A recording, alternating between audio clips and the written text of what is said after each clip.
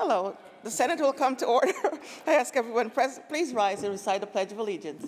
I pledge allegiance to the flag of the United States of America and to the republic for which it stands, one nation, under God, indivisible, liberty and justice for all. In the absence of clergy, let us bow our heads in a moment of silent reflection or prayer.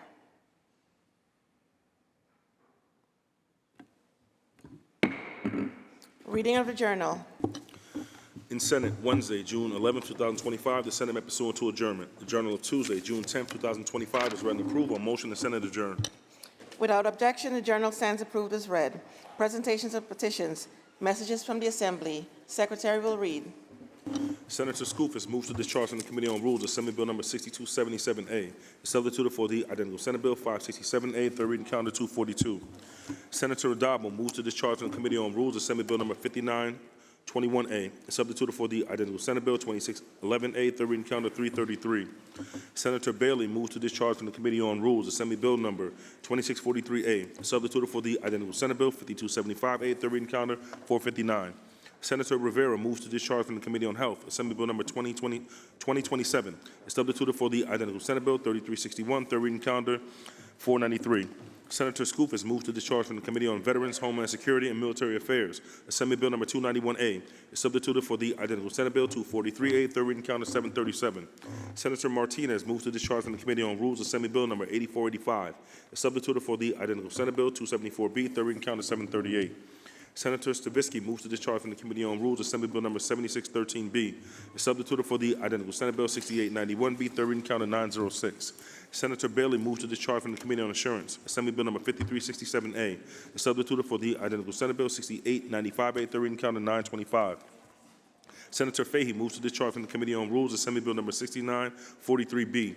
Is substituted for the identical Senate Bill 4879B, third reading calendar 944. Senator Sanders moves to discharge from the Committee on Rules, Assembly Bill number 8067A. Is substituted for the identical Senate Bill 7752A, third reading calendar 1173. Senator Holman Siegel moves to discharge from the Committee on Rules, Assembly Bill number 26. Is substituted for the identical Senate Bill 5534, third reading calendar 1264. Senator Rivera moves to discharge from the Committee on Rules, Assembly Bill number 2520. Is substituted for the identical Senate Bill 1616, third reading calendar 1345. Senator Scarcella Spanton moves to discharge from the Committee on Labor, Assembly Bill number 2730A. Is substituted for the identical Senate Bill 4881A, third reading calendar 1514. Senator May moves to discharge from the Committee on Rules, Assembly Bill number 584C. Is substituted for the identical Senate Bill 4070B, third reading calendar 1618. Senator Weber moves to discharge from the Committee on Rules, Assembly Bill number 5364. Is substituted for the identical Senate Bill 5233, third reading calendar 1627. Senator Tedisco moves to discharge from the Committee on Investigation and Government Operations, Assembly Bill number 7634. Is substituted for the identical Senate Bill 6998, third reading calendar 1640. Senator Hinchey moves to discharge from the Committee on Rules, Assembly Bill number 8784. Is substituted for the identical Senate Bill 8345, third reading calendar 1664. Senator Brooke moves to discharge from the Committee on Rules, Assembly Bill number 4762B. Is substituted for the identical Senate Bill 8210A, third reading calendar 1858. So ordered. Messages from the Governor, reports of standing committees, reports of select committees, communications and reports from state officers, motions and resolutions. Senator Gineris. Good afternoon, Good Madam afternoon. President. There's a report of the Finance Committee at the desk. Let's begin by taking that up, please. Secretary will read. Senator Kruger from the Committee on Finance reports the following nominations as commissioners of the Board of State Board of Parole: Darlene Grant Bruce, Jose A. Gomez, Elizabeth Case, Daniel J. O'Donnell. As member of the Port Authority of New York and New Jersey: Marie Therese Dominguez. As a member of the Metropolitan Transportation Authority: Melva Miller, James O'Donnell. As non-voting members of the Metropolitan Transportation Authority: Andrew Albert, Gerard Bringman, Randolph Glucksman. As a member of the New York State Bridge Authority: Fredemir Garcia, Roger Higgins. As a member of the Central New York Regional Transportation Authority: Heather Snow. As a member of the Niagara Frontier Transportation Authority: Wesley Hicks Jr. As a member of the Port of Oswego Authority: Jennifer LaPietra and James Metcalf. Committee, and then I ask that you recognize Senator Kruger to speak first on the nominations for the commissioners of the Board of Parole. All those in favor of accepting the report of the Finance Committee, please signify by saying aye. Opposed, nay. The report of the Finance Committee is accepted. Senator Kruger on the Board of Parole nominations. Thank you very much, Madam President. So today we are adding 4 representatives to be commissioners on our State Board of Parole. And for people who might have listened to, I think, 2 hours of back and forth questioning of each of the 4 candidates, I think people may have a better understanding of the roles and responsibilities of these people in their jobs, which are extremely demanding, which often find putting themselves in difficult situations where they know that sometimes they will be making decisions that not everyone agrees with, that they don't have crystal balls, they can only work off the information before them and the law and the belief that this is a fair process that will ensure people who have done their time or should be let out of prison because they are not going to be a danger to the public is the right decision. Other people may wish to speak after me. I will just highlight that 2 of the 4 are people I know quite well. In one case, Daniel O'Donnell, I know for 30 years, maybe 30 years in various capacities, and Elizabeth Case, who I have known her and her family now for quite a while as well. And so I can speak strongly on the behalf as both not only well prepared to take on these jobs and competent and responsible, but good people that are the kinds of people we want to see on our parole board. I actually think I can say that all 4 are good people, responsible professionals who bring their own skill sets and history to this job, and it's a hard job. Who wakes up in the morning and says, I want to be a parole commissioner? Well, these 4 people did, so thank you very much for waking up in the morning and being willing to do this work. So I hope that my colleagues will join me in a yes vote on them. Thank you, Madam President. Thank you, Senator. The question is on the nominations of the Board of Parole. Call the roll. Addabbo, Giannaris Kruger, Ort, Sewell Cousins White.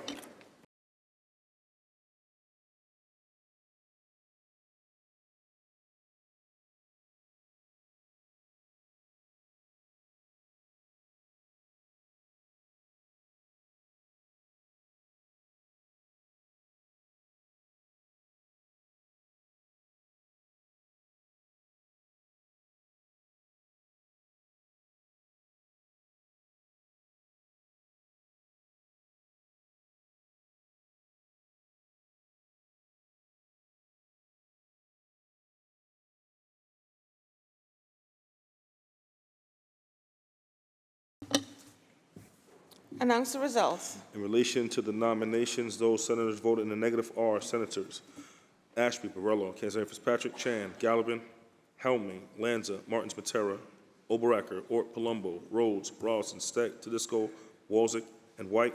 Ayes 37, nays 18. The nominees as Commissioner of the State Board of Parole are confirmed. Congratulations. Please rise.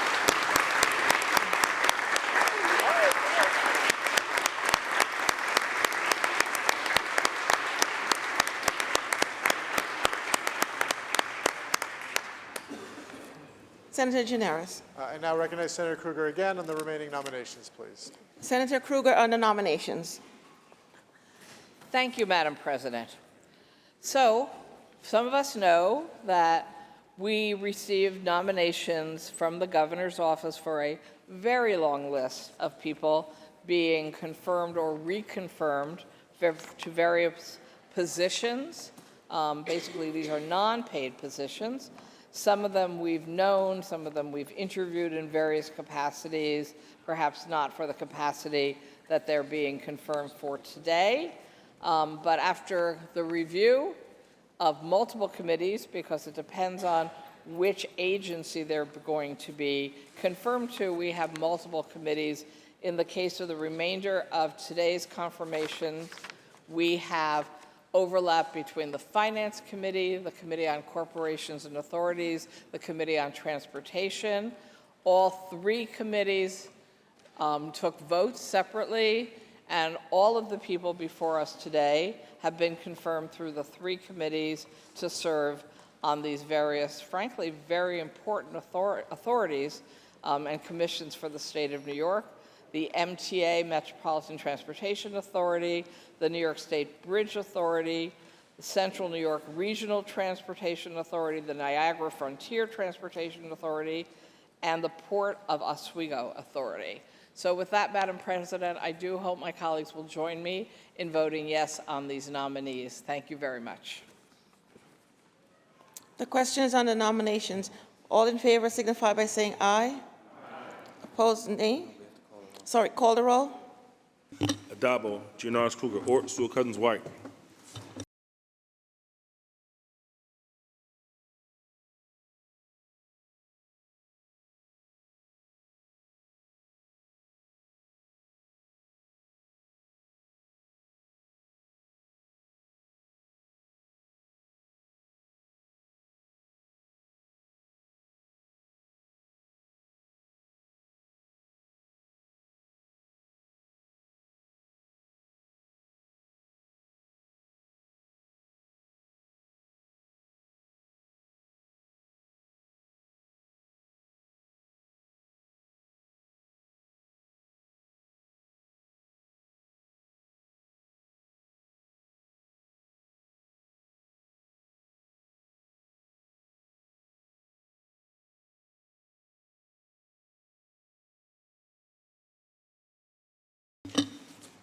Announce the results. In relation to the nominations, those senators voted in the negative are Senators Ashby, Borrello, Kanzani Fitzpatrick, Chan, Gallivan, Lanza, Matera, Ort, Palumbo, Rhodes, Rawson, Steck, Tedisco, Walzett, Weber, and White.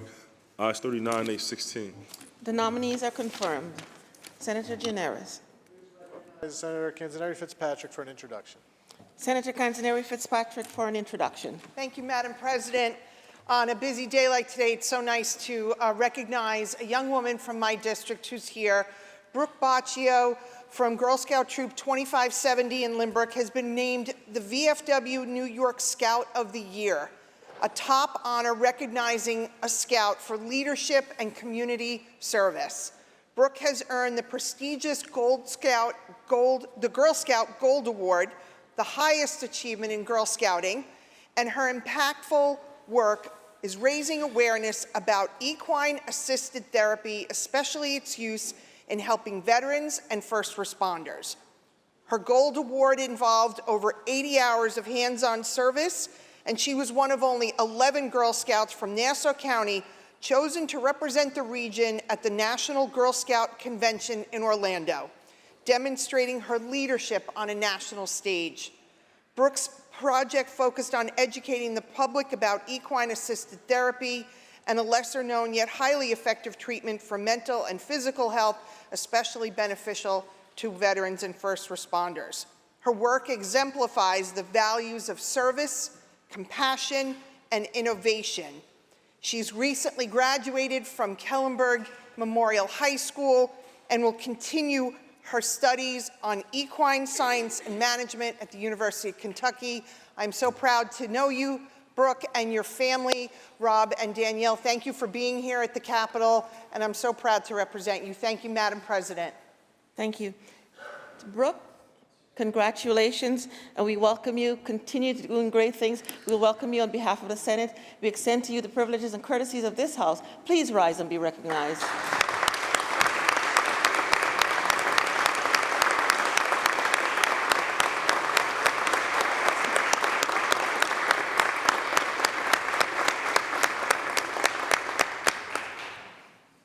Senator Gianaris.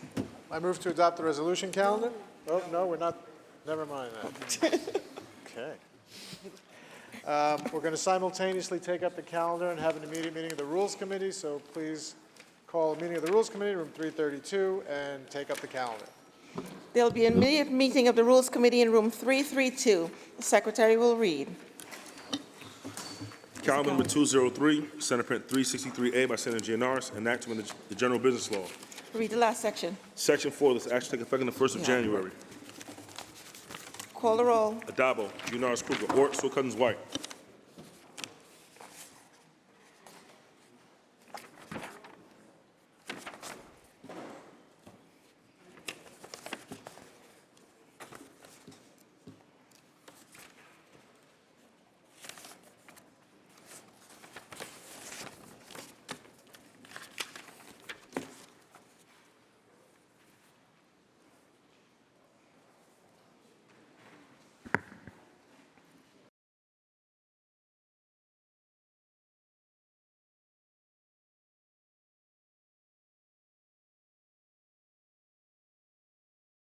Announce the results. In relation to calendar 203, vote in the negative are Senators Ashby, Borrello, Canzeri, Fitzpatrick, Chan, Helming, Martins, Matera, Ort, Palumbo, Steck, Tedisco, Walzick, and White. Senator Rollison in the negative as well. Ayes 41, nays 14. The bill is passed. Calendar number 225, Senate Print 628 by Senator Stavisky, enactment of the education law.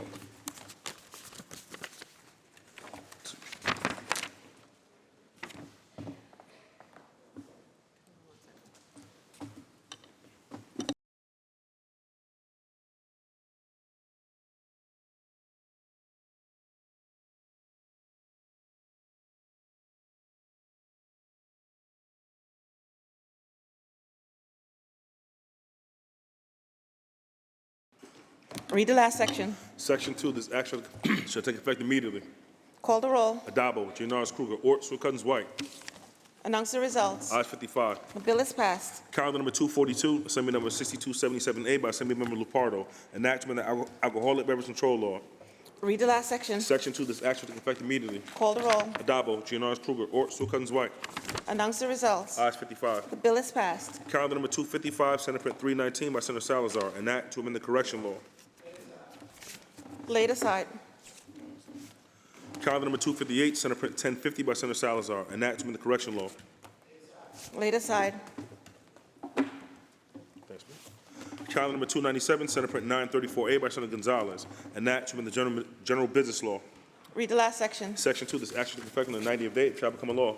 Call the roll. Adabo, Giannaris Kruger, Ort, Swilcuttins, White. Announce the results. In relation to calendar 297, vote in the negative, Senator Walzick. Ayes 54, nays 1. The bill is passed. Calendar number 305, Senate Print 3335A by Senator Cooney, enact to amend the vehicle and traffic law. Read the last section. Section 4, this action to take effect January 1st, 2028. Call the roll. Adabo, Giannaris Kruger, Ort, Swilcuttins, White. Announce the results. Ayes 55. The bill is passed. Calendar number 333, Assembly number 5921A by Assembly Member Werner, enactment to amend the Racing Parimutuel Wagering and Breeding Law. Read the last section. Section 3, this action to effect immediately. Call the roll. Adabo, Giannaris Kruger, Ort, Swilcuttins, White. Announce the results. Ayes 55. The bill is passed. Calendar number 350, Senate Print 3799C by Senator Comrie, enactment of the Real Property Action and Proceedings Law. Read the last section. Section 3, this action to effect immediately. Call the roll. Adabo, Giannaris Kruger, Ort, Swilcuttins, White.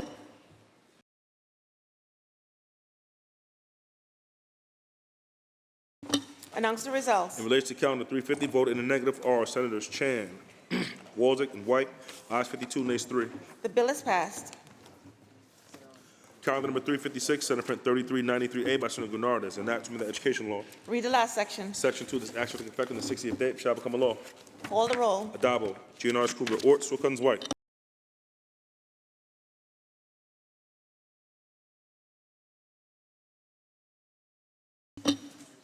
Announce the results. In relation to calendar 356, vote in the negative are Senators Martins and Walzick. Ayes 54, nays 2. The bill is passed. Calendar number 442, Senate Print 372A by Senator Giannaris, enactment of labor law. Read the last section. Section 2, this action to take effect immediately. Call the roll. Adabo, Giannaris Kruger, Ort, Swilcuttins, White.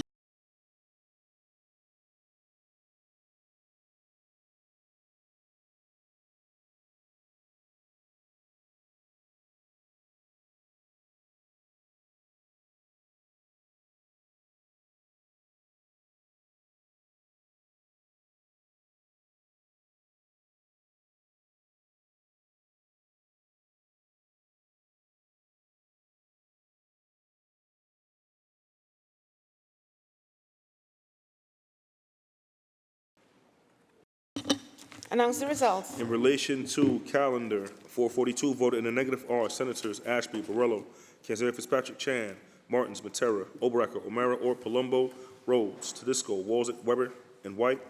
Ayes 44, nays 15. The bill is passed. Calendar number 445, Senate Print 2236A by Senator Gurnardez, enactment of the labor law. Read the last section. Section 5, this action to take effect immediately. Call the roll. Adabo, Giannaris Kruger, Ort, Swilcuttins, White. Announce the results. Ayes 59. The bill is passed. Calendar number 459, Assembly number 2643A by Assembly Member Solage, enactment of the education law. Read the last section. Section 2, this act shall take effect on the same date and in the same manner as Chapter 733 of the laws of 2023. Call the roll. Adabo, Giannaris Kruger, Ort, Sewell Cousins, White. Senator Bailey to explain his vote. Thank you, Madam President. We often wax poetic about the importance of sports and athletes, but we cannot forget about the trainers, those individuals who prepare them. And right now, as it stands, we're going to be making trainers licensed in the state of New York. And I want to thank Senator Stavisky for helping me to do that a couple years ago. But right now, as it would be expiring in December, if we don't do this bill, which I'm glad that we're doing now, authorization would expire for out-of-state trainers to be able to properly do the work that they do for away games, for professional sports teams. We have the World Cup coming. We have a whole number of things coming, and this is going to allow the trainers to do the work that they need to do. This was supported by all local professional sports teams, including the ones I don't like, but I will mention the ones that I do like the New York Knicks. And I just want to make sure, Madam President, the New York Knicks training staff was nominated to be the training staff of the year. And so we want to make sure that the training staff of the year is able to continue to do the good work that they're doing, and all the other training staffs for the lesser important teams that we don't like as much. Madam President, I proudly vote aye. Senator Bailey to be recorded in the affirmative. Announce the results. Ayes 59. The bill is passed. Calendar number 493, Assembly number 2027 by Assemblymember Parlin. Enactment of Social Services Law. Read the last section. Section 2, this act shall take effect immediately. Call the roll. Adabo, Giannaris Kruger, Ort, Sewell Cousins, White. Announce the results. Ayes 59. The bill is passed. Calendar number 499, Senate Print 54A by Senator Fernandez, enactment of the penal law. Read the last section. Section 2, this act shall take effect immediately. Call the roll. Adabo, Giannaris Kruger, Ort, Sewell Cousins, White. Announce the results. Ayes 59. The bill is passed. Calendar number 558, Senate Print 3529 by Senator Cooney, enactment of the state finance law. Read the last section. Section 4, this act shall take effect 2 years after it shall become a law. Call the roll. Adabo, Giannaris Kruger, Ort, Sewell Cousins, White. Announce the results. In relation to calendar 558, voted in the negative, Senator Bridgeport. Ayes 58, nays 1. The bill is passed. Calendar number 580, Senate Print 5331A by Senator Bailey, enactment of the vehicle and traffic law. Read the last section. Section 4, this act shall take effect December 31st, 2028. Call the roll. Adabo, Giannaris Kruger, Ort, Sewell Cousins, White. Announce the results. In relation to calendar 580, voted in the negative, Senator Walzey. Ayes 58, nays 1. The bill is passed. Calendar number 600, Senate Print 4576A by Senator Scoopus, enactment of the New York State Urban Development Corporation Act. Read the last sentence. Section 2, this act shall take effect immediately. Call the roll. Adabo, Giannaris Kruger, Ort, Sewell Cousins, White.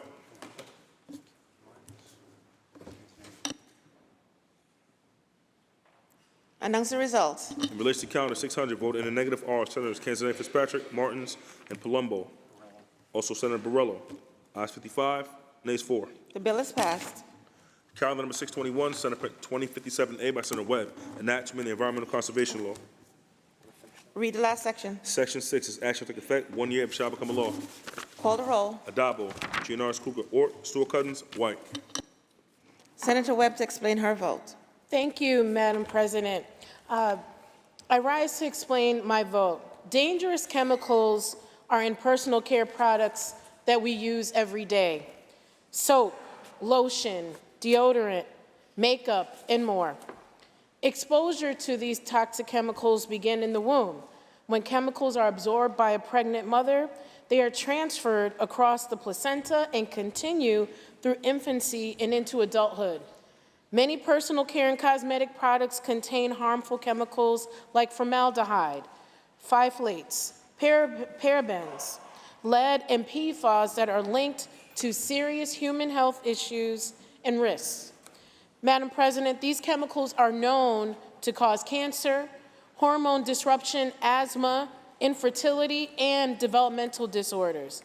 Women, people of color, and low-income communities are disproportionately exposed to toxic ingredients due to targeted marketing and product availability.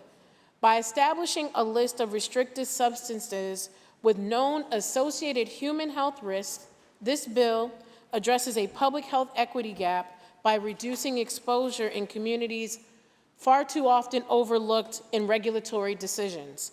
By passing the Beauty Justice Act today, New York State has the opportunity to again be a leader in environmental health and justice by protecting all New Yorkers, especially vulnerable groups that more frequently use and are disproportionately impacted by these toxic chemicals. These harmful chemicals are not only unnecessary in personal care products and cosmetics, they are also unwanted, and there are alternatives that exist. I want to thank our Senate staff for all their help in bringing this legislation forward, especially Mike Press and my team. Also, Assemblymember Glick for her sponsorship in the Assembly, and of course, all of our advocates, and I appreciate the input from the industry on this bill as well. I vote aye, and I encourage my colleagues to do the same. Thank you. Senator Webb to be recorded in the affirmative. Senator Krueger to explain her vote. Thank you, Madam President. I rise to strongly support Senator Webb's bill, but also to take a moment, hopefully for some education of my colleagues who choose to vote no, it seems, on everything relating the environment and health. So I just want to read you some statistics. Up to 93% of all human cancers are not hereditary and more likely caused by interaction with environmental factors. The rate of cancer is going up, and it's environmentally caused. And I get we can't protect ourselves from everything imaginable, but what this bill and a number of other bills that are moving this year does is say, let's make sure people know these things can be toxic. You can find alternative hair products. I can guarantee you can find alternative hair products that might not cause the baby you're carrying in you to absorb toxic chemicals, you yourself to face a future cancer. I just sincerely can't understand why people don't vote for these bills. I, of course, am voting yes. Thank you, Madam President. Senator Krueger to be recorded in the affirmative. Announce the results. In relation to calendar 621, voted in the negative are Senators Ashby, Borrello, Chan, O'Mara, Ort, and White. Ayes 53, nays 6. The bill is passed. Calendar number 650, Senate Print 1100A by Senator May, enactment of the education law.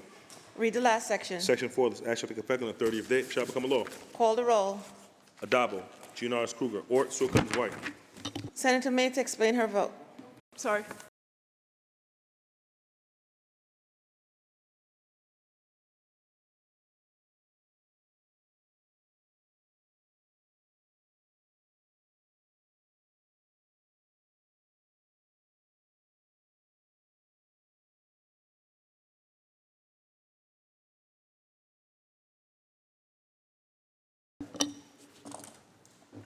Announce the results. In relation to calendar 650, voted in the negative are Senators Ashby, Borrello, Chan, Martins, O'Mara, Ort, Rhodes, Stett, Tedisco, Walzett, Weber, and White. Ayes 47, nays 12. The bill is passed. Calendar number 656, Senate Print 3581 by Senator Rivera, enactment of the public health law. Read the last section. Section 2, this action is effective immediately. Call the roll. Adabo, Giannaris Kruger, Ort, Stewart Cousins, White. Senator Rivera to explain his vote. Thank you so much, Madam President. We are all aware, certainly science has told us for certain, that any exposure to lead, particularly for children, is incredibly harmful. And so we've made some efforts in the last couple of decades to try to get rid of particularly lead pipes that lead to drinking water, or that has drinking water going through them. Unfortunately, our efforts are still not done. And but thanks to this bill, I think that we will get closer to that. This is the identifying lead service lines across New York.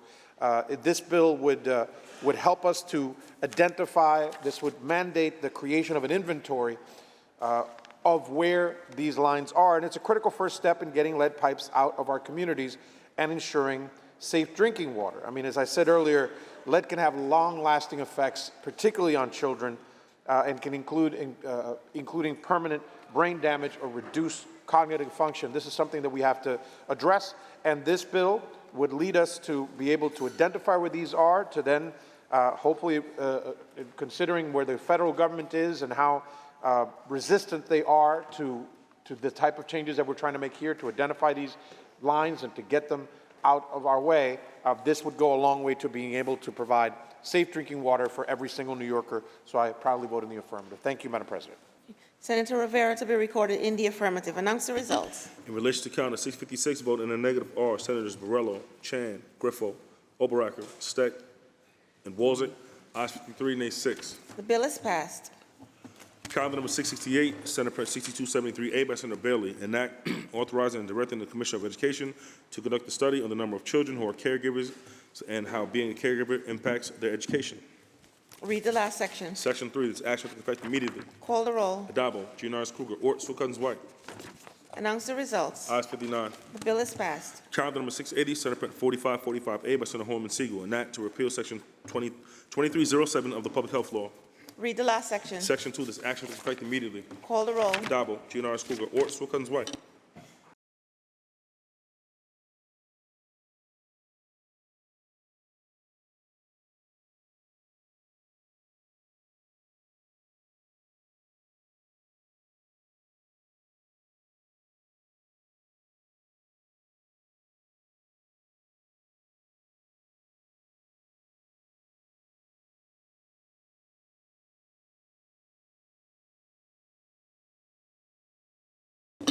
Announce the results. In relation to Calendar 680, vote in the negative are Senators Ashby, Borrello, Kinsey Fitzpatrick, Chan, Gallivan, Griffo, Helming, Lanza, Martins, Matera, Obracker, O'Mara, Ort, Palumbo, Rhodes, Rawson, Steck, Tedisco, Walter, Weber, and White.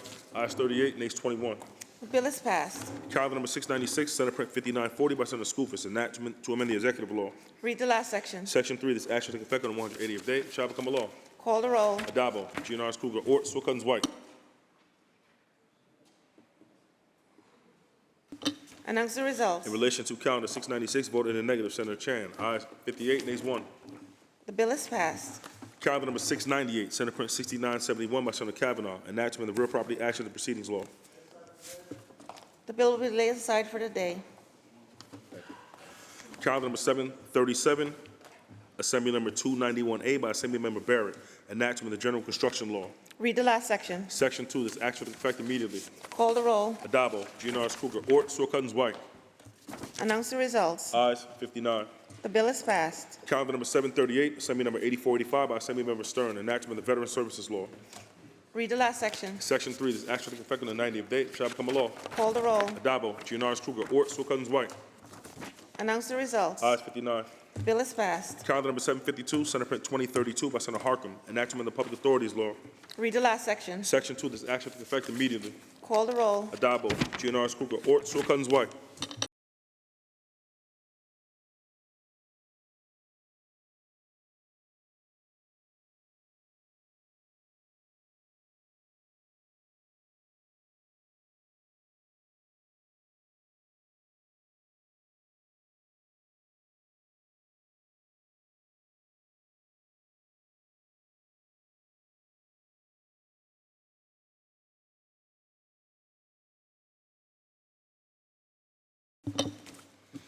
Announce the results. In relation to Calendar 752, voted in the negative are Senators Ashby, Borrello, Kinsey Fitzpatrick, Gallivan, Griffo, Lanza, Martins, Matera, Oberacker, O'Mara, Ort, Rhodes, Steck, Tedisco, Walzick, and White.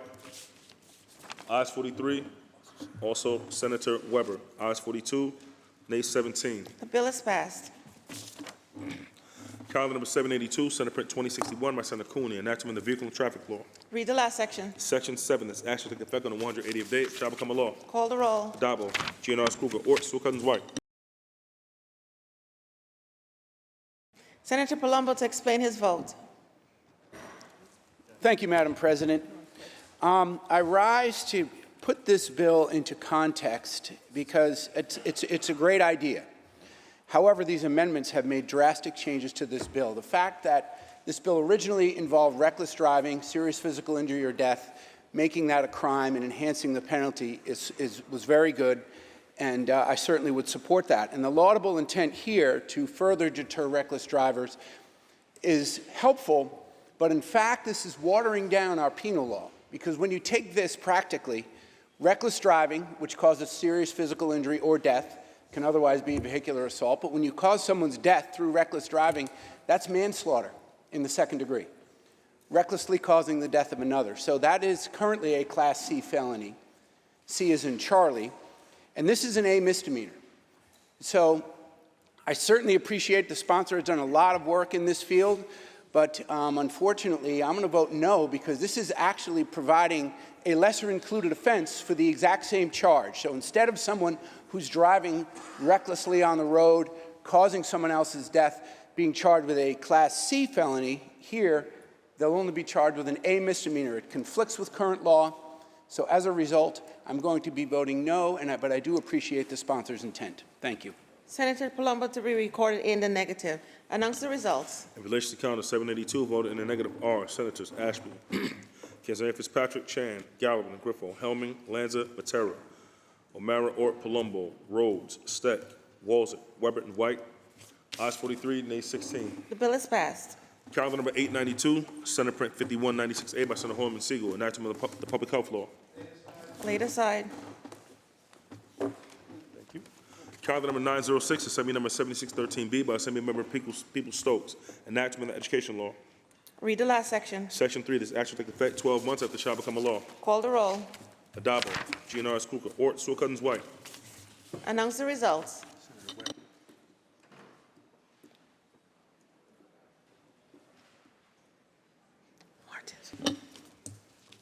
Announce the results. In relation to calendar 906, voted in the negative are Senators Martins and Weber. Ayes 57, nays 2. The bill is passed. Calendar number 917, Senate Print 4774A by Senator C. Ryan, enactment of the penal law. Read the last section. Section 2, this action will take effect on the 180th day, shall become a law. Call the roll. Adabo, GNRS Kruger, Ort, Sewell Cousins, White. Senator C. Ryan to explain his vote.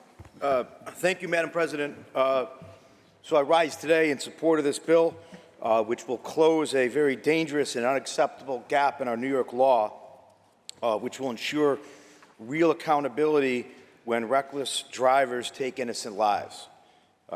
First and foremost, I'll say to Congressman Mannion, my predecessor who carried this bill, who was down in Washington, D.C., and Senator Gianaris for their versions of this bill dating all the way back to 2013. Here we are, 2025, a long fight, long haul, but here we are going to pass this bill. So I want to first tell you about a 20-year-old girl named Kirei Akula. Kirei Akula was murdered when a friend was driving recklessly on a suspended driver's license and hit a tree. The driver was not charged with any crime. He paid his license suspension fee and left the state. Since this horrible tragedy, Kirei Akula's mother, Rena, has fought ceaselessly to get this law passed. And, tragically and unfortunately, we're going to be coming up on the 5th year anniversary of her daughter's death. So, Rena, I know you're watching from home right now. We appreciate your efforts, and this bill is for you. So unfortunately, though, this story is not unique. Across the state, families have been ripped apart by these tragedies. Right now, our laws, unfortunately, do not properly account for the most egregious, intentional forms of deadly driving. Acts that don't just demonstrate carelessness, but deprive people of human life.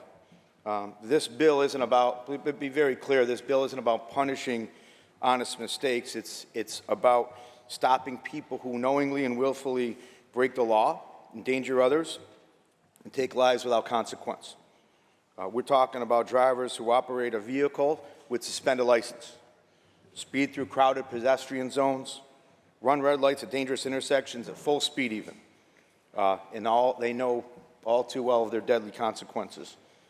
So this isn't negligence, this is reckless disregard for life, and it deserves a serious charge.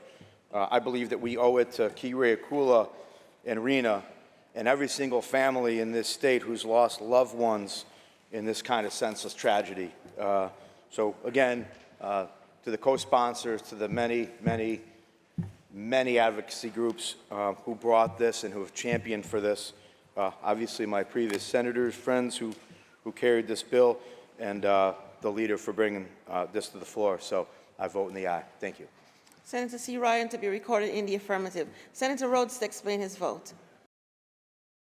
I want to rise and thank our sponsor for his hard work on this bill, and also to thank one of my constituents, Rena Gasparis, who has tirelessly advocated for passage of this legislation.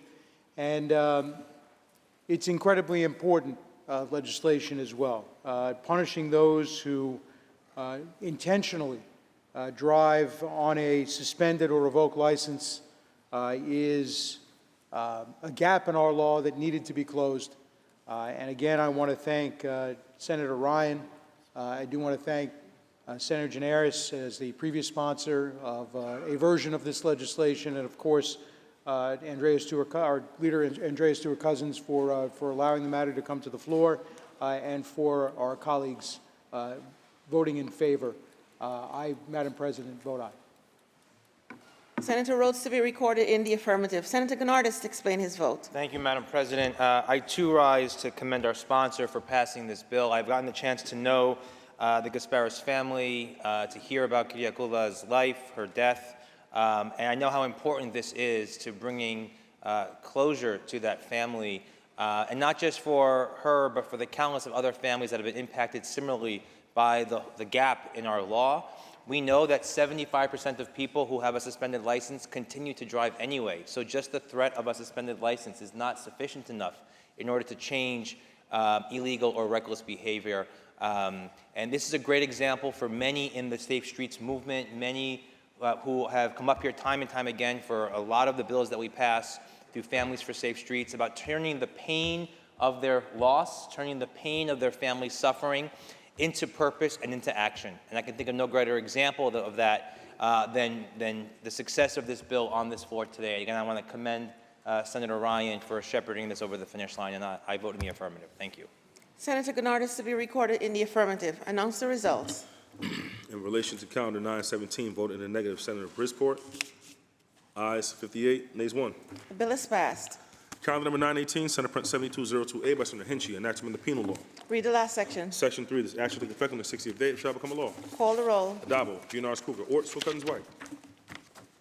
Announce the results. Ayes 59. The bill is passed. Calendar number 925, Assembly number 5367A by Assembly Member Weprin, enactment of the insurance law.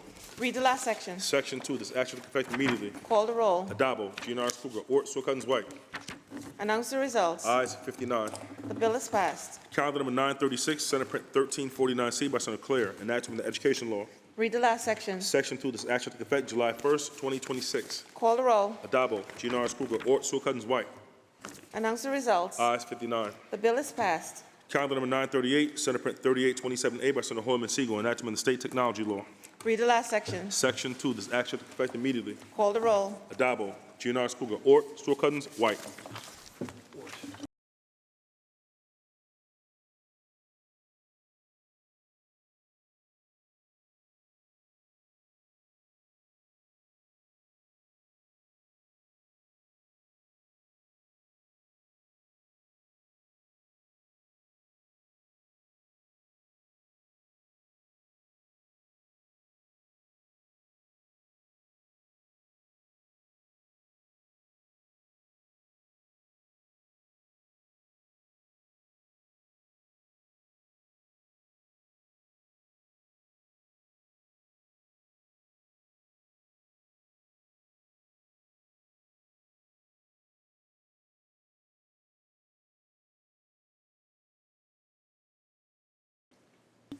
Announce the results. In relation to calendar 938, voted in the negative are Senators Morello, Canzoneri Fitzpatrick, Chan, Fahey, Gallivan, Griffo, Helming, Lanza, Martins, Matera, Oberacker, O'Mara, Ort, Palumbo, Rhodes, Rawson, Steck, Tedisco, Walzett, Weapons, White.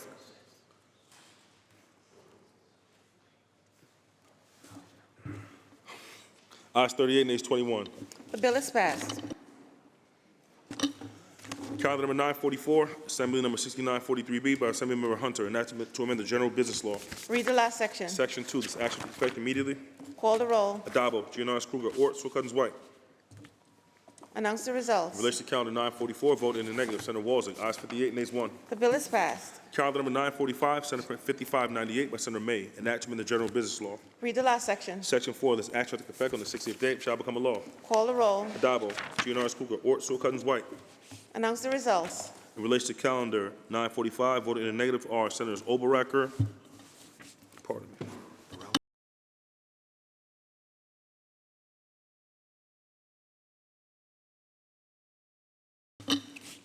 In relation to calendar 945, voted in the negative are Senators Borrello, Oberacker, Steck, and Walzek. Ayes 55, nays 4. The bill is passed. Calendar number 1078, Senate Print 7720 by Senator Gallivan, enactment of the Vehicle and Traffic Law. Read the last section. Section 4, this action takes effect on the 180th day, shall become a law. Call the roll. Adabo, Giannaris Kruger, Ort, Saul Cousins White. Announce the results. Ayes 59. The bill is passed. Calendar number 1090, Senate Print 5624 by Senator Kavanaugh, enactment of the Public Health Law. Read the last section. Section 2, this action takes effect immediately. Call the roll. Adabo, Giannaris Kruger, Ort, Saul Cousins White. Announce the results. In relation to calendar 1090, voted in the negative, Senator Walzek. Ayes 58, nays 1. The bill is passed. Calendar number 1129, Senate Print 4500A by Senator Fahey, enactment of the General Business Law. Read the last section. Section 7, this action takes effect January 1st, 2026. Call the roll. Adabo, Giannaris Kruger, Ort, Saul Cousins White. Senator Fahey to explain her vote. Thank you, Madam President. I rise today as the proud sponsor of this very critical legislation. This is about New Yorkers who rely on powered wheelchairs across the country. Over 3 to almost 5 million people rely on powered wheelchairs, yet timely repairs have become more of a luxury, even though they are a lifeline. When a wheelchair breaks down, there are dire consequences. A 2022 study, a national study, said that 62% of powered wheelchair users wait 4 or more weeks for repairs, and 93% of respondents at that time said they needed at least 1 repair in the last year. Yet, in fact, even one of my constituents, Shamika Andrews, recently spent 2 months in isolation in her home waiting on a wheelchair repair. And her chair itself got stuck at our local mall for a couple of weeks waiting on somebody to even pick it up. As Shamika put it, as she stated, there is no AAA service for wheelchairs. This bill would allow them, the wheelchair users, the ability to repair their own wheelchairs using independent technicians or even themselves or their own creativity, just as we have done for car owners, just as I was proud to sponsor a bill to allow cell phone users to do the same just a couple of years ago. This will allow independent repair providers to enter this market and without violating any warranties, and hopefully spur on more competition, lower costs, and definitely reduce wait times. Independence matters, dignity matters, and with that, I vote in the affirmative. Thank you, Madam Speaker. Senator Fahey in the affirmative. Senator Rollison to explain his vote. Thank you, Madam President. I want to thank Senator Fahey for bringing this important piece of legislation forward. You know, this chamber has spent an awful lot of great time in making sure that our disability community has the ability to do things, the ability to go places, but if you can't get there because your wheelchair is inoperable, well then that's something that needs to be addressed. And you hear about the wait times, and Senator Fahey just mentioned them. I've had constituents in my district call looking for a place to get a repair, and there aren't a lot in the 39th district. And because there isn't a lot, it takes time. And some of these individuals actually have to have home site visits by the repair people to even just analyze what's going on with the chair.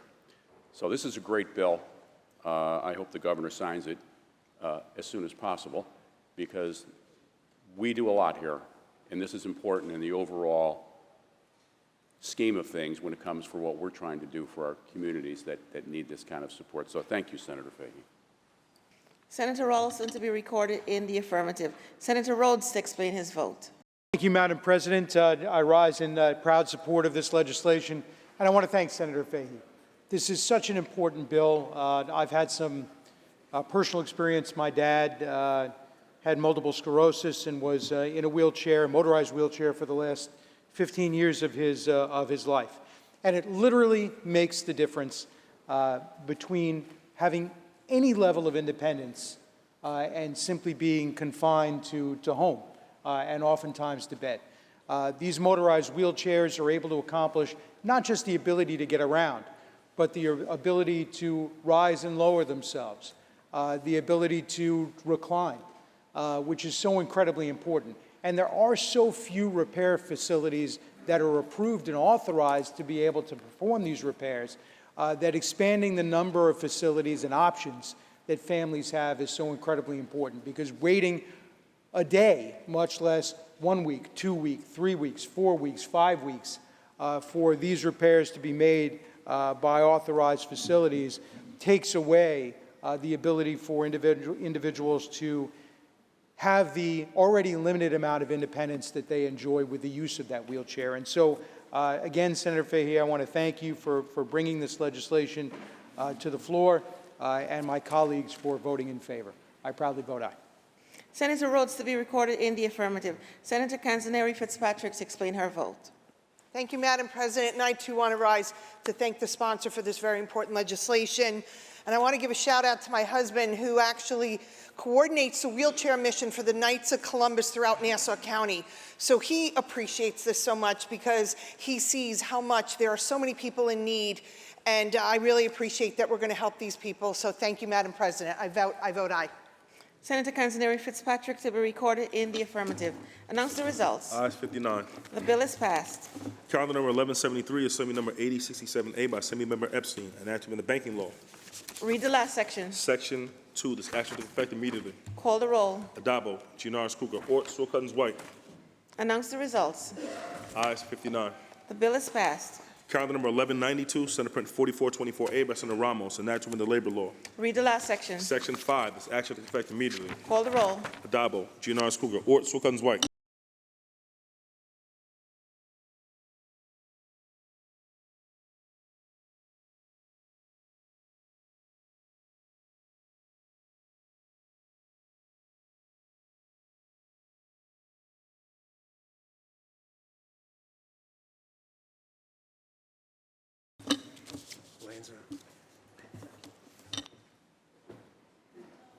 Announce the results. In relation to calendar 1192, voted in the negative are Senators Borrello, Chan, Helming, Lanza, Oberacker, O'Mara, Ort, Palumbo, Rhodes, Steck, Tedisco, Walzig, and White.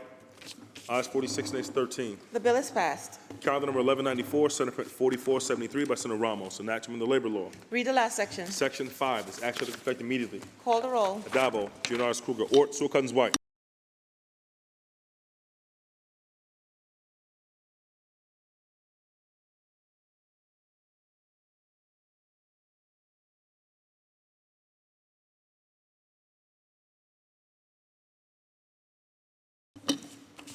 Announce the results. In relation to calendar 1194, voted in the negative are Senators Borrello, Chan, Helming, Oberacker, O'Mara, Ort, Steck, Walzig, and White. Ayes 50, nays 9. The bill is passed. Calendar number 1208, Senate Print 7633C by Senator Hoyman Siegel, enacted in the New York City Civil Court Act. Read the last section. Section 3, this action takes effect on the 90th day, shall become a law. Call the roll. Adabo, Giannaris Kruger, Ort, Saul Cousins White.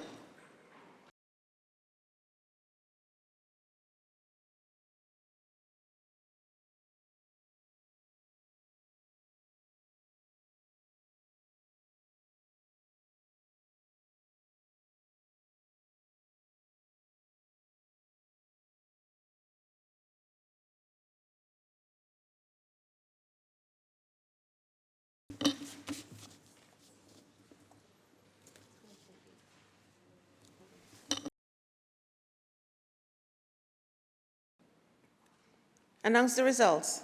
In relation to calendar 1208, voted in the negative are Senators Borrello, Canzoneri Fitzpatrick, Chan, Gallivan, Griffel, Helming, Lanza, Martins, Matera, O'Mara, Ort, Palumbo, Rawlinson, Steck, Tedisco, Walzig, Weber, and White.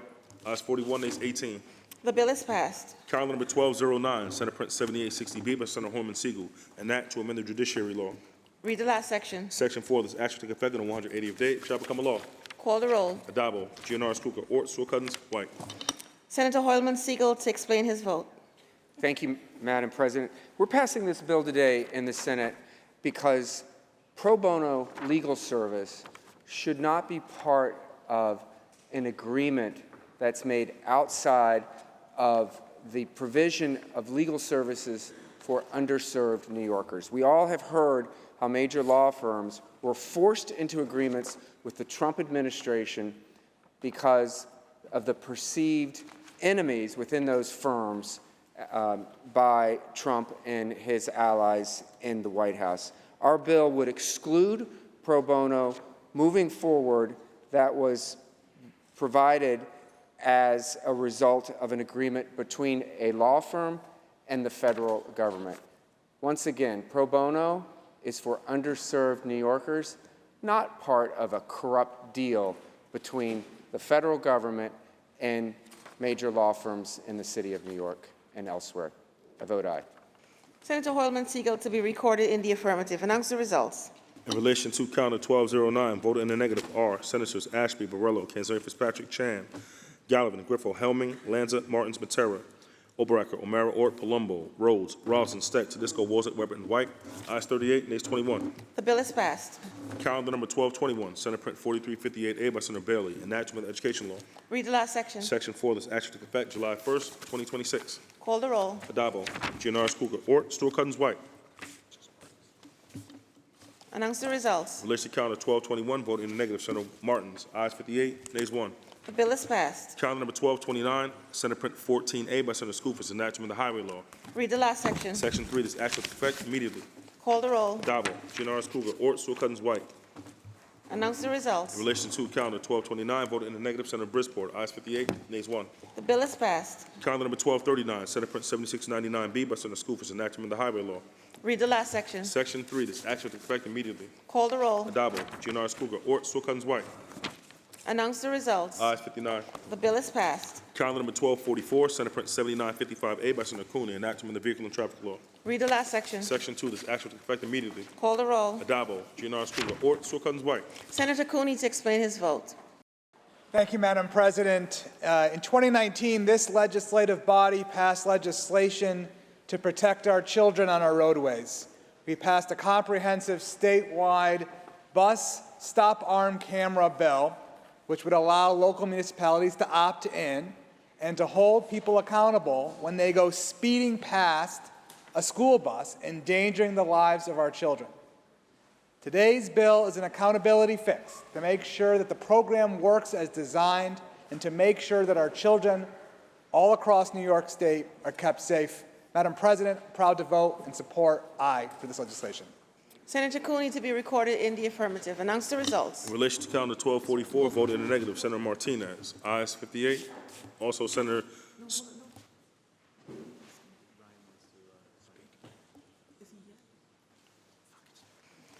Senator C. Ryan to explain his vote. So I want to just say thank you to Senator Cooney for bringing this, and these amendments make a better bill, make a really good bill better.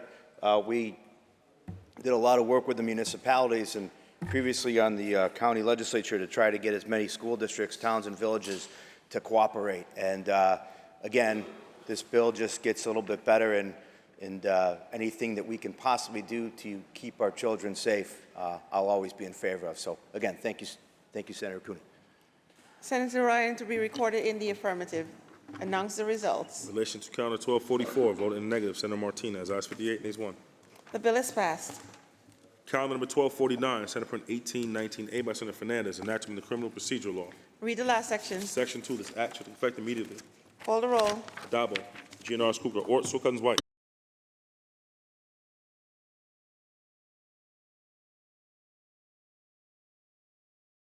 Senator Palumbo to explain his vote. Thank you, Madam President. I rise to discuss this bill as well, that is certainly well-intended. But I'm going to be voting no because, and I'd love to have a conversation with the sponsor about this. The exact purpose of the diversion court is for people to take advantage of the ability for a reduced sentence or a reduced plea on a criminal charge in exchange for them jumping through the hoops and getting sober. So the fact that you can now conceal a negative test from the judge. I actually, many moons ago, was the drug court ADA when I was a young narcotics prosecutor in Suffolk County. And the amount of people that at the end, when they would graduate after a year of coming back every week and getting tested, if they were positive, the judge would actually set bail for a couple of days, bring them back out. They would cry, their family would cry. It was such an incredible celebration of sobriety, and the case would be virtually dismissed. That is the point of these diversion courts. that you need to atone for mistakes, right? Relapse is a part of recovery on many occasions. So when these folks are now, I get we got to have a confidentiality issue, but to conceal that from the judge at the defendant's request is completely contrary to what these diversion courts are about. So for those reasons, I'll be voting no. Senator Palumbo to be recorded in the negative. Announce the results. In relation to calendar 1249, voted in the negative are Senators Ashby, Borrello, Canzoni Fitzpatrick, Chan, Gallivan, Griffo, Helming, Lanza, Martinez, Martins, Matera, Oberacker, O'Mara, Ort, Palumbo, Rhodes, Rawson, Steck, Tedisco, Walzett, Weber, and White. Ayes 37, ayes 22. The bill is passed. Also, Senator Scarcella Spanton. Ayes 36, ayes 23. Bill is passed. Also, Senator Fahey. Ayes 35, nays 24. Calendar number 1264, Assembly number 26 by Assemblymember Rosenthal, enactment of the Social Services Law. Read the last section. Section 4, this act to take effect on 180th day, shall become a law. Hold the roll. Adabo, Giannaris Kruger, Ort, Sewell Cousins White. Announce the results. In relation to calendar 1264, voted in the negative, Senator Gallivan and Senator Steck. Ayes 57, nays 2. The bill is passed. Calendar number 1268, Senate Print 7782A by Senator Skoufis, enactment of the Public Health Law. Read the last section. Section 4, this act shall take effect immediately. Call the roll. Adabo, Giannaris Kruger, Ort, Sewell Cousins White.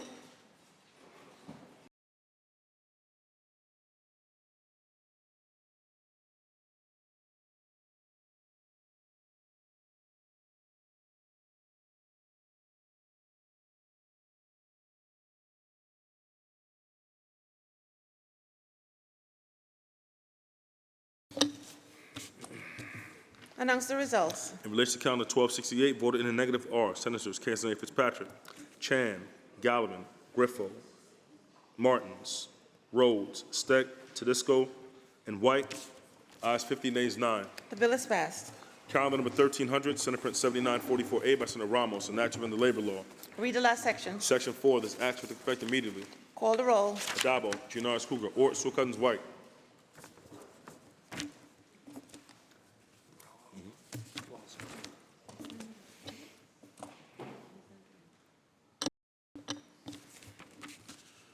Announce the results. In relation to calendar 1300, voted in the negative, Senators Borrello and Walzett. Ayes 57, nays 2. The bill is passed. Calendar number 1331, Senate Print 4274C by Senator Kavanaugh, enactment of the election law. Read the last section. Section 2, this act shall take effect immediately. Call the roll. Adabo, Giannaris Kruger, Ort, Sewell Cousins White.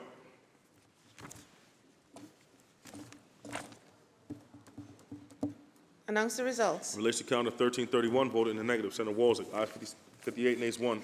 Bill is passed. Calendar number 1336, Senate Print 7962 by Senator Gonzalez, enactment of the election law. Read the last section. Section 2, this act shall take effect immediately. Call the roll. Adabo, Giannaris Kruger, Ort, Sewell Cousins White. Announce the results. Ayes 59. Bill is passed. Calendar number 1345, Assembly number 2520 by Assemblymember McDonald, enactment of the Social Services Law. Read the last section. Section 2, this act shall take effect on the 90th day, it shall become a law. Call the roll. Adabo, Giannaris Kruger, Ort, Sewell Cousins White. Senator Rivera to explain his vote. Thank you, Madam President.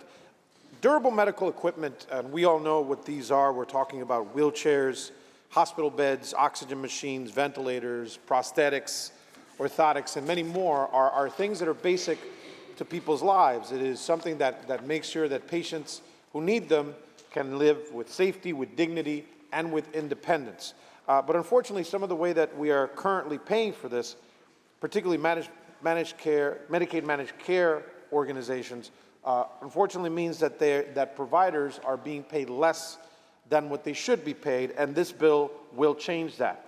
What this bill would do, Madam President, is that it would make it so that Medicaid managed care organizations will have to reimburse durable medical equipment providers at no less than 100% of the Medicaid fee-for-service rate for the same items or services. And this is essential, again, because these are things that the impact that has had having providers not being paid enough, it means that over 20% of providers have shut down in recent years across New York, which means that physicians can't find suppliers, patients are left waiting for vital equipment, and that means, again, patients that have less safety, less dignity, and less independence in their lives. So with this bill, we will make sure that we change that and we provide what is necessary for patients to be able to live their lives in the best way possible. So I'm glad that we're passing it, and I gladly vote in the affirmative. Thank you, Madam President. Senator Rivera to be recorded in the affirmative. Announce the results. Ayes 59. The bill is passed. Calendar number 1366, Senate Print 7332 by Senator C. Ryan. An act to amend, the State Administrative Procedure Act. Read the last section. Section 2, this act shall take effect immediately. Call the roll. Dabo, Giannaris Cougar, Ort, Sewell-Cuttins, White. Senator C. Ryan to explain his vote. Thank you, Madam President. So today I rise and speak in favor of this bill, which will make a life a lot easier for small businesses and for local governments. You know, unfortunately, all too often we hear stories about how New York is driving business out of our state, how great it is to do business in other states, and, you know, things are how great it is in Texas. But today, we're going to try to start to fix that.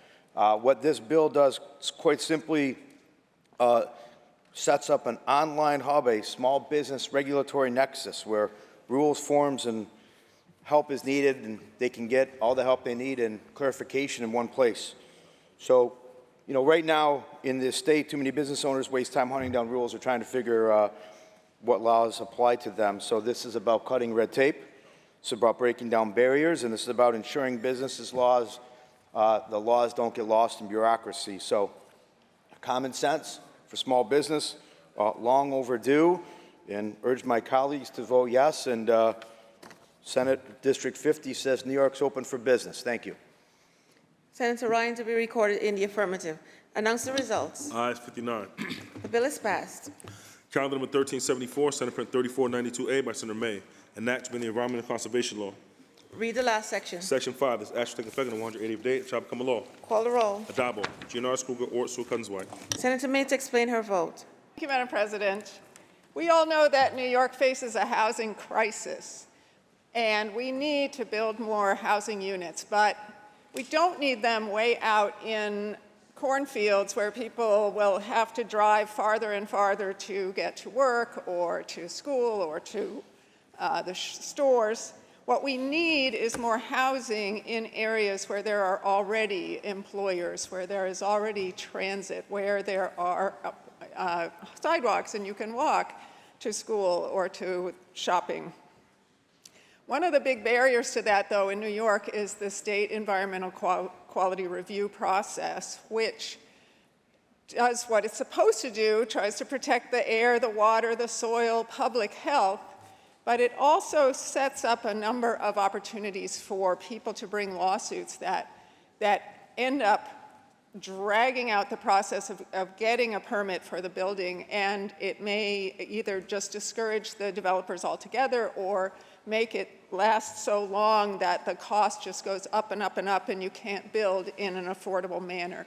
So we are, with this bill, trying to streamline that process just a little bit for specific areas where we most want housing to be built, where people can live and shop and work in close proximity. And this bill streamlines the process just enough that we hope we will end up with a lot more housing for people in the places they want to live, and I vote aye.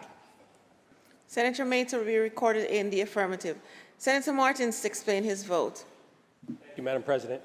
I have concerns with this bill. You know, certainly I understand, I think we all understand the need for more affordable housing to be built in this state. It's been a priority, frankly, for everyone that we get there. But to do so at the expense of a proper environmental review is troublesome. Cutting corners at the expense of a seeker evaluation, which all it does is make sure that when you build higher density units, something that will impact the environment, whether it is water, sewer, air, quality of life for those in the area, whether it is access to sewers, whether it is traffic and parking impacts as a result of a development, those are basic questions anytime we build, and they should not be any shortcuts, and we shouldn't cut corners when it comes to environmental impacts for the sake of building housing. Now, I would agree that sometimes the secret process can be tedious, it can be long, it can be abused, and so that challenge is for us to reevaluate the secret process to see how we can streamline it in an effective way so that it doesn't serve as a block holistically to construction in this state, but not under these circumstances, and frankly, not when we're dealing with sources of water that are not, are not sewered. I'm concerned about it. I'll be voting no. I understand why we're doing it, but not this way. Thank you. Senator Martins to be recorded in the negative. Announce the results. In relation to calendar 1374, voted in the negative are Senators Borrello, Canzeo Fitzpatrick, Chan, Gallivan, Griffo, Helming, Lanza, Martins, O'Mara, Ord, Rhodes, Steck, Tedisco, Walzett, Weber, and White. Ayes 43, nays 16. The bill is passed. Calendar number 1376, Senate Print 4691A by Senator Clear, enacts to amend the Environmental Conservation Law. Read the last section. Section 3, this act shall take effect on the 30th day, it shall become a law. Call the roll. Dabo, Giannaris Kruger, Ort, Sewell Cousins, White.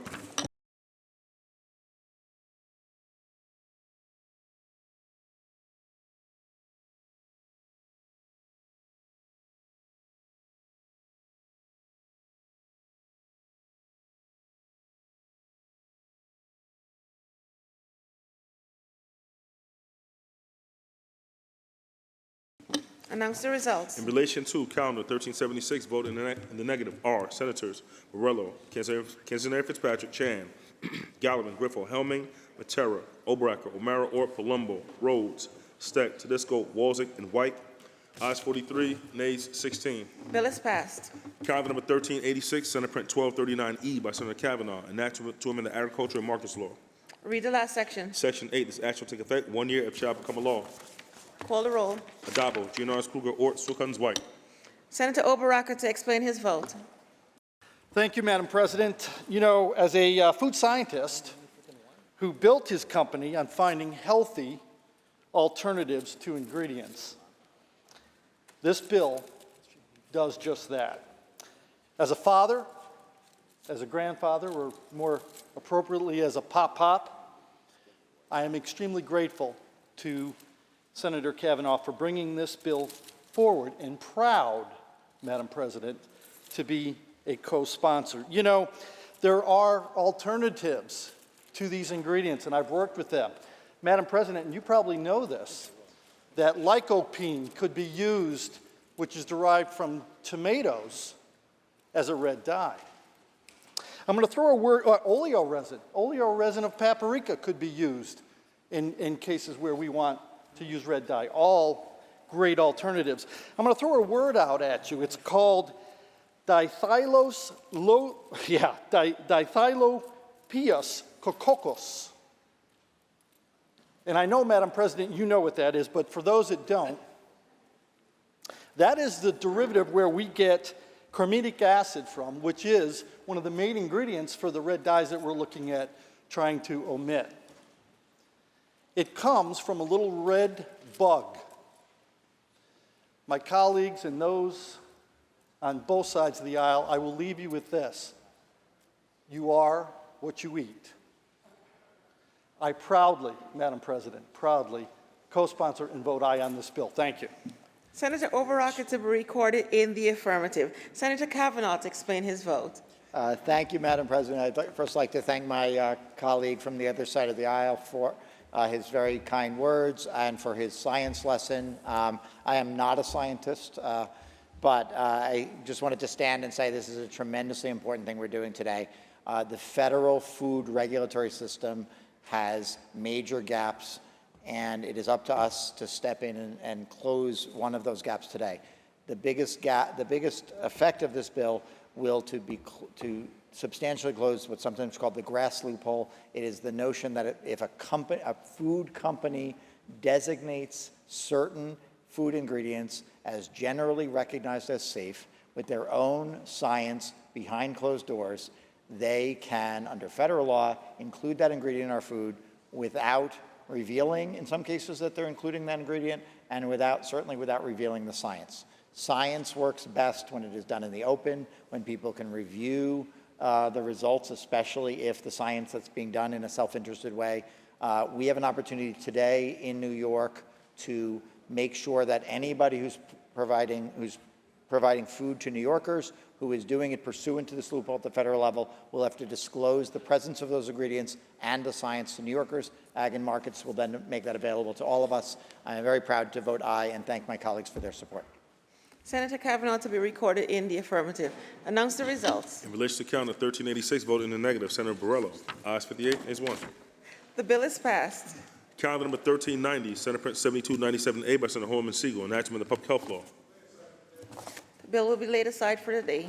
Calendar number 1409, Senate Print 4655 by Senator Fahey, enactment of the General Business Law. Read the last section. Section 3, this act shall take effect immediately. Call the roll. Adabo, GNRS Kruger, Ort, Sewell Cousins, White.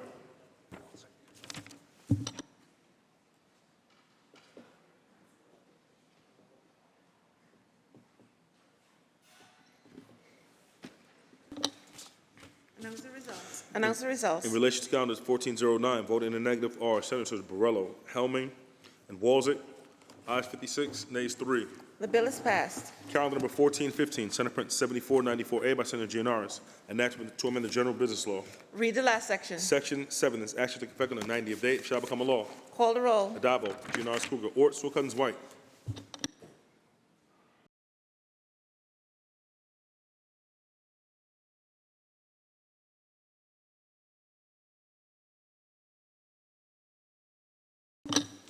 Announce the results.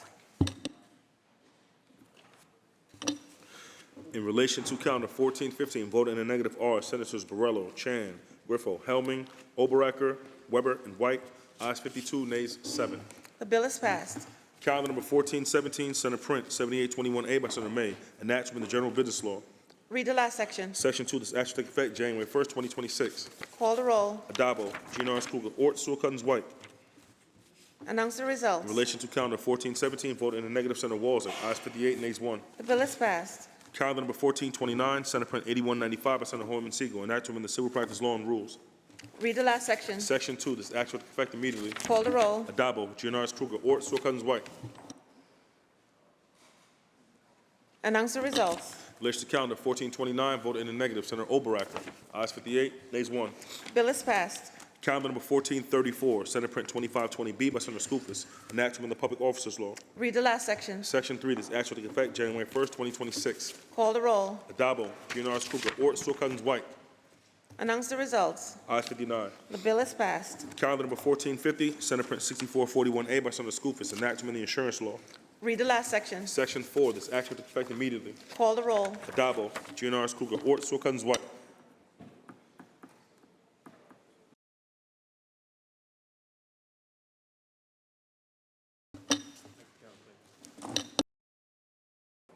Senator Rhodes to explain his vote. Thank you, Madam President.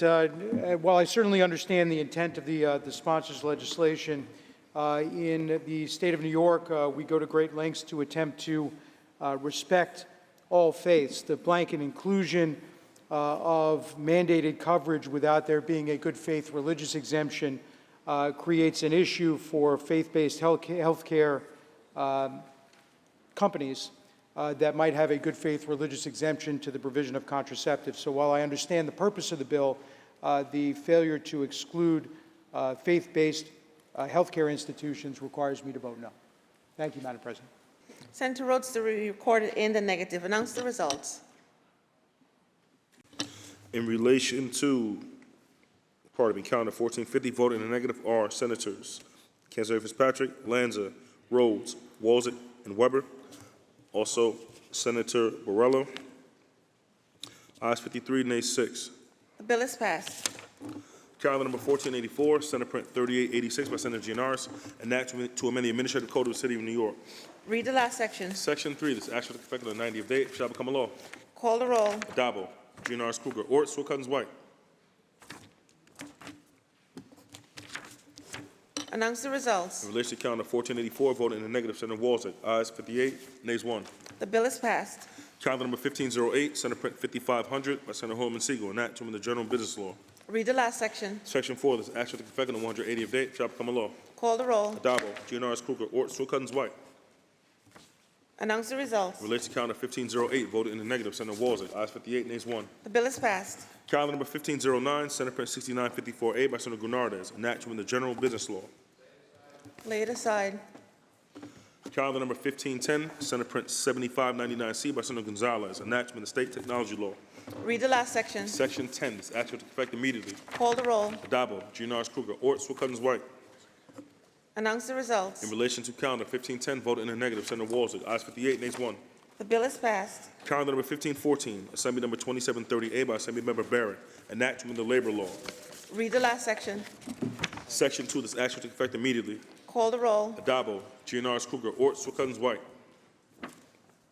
Announce the results. Ayes 59. The bill is passed. Calendar number 1516, Senate Print 7923A by Senator Gonzalez, enacted in relation to authorizing and directing the New York State Energy Research and Development Authority, to determine the possibility of closing the Peaker Plant electric generating facilities in Brooklyn, New York. Read the last section. Section 6, this action will take effect immediately. Call the roll. Dabo, Giannaris Kruger, Ort, Sewell Cousins White. Senator Gonzalez to explain her vote. Thank you, Madam President. Long before I took office as state senator for Senate District 59, I organized with my neighbors as a grassroots climate justice advocate, alarmed by the toll that Astoria's Asma Ali was taking on my community. For far too long, my district has been disproportionately burdened with supporting our state's energy reliability needs. In Greenpoint and Western Queens, there are 4 peaker plant facilities, including 2 at the Ravenswood Generating Station. Representing my district means confronting a long legacy of fossil fuel infrastructure. And by passing this bill, we'll be actually creating a plan to close the peaker plant, especially in Brooklyn by Kent Avenue. I think that's important given that I represent generations of Greenpointers and Northern Brooklyn residents who have been deeply impacted by that peaker plant, who have family members who have passed away from not only related illnesses from Newtown Creek, but others. So I want to thank this body for moving on this piece of legislation. I want to thank the advocates who helped us craft this piece of legislation, and certainly and enthusiastically, I vote aye. Thank you. Senator Gonzalez to be recorded in the affirmative. Announce the results. In relation to calendar 1516, voted in the negative are Senators Ashby, Borrello, Councilor Fitzpatrick, Chan, Gallivan, Griffel, Helming, Lanza, Matera, Obaracker, O'Mara, Ort, Rhodes, Steck, Tedisco, Walzek, Weber, and White. Ayes 41, nays 18. The bill is passed. Calendar number 1534, Senate Print 5379 by Senator Harkin, enactment of the Environmental Conservation Law. Read the last section. Section 5, this action takes effect on the 1st of January. Call the roll. Adabo, Giannaris Kruger, Ort, Sewell Cousins White. Senator Harkin to explain his vote. Thank you very much, Madam President. I want to thank the Majority Leader for bringing this bill to the floor once again. You may remember this bill. It passed last year by a comfortable bipartisan margin in both houses, went to the governor, and unfortunately was vetoed. We are more determined than ever. This is one of a series of bills for those of us who believe public money deserves prevailing wage. And there are a number of senators who carry great bills in the space, Senator Mayer and others. But this is an important bill because brownfield work is a public tax credit. It's sensitive work, and developers have done some really great work cleaning up brownfield sites for housing, affordable housing, mixed use, commercial, whatever the need, the projects are getting done, but they need to be done by professionals, the operating engineers, the laborers. And so once again, we're proud to put this legislation forward, more determined than ever to get the governor to sign this bill. I want to thank Marina O'Donnell from the operating engineers, Amanda Jensen from the laborers, among the many people who worked on this bill for their tenacity. I proudly vote aye. Senator Harkin to be recorded in the affirmative. Announce the results. In relation to calendar 1534, voted in the negative are Senators Borrello, Chan, Griffel, Helming, O'Mara, Ort, and Walzek. Ayes 52. Also Senator Gallivan. Ayes 51, nays 8. The bill is passed. Calendar number 1549, Senate Print 7611A by Senator Bino, enactment of the Vehicle and Traffic Law. Read the last section. Section 6 is action to effect on the 90th date, shall become a law. Call the roll. Adabo, Giannaris Kruger, Ort, Sewell Cousins White.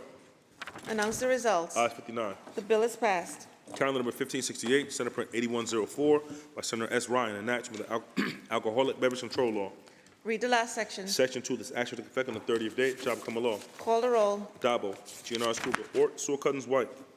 Announce the results. In relation to calendar 1568, voted in the negative, Senator Walter, ayes 58, nays 1. The bill is passed. Calendar number 1600, Senate Print 1148 by Senator Gurnardez, enactment of the Public Authorities Law. Read the last section. Section 10, this action took effect immediately. Call the roll. Adabo, GNR's Kruger, Ort, Saw Cousins, White. Senator Gurnardez to explain his vote.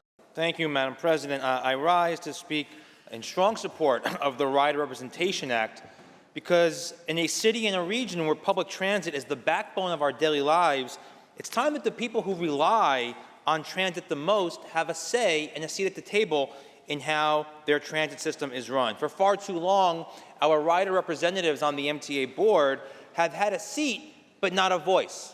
They've been able to listen but not been able to speak. And so they have not been able to fully represent the views, the needs, the concerns of the millions of members of the riding public who depend on public transit, whether in New York City or in the suburbs. It's like inviting someone to dinner and then refusing to give them a plate to put food for themselves.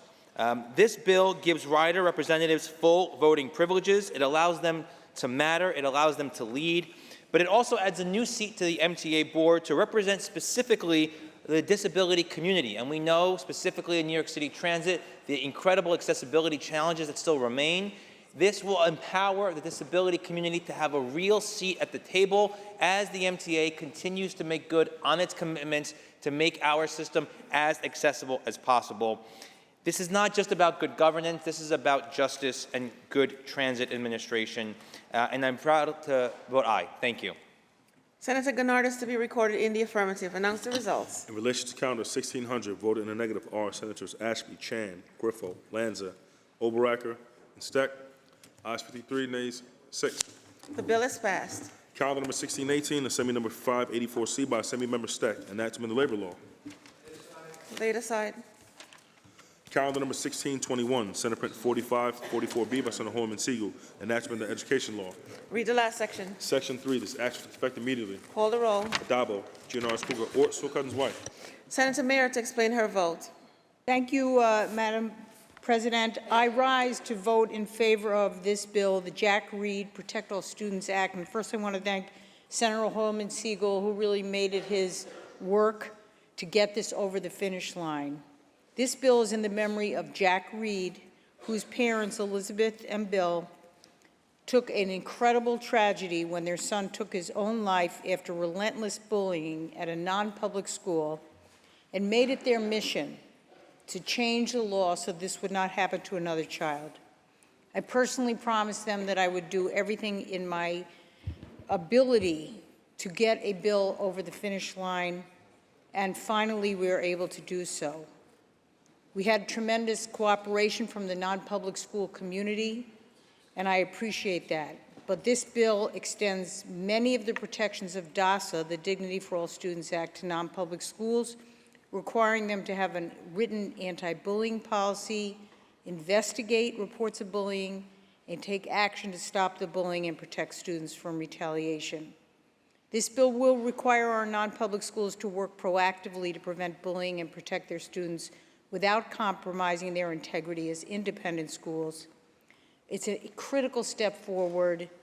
It's a sad celebration of the loss of life, but it is in tribute to his parents and to their suffering and tragedy that they turned this terrible moment into what will be a success in changing the lives of so many future students in non-public schools in New York State. I vote aye, and again, I thank my colleagues, thank the leader, and I thank everyone who helped make this possible, particularly Senator Holman Siegel. I vote aye. Senator Mayer to be recorded in the affirmative. Senator Holman Siegel to explain his vote. Thank you, Madam President, and thank you to my colleagues, Leader Stuart Cousins and my esteemed chair of the Senate Education Committee, Senator Mayer, for her support and work on this bill.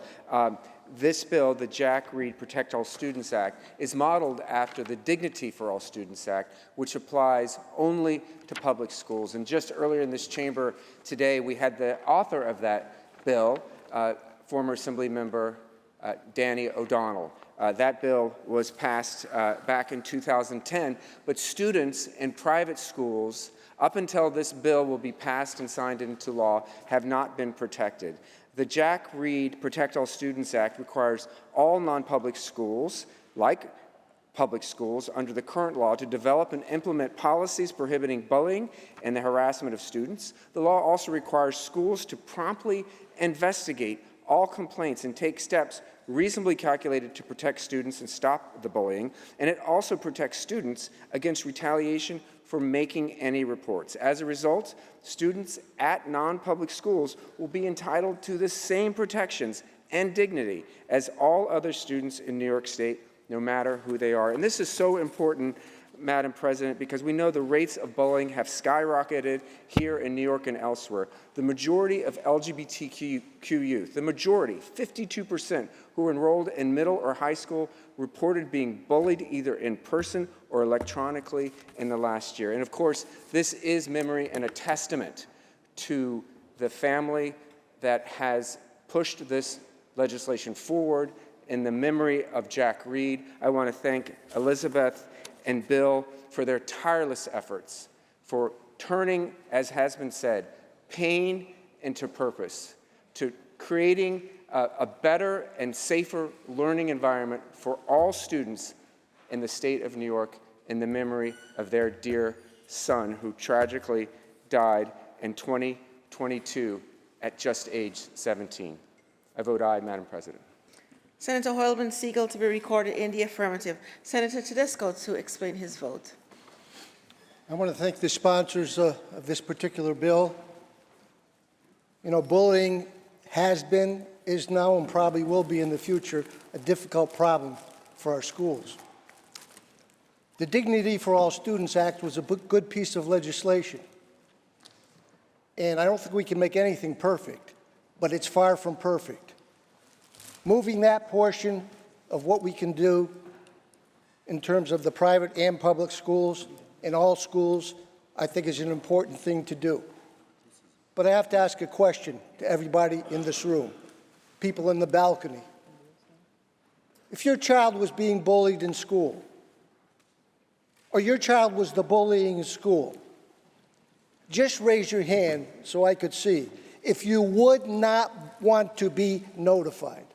I'm just going to look around here. Everybody in this room would want to be notified. Dignity for All Students Act, and let me say this, all of us probably at one time or another were probably bullied in school.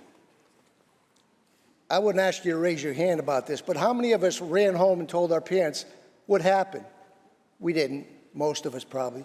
I didn't. I sucked it up, okay? Now, I wasn't bullied to an extreme extent, maybe you weren't either. But now this bullying can take place 24/7 in schools. It used to be stopping at the gates of the schools. We know with the websites now that it's 24/7 on occasion. And it just happens over and over and over again. Nobody raised their hand. You would want to be notified if your child was being bullied in school. You would want to be notified because it's a terrible thing to have your child be a bully in school. I'll tell you a story about Jacob Terrace and the Terrace family in my district. Jacob was going to school every day, basically being bullied, maybe 24/7. His parents never knew hardly the extent of that bullying. You know why? Because the Dignity for All Students Act, and now the private and public schools being involved with that, doesn't say, believe it or not, when your child is the bullier or your child is being bullied in school or any of the 19.5 to 20 million people in New York State have a child that may be involved in that way. Okay, you know what the bill Tedesco? says? Senator You have to Tedesco? report it to the state education department. Senator Tedesco? But you don't have to tell the parents. Senator Tedesco, how do you vote? I'm going to vote yes on this, And I Thank you, hope Senator. my bill for Jacob Terrace to involve you and all the students who didn't raise your hand here and all the parents are notified when their child is a bullier or being bullied. Senator Thank you, Madam. Tedesco, thank you, Senator. Senator Tedesco to be recorded in the affirmative.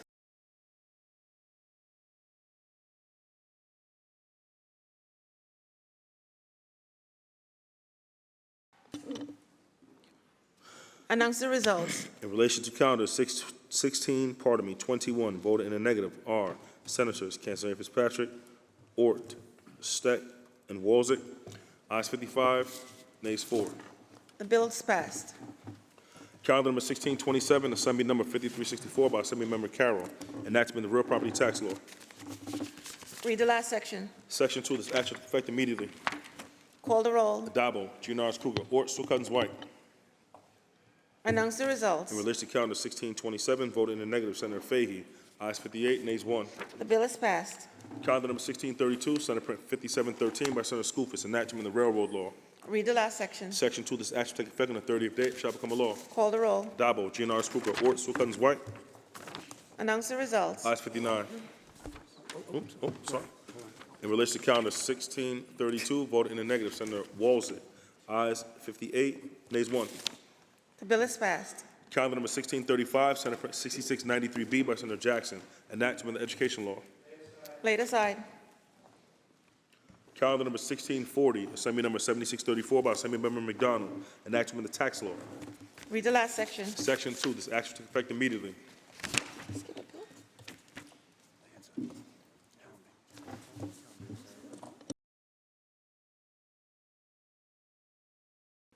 Okay. Call the roll. Adabo, Giannaris Kruger, Ort, Sukans White.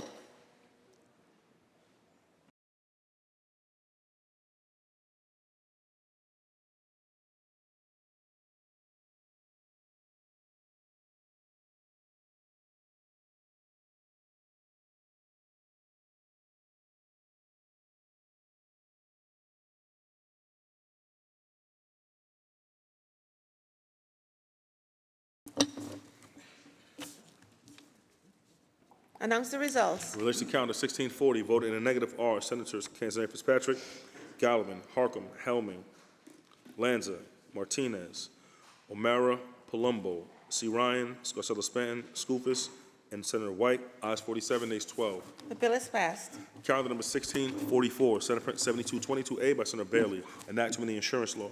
Read the last section. Section 7, this action to take effect immediately. Call the roll. Adabo, Giannaris Kruger, Ort, Sukans White.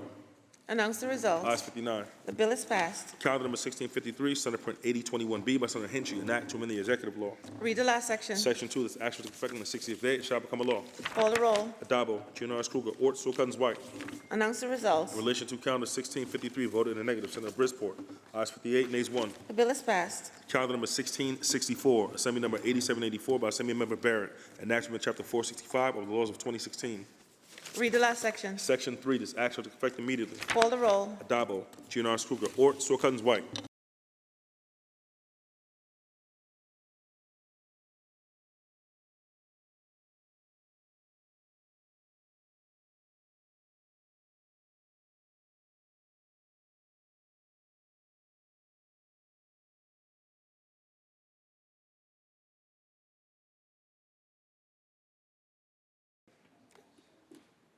Announce the results.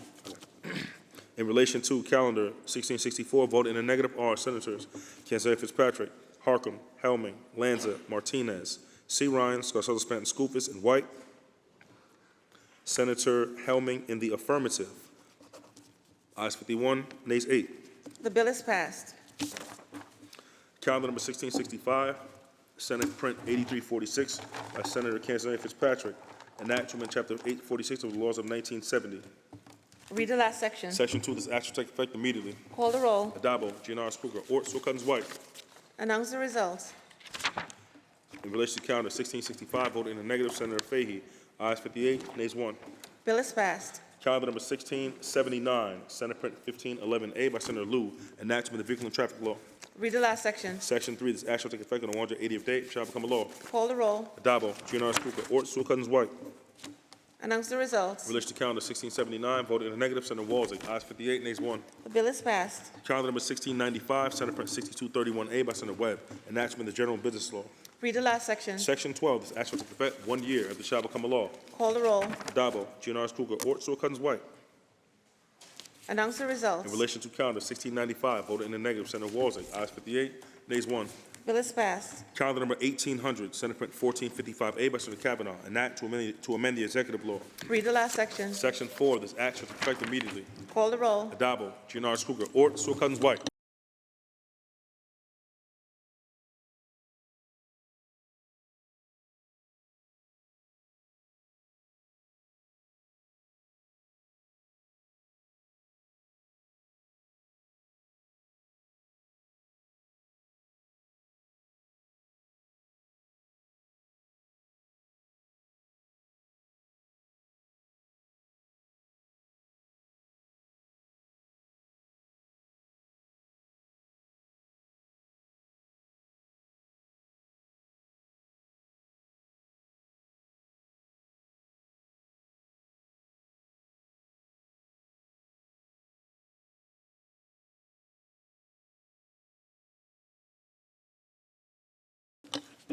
Announce the results. In relation to calendar 1800, voted in the negative are Senators Ashby, Borrello, Kanzeri Fitzpatrick, Chan, Gallivan, Griffo, Lanza, Matera, Obaraka, O'Mara, Ort, Palumbo, Rhodes, Steck, Tedisco, Walzig, and White. Ayes 42, nays 17. The bill is passed. Calendar number 1808, Senate Print 4045C by Senator Gurnardez, enactment of the Vehicle and Traffic Law. Read the last section. Section 7, this act shall take effect on the 180th day, it shall become a law. Call the roll. Addabbo, Giannaris Kruger, Ort, Sewell Cousins, White. Senator Gurnardez to explain his vote. Thank you, Madam President. In 2009, the state legislature adopted Leandra's Law, which required those who are found to be driving while intoxicated or convicted of driving while intoxicated to have a ignition lock installed on their vehicle to make sure that they never get behind the wheel of a car while they are under the influence and they, God forbid, hit and kill someone. That law has been incredibly successful. Today, our chamber is taking another step towards making sure that our streets are safe for all by adopting the same concept, but for reckless drivers. We are now, for the first time, saying that those drivers across the state who are extremely reckless, those who have their license at risk of suspension, or those who rack up an egregious number of speed camera violation tickets in the city of New York or elsewhere that has a speed camera program, they can be subject by a court order to having a speed limiting device installed on their car. The process is the same as we have under Leandra's Law, and this is going to make a difference to save people's lives. Many of you probably remember this past March, there was a terrible tragedy in Brooklyn where 35-year-old Natasha Seda was walking along Ocean Parkway with her daughters Diana and Deborah, and were run over by a woman who had 90 violations on her car, including 18 speed camera violations in 1 year, and killed them. She had a suspended license, and yet she continued to drive. Requiring a speed limiter on reckless drivers' cars will help us keep streets safe. We are not taking someone's car away. That's ineffective. We're not suspending their license. That's ineffective. We're not racking up fines. That's ineffective. We can slow people down and keep people alive, and for that, I proudly vote aye. Thank you. Senator Gurnardez to be recorded in the affirmative. Senator Chan to explain his vote. Thank you, Madam President. I thank the sponsor for addressing this issue. I know about the accident that happened on Ocean Parkway back in an adjacent district back in March. Unfortunately, this bill is punishing a car. When a car speeds through a red light camera or a speeding camera, it is the car that is speeding. We don't know who's driving that car. I agree with the other aspects of the bill where if they're speeding for a certain amount of, they rack up a certain amount of points, the driver should have this limiter installed in their car. There has to be a better way of addressing this. Earlier today, our sponsor said that a reckless driver, in regards to another bill, that a reckless driver is going to be a reckless driver 75% of the time. And likewise, a speeding driver in this case is still going to be a speeding driver when he or she is driving somebody else's car or a rental car or in another city. To address this issue by slowing down the vehicle is not the answer, but I am up on the bill. Just to clarify, there's got to be other solutions. We have to arrest these drivers, possibly jail time. And to be clear, reckless driver and a speeding driver is two different things. I think I qualify to speak about that, having done over maybe 5,000 car stops in my days as a law enforcement agent. But I am up on the bill, and I do thank the sponsor in trying to make a difference here. Thank you. Thank you, Madam President. Senator Chen to be recorded in the affirmative. Announce the results. In relation to calendar 1808, voted in the negative are Senators Ashby, Borrello, Cancel Fitzpatrick, Gallivan, Griffo, Helming, Lanza, Matera, Oberacker, O'Mara, Ort, Rhodes, Steck, Walzick, and White. Ayes 44, nays 15. The bill is passed. Calendar number 1818, Senate Print 5759C by Senator Harkam, enacted in the Environmental Conservation Law. Read the last section. Section 4, this action with effect on the 60th day shall become a law. Call the roll. Adabo, Giannaris Kruger, Ort, Sawcottons, White. Senator Harkam to explain his vote. Thank you very much, Madam President. I want to thank the Majority Leader for bringing this bill to the floor. You know, in this chamber, we talk about a lot of different things. A couple of those are protecting water quality from the dangers of PFAS, PFOA, heavy metals, and other contaminants. And we also talk about protecting our farmers and their most valuable asset, their farmland. Well, a body of science is uncovered across the country and here in New York, a practice that was once thought as being helpful to farmers actually has turned out that could be very dangerous to farmers, and that is using the biosolids from wastewater as fertilizer on their land. And what we've come to learn is that what really was an elegant solution 20 years ago, what do we do with the biosolids from wastewater, has now become a really dangerous situation as we concentrate PFAS, PFOA, pharmaceuticals, heavy metals, really creating a toxic sludge. And unfortunately, this has been given to farmers, and now the body of science is showing this is impacting wells, water quality, and could impact crop health. So this bill is a confluence of those two efforts, a lot of farmers coming together, environmentalists coming together, and this will be a 5-year moratorium on that practice to give us time to do more research, to figure out what to do with these biosolids. Unfortunately, in the last waste management plan New York State did, it calls for more spreading of biosolids. So we do need to think of an alternative, and also what we can do to help farmers with testing and remediation. So I want to thank Senator Hinchey and her team for their work on this bill. Huge shout out to Assemblymember Anna Kellis, who did amazing work on this bill, and again to the farmers and the environmental advocates who came together in a very short time. So with that, Madam President, I vote aye. Senator Harkam to be recorded in the affirmative.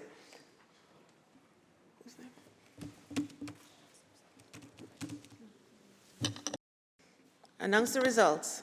In relation to calendar 1818, voted in the negative are Senators Borrello, Chan, Gallivan, Griffo, Martera, Oberacker, Rhodes, C. Ryan, Steck, Walzick, and White. Ayes 48, nays 11. The bill is passed. Calendar number 1832, Senate Print 7501A by Senator Mayer, an act to amend the general municipal law. Read the last section. Section 2, this action will effect immediately. Call the roll. Adabo, Giannaris Kruger, Ort, Sawcottons, White. Senator Mayer to explain her vote. Thank you, Madam President. This modest but important bill was a very long time coming. After COVID, or even in the midst of COVID, it became clear to me and to thousands of others that our EMS system was broken. EMS workers were truly essential workers and heroes of the COVID moment, going into houses when they did not know what the disease was, what the risks were, and they took tremendous both personal risk and professional risks in their business. And then it became clear that our whole EMS system was really quite a hodgepodge of different regulations, different rules, different financing. and yet people's lives were on the line, and everyone thought that if they called 911, EMS had to come. We have worked tirelessly since 2022 to come up with a way to address this, and we've been unsuccessful in coming up with a major effort. But we finally have come up with some modest efforts that will make a difference. This bill today focuses on establishing a local review and planning process involving counties, cities, towns, and villages directed towards assessing service levels in every county and developing a plan, and this is so important, to ensure every New Yorker is provided reliable EMS service. This county-by-county assessment will provide a roadmap for statewide improvements, and we will match it going forward with a statewide plan that matches the variety of ways EMS services are provided.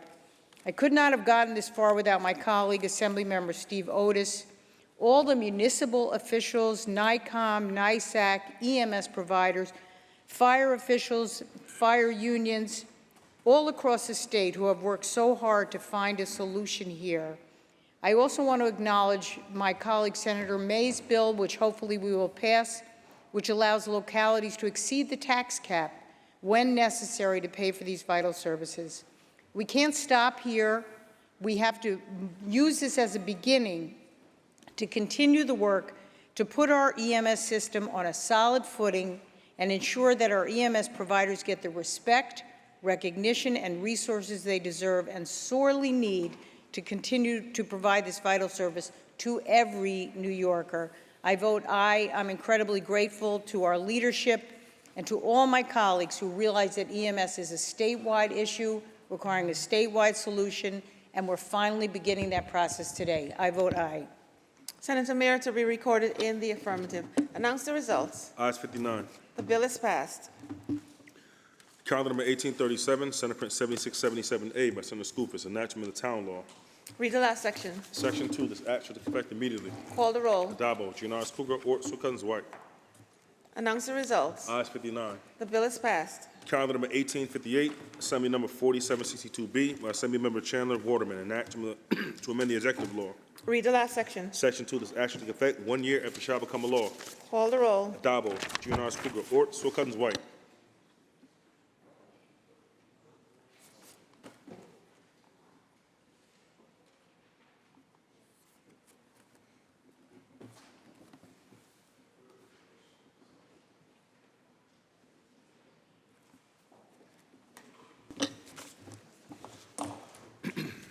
Announce the results. In relation to calendar 1858, voted in the negative are Senators Borrello, Chan, Griffo, Lanza, Oberacker, O'Mara, Rhodes, Walzik, and White. Ayes 50, nays 9.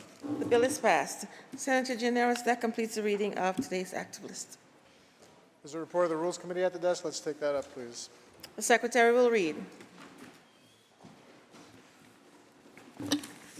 Senator Stuart Cousins from the Committee on Rules reports the following bills. Senate Print 590A by Senator Kruger, an act to repeal paragraphs E, F, and G of Subdivision 5 of Section 36 of the Municipal Home Rule Law. Senate Print 1169A by Senator Gonzalez, an act to amend the Civil Practice Law and Rules. Senate Print 1515 by Senator May, an act to amend the General Municipal Law. Senate Print 1695 by Senator Skoufis, an act to amend the Real Property Tax Law. Senate Print 1897 by Senator O'Mara, an act to amend the Highway Law. Senate Print 2461 by Senator Rhodes, an act relates to authorizing the New York State and local employees retirement system to accept an application for disability retirement benefits from Andrew Riley. Senate Print 2602 by Senator Adabo, an act to amend the Executive Law. Senate Print 3330 by Senator Cooney, an act to amend the Tax Law. Senate Print 4043 by Senator Harcum, an act in relation to authorizing the Bedford Hills Fire District to file an application for exemption from school taxes. Senate Print 4073 by Senator Webb, an act to amend the Tax Law. Senate Print 4615B by Senator White, an act to amend the Highway Law. Senate Print 4725 by Senator Skoufis, an act in relation to authorizing Michael Winston Horde to file a new service retirement application. Senate Print 5224B by Senator Rollison, an act in relation to authorizing the town of Unionville to alienate and discontinue the use of certain parklands. Senate Print 5505 by Senator Salazar, enacting the Social Services Law. Senate Print 5677 by Senator Tedisco, enacting the Vehicle and Traffic Law. Senate Print 5929A by Senator Martins, authorizing the Commissioner of General Services to transfer and convey certain state land to the Syosset Central School District. Senate Print 5941B by Senator Skoufis, enacting the General Business Law. Senate Print 6048 by Senator Skoufis, enact to authorize Susan Gillender to file a new service retirement application, with the New York State and Local Employees Retirement System. Senate Print 6266 by Senator Salazar, enactment of the Social Services Law. Senate Print 6664A by Senator Henchy, enactment of the Town Law. Senate Print 6817 by Senator Bino, an act authorizing the assessor of the County of Nassau to accept from the Incorporated Village of Hempstead an application for exemption from real property taxes. Senate Print 6818 by Senator Bino, an act in relation to authorizing the County of Nassau to accept an application for real property tax exemption. Senate Print 6819A by Senator Bino, an act in relation to authorizing the County of Nassau assessor to accept an application for a real property tax exemption. Senate Print 6953B by Senator Gennardez, an act to amend the General Business Law. Senate Print 6977 by Senator Harcum, an act to amend the Real Property Tax Law. Senate Print 7078A by Senator Harcum, an act to amend the Tax Law. Senate Print 7143 by Senator S. Ryan, an act to amend the Retirement and Social Security Law. Senate Print 7157B by Senator Cooney, an act to amend Chapter 416 of the Laws of 2007. Senate Print 7189A by Senator Rhodes, an act to amend the Highway Law. Senate Print 7273A by Senator Baskin, an act to amend Chapter 296 of the Laws of 1992. Senate Print 7321B by Senator Bailey, an act to amend the Tax Law. Senate Print 7322 by Senator Bailey, an act to amend the Tax Law. Senate Print 7397 by Senator Skoufis, an act in relation to authorizing Lillian Fernandez Clemente to file a new service retirement application with the New York State and Local Employees Retirement System. Senate Print 7650A by Senator Skoufis, an act to amend the Tax Law. Senate Print 7663A by Senator Bino, an act in relation to authorizing the County of Nassau assessor to accept an application for real property tax exemption. Senate Print 7687A by Senator Palumbo, an act to amend the Public Authorities Law. Senate Print 7692A by Senator May, an act to amend the Tax Law. Senate Print 7714A by Senator Gonzalez, an act to amend the Public Health Law. Senate Print 7758 by Senator Webb, an act to authorize the City of Binghamton to offer an optional retirement plan to firefighter David Edwards. Senate Print 7775 by Senator Stuart Cousins, an act to amend the Vehicle and Traffic Law. Senate Print 7790 by Senator Harcum, an act to amend the Tax Law. Senate Print 7817 by Senator Baskin, an act to authorizing the widow, the widow William James Middlebrooks to file an application for retirement option election form. Senate Print 7836 by Senator Skoufis, an act to amend the Tax Law. Senate Print 7844 by Senator Baskin, an act to authorize the widow of Gerald J. Sullivan to file an application with the New York State and local police and fire retirement system. Senate Print 7853A by Senator Harcum, an act to amend the Village Law. Senate Print 7880A by Senator Kruger, an act to amend the Tax Law. Senate Print 7927A by Senator Mayer, an act to amend the County Law. Senate Print 7989A by Senator Mayer, an act to amend Chapter 799 of the Laws of 2021. Senate Print 8077 by Senator May, an act to amend Part B of Chapter 56 of the Laws of 2020. Senate Print 8155 by Senator Griffith, an act to amend the Tax Law. Senate Print 8161 by Senator Weber, an act in relation to authorizing the assessor of the town of Ramapo to accept an application for a real property tax exemption. Senate Print 8162 by Senator Weber, an act in relation to authorizing the assessor of the town of Ramapo to accept an application for a real property tax exemption. Senate Print 8218 by Senator Cooney, an act to amend the Education Law. Senate Print 8228 by Senator S. Ryan, an act to amend the Education Law. Senate Print 8222 by Senator Brute, an act to amend the Public Health Law. Senate Print 8241A by Senator Harcum, an act to amend the Public Authorities Law. Senate Print 8269A by Senator Baskin, an act to amend the Tax Law. Senate Print 8276 by Senator Harcum, an act to amend the Public Officers Law. Senate Print 8285 by Senator Skoufis, an act to amend the General Business Law. Senate Print 8308 by Senator Scarcella Spanton, an act to amend the Public Health Law. Senate Print 8311 by Senator Kavanaugh, an act to amend the Public Housing Law. Senate Print 8314 by Senator Sanders, an act to amend the Alcoholic Beverage Control Law. Senate Print 8315 by Senator Sanders, an act to amend the Alcoholic Beverage Control Law. Senate Print 8328 by Senator Steck, an act to amend the Alcoholic Beverage Control Law. Senate Print 8374 by Senator Broussard, an act to amend the Family Court Act. Senate Print 8379 by Senator Gianaris, an act to amend the Alcoholic Beverage Control Law. Senate Print 8382 by Senator S. Ryan, an act to amend the Family Court Act. Senate Print 8385 by Senator Comrie, an act to amend the State Finance Law. Senate Print 8387 by Senator Ramos, an act to amend the Workers' Compensation Law. Senate Print 8388 by Senator Henchy, an act to amend the Agriculture and Markets Law. Senate Print 8389 by Senator Ramos, an act to amend the Labor Law. Senate Print 8397 by Senator Martinez, an act to amend the Business Corporation Law. Senate Print 8402 by Senator Gianaris, an act to amend Chapter 801 of the Laws of 2021. Senate Print 8403 by Senator Webb, an act in relation to authorize the town of Cortlandville to discontinue the use of certain parklands.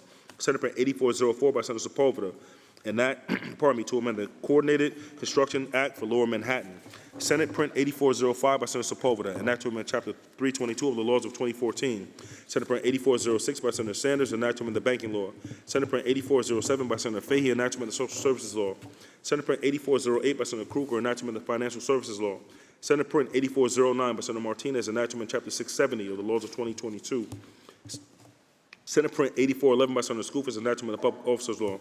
Senate Print 8413 by Senator Gurnardez, an act in relation to authorizing a loan from the state to the city of Dunkirk. Senate Print 8415 by Senator Salazar, and that to amend the correction law. Senate Print 8417 by Senator Krueger, and that to amend the public service law. Senate Print 8418 by Senator Janoris, and that to amend the judiciary law. Senate Print 8419 by Senator Adabo, and that to amend the bracing parimutuel wagering and breeding law. Senate Print 8421 by Senator Krueger, and that to amend the public service law. Senate Print 8434 by Senator S. Ryan, and that to amend the economic development law. Senate Print 8438 by Senator Krueger, and that to amend Chapter 53 of the law of 2025. All bills brought direct to third reading. Rules Committee? In favor of accepting the report of the Rules Committee, please signify by saying aye. Opposed, nay. The report of the Rules Committee is accepted. Senator Gianaris.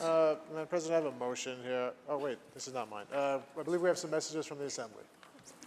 Secretary will read.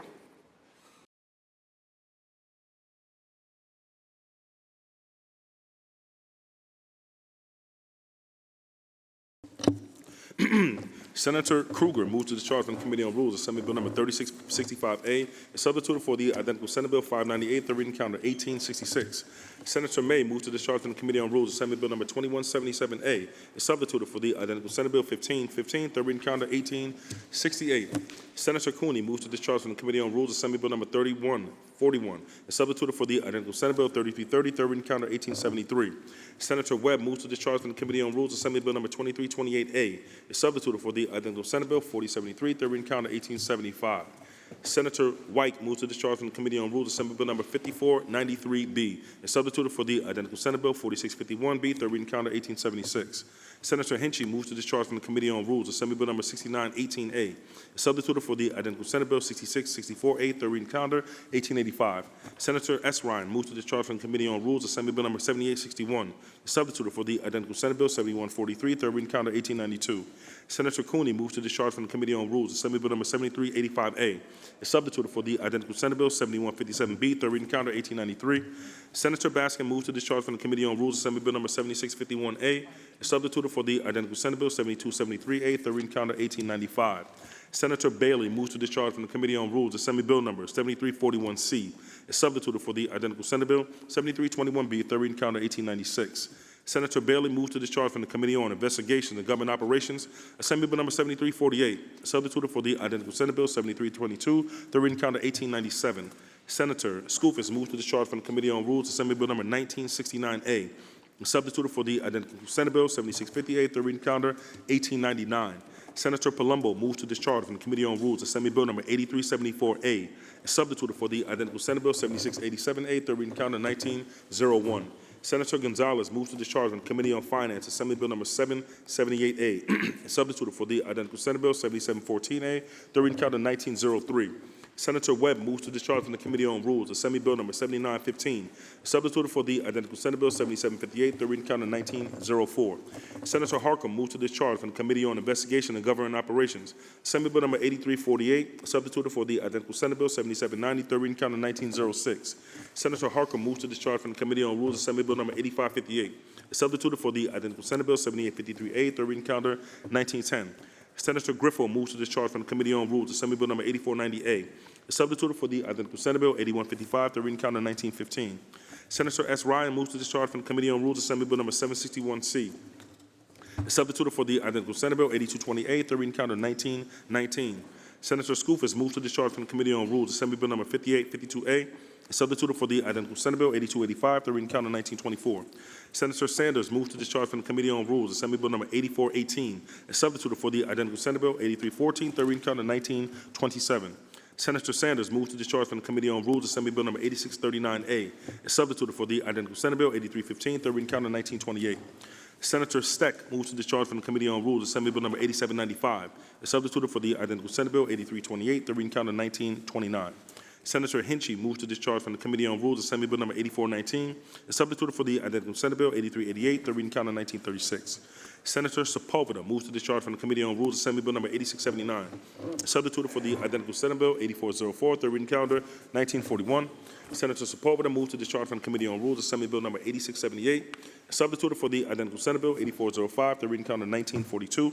Senator Martinez moves to discharge from the Committee on Rules Assembly Bill number 8657, and substituted for the identical Senate Bill 8409, third reading calendar 1946. And Senator S. Ryan moves to discharge from the Committee on Commerce, Economic Development, and Small Business Assembly Bill number 8411, and substituted for the identical Senate Bill 8434, third reading calendar 1954. Gianaris. Let's move on, Madam President, to the supplemental calendar. Secretary will read. Calendar number 1866, Assembly number 3665A by Assembly Member Simone, and act to amend paragraphs E, F, and G of subdivision 5 of Section 36 of the Municipal Home Rule Law. Read last section. Section 2, this act shall take effect immediately. Call the roll. Adabo, Giannaris Kruger, Orts, Cousins White.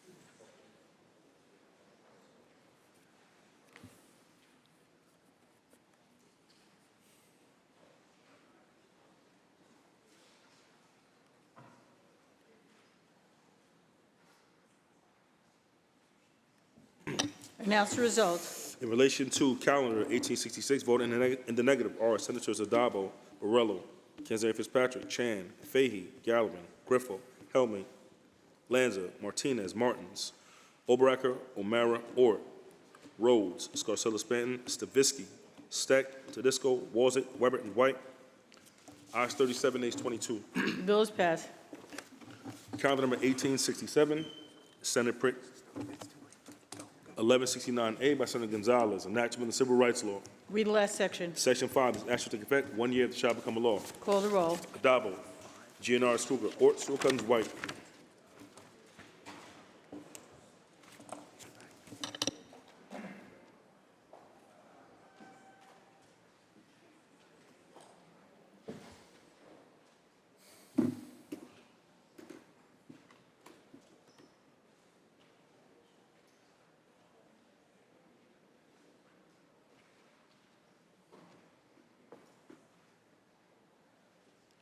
Announce the result. In relation to calendar 1867, vote in the negative are Senators Borrello, Chan, Griffo, Lanza, O'Mara, Rhodes, Steck, Tedisco, Walzett, and White. Ayes 49. Senator Lanza in the affirmative. Ayes 50, nays 9. Bill is passed. Calendar number 1868, Assembly number 2177A by Assembly Member Lupardo, enactment of the General Municipal Law. Read the last section. Section 3, this act shall take effect immediately. Call the roll. Adabo, Giannaris Kruger, Orts, Cousins White. Senator May to explain her vote. Thank you, Madam President, and thank you for shouting this bill out just a few minutes ago, which will allow local municipalities to remove EMS from the limit on property taxes. This is something a lot of our smaller municipalities have clamored for so that they can put more resources into emergency medical services. And I know you have worked very hard to build up our EMS system across the state. It is suffering from lack of investment and just struggling to get people and to do their job, but we all depend on them. And I'm hopeful that this will be one way that we can get more investment and enable local people to continue to take for granted that they can have emergency services when they need them. So I vote aye. Thank you. Order made to be recorded in the affirmative. Announce the result. In relation to calendar 1868, voted in the negative are Senators Borrello, Griffo, Steck, and Walzek. Ayes 55, nays 4. Bill is passed. Calendar number 1869, Senate Print 1695 by Senator Skoufis, enacting the real property tax law. Read last section. Section 2, this act shall take effect immediately. Call the roll. Adabo, Giannaris Kruger, Ort, Sukans, White.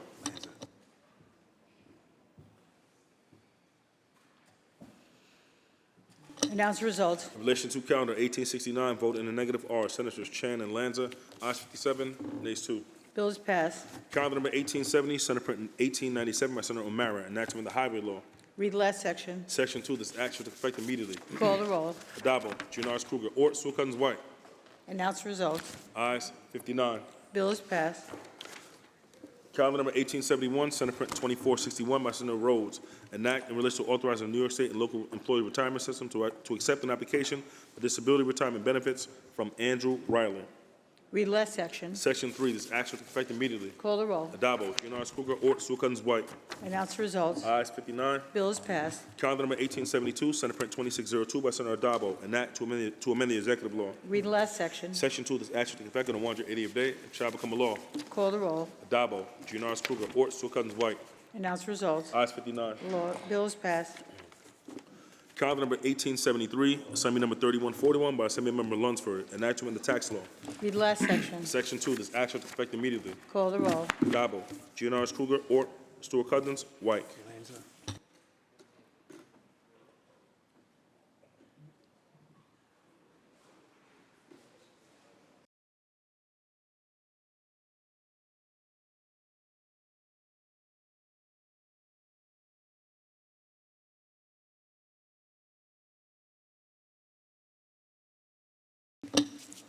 Announce the result. In relation to calendar 1873, those senators voting in the negative are Senators Borrello, Kanzeri Fitzpatrick, Griffo, Helming, Lanza, O'Mara, Palumbo, Rhodes, Walzek, and White. Ayes 49, nays 10. Bill is passed. Calendar number 1874, Senate Print 4043 by Senator Harkam, an act in relation to authorizing the Bedford Hills Fire District to file an application for exemption from school taxes. Read last section. Section 2, this act shall take effect immediately. Call the roll. Adabo, Giannaris Kruger, Ort, Sukans, White. Announce the result. Ayes 59. Bill is passed. Calendar number 1875, Assembly number 2328A by Assemblymember Angelino, enactment of the tax law. Read last section. Section 2, this act shall take effect immediately. Call the roll. Adabo, Giannaris Kruger, Ort, Sukans, White.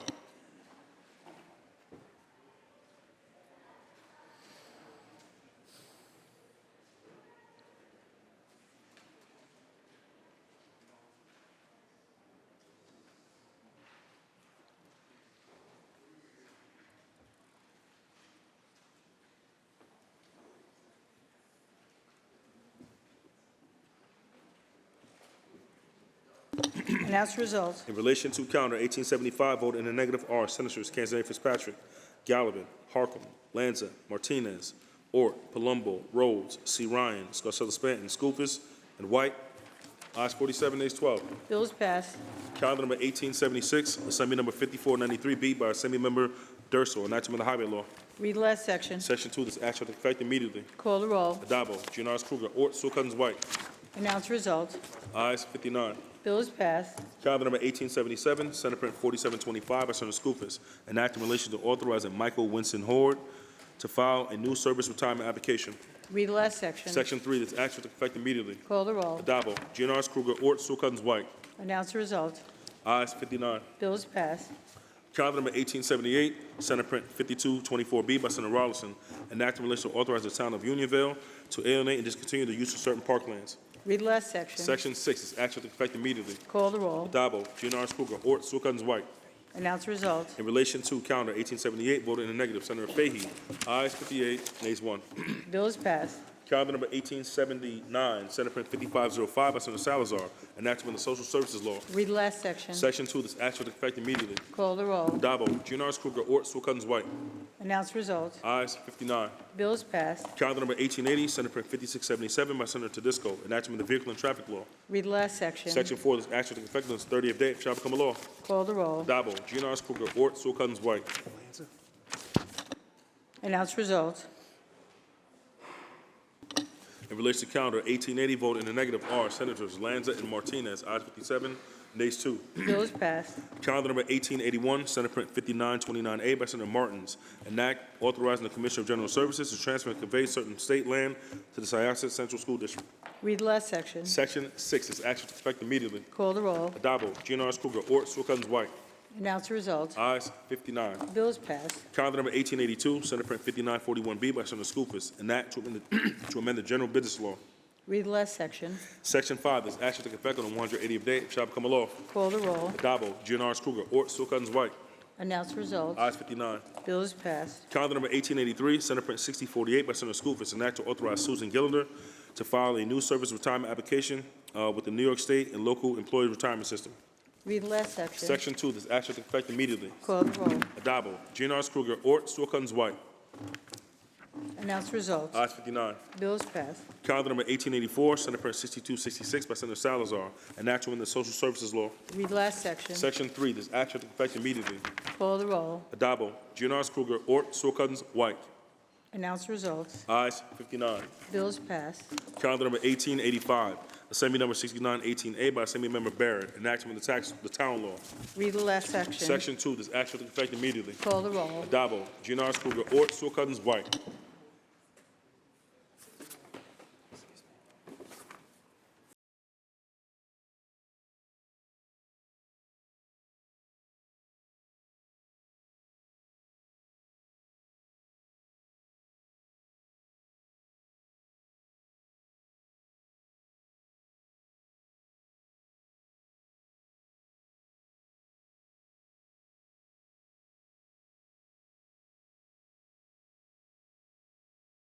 Announce the result. In relation to calendar 1885, vote in the negative are Senators Ashby, Kansas Fitzpatrick, Chan, Gallivan, Lanza, Martinez, Matera, O'Mara, Ort, Rhodes, Steck, Tedisco, Weber, Mike. and White. No. I'm sorry.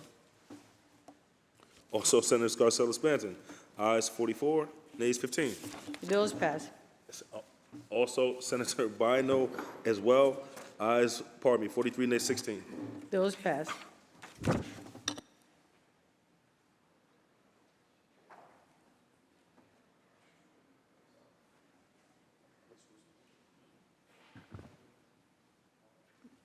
did he say?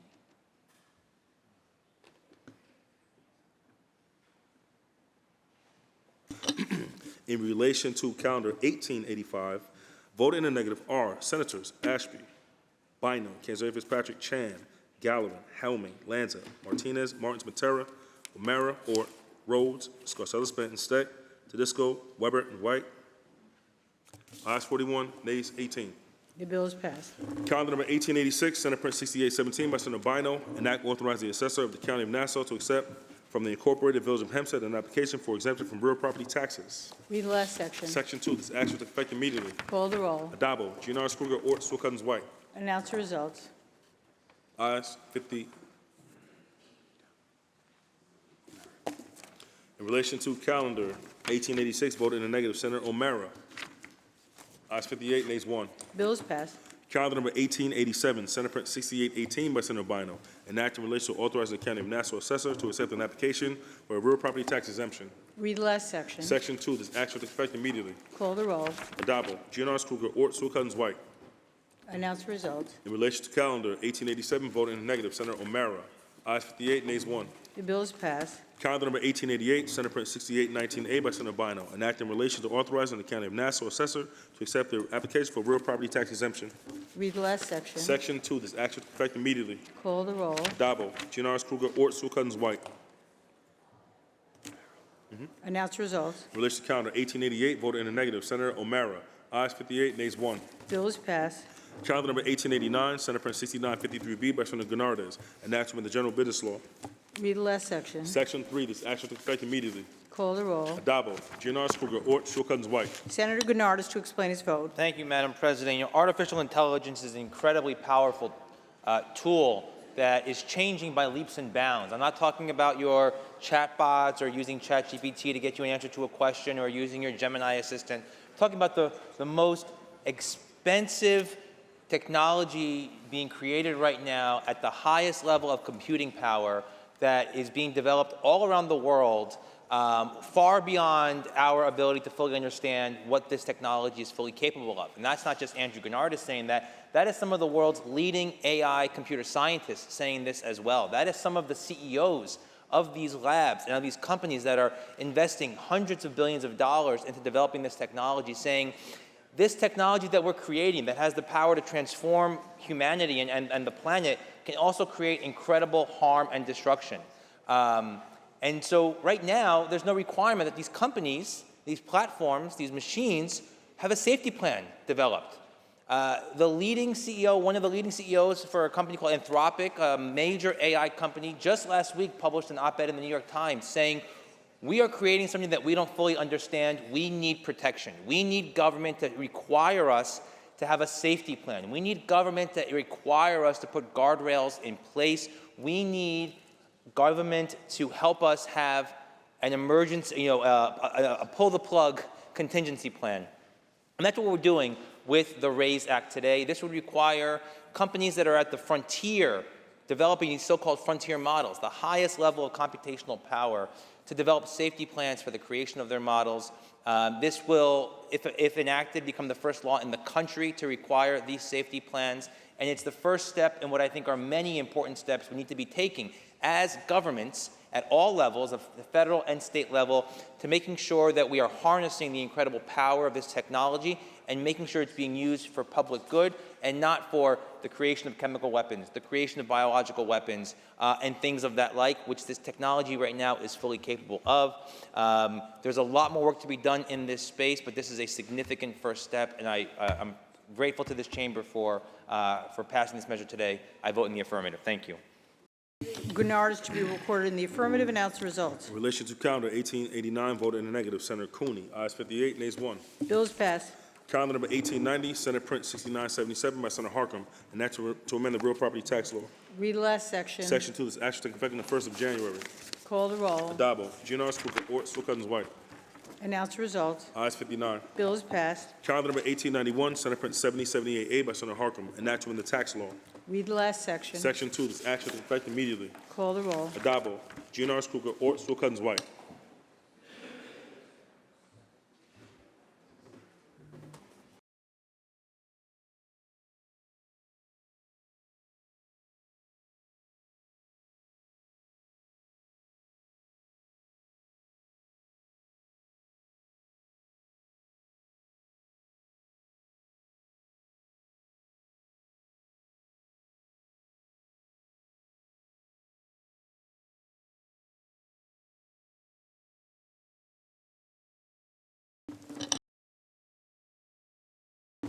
Results. In relation to calendar 18...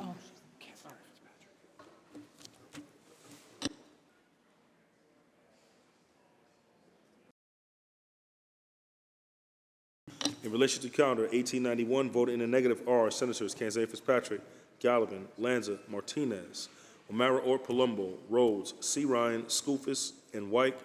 Ayes 48, nays 11. The bill is passed. Also Senator Helming. Ayes 47, nays 12. The bill is passed. Calendar number 1892, Assembly number 7861 by Assembly Member People-Stokes, enactment of the Retirement and Social Security Law. Read the last section. Section 2, this action will take effect immediately. Call the roll. Adabo, Giannaris, Kruger, Ort, Sewell Cousins, White. Announce the results. Ayes 59. Bill is passed. Calendar number 1893, Assembly number 7385A by Assembly Member Bronson, enactment Chapter 416 of the laws of 2007. Read the last section. Section 2, this action will take effect immediately. Call the roll. Adabo, Giannaris, Kruger, Ort, Sewell Cousins, White. Senator Cooney to explain his vote. Thank you, Madam President. As the first graduate of the Rochester City School District to serve in this state Senate in decades, the students and faculty of RCSD has always played a special part in my life and have a special role in my legislation. As part of my work to help create a positive learning environment, I helped spearhead the initial investment into the Rochester School Modernization Project way back in 2021, one of the largest public works investments in Rochester's history. This investment today represents a commitment to our young learners, a commitment that regardless of one's zip code, you should have access to a quality education. By modernizing RCSD's facilities, we are ensuring that our schools' infrastructure is up to date and able to meet the needs of students and staff for years to come. This bill is another step in helping that project come to fruition, giving the district greater flexibility and allowing them to finish the upgrades on time. Passing this bill is about supporting our educational needs of our students, creating good-paying jobs, especially good-paying union jobs, and allowing for a seamless process that does not disrupt our school services and innovation. As a proud alum, I will always go to bat for our students in Rochester, and Madam President, I am proud to vote aye. Senator Cooney, to be recorded in the affirmative, announce the result. In relation to calendar 1893, vote in the negative are Senators Borrello, Kenzari Fitzpatrick, Palumbo, Rhodes, and White. Ayes 54, nays 5. The bill is passed. Calendar number 1894, Senate Print 7189A by Senator Rhodes, enactment to amend the highway law. Read the last section. Section 3, this act shall take effect immediately. Call the roll. Adabo, GNRS, Kruger, Ort, Sewell Cousins, White. Announce the results. In relation to calendar 1894, vote in the negative, Senator Bridgeport. Ayes 58, nays 1. Bill is passed. Calendar number 1895, Assembly number 7651A by Assembly Member Kellers, and that to amend Chapter 296 of the laws of 1992. Read the last section. Section 2, this act shall take effect immediately. Call the roll. Adabo, GNRS, Kruger, Ort, Sewell Cousins, White. Announce the results. Ayes 59. Bill is passed.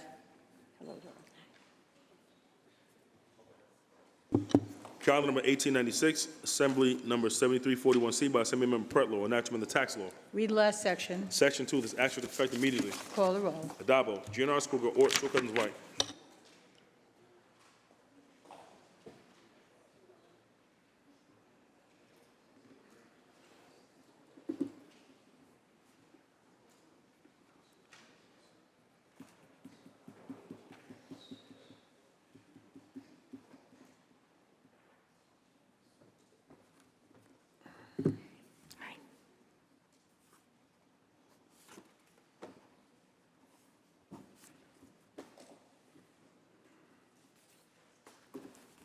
Announce the results. In relation to calendar 1896, voted in the negative are Senators Kenzari Fitzpatrick, Gallivan, Harkin, Helming, Lanza, Martinez, O'Mara, Ort, Palumbo, Rhodes, C. Ryan, Scarcella Stanton, Skoufis, and White. Ayes 45, nays 14. The bill is passed. Calendar number 1897, Assembly number 7348 by Assembly Member Pretlow, enactment of the tax law. Read the last section. Section 2, this act shall take effect immediately. Call the roll. Adabo, GNRS, Kruger, Ort, Sewell Cousins, White.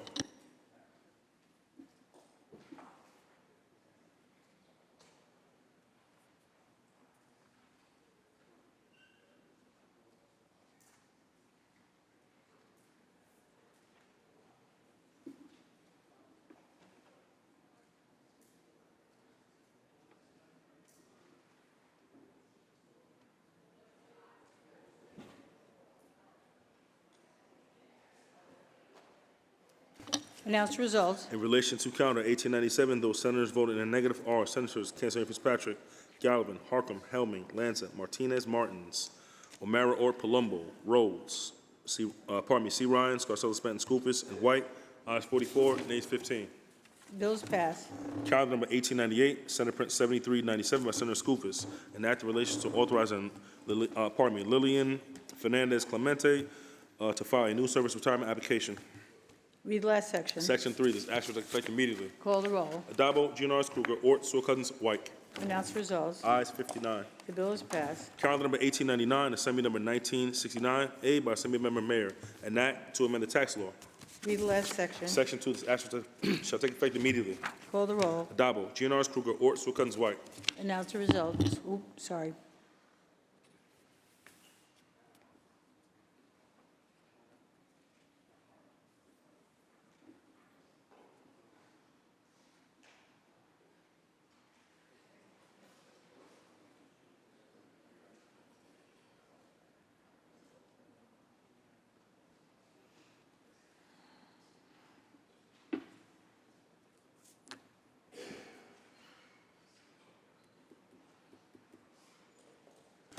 Announce results. In relation to calendar 1899, voted in the negative are Senators Kenzari Fitzpatrick, Gallivan, Harkin, Helming, Hinchy, Lanza, Martinez, O'Mara, Ort, Palumbo, Rhodes, C. Ryan, Scarcella Stanton, and White. Ayes 45, nays 14. Bill is passed. Calendar number 1900, Senate Print 7663A by Senator Bino, an act in relation to authorize the County of Nassau Assessor to accept an application for a real property tax exemption. Read the last section. Section 2, this act shall take effect immediately. Call the roll. Adabo, GNR's Kruger, Ort, Sewell Cousins, White. Announce the result. In relation to calendar 1900, voted in the negative, Senator O'Mara. Ayes 58, nays 1. Bill is passed. Calendar number 1901, Assembly number 8374A by Assembly Member Kassai, enactment of the Public Authorities Law. Read the last section. Section 3, this act shall take effect immediately. Call the roll. Adabo, GNR's Kruger, Ort, Sewell Cousins, White. Announce the results. Ayes 59. Bill is passed. Calendar number 1902, Senate Print 7692A by Senator May, enactment of the tax law. Read the last section. Section 2, this act shall take effect immediately. Call the roll. Adabo, GNR's Kruger, Ort, Sewell Cousins, White.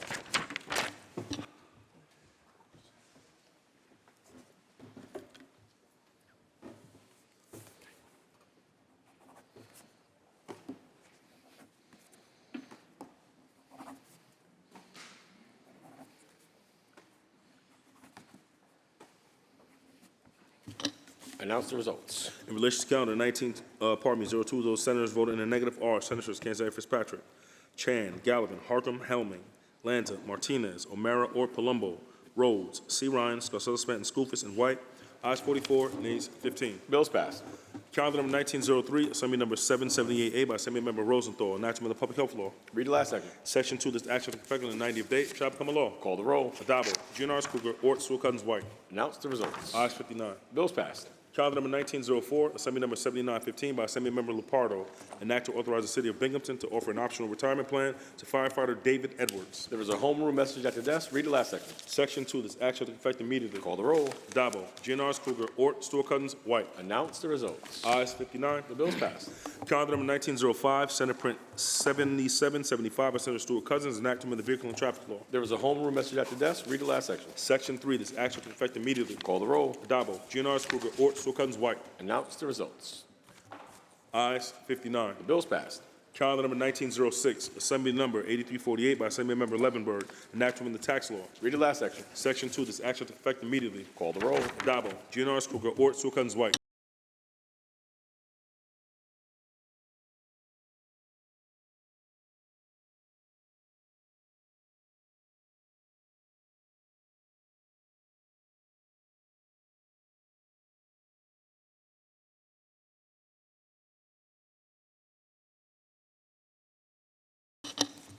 Announce the results. In relation to calendar 1906, voted in the negative are Senators Kansas Fitzpatrick, Gallivan, Helming, Hinchy, Lanza, Martinez, O'Mara, Ort, Palumbo, Rhodes, C. Ryan, Scarcella Stanton, Skoufis, and White.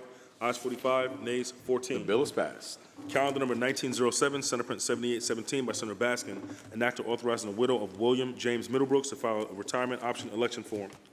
Read the last section. Section 2, this act shall take effect immediately. Call the roll. Adabo, GNR's Kruger, Ort, Sewell Cousins, White.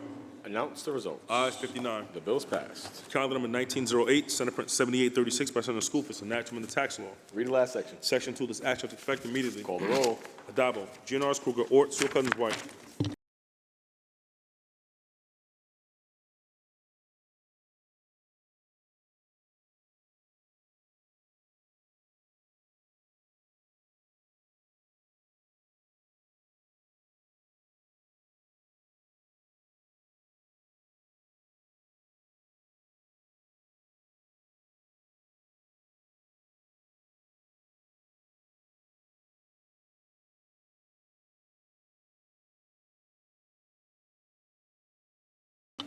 Announce the results. In relation to calendar 1908, those senators voted in the negative are Senators Kansas Fitzpatrick, Gallivan, Harcum, Helming, Hinchy, Lanza, Martinez, O'Mara, Ort, Palumbo, Rhodes, C. Ryan, Scarcella Stanton, and White. Ayes 45, nays 14. The bill is passed. Calendar number 1909, Senate Print 7844 by Senator Baskin, an act to authorize the widow of Gerald J. Sullivan to file an application with the New York State and local police and fire retirement system. Read the last section. Section 3, this act shall take effect immediately. Call the roll. Adabo, GNR's Kruger, Ort, Sewell Cousins, White. Announce the results. Ayes 59. The bill is passed. Calendar number 1910, Assembly number 8558A by Assembly Member Levenberg, an act to amend the village law. Read the last section. Section 3, this act shall take effect immediately. Call the roll. Adabo, GNR's Kruger, Ort, Sewell Cousins, White. Announce the results. In relation to calendar 1910, Voted in the negative, Senator White. Ayes 58, nays 1. Bills passed. Calendar number 1911, Senate Print 7880A by Senator Kruger, enactment of the tax law. Read the last section. Section 3, this act shall take effect immediately. Call the roll. Adabo, Giannaris Kruger, Ort, Stewart Cousins, White.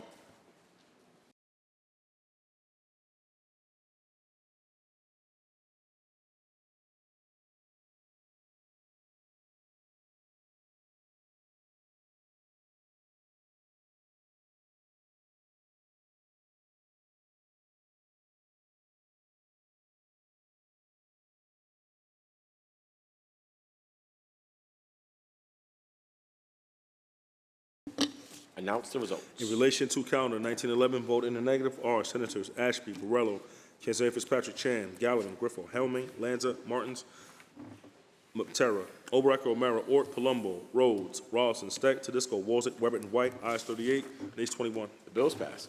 Calendar number 1912, Senate Print 7927A by Senator Mayer, enactment of the county law. Read the last section. Section 2, this act shall take effect immediately. Call the roll. Adabo, Giannaris Kruger, Ort, Stewart Cousins, White.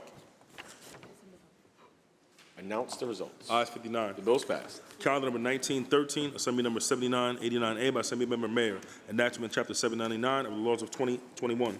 There is a homeroom message at the desk. Read the last section. Section 2, this act shall take effect immediately. Call the roll. Adabo, Giannaris Kruger, Ort, Stewart Cousins, White. Announce the results. Ayes 59. The bills passed. Calendar number 1914, Senate Print 8077 by Senator May, enactment Part B of Chapter 56 of the laws of 2020. Lay it aside. Calendar number 1915, Assembly number 8498 by Assembly Member Buttington, enactment of the tax law. Read the last section. Section 2, this act shall take effect immediately. Call the roll. Adabo, Giannaris Kruger, Ort, Stewart Cousins, White.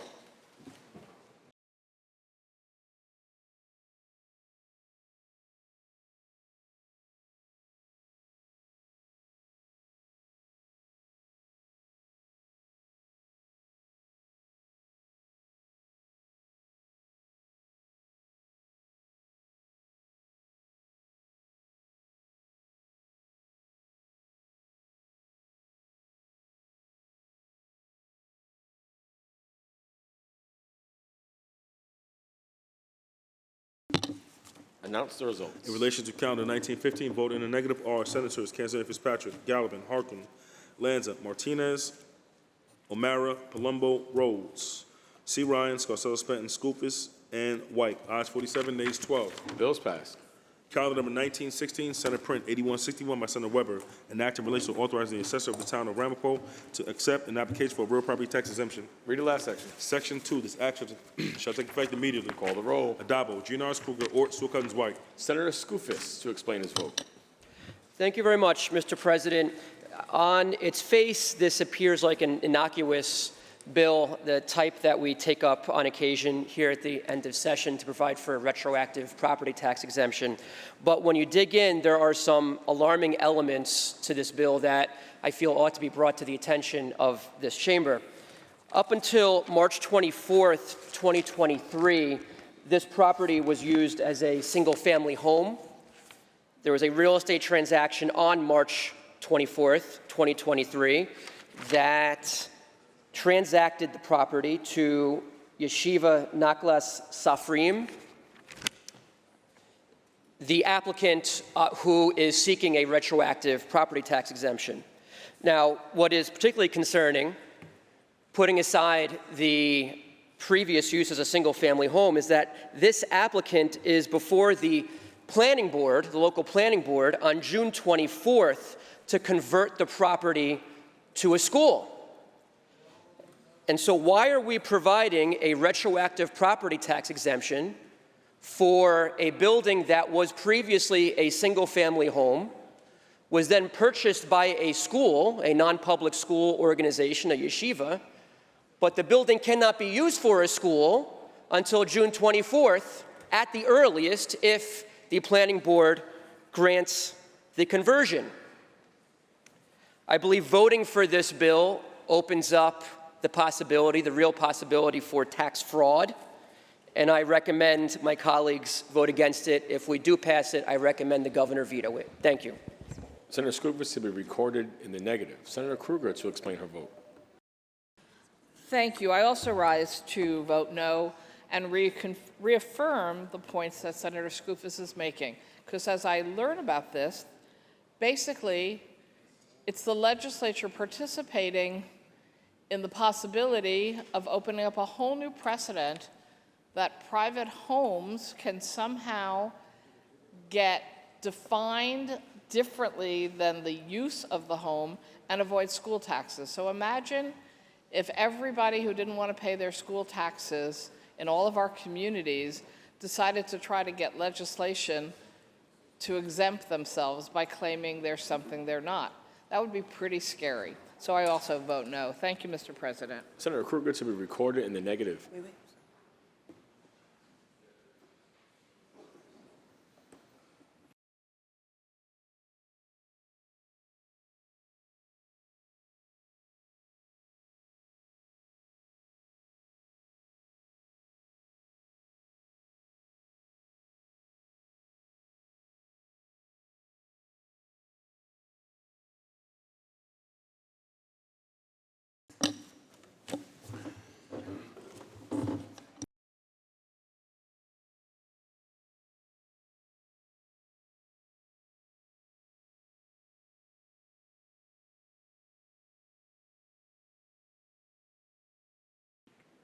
Announce the results.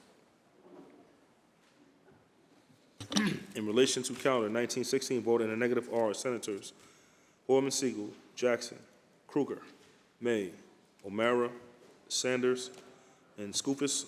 Ayes. Also Senator Kavanaugh. Also Senator Clear. Ayes. Ayes 50, nays 9. Bills passed.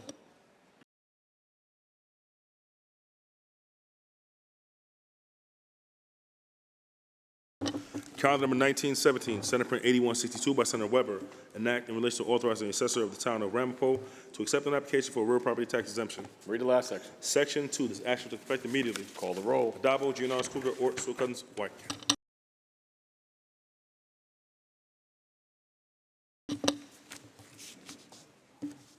Announce the results. In relation to calendar 1917, voted in the negative, Senator O'Mara. Ayes 58, nays 1. Bills passed. Calendar number 1918, Senate Print 8218 by Senator Cooney, an act to amend the education law. Read the last section. Section 3, this action took effect immediately. Call the roll. Addabbo, Giannaris, Krueger, Ort, Sewell Cousins, White. Announce the results. Ayes. I'm sorry. Oh. In relation to calendar 1918, voted in the negative. Senator White. Ayes 58, nays 1. Bills passed. Calendar number 1919, Assembly number 761C by Assembly Member Carroll, an act to amend the education law. Read the last section. Section 3, this action took effect on the 1st of July. Call the roll. Addabbo, Giannaris, Krueger, Ort, Sewell Cousins, White. Announce the results. Ayes 59. The bill is passed. Calendar number 1920, Senate Print 8222 by Senator Brute, an act to amend the public health law. Read the last section. Section 2, this action took effect immediately. Call the roll. Addabbo, Giannaris, Krueger, Ort, Sewell Cousins, White. Senator Cooney to explain his vote. Thank you, Mr. President. I want to rise and thank our bill sponsor on behalf of the Rochester delegation for her focus on the needs of older adults. This bill allows not-for-profit nursing homes to work together to collaborate on staffing and quality of care issues with the goal of trying to find efficiencies to better operate, to means that we can serve more people if they need skilled nursing care. It's a great bill, and I thank the bill sponsor for her leadership. Mr. President, I vote aye. Senator Cooney to be recorded in the affirmative. Announce the results. In relation to calendar 1920, voted in the negative are Senators Ort and Walzig. Ayes 57, nays 2. The bill is passed. Calendar number 1921, Senate Print 8241A by Senator Harkam, an act to amend the public authorities law. Read the last section. Section 3, this action took effect immediately. Call the roll. Addabbo, Giannaris, Krueger, Ort, Sewell Cousins, White. Announce the results. Ayes 59. The bill is passed. Calendar number 1922, Senate Print 8269A by Senator Baskin, an act to amend the tax law. Read the last section. Section 2, this action took effect immediately. Call the roll. Addabbo, Giannaris, Krueger, Ort, Sewell Cousins, White.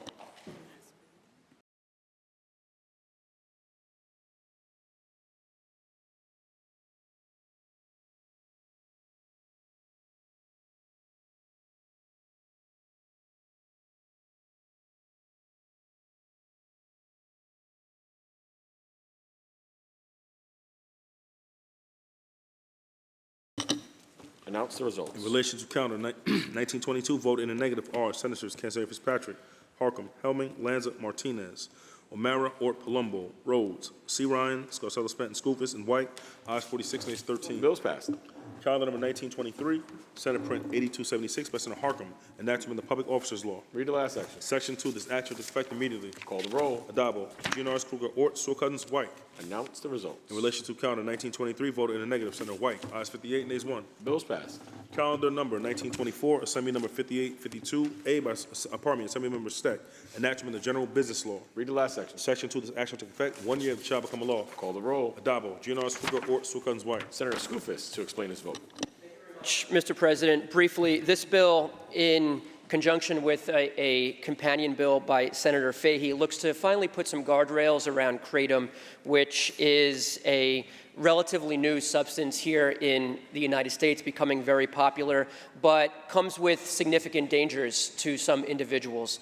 And so this bill looks to allow for a label to be placed on these products and better inform consumers of the potential risk associated with the substance. I do want to state for the record that there are likely some technical issues that need to be cleaned up through a chapter amendment process, and look forward to working with the Assemblyman Steck and the Governor on that process. Thank you very much. Senator Skoufis to be recorded in the affirmative. Announce the results. Ayes 59. The bills passed. Calendar number 1925, Senate Print 8308 by Senator Scarcella Stanton, enactment of the Public Health Law. Read the last section. Section 2, this act shall take effect immediately. Call the roll. Adabo, GNRs, Kruger, Ort, Sewell Cousins, White.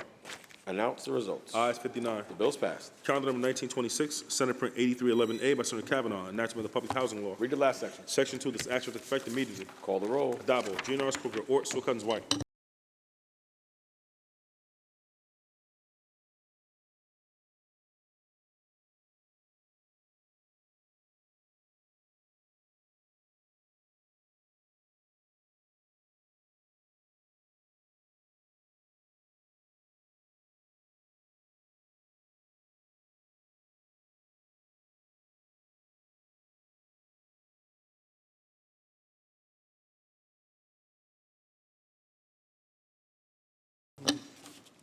Announce the results. In relation to calendar 1926, voted in the negative are Senators Gallivan, Griffo, Helming, Lanza, O'Mara, Ort, Palumbo, Rhodes, Rawson, Tedisco, Wozik, Weber, and White. Also, Senator Fernandez. Ayes 45, nays 14. The bills passed.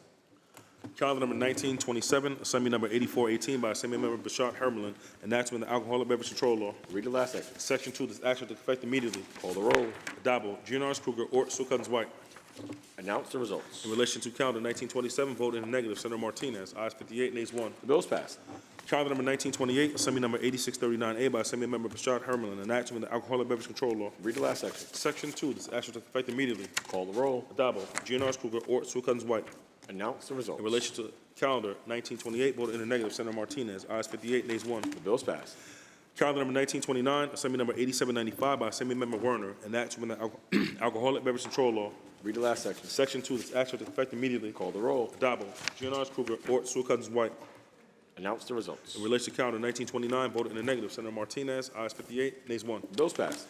Calendar number 1930, Senate Print 8374 by Senator Broussard, enactment of the Family Court Act. Read the last section. Section 4, this action take effect on the 270th day, shall become a law. Call the roll. Adabo, GNRs, Kruger, Ort, Sewell Cousins, White. Announce the results. Ayes 59. The bills passed. Calendar number 1931, Senate Print 8379 by Senator GNRs, enactment of the Alcoholic Beverage Control Law. Read the last section. Section 2, this action take effect immediately. Call the roll. Adabo, GNRs, Kruger, Ort, Sewell Cousins, White. Announce the results. In relation to calendar 1931, voted in the negative, Senator Martinez. Ayes 58, nays 1. The bills passed. Calendar number 1932, Senate Print 8382 by Senator S. Ryan, enactment of the Family Court Act. Read the last section. Section 3, this action take effect on the 90th day, shall become a law. Call the roll. Adabo, GNRs, Kruger, Ort, Sewell Cousins, White. Announce the results. Ayes 59. The bills passed. Calendar number 1933, Senate Print 8385 by Senator Comrade, enactment of the State Finance Law. Read the last section. Section 4, this action take effect on the 60th day, shall become a law. Call the roll. Adabo, GNRs, Kruger, Ort, Sewell Cousins, White. Announce the results. Ayes 59. Bills passed. Calendar number 1935, Senate Print 8387 by Senator Ramos, enactment of the Workers' Compensation Law. Read the last section. Section 5, this action take effect immediately. Call the roll. Adabo, GNRs, Kruger, Ort, Sewell Cousins, White.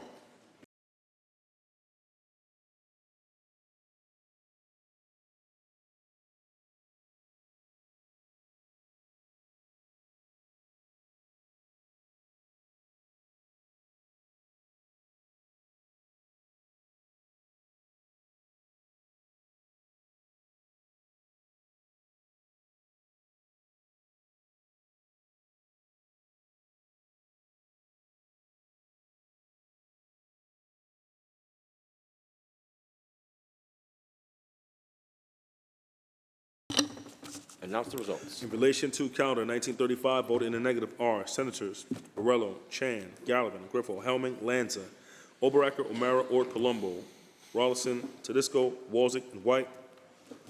Ayes 45. You're up. Senator White in the affirmative. Aye 46, nays 13. The bill is passed.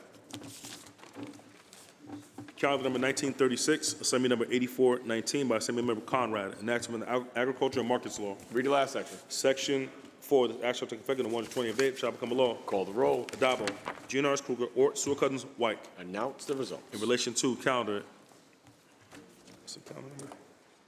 1936, voted in the negative. Senator Walzick, ayes 58, nays 1. The bill is passed. Calendar number 1937, Senate Print 8389 by Senator Ramos, enactment of the labor law. Read the last section. Section 2, this act shall take effect immediately. Call the roll. Adabo, GNR's Kruger, Ort, Sewell Cousins, White. Announce the results. Ayes 59. The bill is passed. Calendar number 1938, Senate Print 8397 by Senator Martinez, enactment of the Business Corporation Law. Read the last section. Section 8, this act shall take effect on the 180th day, shall become a law. Call the roll. Adabo, GNR's Kruger, Ort, Sewell Cousins, White. Announce the results. Ayes 59. The bill is passed. Calendar number 1939, Senate Print 8402 by Senator Gianaris, enactment Chapter 801 of the laws of 2021. Read the last section. Section 2, this act shall take effect immediately. Call the roll. Adabo, Gianaris Kruger, Ort, Sewell Cousins, White. Announce the results. In relation to calendar 1939, voted in the negative. Senator Ashby, ayes 58, nays 1. The bill is passed. Calendar number 1940, Senate Print 8403 by Senator Webb, enacted in relation to authorizing the town of Cortlandville to discontinue the use of certain parklands. There was a home rule message at the desk. Read the last section. Section 7, this action took effect immediately. Call the roll. Adabo, GNR's Kruger, Ort, Sewell Cousins, White. Announce the results. In relation to calendar 1940, voted in the negative. Senator Fahey, ayes 58, nays 1. The bill is passed. Calendar number 1941, Assembly number 8679 by Assembly Member Burke, an act to amend the Coordinated Construction Act for Lower Manhattan. Read the last section. Section 2, this action took effect immediately. Call the roll. Adabo, GNR's Kruger, Ort, Sewell Cousins, White. Announce the results. In relation to calendar 1941, voted in the negative. Senator Rhodes, ayes 58, nays 1. The bill is passed. Calendar number 1942, Assembly number 8678 by Assembly Member Burke, enactment Chapter 322 of the laws of 2014. Read the last section. Section 2, this act shall take effect immediately. Call the roll. Adabo, GNR's Kruger, Ort, Sewell Cousins, White.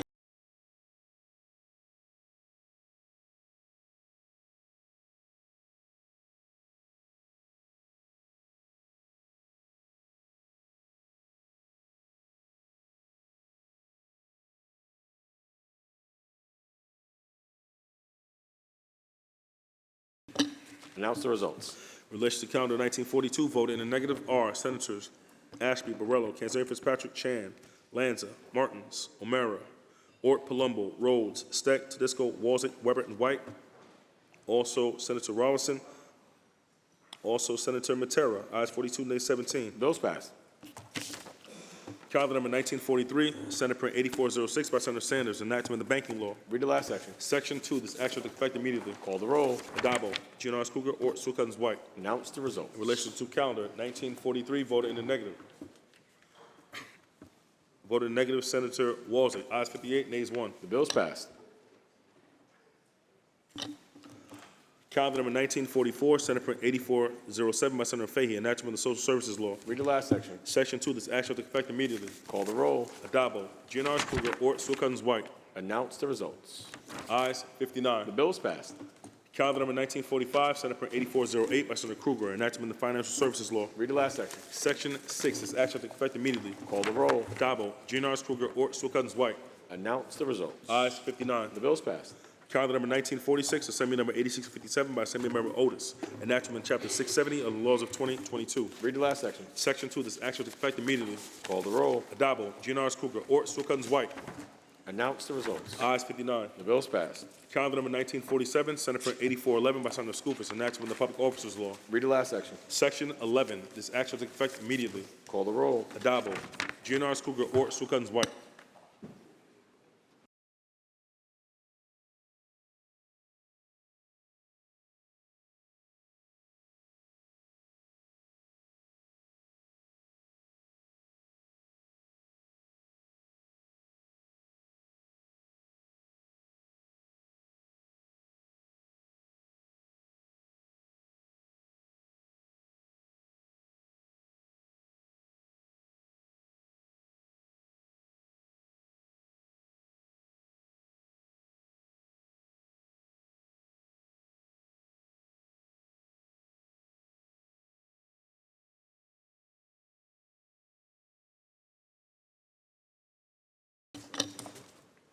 Announce the results. In relation to calendar 1947, voted in the negative are Senators Ashby, Borrello, Kanzari Fitzpatrick, Chan, Gallivan, Griffo, Helming, Lanza, Martins, Matera, Oberacker, O'Mara, Ort, Palumbo, Rhodes, Raulton, Steck, Tedisco, Warzick, Weber, and White. Ayes 38, nays 21. Bills passed.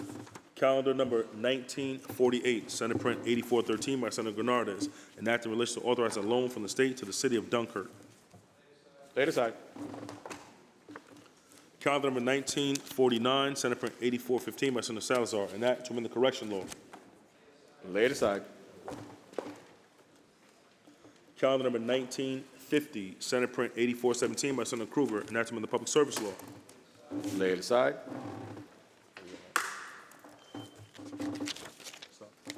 There's a substitution at the desk. Secretary will read. Senator Gianaris moves to discharge from the Committee on Rules Assembly Bill number 8883, substituted for the identical Senate Bill 8418, third reading calendar 1951. Substitution if so ordered. The Secretary will read. Calendar number 1951, Assembly number 8883 by Assembly Member Rivera, enact to amend the judiciary law. Lay it aside.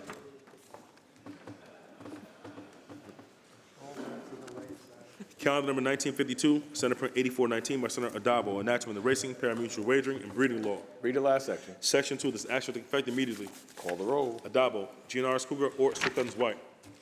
Announce the results. In relation to calendar 1952, voted in negative, Senator Skoufis. Ayes 58, nays 1. The bills pass. Calendar number 1953, Senate Print 8421 by Senator Kruger, enactment of the public service law. Sensing a trend, lay it aside. Calendar number 1954, Assembly number 8411 by Assembly Member Sturpey, enact to amend the economic development law. There's a substitution at the desk. Secretary will read.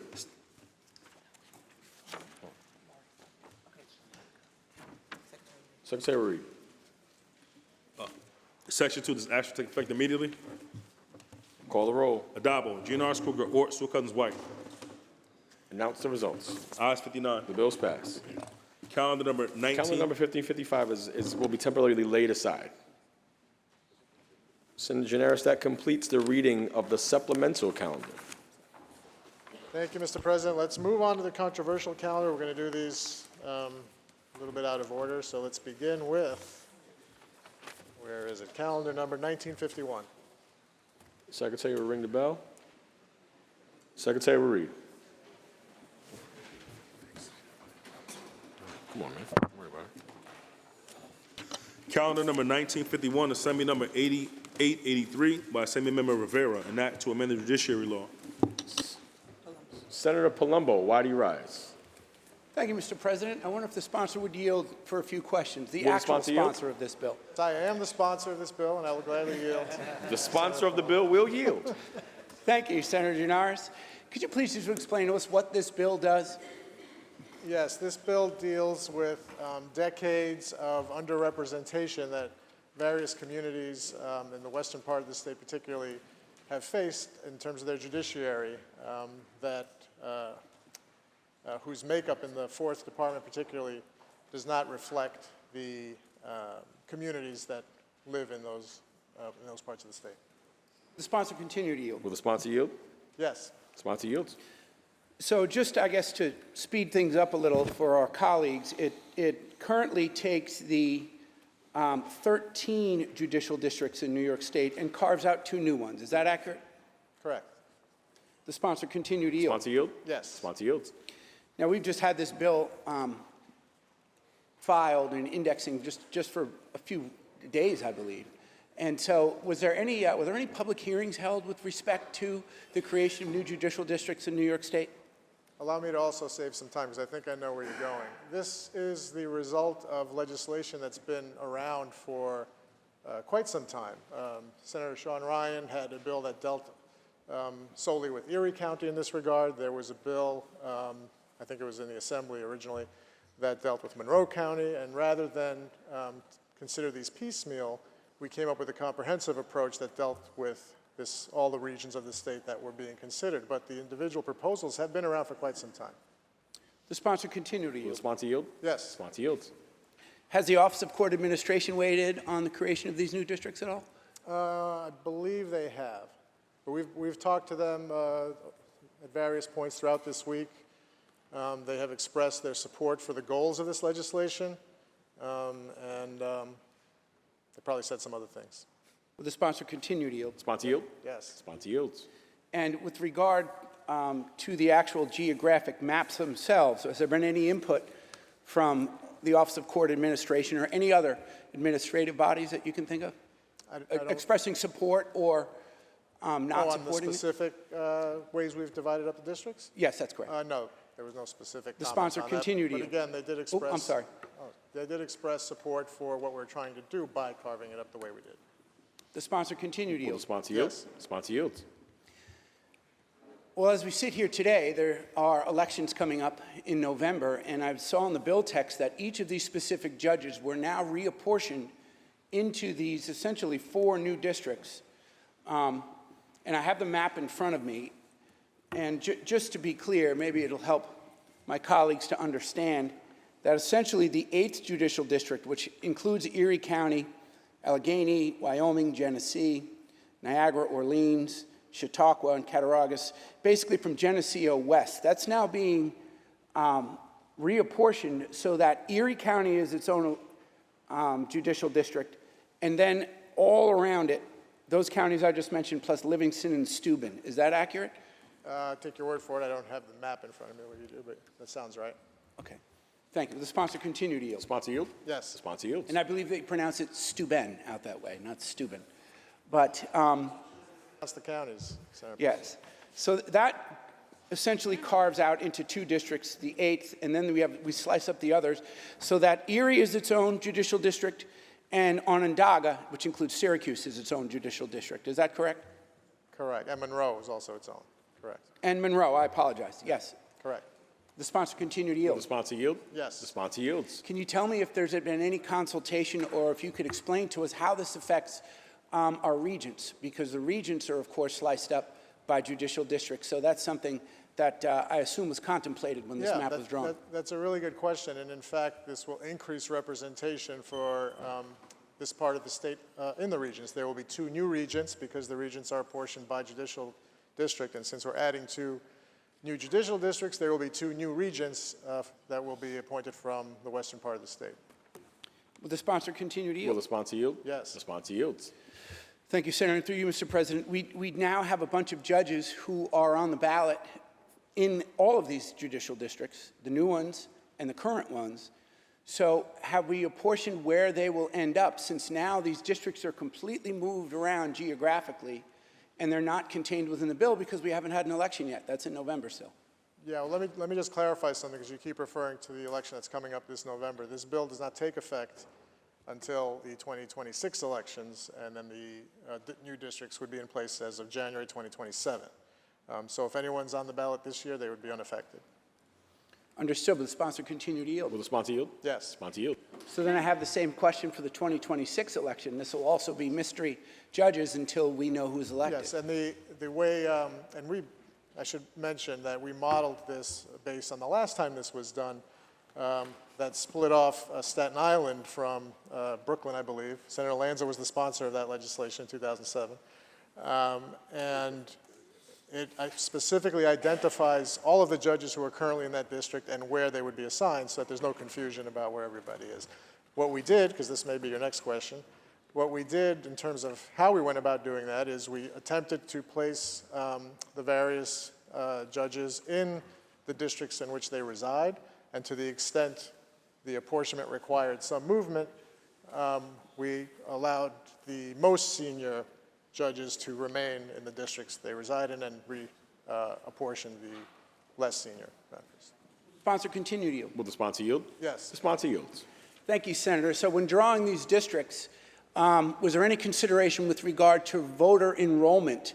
Because it just so happens that these other districts now, some are very, quote, Republican, and Erie's demographics I saw are about 2 to 1, 300,000 Democrats to 164,000 Republicans.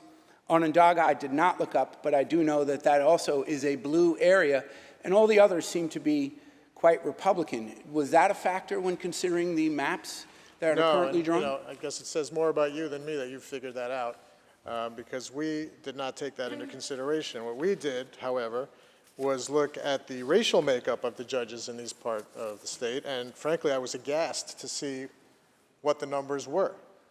This is a part of the state where there's significant population of people of color, and yet out of 67, I believe, is that the right number? 67 judges in this department, 2 are black, 0 are Asian, 0 are Hispanic.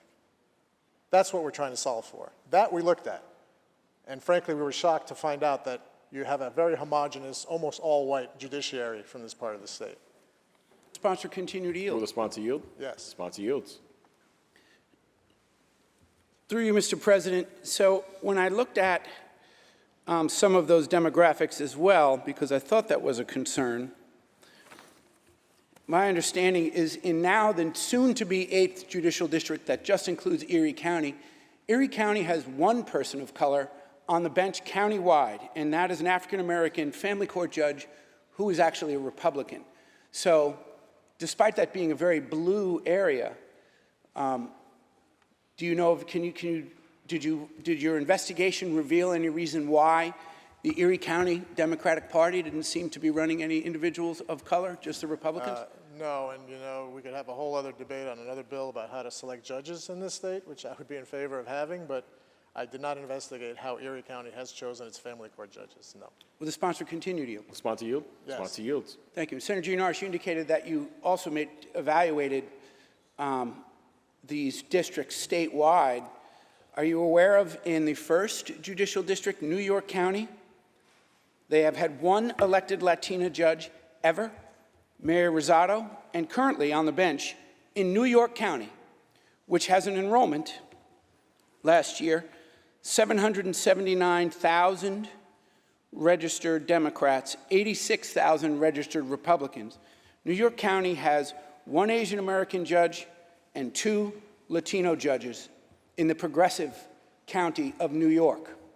So did that come into your analysis at all? Because you obviously were evaluating racial makeup upstate, but did you decide to take a look at all downstate? Because that's a real concern to us. I'm glad you asked the question the way you did, because initially you said I did look at the whole state, and that would be misrepresenting what I said at the outset. This came to us because our members and members of the Assembly from the parts of the state this bill affects had individual proposals specifically dealing with those parts of the state. I happen to agree with you that the representation statewide is lacking, but at least the geography of the districts downstate accurately gives the power to those communities in the selection process that they should have. What's happening upstate is the population centers that have these communities within them have been diluted by the way the districts are drawn. Now, I would say to you, I'm happy to work with you, and Senator Sepulveda has been a leader in efforts to have more Latinos on the bench, and Senator Lieu, in terms of trying to get more Asians on the bench. It's a goal I wholeheartedly support. This is a great step towards moving in that direction, so you should support this if you care about that. Will the sponsor continue to yield? Will the sponsor yield? Yes. The sponsor yields. Thank you, Senator. And last year, you and I had some discussion offline about some comments in the past couple of hours, past 24 hours that we both made. And last year we had a bill that required all election law challenges to only be brought in 4 counties in the state. That would be Erie County, Albany County, New York County, and Westchester County, even for the 10th Judicial District, which is where I live. So if I had a constitutional challenge on an election law case from Eastern Long Island, I would have to travel to Westchester. Was that part of any consideration to carve out Erie County, which is a blue county in and of itself, but the current 8th Judicial District is not? No, it was not. Thank you, Senator Gianaris. On the bill, please. Senator Palumbo on the bill. Well, Mr. President, this is a little suspect to me that this came to us in very short order and carves out areas that I think will certainly, on their face, they would be denying many residents of adequate representation in the Supreme Court, quite frankly, and the comments I was talking about, I believe that this was done for purely political purposes. And unfortunately, the most sacrosanct area of our government is supposed to be the judiciary. And so it's a very significant concern that when you look at these demographics, that now we are essentially gerrymandering districts so that Erie is carved out. And when actually the Supreme Court judges, this is what I believe is the number, that it goes from, in Erie County, they actually get 3 extra, because the 8th Judicial District had 28 judges, and now that had all of those counties. Now between that area that was sliced up, it goes up to 31. And the 8th Judicial District, Erie County, is going to get 18 judges. When I think about Erie County has less than 1 million people, I'm in the 10th Judicial District, we have 3 million people. So it's unfortunate that I have to really address this as a political move. But when you think about the judges that are in that 8th Judicial District, I believe almost all of them outside of Erie County, all but 1 out of 14 are Republicans. So unfortunately, I'm going to have to oppose this because I don't think that the actual intent of this bill is accurate, because when you look at Erie County, the only individuals of color are Republicans. And when you look at places like New York County, that's where we should be really thinking about who are the ones that are not nominating for Supreme Court judge individuals who should represent the communities in which they serve.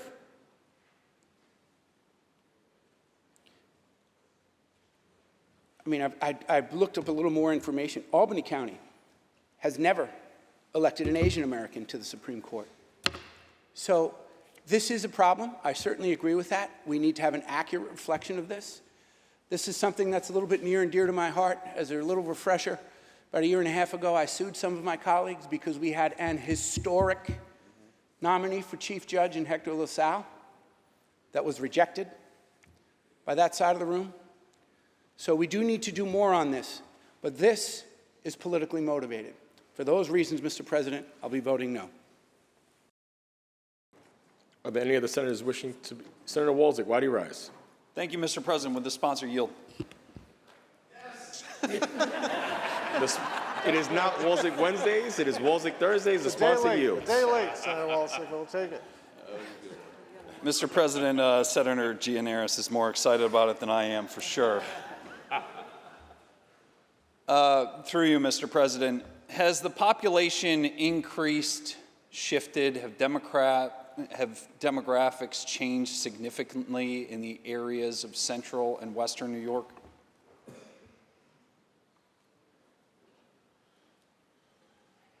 Well, yes, I would imagine they would, since these districts were created about a century ago, from what I understand. Mr. President, would the sponsor continue to yield? Will the sponsor yield? Yes. Sponsor yields. In what way for the group? I mean, this bill's only 3 days old. Could you explain why redistricting needed to happen here?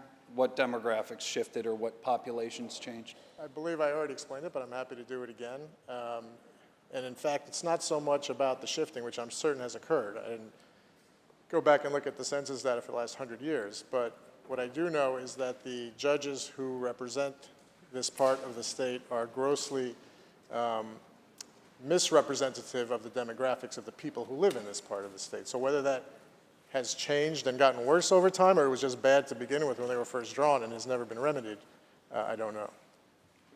Mr. President, would the sponsor continue to Will the yield? sponsor yield? Yes. Sponsor yields. You mentioned the racial makeup when you were talking to my colleague. When was the last time that Democrats nominated a person of color to run in the 5th Judicial District? I don't know the answer to that, but I think anyone who is in this chamber is very familiar with the flawed process of selecting judges that we have. And what ends up happening is often the parties collude with each other to nominate people who can win. And if you have districts that are drawn in such a way that these communities' voting power is specifically diluted, they will end up not doing that. Thank you. Madam President, through you, if the sponsor would continue to yield. Yes. Senator Gianaris, yes, Senator Gianaris yields. The answer is never. Today is our last day of session. A bill is required to age for 3 days. When was this legislation introduced? I believe it was Monday, but again, let me point out that the individual components of this proposal have been around for much longer. Through you, Madam President, would the sponsor continue to yield? Yes. So it has the minimum of 3 days of age today? I think I answered you already.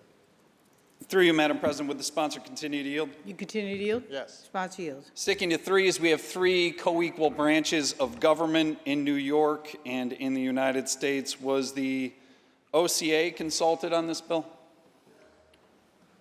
And through you, Madam President, would the sponsor continue to yield? You continue to yield? Yes. What Sponsor feedback yields. did you receive from the Office of Court Administration? As I mentioned earlier, they indicated support for the goals of the legislation. We had various technical questions that they answered for us to make sure that the bill was technically sound. And then they, I believe, expressed some interest in continuing the dialogue. And through you, Madam President, would the sponsor continue to yield? You continue to yield? Yes. Sponsor yields. Was the Unified Court System contacted? Did you receive feedback from them? You mean as opposed to OCA? They're the same people you're talking about. And through you, Madam President, would the sponsor continue to yield? You continue to yield? Yes. Sponsor yields. The Onondaga County Bar Association, who this impacts, did you hear back from them? I understand they put out some kind of statement today. And through you, Madam President, would the sponsor continue to yield? You continue to yield? Yes. The Senator yield. In 3 days, and I know it's not a lot of time, but often in legislation we'll receive memos of support and opposition. Are there any memos in support of this bill? I don't know. Thank you, Madam President, on the bill. Senator on the bill. From the Unified Court System of New York State, UCS fully supports the legislature's goal of increasing the diversity of the judiciary in these districts. Diversity in the courts has been a priority of this administration. We have worked to diversify the bench and leadership of the courts. Unfortunately, this bill would substantially alter our current operations and requires consideration of a wide variety of factors, including determining which districts should be impacted, reviewing the number of judges allocated to each district, the likely caseload impacts, and the impact on infrastructure operations and the public. In our view, this legislation should be deferred until next session to allow all interested parties to analyze the above issues and also give everyone sufficient time to consider whether this is the best way to divide the existing districts and whether any other districts should be altered or created, which can be done only once every 10 years. The Onondaga County Bar Association has also urged a delay until next session for many similar reasons. But we know what this is about. If you can't win an election, you force it into a court that's favorable for you to make a decision on elections. And if that's not working out for you, then you redistrict the courts in the state of New York to stack courts and then do it this way. The judiciary is not supposed to operate under these circumstances. We have 3 co-equal branches in the state of New York, and I'll be voting no. Thank you, Madam President. Thank you, Senator Walczak. Are there any other senators wishing to be heard? Seeing and hearing none, debate is closed. The secretary will ring the bell. Read the last section. Section 2 is action to effect immediately. Call the roll. Adabo, Gianaris Kruger, or Cousins White.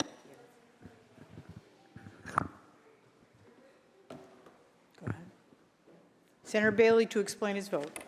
Thank you, Madam President. Irony is something that happens in this chamber often. Senator Palumbo mispronounced Steuben County, and it is rich to hear about the shifting and forum shopping of judges when the aforementioned Steuben County was randomly chosen by a surrogate's court judge to deal with a redistricting matter, but that's not necessarily germane, Madam President. I apologize for that statement of clear fact, which is what happened. What I'm going to talk about is attorneys of color and judges of color, because I happen to be an attorney of color. A lot has been spoken about attorneys of color, not by attorneys of color. And I can tell you as an attorney of color, judicial representation matters.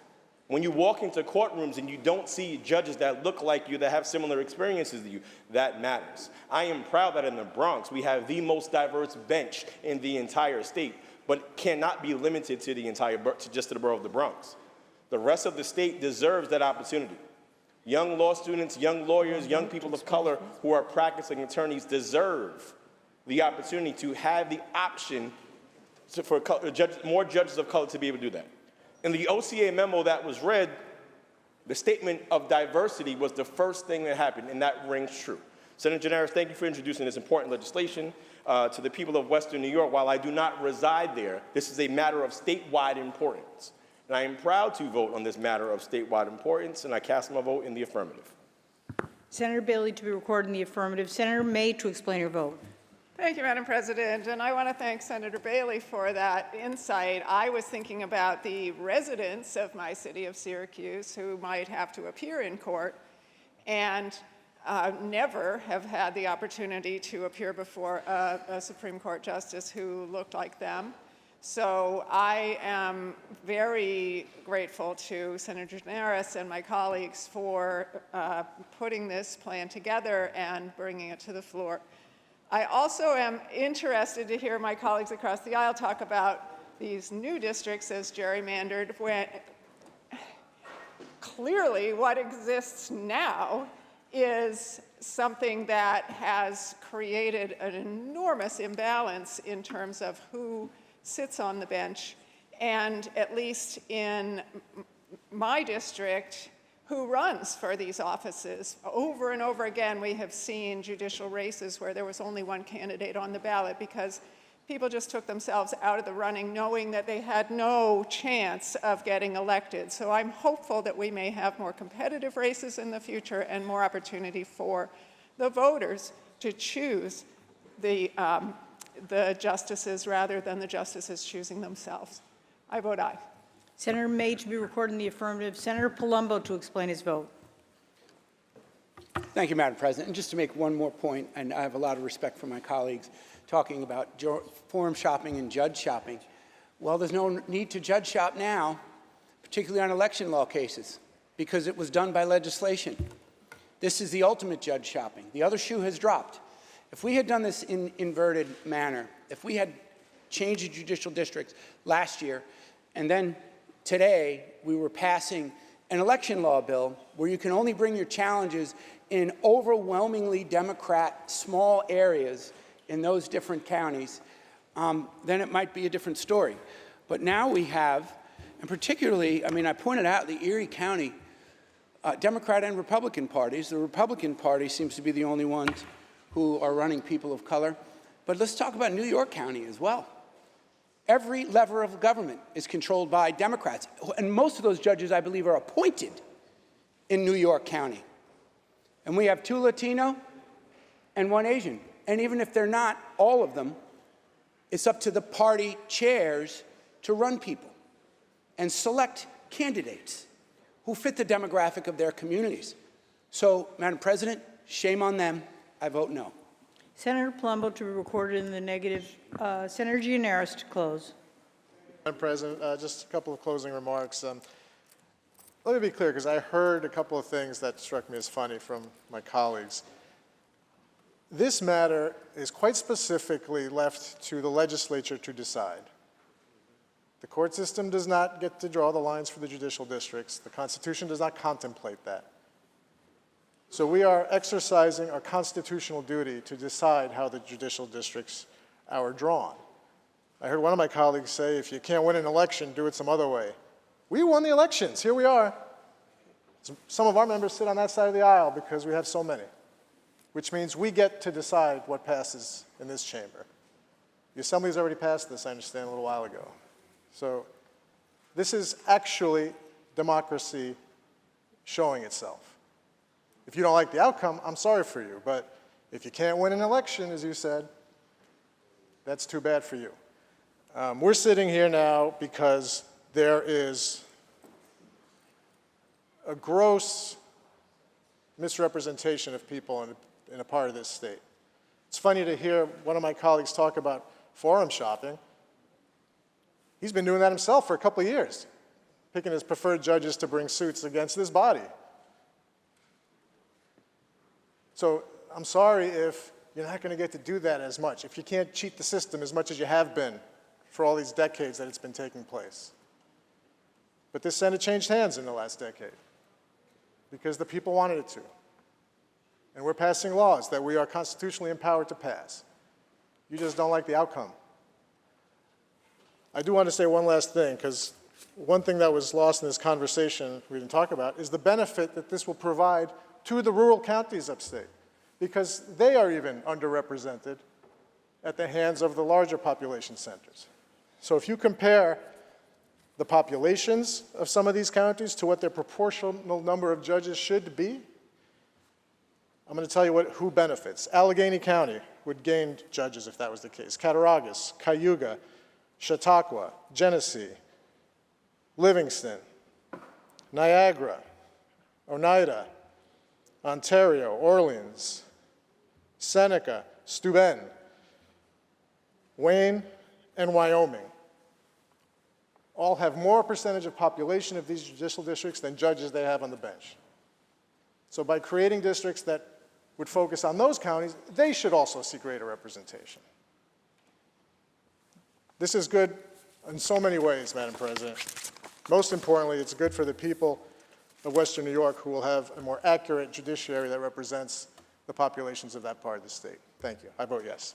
Senator Gianaris to be recorded in the affirmative. Announce the result. In relation to calendar 1951, those senators voted in the negative are Senators Ashby, Borrello, Kanzai Fitzpatrick, Chan, Gallivan, Griffel, Helming, Lanza, Martins, Matera, Oberacker, O'Mara, Ort, Palumbo, Rhodes, Rollison, Steck, Tedisco, Walzett, Weber, and White. Ayes 38, nays 21. The bill is passed. Senator Gianaris. Next up, Madam President, is calendar 258.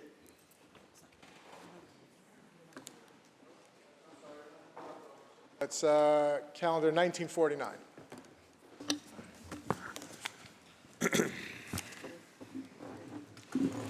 Calendar number 1949, Senate Print 8415 by Senator Salazar, enactment of the correction law.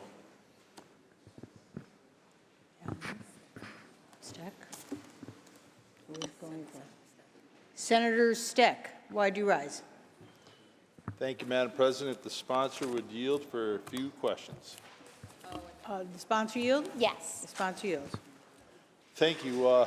First question, does this bill contain any changes at all that would address any of the concerns that we've been hearing about for years from corrections officers and people that work in our prisons regarding the HALT Act? Through you, Madam President, this bill has nothing to do with the HALT Solitary Confinement Act.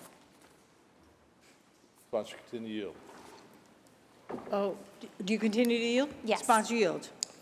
Why not take this opportunity on the last day of session following a historic wildcat strike where almost 10,000 of our employees walked off the job due to safety concerns in their workplace that affects both them and inmates, and the data is there to back it up. Why several months later here on the last day of session doesn't this bill, this omnibus bill that I presume is taking a lot of effort to get to the floor here this week, just a few days ago, it just aged, why not take that opportunity to address what was obviously one of the most concerning things that's happened in corrections in the last 3 decades? Through you, Madam President, this is an omnibus bill that consists essentially of language from 10 different pieces of legislation, some of which we have actually passed previously in this chamber, and that have been pending in the legislature for years. The focus of this omnibus bill is conditions in correctional facilities. It is bringing accountability and transparency to our prison system that woefully lacks both. And additionally is in part a response to the crisis in our state prisons in which 2 incarcerated men have been murdered by correction staff in just the past 6 months alone. Continue to yield. Sponsor, continue to yield? Yes. Sponsor, yield. I agree that, and I think we all agree that it's important we address violence within our prisons.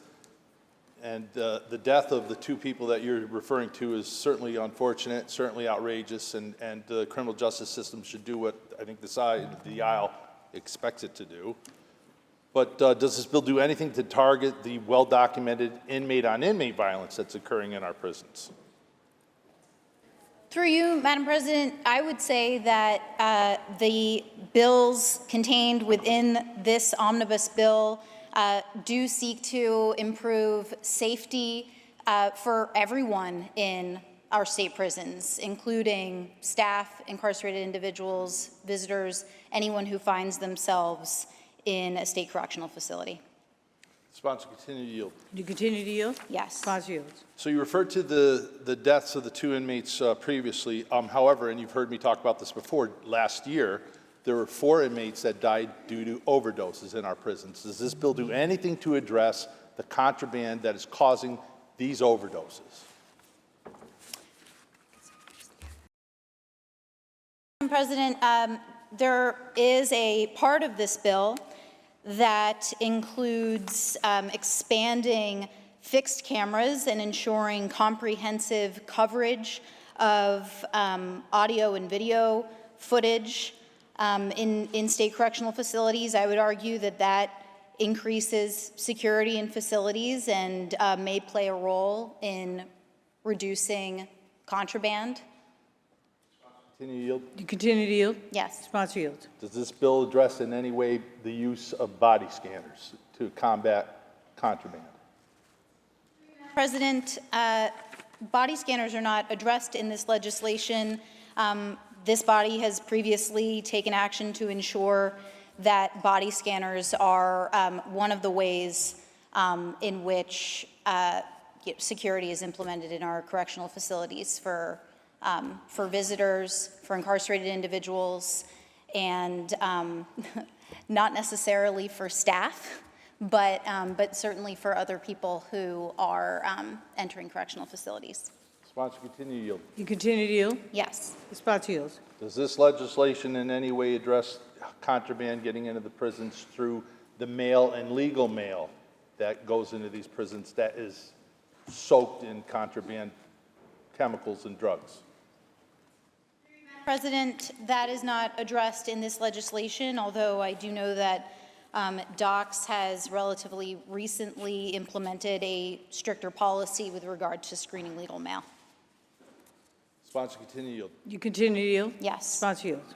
Does this legislation in any way address the contraband that's entering through our vendor system and implementing a secure vendor program, which has been invented and is used in several states around the country? So we don't need to invent anything, we just need to use a tool that's available. Does this address the secure vendor question?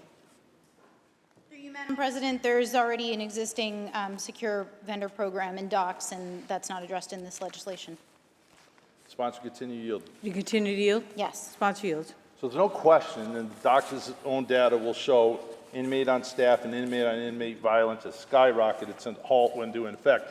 Wouldn't restoring the disciplinary options that were eliminated through the HALT Act help to address the rise in this violence, thus increasing safety for both inmates and staff in our correctional facilities? Through you, Madam President, what this legislation seeks to address is in part the fact that, according to the Correctional Association of New York, 143 incarcerated individuals died while in DOCS custody last year alone. That's a 34% increase in deaths of incarcerated individuals in DOCS from the previous year. What this legislation is seeking to address is conditions in our state correctional facilities and failures of accountability, transparency, and oversight in our state correction system. Sponsor, continue to yield. You continue to yield? Yes. Sponsor yields. As you know, DOCS has been facing an unprecedented staffing shortage, impairing the ability of correctional officers to maintain safety and security and protect both staff and inmates. The impossible working conditions created by both this staffing shortage and the HALT Act caused the CO strike earlier this year. What does this bill do to address the issues and concerns raised by 10,000 corrections officers both during and after that strike? Through you, Madam President, I think that this legislation addresses many concerns that anyone who is incarcerated or works in one of our state prisons might have. I'll also note that we received a memo of support today from PEF, whose members include 5,000 employees in DOCS. So I would argue that this legislation does address concerns of some of our state employees who work in our correctional facilities. Sponsor, continue to yield. Did you continue to yield? Yes. Sponsor yields. Does your legislation do anything to help recruit and retain correction staff? Through you, Madam President, I believe that by improving conditions in our correctional facilities, which I believe that this legislation will do, it will create a safer work environment for everyone, including correction officers who work in our state prisons. Sponsor, continue to yield. You continue to yield? Yes. Sponsor yields. Just last night, when we were in this chamber voting on end-of-session legislation, at Clinton Correctional in Clinton County, in my Senate district, 17 people went to the emergency room for medical emergencies. And I was told that these were all chemical exposures, including 4 staff. So I'm not sure if it was 13 inmates or 17 inmates plus 4 staff, but somewhere in the neighborhood of 12.5 people, both inmates and staff, had medical emergencies in Clinton Correctional last night. We've seen a number of incidents where officers and staff are exposed to unknown substances, sometimes causing illness. And I talked about it in a previous debate where over 25 people at another one of my correctional facilities in Franklin County went to the emergency room in January of this year. Does your legislation do anything to address contraband that killed 4 inmates last year in your bill? Through you, Madam President, if the question is if this legislation would address deaths in correctional facilities, would address overdoses, it seems like this is what Senator Steck may be asking. Yes, I absolutely think that this legislation will seek to address those issues. The sponsor will continue to yield. You continue to yield? Yes. The senator yields. Part H. How is Part H changing the makeup of the Commission of Corrections? Was what?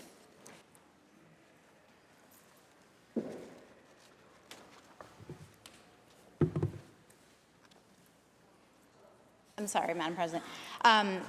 So right now there are 3 commissioners on the State Commission of Correction. This bill would increase the membership from those 3 members to 9 individuals.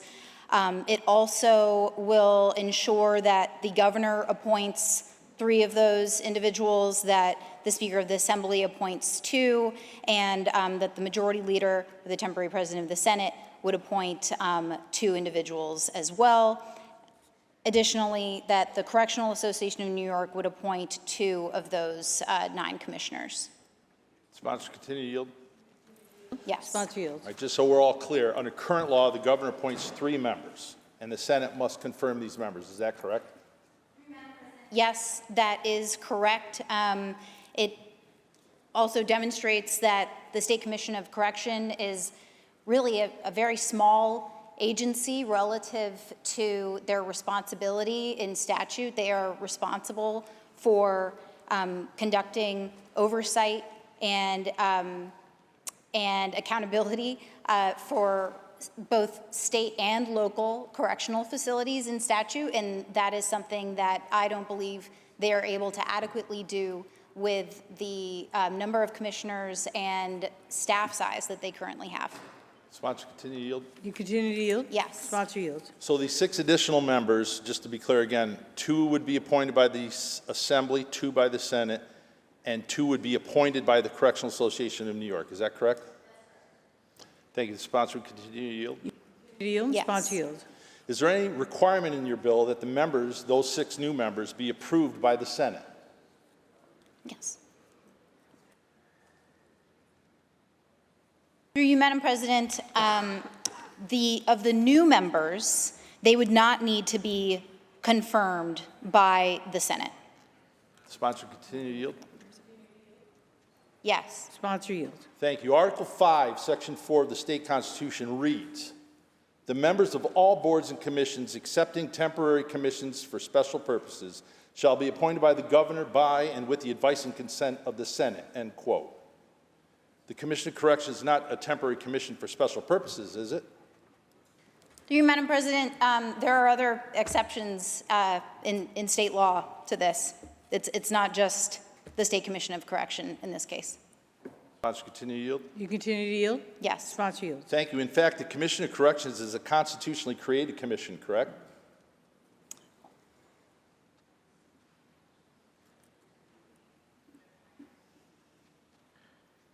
The answer is yes. President, the State Commission of Correction is in statute. I don't believe that it's actually in the state constitution. On the bill, briefly. Senator Steck on the bill. Thank you. The answer to my question is yes. Article 15, Section 5 states, quote, "There shall be a state commission of correction which shall visit and inspect or cause to be visited and inspected by members of its staff all institutions used for the detention of sane adults charged with or convicted of a crime," end quote. If the sponsor would continue, yield. To yield?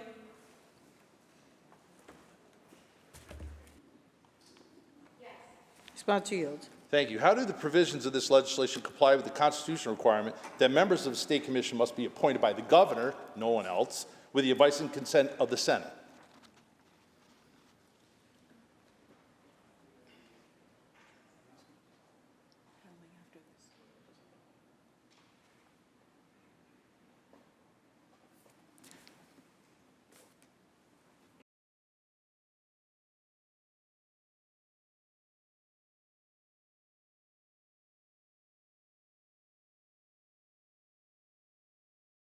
President, we do have the ability to change the statutory language regarding the State Commission of Correction. It does not require changing the Constitution to do so. If the sponsor continue to yield. Continue to yield? Yes. Sponsor yields. We disagree. The bill requires that one of the members would have to be a former inmate, correct? Through you, Madam President, the bill requires that one of the nine members would need to be someone who was formerly incarcerated in a state facility. Sponsor continue to yield. You continue to yield? Yes. Sponsor yields. Thank you. According to Section 45 of Correction Law, the Commission of Correction is responsible for promulgating rules and regulations establishing minimum standards for the care, custody, correction, treatment, supervision, discipline, and other correctional programs for all inmates in correctional facilities. So this bill, if it became law, would require that a former inmate be involved in establishing minimum standards for correctional facilities. Is that correct? Through you, Madam President, yes, a former incarcerated individual would be required to be one of the members of the SCOC. Sponsor continue to yield. Yes. Sponsor yields. Thank you. Is there any requirement that a member of the Commission of Correction be a former correction officer or have previous corrections experience?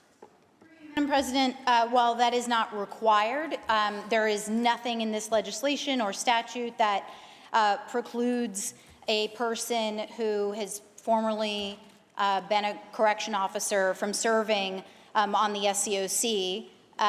However, if the current statute does require that commissioners on the SCOC be in that role full time. So, for example, somebody who is currently a correction officer, of course, or if they had another job, they wouldn't be able to hold that position while simultaneously serving on the SCOC. Sponsor continue to yield. You continue to yield? Yes. Sponsor yields. Isn't it important to have individuals with expertise in corrections participating in the creation of minimum standards for correctional facilities? Through you, Madam President, yes, I believe that that is true, and there is nothing in this legislation that would prevent someone with experience in a correctional facility, including working in a correctional facility, from serving on the State Commission of Correction. The sponsor continue to yield.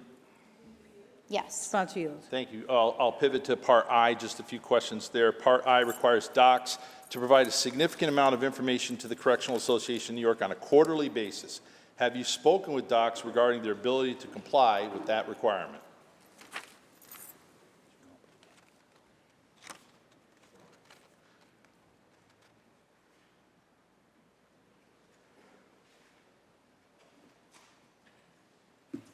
Madam President, I don't think that this will be an issue because DOCS currently complies with this requirement. Sponsor continue to yield. You continue to yield? Yes. Sponsor yields. What is the purpose of ensuring that that data is provided to Caney? President, the Correctional Association is the only independent entity that has the ability in statute, or rather is tasked in statute with oversight of our correctional facilities. And I think in order for them to adequately perform that responsibility, they need to have access to this data. Sponsor continue to yield. You continue to yield? Yes. The Senator yields. In developing this omnibus, and I acknowledge that you said that several parts of it came from former pieces of legislation, but in recent months, as you've developed this, have you met with the Commissioner of DOCS or senior members of his staff, consulted with him? Did he have input with you on this? Through you, Madam President, I frequently speak to Commissioner Marticello about legislation and have had conversations with him about the State Commission of Correction, as well as the Correctional Association and DOC's relationship with both of these entities that are tasked in different ways with overseeing our correctional facilities. Sponsor continue to yield. Yield? Yes. Sponsor yields. So at the end of this strike this past winter, one of the outcomes of that, one of the promises of that, one of the conditions of that cessation was that some working group, and I can't recall what it was called, but there was going to be a working group that was going to sit down, docs, stakeholders, members of the unions, staff, presumably legislative people, to come up with a list of recommendations. That was a big selling point to the 10,000 officers that left the job because they're afraid for their lives. How often has that group met? Through you, Madam President, I will note that the creation of that group by DOCS was actually subject to an agreement that was not honored by the other party. So in other words, it was only to be enforceable if a critical mass of officers returned to work, which they did not do. That was not met. However, it is my understanding that despite that, DOCS convened this working group. I couldn't tell you how many times they have met. It wasn't, created by statute. It didn't include members of the legislature. So I have no way of knowing how often they've met. Yield. Do you continue to yield? Yes. Sponsor yield. Do you honestly believe that the participants in that working group would endorse as complete or substantially addressing their safety concerns in your legislation? Do you think that your legislation would match up well with what was going to be the work product of that group that may or may not have been meeting? Through you, Madam President, I know for a fact that they would because some of them have. As I mentioned earlier, the Public Employees Federation, PEF, who again represent 5,000 workers in DOCS, they were part of that that committee or working group that DOCS formed, and they have submitted a memo of support for this omnibus bill. You continue to yield? Yes. Do you have a memo of support from NYSCOPA? Through you, Madam President, I do not have any memo from NYSCOPA regarding this legislation. Thank you. If the sponsor would continue to yield. Do you continue to yield? Yes. Do you have a memo of support from Council 82? I think so. Through you, Madam President, at the moment, I don't think I have any memo from Council 82 on this legislation, although I did speak to a representative of Council 82 about this legislation. Sponsor would continue to yield. Yes, but respectfully, can you let her finish the question? I thought she had. Okay. Sponsor, continue to yield? Yes. Do you have a memo of support from CSEA? Through you, Madam President, I don't have a memo of support nor a memo of opposition from CSEA. Sponsor would continue to yield. Do you continue to yield? Yes. Sponsor yields.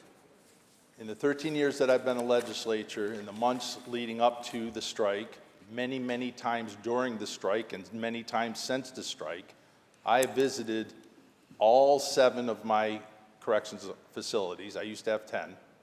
And I've talked to a lot of corrections officers in the last 6 months. I know what their concerns are, and I talked about them in the first part of the debate when I asked about contraband and halt and staffing. And I can tell you that this legislation, you by your own admission, this legislation doesn't address any of those things. The employees that I talk to, the nurses, the members of PEF, the instructors, the civilian staff, and most especially the corrections officers, have grave safety concerns regarding halt and contraband and staffing levels in the facilities. And your legislation, I don't think, meets it, and I'm pretty sure they don't think it does either. My question is, you stated earlier, and I want to make sure, you believe that those people that would be at that round table talking about this in that group that was going to meet post-strike, they would endorse this as, yes, thank you, Senator Salazar, you hit the nail on the head, this is what we went on strike for, thank you. Put a bow on it. President, I believe that the previously mentioned memo of support from PEF demonstrates, yes, that is true. On the bill. Senator Steck on the bill. I thank Senator Salazar for her time here. Again, monumental lost opportunity to address serious, bona fide safety concerns of more than 10,000 of our employees and tens of thousands of incarcerated individuals. In my travels, I've talked to inmates in the facilities that have told me the guys that are in special housing, that are in solitary confinement, have a better deal than the guys on the honor block. And I often, it took me a while before I clicked, and it finally clicked. It's because with the limited resources, when we say we've got to do this because HALT says we must do X, Y, and Z, those resources, those staff come out of the general population. They come out of the honor blocks because they're going to hold hands in special housing. And so I hear from inmates that the guys in special housing have more privileges, more services. Yes, their movements are more regulated. Some of them prefer that. Yes, they spend a little more time in their cells. However, as one of the signs I saw outside the Capitol here earlier this year at one of the protests said, New York State solitary confinement has Wi-Fi. The inmates have said, we're left alone, we have our Wi-Fi, our tablet, we are free to, it's a better deal for many of them. A lot of them say they feel safer in there. A lot of them feel they felt safer before HALT went into effect. And again, because the resources are pulled from the general population to try to meet the statutory requirements of HALT. Now, with that said, if I had a nickel for every corrections officer or member of one of those 4 unions that I mentioned that I've talked to in the North Country in the last several months that said, we want it to be safer, and this is not what they're looking for. I can assure you that. We had an opportunity. Those guys, they went on strike. They took the hit in the Taylor Law, 2 days pay for every day they were out. And then on top of that, at the end, after saying, we're going to fire you, we're going to fire you, we're going to fire you, just kidding, just kidding, just kidding, and then the fourth time they fire you. We've still got untrained, unqualified young people in our National Guard running around these facilities carrying cell phones. Not supposed to have cell phones in these facilities. Some of them, they're carrying cell phones. Why that's happening, you'd have to ask Commissioner Marticello. We've done nothing to address the safety concerns. We have a staffing shortage, and the solution to that was to fire 2,000 and not hire many of them back. We're going to close a couple of facilities, perhaps, it sounds like. That was a priority in the budget. But here at the end of session, an omnibus bill on corrections that doesn't do anything to address contraband or staffing levels or the shortcomings of HALT that have led to a hockey stick-shaped curve when it comes to assaults on fellow inmates and on staff, it would be laughable if it wasn't tragic. So we're gonna leave here maybe this weekend, depending on how the rest of the day goes, I guess. And the work of corrections is going to go on. And the 10,000 people that left that are still back there, they're going to have to live with the fact that we've done nothing. And we're going to continue to read the stories in the news. And I hope that we don't see any more overdose deaths in our facilities like we've seen. I hope that the phone calls that I got last night, about 17 people went to the emergency room in the North Country that work in one of our facilities because they were exposed to chemicals, or 25 people that went to the North Country hospital in January. I don't want any more of those calls, because one of these days it's not going to be 25 went to the emergency room, it's going to be 24 went to the emergency room and 1 went to the morgue. And maybe it's a staff member or maybe it's an inmate, but it's avoidable. And I don't want to be standing here next year telling all of you, I told you so. We have a responsibility to those inmates and our staff, and whether you fall on one side or the other, who you prefer, they're all people, and we as the leaders of this state have an obligation to protect them, and you have failed them. I'll be voting no on this. I'm looking for some meaningful work in the area of corrections to make it safer for inmates and staff. Senator Helming, why do you rise? Thank you, Madam President. On the bill, real quick. Senator Helming on the bill. Thank you. So I want to thank Senator Steck for asking so many detailed questions, and I'd like to go on the record as having many of the same concerns that this bill doesn't really address the safety issues or the crisis within our prisons. There are so many issues I would have preferred to see something done to halt. I've heard that from inmates as well as COs and others that we need to make some changes to HALT. But if the sponsor would yield to a question or two, I do have a couple of questions. Senator Salazar, do you yield? Yes. Senator Yield. Thank you. Through you, Madam President. Senator Salazar, as you know, this crisis in our prison, it's really resulted in a backup in our local jails as well. Our local sheriffs are holding people who are ready to be moved on into DOCS facilities.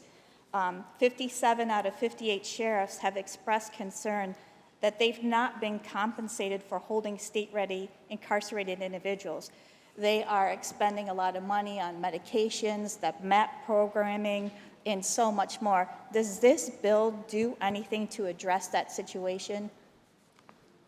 Through you, Madam President, I would say that some of the provisions of this bill, including the data reporting, the expanded oversight, the expansion of the SCOC, which is tasked with monitoring local correctional facilities and state correctional facilities, I would say that all of those things can potentially help with staffing issues and challenges faced both by state and local correctional facilities.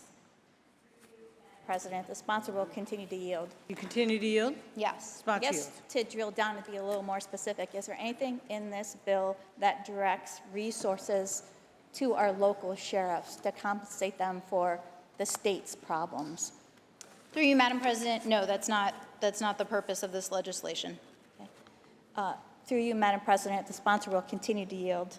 Yield? Yes. Sponsor yield. Does this bill by any chance address the earnings cap for part-time corrections officers, both in our local jails and also in state facilities? President, no, that's not the purpose of this legislation.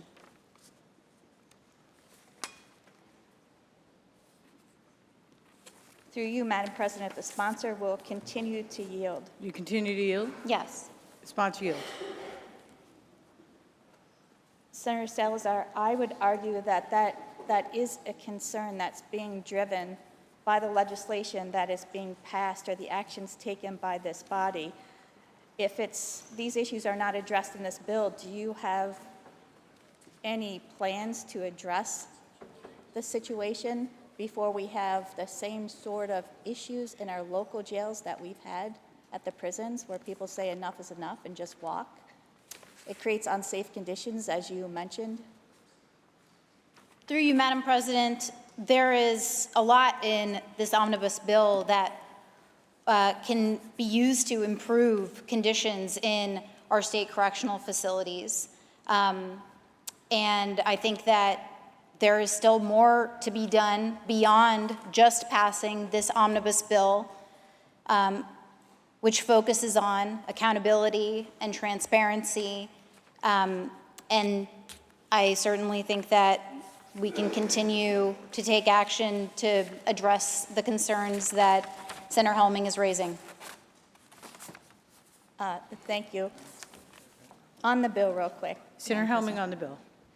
So, Senator Salazar, I appreciate you answering those questions. I mean, I know what's in the bill, basically, and what isn't in the bill, but I want to raise the issue of what's happening in our local jails. Like I said, 57 out of 58 sheriffs have sent letters asking for help, asking for reimbursement, asking to raise the cap for part-time corrections officers. They've sent that to the leaders of this body, they've sent it to the governor, and they deserve a response and they deserve some action. Also, this body, I hear a lot about accountability, and there should be accountability. Prisoners should not be treated like the two who were murdered inside, but accountability starts at the top, and I haven't heard a lot of discussion about that. And we also need to have accountability for incarcerated individuals who commit crimes while they're within the state facilities. And I haven't heard a lot about that as well. Madam President, I think there are so many shortcomings with this bill, I will be voting no. Thank you, Senator Helming. Senator Walczyk, why do you rise? On the bill, Madam President. Senator Walczyk on the bill. This bill is aimed at providing some transparency in our state correctional facilities. Allow me to provide some transparency. The governor has ignored staff and inmate concerns for safety. Thousands of corrections officers protested unsafe working conditions. Thousands of them were fired, thousands more walked off the job permanently. 3,600 plus National Guard members are still in our facilities today, and nothing has been done to address the staff shortage and corrections officers and staff concerns about safety in our facilities. Instead, this bill stacks the Commission on Correction with partisan appointments, violating the Constitution. It extends the statute of limitations for prisoners to be able to sue corrections officers and the taxpayers for 3 additional years after they get out of prison. And by the way, to the sponsor, the PEF memo also states we need to do more on safety. I hope you read that line. What should this bill do? It should create a secure vendor program. It should require visitors be screened for drug mules. It should get drugs out of our facilities. It should repeal HALT. It should listen to the law-abiding, hard-working corrections officers and staff that do a dangerous job every single day to keep you and your families safe. It doesn't, and I'll be voting no. Are there any other senators wishing to be heard? Seeing and hearing none, debate is closed. The secretary will ring the bell. Read the last section. Section 3, this act shall take effect immediately. Call the roll. Addabbo, Gianaris, Kruger, Ort's, Cousins, White. Senator Cooney to explain his vote. Thank you, Madam President. Robert Brooks's father, Robert Ricks, lives in Rochester and is my constituent. I've met with him and heard the pain that emanates from him when he talks about the loss of his son and the heartbreak of watching his son be brutally murdered on camera by the guards that were sworn to protect him. This package that we are advancing today is focused on oversight, and that is an important first step. But it is only the beginning. To truly honor Robert Brooks, we must do more than monitor the system. We must offer a fair pathway home for incarcerated people who have transformed while they are inside. We must acknowledge and incentivize transformation and rehabilitation. The Earned Time Act is a bill that advances both safety and justice. It reduces violence for everyone inside, lowers recidivism, and makes our communities safer, now and in the future. It is a bill that's supported by many of us in this room and labor unions and by our communities. My yes vote today on this bill is for accountability, but it is also a vote for the future and for our ongoing commitment to change the culture within the four prison walls to reorient towards rehabilitation rather than perpetual punishment. I want to thank Senator Salazar, the bill sponsor, and of course our majority leader for bringing this important package to the floor. I vote aye. Cooney to be recorded in the affirmative. Senator Salazar to explain her vote.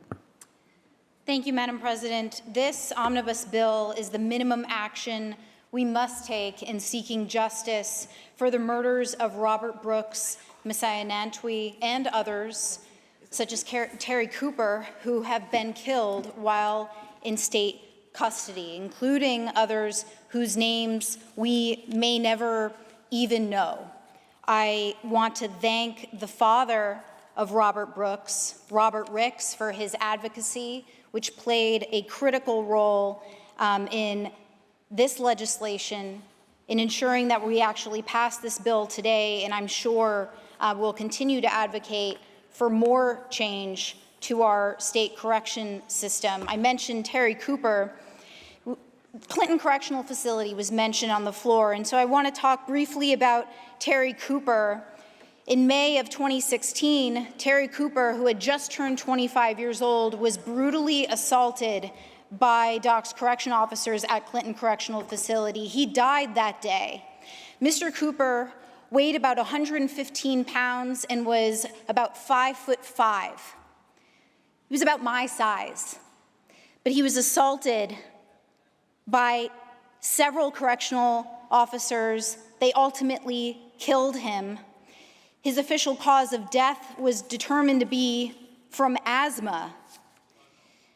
However, it was clear from photographs that were later discovered during the course of a civil lawsuit brought by Mr. Cooper's family that he had been beaten by batons, and in fact, that the cause of death clearly was the beating that he suffered from correction officers. Ultimately, in that case, the jury awarded a total of $9.25 million to Mr. Cooper's family because of the constitutional violations that resulted in his death.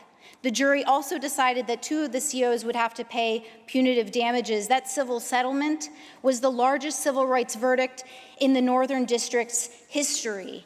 That is what it cost our state. In addition to costing Mr. Cooper his life, we address this problem in this legislation by including the language of a bill that I sponsor known as the Terry Cooper Autopsy Accountability Act.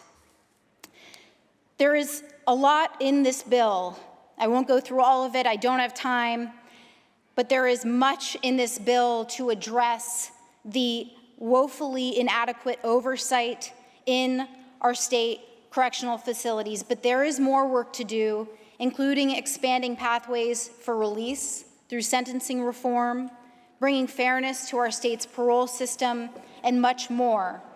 But each part of today's legislation will directly contribute to improving conditions in our state's very violent prisons, from ensuring that oversight agencies have the staff that they need to fulfill their purpose, requiring a swift timeline for reporting deaths, ensuring the Attorney General's office actually has prompt access to video footage when murders have occurred inside of our state prisons.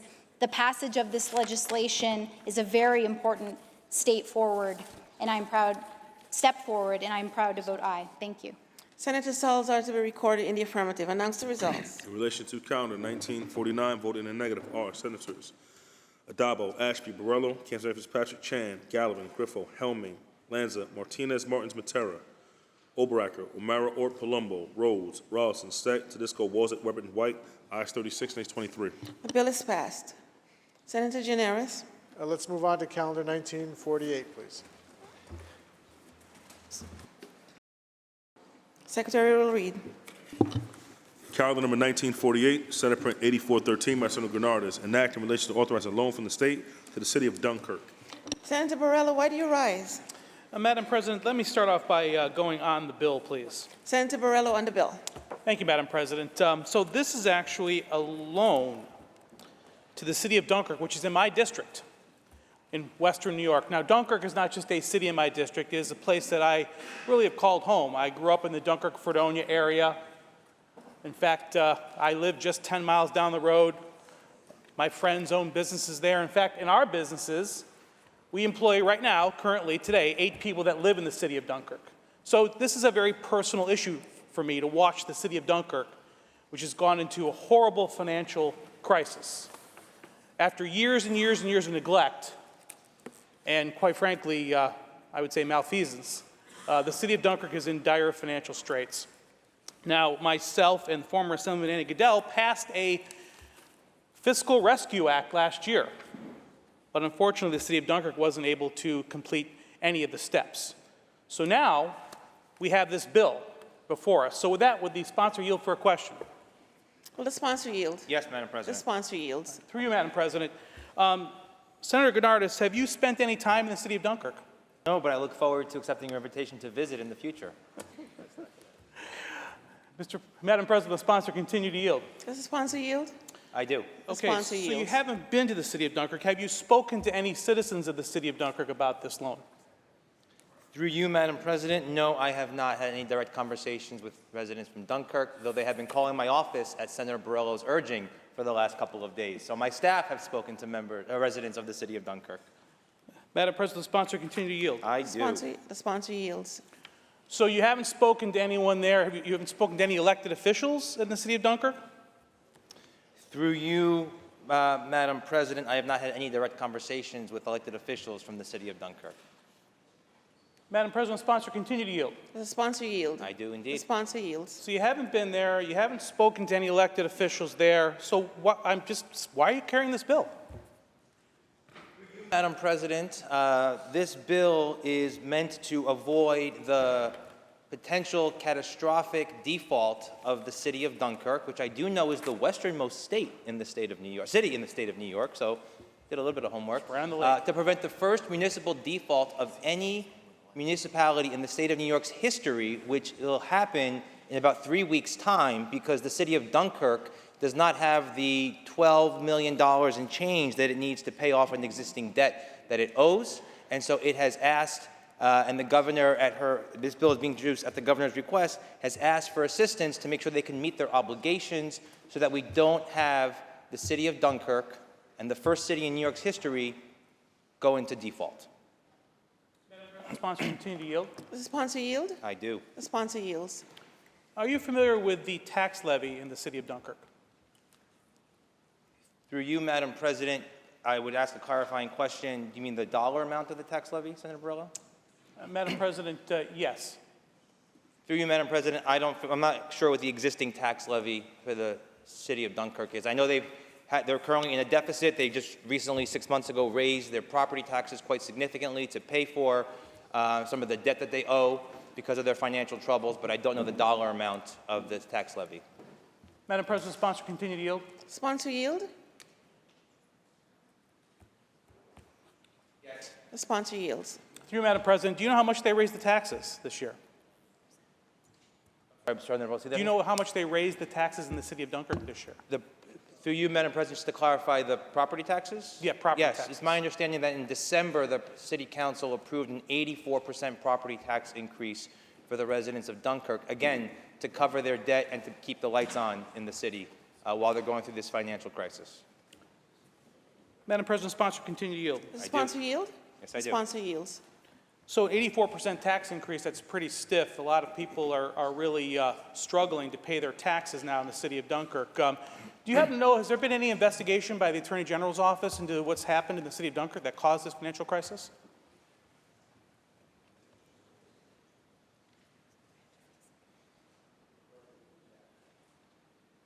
Madam President, I am not of the understanding that the Attorney General has conducted an investigation or the Attorney General's office. It's my understanding that there was a grand jury subpoena issued to the Treasurer's office in Dunkirk to preserve records, receive records based on financial records from the city of Dunkirk. I also know that there have been, through legislation that I think my colleague referenced, the Recovery Act, there have been efforts to the Comptroller's office to get records from the city of Dunkirk.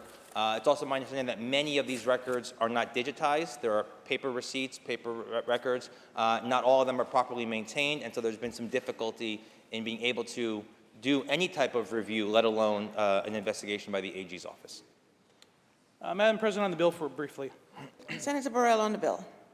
So I know my colleagues on the other side of the aisle might think of my district and they think of a bunch of people that look like me driving around on ATVs. But let me tell you about the city of Dunkirk. The city of Dunkirk is actually a majority-minority city. More than 50% of the population are racial and ethnic minorities. A lot of Hispanics, as a matter of fact, a very large Puerto Rican population. 20% are senior citizens on fixed incomes.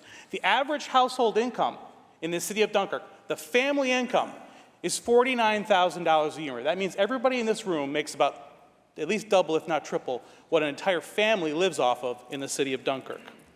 20% of the population do not speak English as a first language at home. This is a very diverse and very poor city. People living on fixed incomes. Now, as you just heard, we had an 84% property tax increase in the city of Dunkirk. And yet, nothing has actually been done to fix the problems. And in fact, the state comptroller has been beside themselves. Here's a letter dated on May 30th of this year from the comptroller's office to the mayor talking about documentation that was asked. The Fiscal Recovery Act that we passed last year required something pretty simple.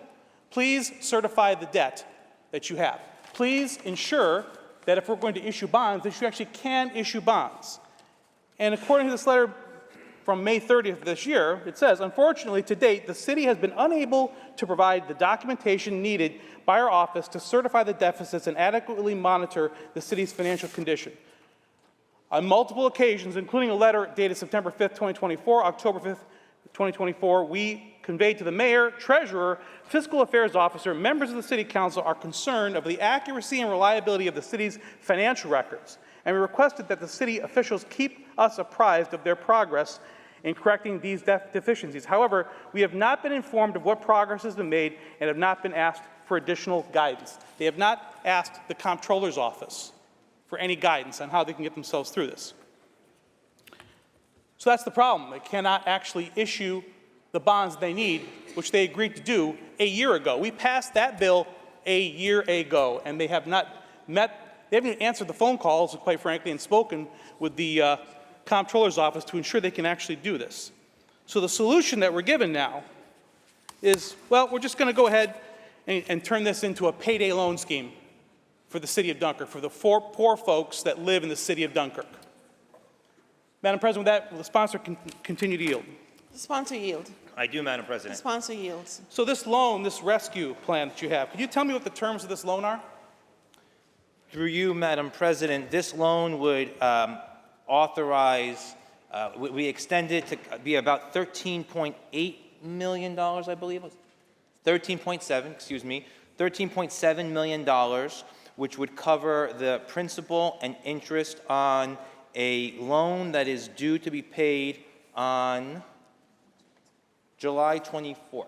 July 24th, just a couple of weeks away. That loan, the interest rate on that loan is 7.5%.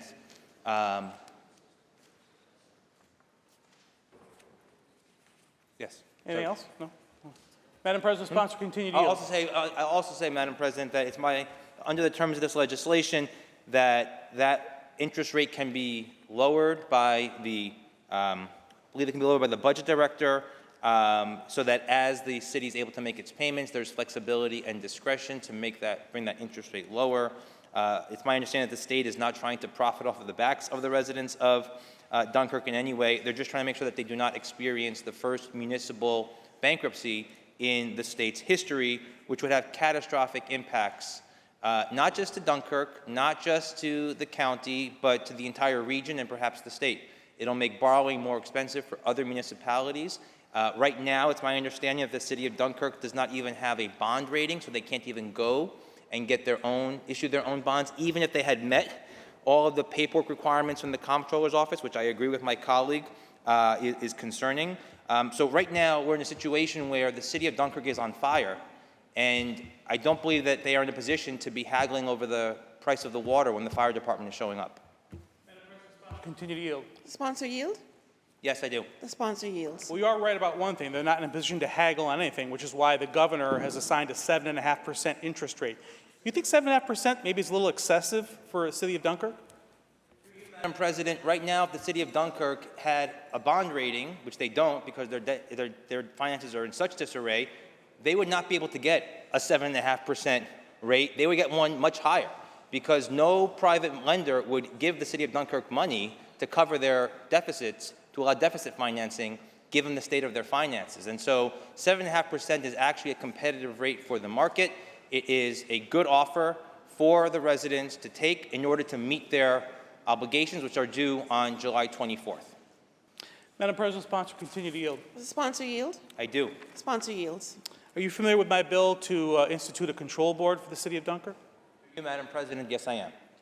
Madam President, sponsor, continue to yield. Sponsor yield? I do. Sponsor yields. You know, if a control board had been put in place, that they actually would have been able to bond at a much lower rate. Why would we not support a control board? Because there's actually been no accountability. Currently, under the terms of the Fiscal Recovery Act that we passed a year ago, and signed, there was supposed to be reporting that was done, and they failed to do so. So why wouldn't we have a control board in place to restore some accountability and transparency in the city of Dunkirk, and also, by the way, be able to bond at a much lower rate than 7.5%? Madam President, it's my understanding that with the Recovery Act that we passed last year, we did create a structure in place for financial oversight and for fiscal oversight. I would agree with my colleague that it's been a challenge to have that oversight be the demands of that oversight be met by the city. I think there's a lot that we can talk about there. I am not opposed if my colleague is able to pass legislation again to create a control board. I certainly would support it if these efforts fail. However, right now, the city of Dunkirk needs financial assistance to pay their debt. Otherwise, they will go bankrupt in 3 to 4 weeks. That would be a catastrophe much worse than any that we could possibly contemplate right now. And I also want to call my colleagues' attention to a press release from March 24th of this year. You might recognize the author. It says, over the past several months, I've had many conversations with the mayor, city council members, county and state leaders, including New York State Comptroller Tom DiNapoli, as well as constituents who are very concerned about the future of the city. To that end, I have tried my best to be supportive and allow the process to continue under local control. However, the problems have proven to be too large and complex. With an 84% property tax increase already in place and essential services at risk, it's time for the state to step in and provide the necessary resources and oversight to restore fiscal stability and ensure long-term accountability. Of course, those words are of my colleague from 3 months ago. We're trying to provide the necessary resources from the state that you have asked for and that you publicly called for 3 months ago. There is a fire happening right now in the city of Dunkirk. The state is willing to come in and put the fire out so that you can get the city back on track. That is the assistance that is being provided here. And again, I agree with my colleague, there seems to be a lot more that needs to be done on the long-term structural changes to the city's finances, whether it be under the Fiscal Recovery Act or under a control board or any other type of system that we put in place. That's the long-term fix. We had to keep the city's lights on in 3 weeks. That's what this bill does. Does the sponsor yield? I do. Sponsor yields. Yes, you did quote something that I had written, and you kind of really just kind of sped through the last part about transparency and accountability.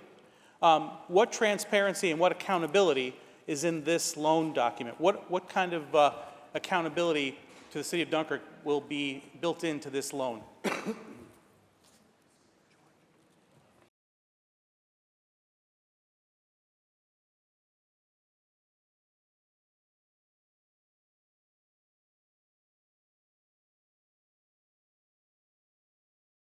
Through you, Madam President, the legislation that is currently before us does require annual attestations by the mayor that they are trying to raise the funds through the bond markets in the future, that they currently have those, that they are still currently in debt.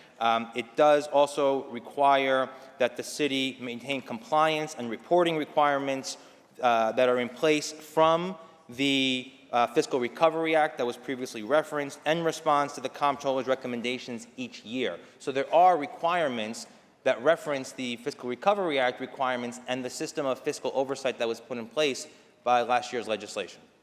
Does the sponsor continue to yield? Does the sponsor yield? Gladly. The sponsor yields. I just read you a letter from less than 2 weeks ago where the comptroller said the city hasn't met any of the requirements that they've been asked for.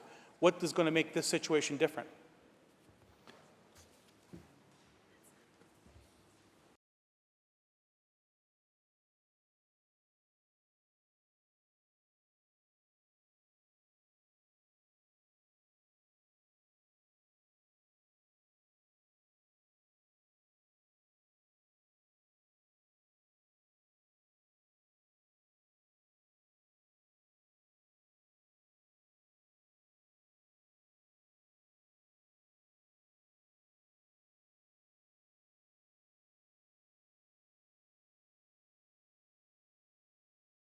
Madam President, it's my understanding that there were some recommendations issued by the comptroller's office that the city has responded to in terms of making some changes to its budget and others, though I also acknowledge that they have not been fully compliant as my colleague laid out.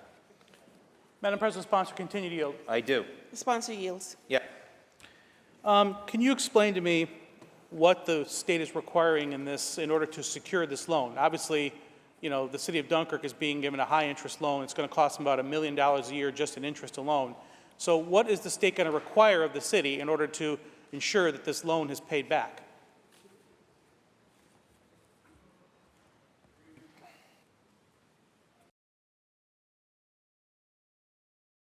Through you, Madam President, there's no additional requirements being imposed on the city. If the city is unable to repay the terms of the loan, the state reserves the right to withhold aid payments to Dunkirk in the future to cover the cost of the loan that was given to them, again, so that they can prevent default in 4 weeks. Sponsor, continue to yield. Yes. The sponsor yields. Actually, yeah, they're going to, the terms of your legislation says they're going to withhold $1.5 million a year in AIM payments. Now, by New York City standards, that's not a lot of money. But the entire tax levy, even after the 84% property tax increase, is $9.7 million. So they're going to withhold almost more than 15% of the total tax levy in aid to the city. So we're going to pay about $1 million a year in interest, $1.5 million a year in interest and principal, and they're going to lose $1.5 million a year in revenue. You don't think that's going to create a bigger financial crisis in the city of Dunkirk? Through you, Madam President, first I'll just remind my colleague that New York City does not get AIM payments, though I know many in this chamber from the city would like to see New York see an increase in municipal assistance. This is meant to help avert a crisis right now. This is meant to keep the lights on past July. There is a long-term structural problem facing the city of Dunkirk that needs remediation. Under the terms of the Recovery Act, it's my understanding that there are requirements for three-year planning, a three-year financial plan. There is requirements to have budgets approved by the comptroller's office. There is requirements for quarterly updates of required records. All of those things are good accounting practices designed to help move a municipality from fiscal distress towards fiscal health. We know because we have other cases in New York history where other jurisdictions have gone through similar types of oversight and financial or fiscal restructuring and fiscal oversight. But the key here is none of that will matter if the lights close in July. If the city of Dunkirk defaults in July, it would be a catastrophe much worse than having to pay back a loan to the state that the state has flexibility on making more affordable for them in the future. It'll completely eliminate the ability of the city to go do any type of deficit financing in the future. It'll result in the cutting of essential services, the closing of firehouses and hospitals and police precincts and stations and all of that, closing of schools. We don't want that worst case scenario to happen. So again, the city of Dunkirk is on fire. The state is offering to come in with a fire hose to put the fire out. And then once we put the fire out, can continue to work on the long-term fiscal health of the city. Madam President, sponsor, continue to yield. Does the sponsor yield? I do, Madam President. The sponsor yields. I so appreciate your concern for the city of Dunkirk. Do you have a home rule message for this bill? Madam President, I do not. This bill was introduced at the request of the governor. Madam President, sponsor, continue to yield. To yield? I do. The sponsor yields. Are you aware that a majority of the city council has sent a letter to the governor stating that they do not want this loan and would rather have a control board put in place?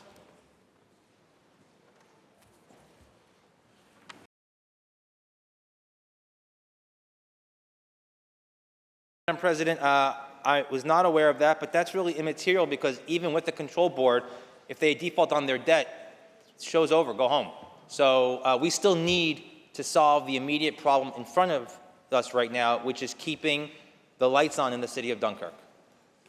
Madam President, on the bill. Senator Barella on the bill. I know that the sponsor was asked to carry this bill, and I appreciate the fact that he's just doing as the governor has asked. You know, today on this floor, we approved a bill to give the Rochester school system $125 million, not on budget.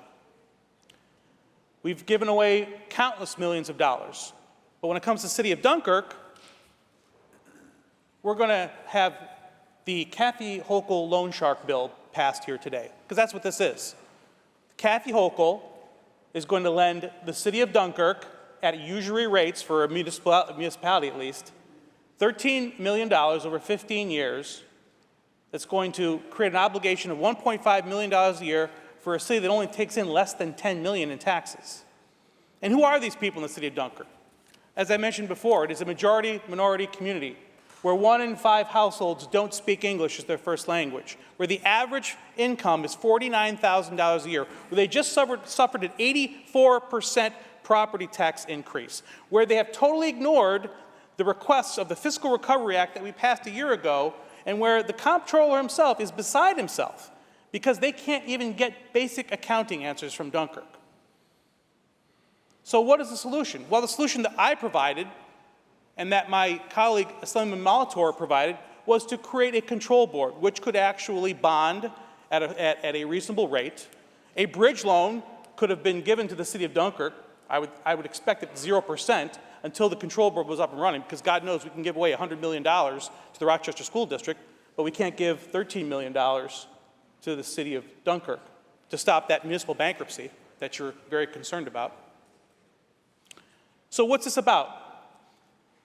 This is about the fact that, just like any other situation, when you have someone come to you that has fallen on hard times and needs to borrow some money, and you lend them some money, and then they don't actually, they don't pay you back, they don't tell you what's going on, they haven't changed what they have done, and they come back to you for some more money. Most people want to know, what have you done to make sure this doesn't happen again? But that question is not being asked in Dunkirk. No. What's being said is, we'll give it to you, but at a much higher rate. Because they can't get a traditional kind of loan. The Kathy Hochul payday loan store is open, and that's what we got.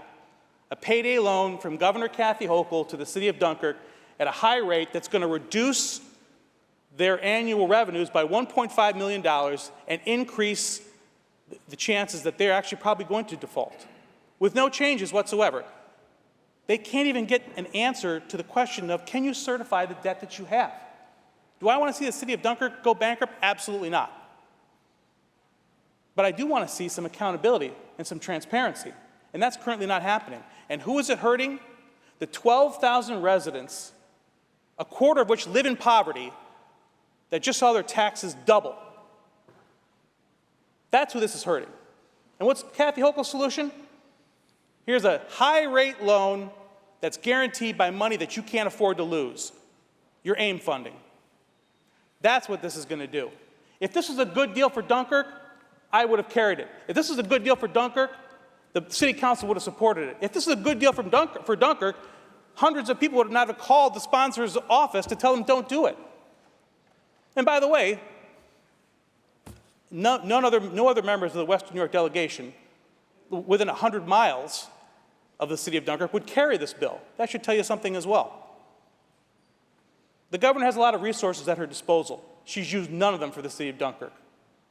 And if you want to see a payday loan scheme on the majority-minority community of the city of Dunkirk that they can't afford, then you vote yes on this bill. But if you want to do something good for the city of Dunkirk, we should have passed my bill to provide some accountability with a control board and to stop the madness in the city of Dunkirk. I'll be voting no, and I would certainly appreciate and encourage all of my colleagues to do the same. Thank you, Madam President. Thank you. Senator Martins.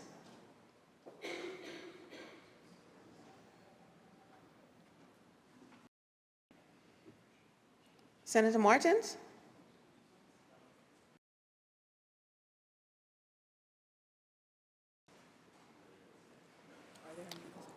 Is he? Are there any other senators wishing to be heard?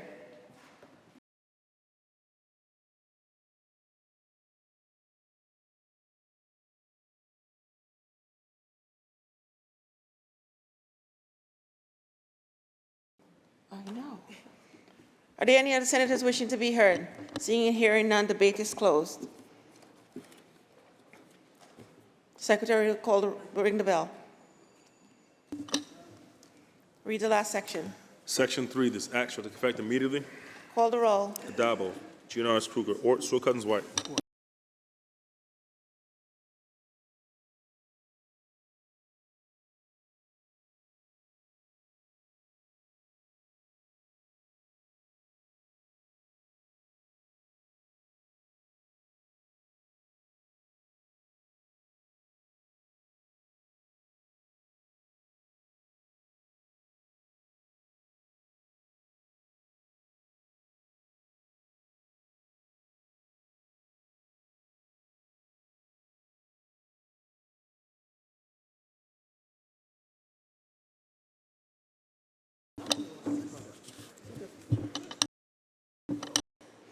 Announce the results. In relation to calendar 1948, voted in a negative R. Senators Ashby, Borrello, Kansanean Fitzpatrick, Chan, Gallivan, Griffo, Helming, Lanza, Martins, Matera, Oberacker, O'Mara, Orr, Palumbo, Rhodes, Rollison, Steck, Disco, Wazit, Weber, and White, ayes 38, nays 21. The bill is passed. Senator Giannaris? Calendar 1953, please, by Senator Kruger. The Secretary will read. Calendar number 1953, Senate Print 8421 by Senator Kruger, enactment of the Public Service Law.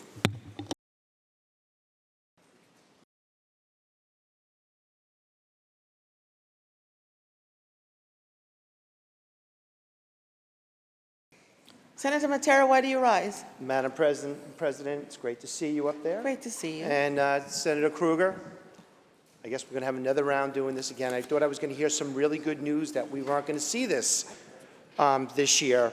Can you do me a favor? Can you explain why excuse me, would Senator Kruger please yield for a couple questions, please? Senator Kruger, do you I yield? certainly yield. The Yes. Senator yields. Yes, and thank you so much again, Senator Kruger. Give me a heads up, like, why did we change the name? The New York Heat Act we had, now it's called the Customers Savings and Reliability Act. Is there a reason for this change? There is, Madam President. First off, we've actually changed quite a few things in the bill, but one of the things that was confusing to people was they didn't quite understand what the New York Heat Act was under that name. So we decided we would make it clear that this bill will offer customer savings and reliability for energy going forward. But that's obviously not the only change in this bill. There's quite a few changes in the bill, and I'm assuming you're going to ask me questions about it. And I look forward to answering. All right, through you, Madam President, would the sponsor continue to yield, Does the sponsor please? yield? I do. The sponsor yields. Exactly how does this bill going to protect all New Yorker ratepayers, many who rely on clean natural gas for their homes and businesses? You know, we talked about this a lot. You said in the bill that the customers affected by the neighborhood gas transition projects have continued access to safe and reliable energy services for heating, cooling, cooking, and water heating. Senator Krueger, what are those reliable energy services? What are we looking that the changes and that our customers have to change their lives because of bills that are unfunded mandate bills like this? Madam President, right now, customers don't have choice. Most of them are forced to be on gas as the costs of gas and oil continue to grow and are usually out of the control of them as customers, us as a state, or even the United States of America. I just want to point out for memory, 2 years ago, at the very end of session, we were also debating very important bills on the environment and alternative directions in energy. And that was the day that when you looked outside your window, the sky was yellow and terrifying. I know my colleague remembers. Well, today, the skies aren't as yellow, but the data shows the fire impacts in Canada as we speak, sending their fumes across New York State, are actually more dangerous, although less colorful, than 2 years ago. The crisis grows. Literally, we're on fire. I know that was just used as a reference for Dunkirk, but it's beyond Dunkirk. And so we need to move forward with the process that has been held up of providing for options to transition from gas, oil, to other kinds of more reliable, far less costly energy. And that's what this bill does. It lays out a complete plan for the state to transition with participation at the community and neighborhood level, at the guarantee that nobody will be taken off of oil and gas until there's an alternative available to them, and people have signed off on that, of ensuring that we're decreasing the amount of money we're spending building more pipes into areas where we know already through other laws we've passed, like the all-electric buildings law, we aren't going to need the pipes. So it does save money. It does increase opportunities and choices for consumers throughout the state. It does require their participation, and it also requires the participation of their utility companies, who even in this version of the bill have the choice of opting out. Through you, Madam President, I believe I've answered. Thank you, Madam President. Would the sponsor continue to yield, please? Does the sponsor yield? Yes, I do. The sponsor yields. Senator Krueger, you keep on saying that it's going to save money. We have residents of New York State leaving here because of this. Our rates are going up right now in all of our districts. How do you feel, where are you getting this data from that it's saving New Yorkers money when we have over 2 million residents have left New York State because of unfunded mandates just like this? Their utilities bills are going up. They are not happy. I am not happy when I have to listen to my constituents. Where are you coming up with this data, please? Everybody needs to know. New York State residents need to know, how is this saving money? Because it's costing trillions of dollars. Wind, solar, and especially battery storage, which is nothing but an experiment, and it's just really gouging us that we're leaving. There's a reason why we're leaving. And if you could tell me that, in other words, we have residents that are staying because they're saving money, we would all love to hear this. New Yorkers are paying some of the highest utility bills in the country. We don't disagree. But it's not because we are trying to transition off of oil and gas. It's because we aren't doing enough. The costs that are being referenced are being charged by the utility companies to us, the ratepayers, to do upgrading of gas and oil pipes at an incredible cost per year. Billions of dollars required to upgrade oil and gas pipes that, in fact, we shouldn't even be planning to use for the future. The costs of solar, wind, thermal, there are some upfront costs for infrastructure, but the research shows that we are already saving money in a very rapid time when we transition. And the truth is the kilowatt hour cost of energy, particularly from solar and geothermal, quickly reduces to almost zero. So people who have already transitioned are actually saving significant amounts of money on their monthly utility bills. And the truth is the utilities keep asking us for more money, and that will be paid for by ratepayers unless we can shift the dynamic and move further towards alternative energy. And you know what? It's working and it's saving money. Just ask someone who's shifted already, who's transitioned into solar or geothermal or actually wind. They are saving a lot of money per month on their utilities. And yet the estimate is that because we haven't changed even just the one section of this bill, the 100-foot rule, every new mile of gas pipeline is costing an average of $3 to $6 million, $60,000 per customer on that line, all being subsidized by existing ratepayers. In this bill, the transition cost of infrastructure will have to be picked up by the utilities, not the ratepayers. So this is a solution to the problem, but I don't disagree, we have a problem. Madam President, would the sponsor still continue to yield, please? The sponsor yield? Yes. The sponsor yields. And you still, again, Senator Krueger, you didn't answer the question where you're getting your data from and your reports from. How can we pass this now with NYSO rising warnings about capacity and calling for the repowering of fossil fuel generation statewide?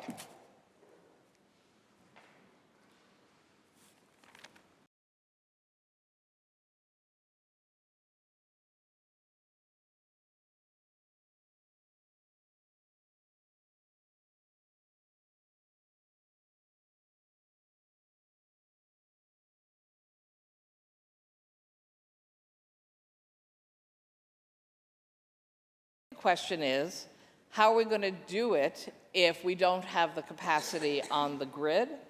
And the answer is, then we won't, because this whole plan is based on step-by-step integration between the communities, the utilities, and our state regulators.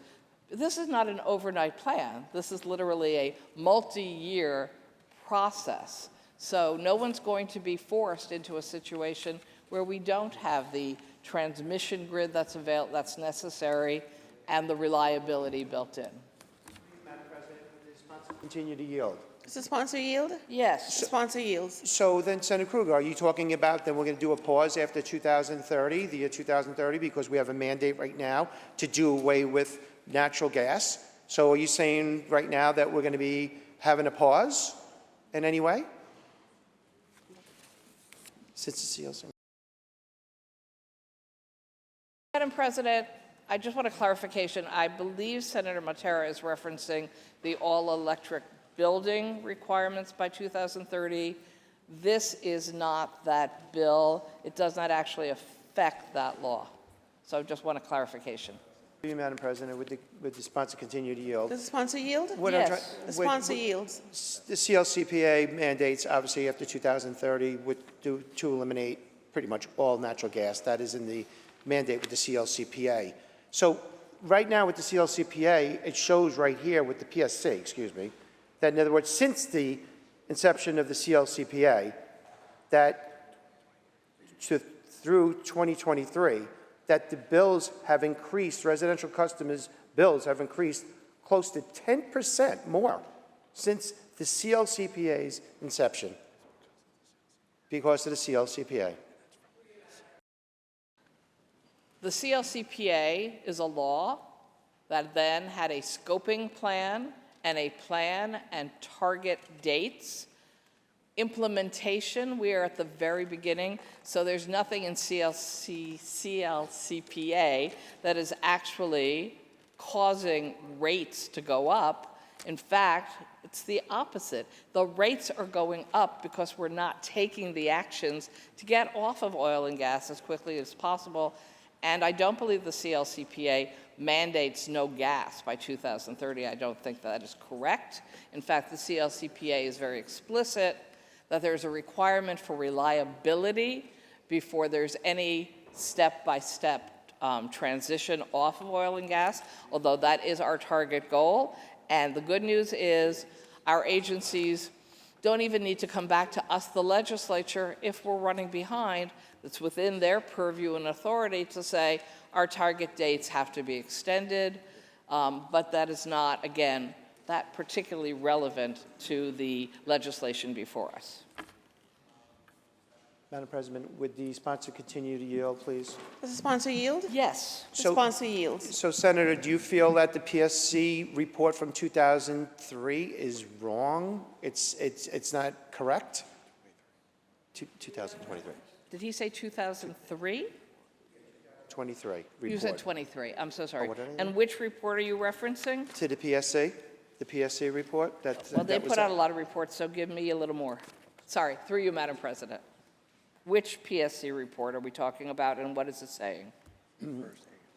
This is the first annual report from the PSC on the implementation of the Climate Leadership and Community Protection Act. Oh. And it shows that, in other words, since the CLCPA's inception, that, in other words, rates have gone up 10% because of this. So do you feel, again, that you're saying it's saving money, but how is it saving money when our rates are going up? Because of things just like your bill, and now we're going to be talking about the 100-foot rule next, because we're going to have the debate on that one next. And I just don't, really, New Yorkers need to understand that it's costing them more because of these unfunded mandates. President, the plan within the CLCPA does not have any new mandates that have gone into effect increasing the utility costs for customers. We are on a system that we've been on for, 100 years, where the costs keep going up because the cost of oil and gas keep going up. The system of pipes, which are quite old, are requiring massive rebuilding at an incredible cost. And so those costs are real. That is why we need to make these changes so that we can actually finally start to reverse the pattern of increasing utility costs. And there's nothing that the PSC has put out that says the reason our utility costs are going up is because of the CLCPA or transition to alternative energy. In fact, the research, PSC, NYSERDA, national organizations, international organizations, is that as you move off of old systems of oil and gas, you move into cheaper, more reliable, and far, far less toxic options. So it's our failure to move that's increasing our utility costs. And let's not forget, a huge amount of the oil and gas costs are driven by international policies that have driven up on an international level the costs of oil and gas. It's not a law that we passed in New York State saying we should be moving forward. We need laws like that so that we can move forward. This is a bill to provide a transitional plan in a rational way to move off of oil and gas into alternative forms of energy. It will need to be coordinated on a regional level with utilities at the community level, even down to the neighborhood level. No one will have their gas shut down unless there's, in fact, an alternative plan that is reliable and cheaper, and the infrastructure costs to get from this to where we need to go will be picked up by utilities, not the ratepayers. Through you, Madam President, would the sponsor continue to yield, Does please? the sponsor yield? Yes. So The sponsor yields. do you feel that, Senator Krueger, that the infrastructure costs to electrify compared to retooling our existing power plants, do you feel that the infrastructure costs are less or more to retrofit?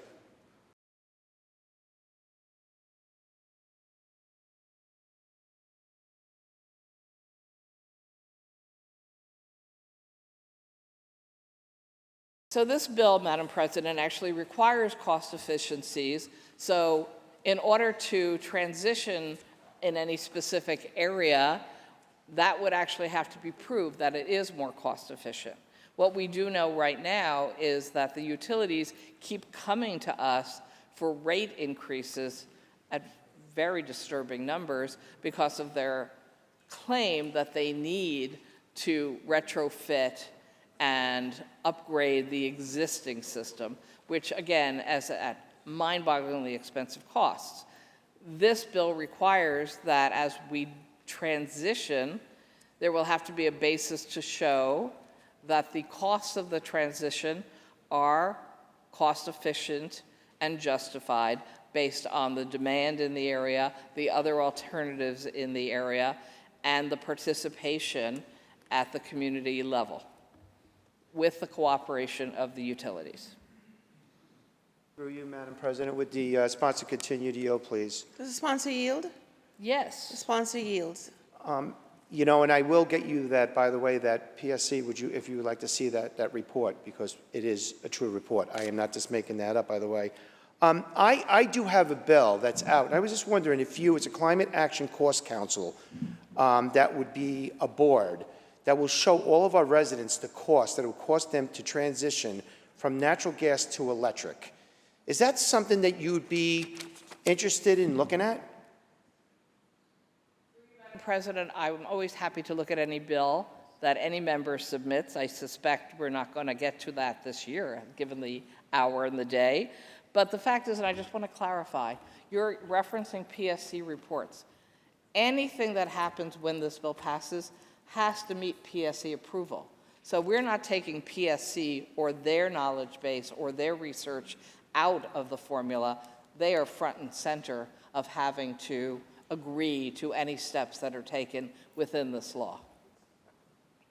Through you, Madam President, would the sponsor still continue to Does yield? the sponsor yield? Yes. The sponsor yields. You know what was upsetting to me that wasn't in this bill, and we had this discussion also too, me being in the background with plumbing, you know, we have plumbers, pipe fitters, utility workers that are very, very concerned about this. We have over 50,000 with the contractors of these workers that, in other words, are there for us every day.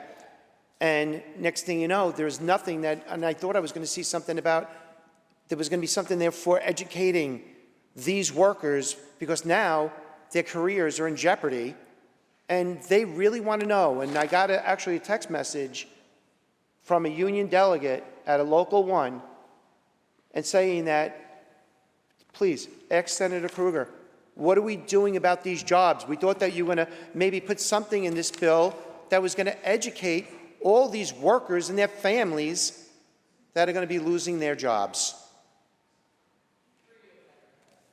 We have discussed this before. We discussed it in the earlier version of New York Heat, but I will just repeat and clarify again. Most people working on the gas system today will still be working on it until they retire. This is a transitional process. It's not overnight. CSRA opens the door to new jobs for gas utility workers, building thermal energy networks and working on the other neighborhood scale transitions, including specific language to ensure those jobs have good labor standards. CSRA is critical to building a unionized, decarbonized workforce of the future.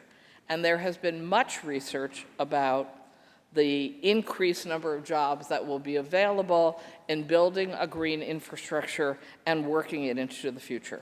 So unions may have workers with different job descriptions, but they will have workers, and we are working to make sure they will have good unionized jobs in the green economy that we have no choice but to move into. Madam President, would the sponsor continue to yield, please? Sponsor yield? Yes. So how do you feel like Sponsor the yields. I'm sorry. How do you feel that the IBEW is opposed to this bill? I mean, and to go and look at all different, contractors and other unions and non-union that are opposed to this bill. I mean, have you had any discussions with any of these organizations, union, non-union, at all? Really? Madam President, there are many unions who do support transition to the green economy and recognize that as long as we build into our laws protections that we continue to have union labor, they understand that the job descriptions for people they represent will be changing and transitioning over decades, but there will be no reduction in union workers. And there are some unions who oppose, and I do think it is because I don't want to speak for them and they're not in the room to share with us. They get concerned that they don't see the storyline where the workers have the new jobs, and they're very comfortable with the model they have. I get it. If you're a gas pipe layer or repair person, you think that's your job. And we're assuring people, and it will be, because the the number of years that the average worker in these unions works is such that there will still be work for them through the end of their careers. But if their son or their daughter or their niece or nephew or their neighbor decides to go into this kind of energy work in the future, they'll probably have a different job description, maybe with the exact same union. Through you, Madam President, would the sponsor continue to yield, please? The sponsor yield. The sponsor yields. So you are guaranteeing all these workers that are going to be losing their jobs, you're going to be guaranteeing them a position to have a different career change, and you will be working with every single one of these hardworking men and women of labor.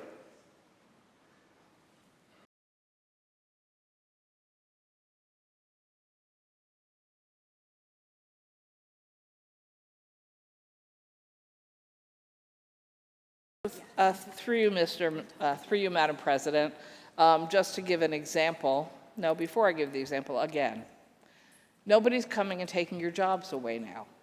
We're talking about transitioning over an extensive number of years, so you will, I believe, remain in the job you have now and may likely be of retirement age before you even want to explore retraining for some variation on that job. But New York's planning for that, because in this budget that we passed in, was it July? June. It was still June. Sorry, it was May? The one that was 40 days late, so I'm losing track of the date.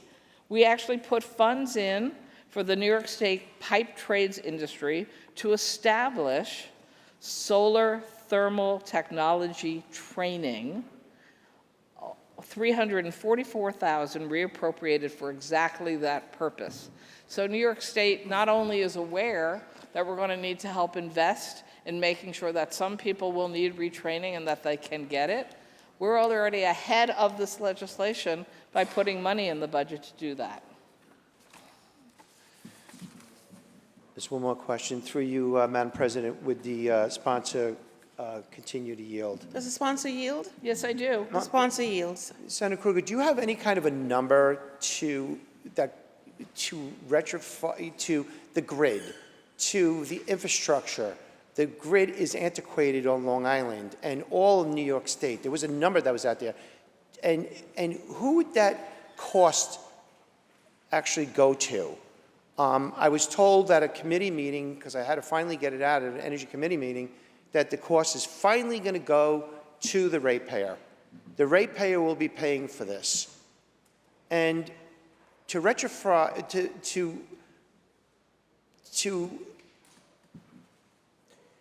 how can I put this? The grid, to expand on the grid, to do electrification. What kind of number do you think you would put on something like that for the New York State? Because I remember with the CLCPA, they actually had a number of $270 billion. That wouldn't even cover the state, the city of New York City. So do you have like any kind of a number? And again, who would be paying for that? Because now if we're going to go all electric, especially on Long Island, the grid is antiquated that it needs to be revamped before we can move forward. And this is something that, is this going to hurt everything that we are trying to do here? New York utility payers are already paying for all the infrastructure costs of our system, whether it's electric grid or oil and gas pipes. And in fact, with oil and gas pipes, they're costing, as I referenced before, every ratepayer an enormous amount of money. That's already the storyline. Now, are we talking about expanding the electric grid instead of oil and gas? We are. Well, here's the good news. One, we have to anyway. There's constant repair and upgrading done for the electric grid. And so, yes, we're paying for it now, even if we never had conversations like this. There's electric grid repairs and upgrading that are needed. More and more of the business world is using more and more energy, hence requiring an expanded grid, which we are all paying for. And the good news is upgrading energy grid for electricity is actually cheaper than upgrading and redoing and expanding oil and gas infrastructure. So it's a little bit of a savings just if we did nothing as we need more energy. But again, with electricity, once you've shifted to a more sustainable model, the kilowatt hour costs are radically lower, and there is no documentation that the cost of oil and gas is going to go down at any time in the future. In fact, just the opposite. It keeps going up all the time. And on the bill, Senator and I thank Matera, you. on the bill. I thank you, Senator Krueger. Again, I just want to let all New Yorkers understand what is going on over here. To eliminate natural gas, there's a reason why we have over 2 million residents of New York State that are exiting out of our great state because of mandates, unfunded mandates, just like this. And we're going to be having another discussion because the 100-foot rule was taken out of this. So now we have another bill because we weren't happy that that was taken out of the HEAT Act. Now we have a new name. And you know what? We're just continuing to hurt all of our residents in New York State. You know what? Dare we sit there and say that it's not going to cost anything to retrofit our grid? That's going to be on the backs of all of New Yorkers because we're telling all New Yorkers, guess what? You can't have natural gas in your lives anymore. That's what we're doing. We did that with the all-electric bill that just came out, that people are losing jobs with that. We could sit there and say, oh, guess what? They're going to age out, and we're going to make sure now everybody's going to be becoming an electrician. And again, New Yorkers want better. New Yorkers want to have their natural gas. Very important. We need to go and, yes, care about renewable energies for the future. We need to make sure that we retool our existing power plants. That's the most efficient way and most economical way to retool our existing power plants with carbon capture. That's what we need to do to protect our atmosphere. But right now, everybody has to understand something. By not bringing in the Constitution pipeline and not bringing in the Nessie pipeline, which is very, very important for the future of New York State.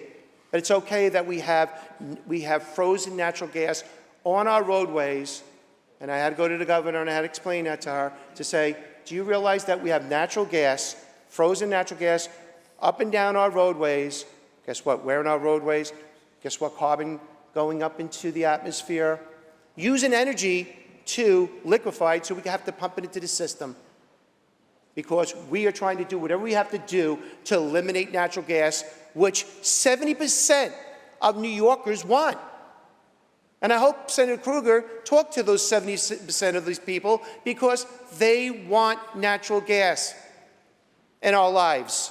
All electric is going to cost everybody so much money with their utility bills that are going up. Wait, 10 times? It's going to be a lot more than 10 times. And you know what? That means how many more people are going to be exiting out of New York State like it is right now. Again, Tennessee, Florida, Texas, even South Dakota, Carolinas. That's where everybody's moving to. Our great New York taxpayer is leaving because of bills just like this. Thank you, Senator. Senator, just to let you know, you've exceeded And your I time. vote no. Thank you. Thank you, Madam Senator. President. Thank you. Senator Walczak, why do you rise? Madam President, I was hoping the sponsor would yield for some more Will the questions. sponsor yield? I shall. The sponsor yields. So under this legislation, the PSC will be forced to create a gas decommissioning plan. In this bill, that's within 2 years, and your bill calls on page, is that correct? Oh, hello, Mr. President. We had a gender change suddenly. Hello. So, no, it's not within 2 years. It's in any specific community, there's at least 2 years of a planning process. And in fact, this bill doesn't require PSC to end use of gas, oil. Various sections of other bills we have passed, CLCPA, all electric, move us towards less usage of gas, oil. But this bill not only doesn't do that, just to clarify from your previous colleague, it's not a mandate because you can opt out. A mandate is you got to do it. Nothing in this bill says you got to do it. So I just wanted to clarify that also.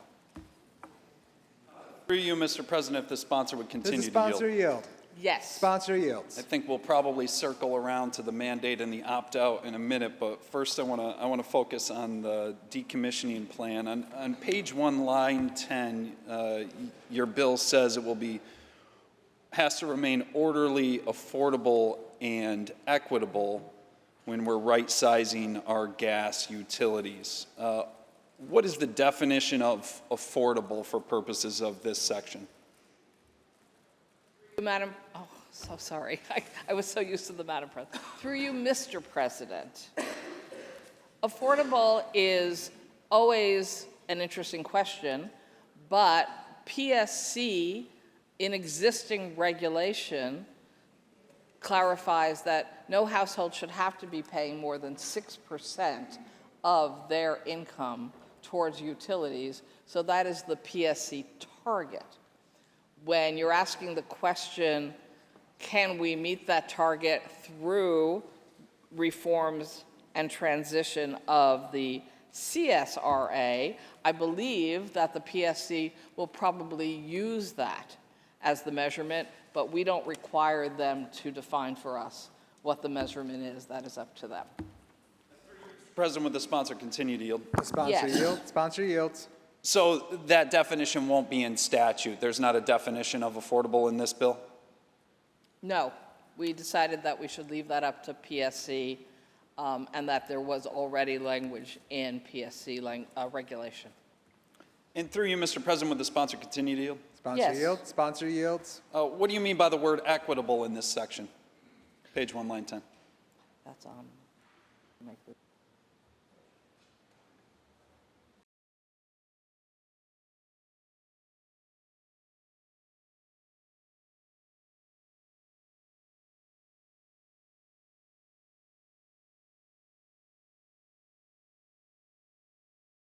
of the bill references regional equity and fairness in the delivery of services in transition. So we want to make sure that low-income communities have their needs addressed, as well as higher-income communities. There are communities that are made up of many more new construction, which have more options to them than some communities that might have. I think I was just talking to one legislator about if the average house was built in the 1890s, you have a very different set of situations than if you're talking about large, new, multifamily dwelling buildings. So that's the meaning of equity in that section. And through you, Mr. President, with the sponsor, continue to yield. Sponsor Indeed. yield? Yes. Sponsor yields. So you say in this bill that utilities have to generate savings and redirect resources to help consumers electrify. Where do they get the money? Through you, Mr. President, there's a combination of options. So we don't say they have to. The utility actually has the option to opt out in this legislation. I think most utilities won't, but we don't know yet. But so if utilities don't opt out and choose to participate, I think actually it's because they think it's advantageous to modernize and move off of oil and gas, that they understand when they are agreeing to participate that they have to pick up the new infrastructure costs for a transition, but they're calculating that into what they won't have to do anymore, which is continue to build a gas oil pipe system or upgrade and spend a fortune on the modernization of old gas, oils, and pipe. So it is really left up to negotiation between the utility and Public Service Commission to figure out what model would work best for them, because it will be different in different, literally, neighborhoods of the state. And that's why this bill focuses heavily on regional participation and planning, which is why the two-year question is not some two-year and drop-dead timeline, but rather when a utility and an area say we want to go down this road together with the PSC, that starts a two-year planning process. Will the sponsor continue to? Will the sponsor yield? Yes. Sponsor yields. Yeah, when you talk about generating savings and redirecting resources, though, you're talking about the utility actually working to insulate and buy equipment for someone to electrify their home, right? Isn't that what the purpose of that section is?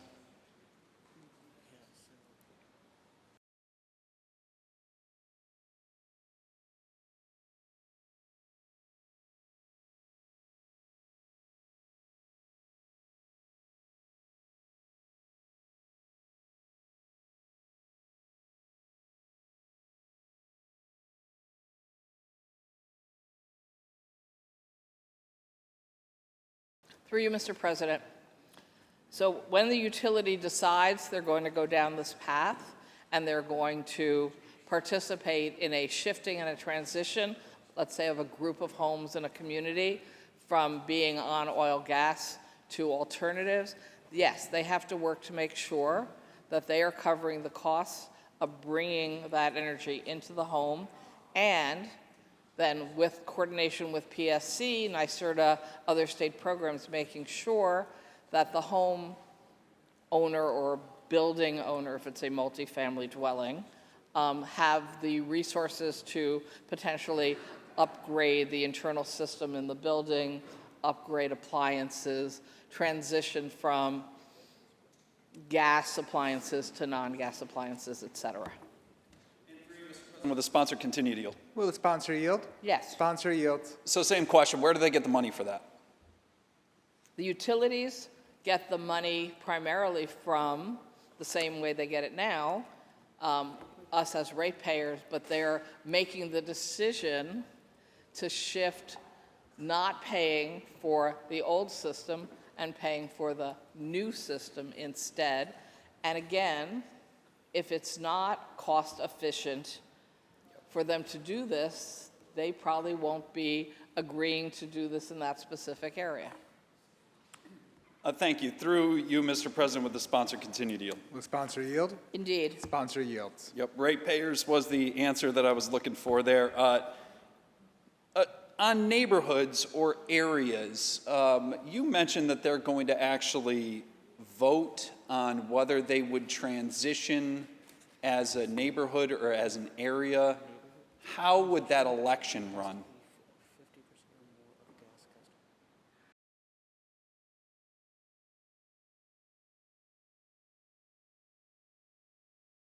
Yes, in order for a utility to move forward with the PSC for a transition plan for a specific area, they have to get agreement from over or at least? At least 50% of the people living there currently. Through you, Mr. President, with the sponsor continue to yield. Sponsor I'm yield. sorry, 50% of the gas customers living there currently. There might be people off of gas already. Does the sponsor yield? Yes, of course. Sponsor yields. Yeah, who runs that election? For that vote?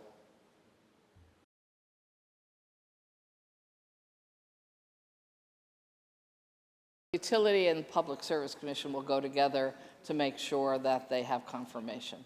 I don't know that there's anything laying out a specific voting process here. Through you, Mr. President, with the sponsor continue to yield. Sponsor yield. Yes. Sponsor yields. But it would just be a simple majority, so 50% plus one? Of those on gas, correct. And through you, Mr. President, with the sponsor continue to yield. Yes. Sponsor yields. So what if a community decides that they want to keep gas service? Do they keep gas service? Sorry.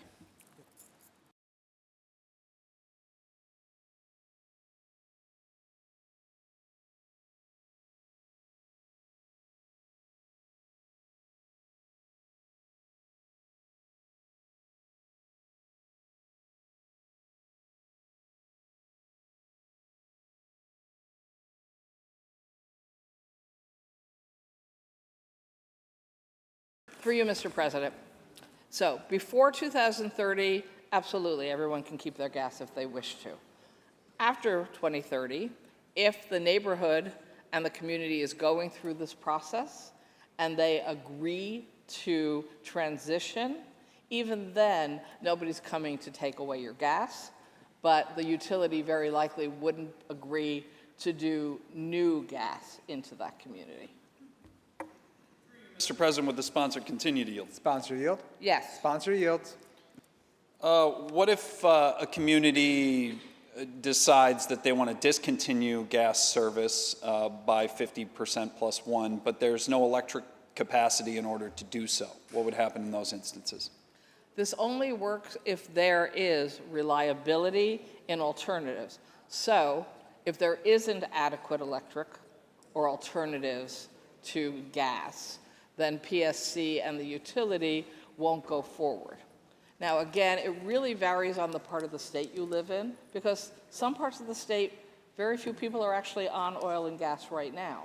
So we're not talking about transitioning them because they're not even in the system. Some people, some communities, there has been much more active participation in moving into, for example, geothermal. Therefore, they are not on gas already. And while I'm not sure I could say that anybody is doing 100% solar for private homes for both their heating and their electricity, that could be moving forward as well. And they might end up that they use very, very little oil and gas. So this bill is designed to support a transition that is very focused on ensuring community participation, utility participation, and a recognition that one size does not fit all. Through you, Mr. President, would the sponsor continue to yield? Sponsor Yes. yield. Sponsor yields. You keep saying oil. How does this bill affect oil? So I don't know in upstate New York, maybe I should only be saying gas, but in New York City, we use a lot of oil-based heating systems. And so you're talking oil and gas. Would the sponsor continue to yield? Will the Yes. sponsor yield? Sponsor And, yields. and for some reason, I forgot the word boiler, which is what I wanted to say in the previous sentence. We use oil-driven boilers for heating in our buildings. And I assume with over 700,000 oil and propane users in New York City, that's what you're referring to. Are those delivered by pipeline and by utilities? Is that why you keep saying oil? It really varies. We're a lot like the rest of the state, and almost every building is a different story. Different neighborhoods are different stories.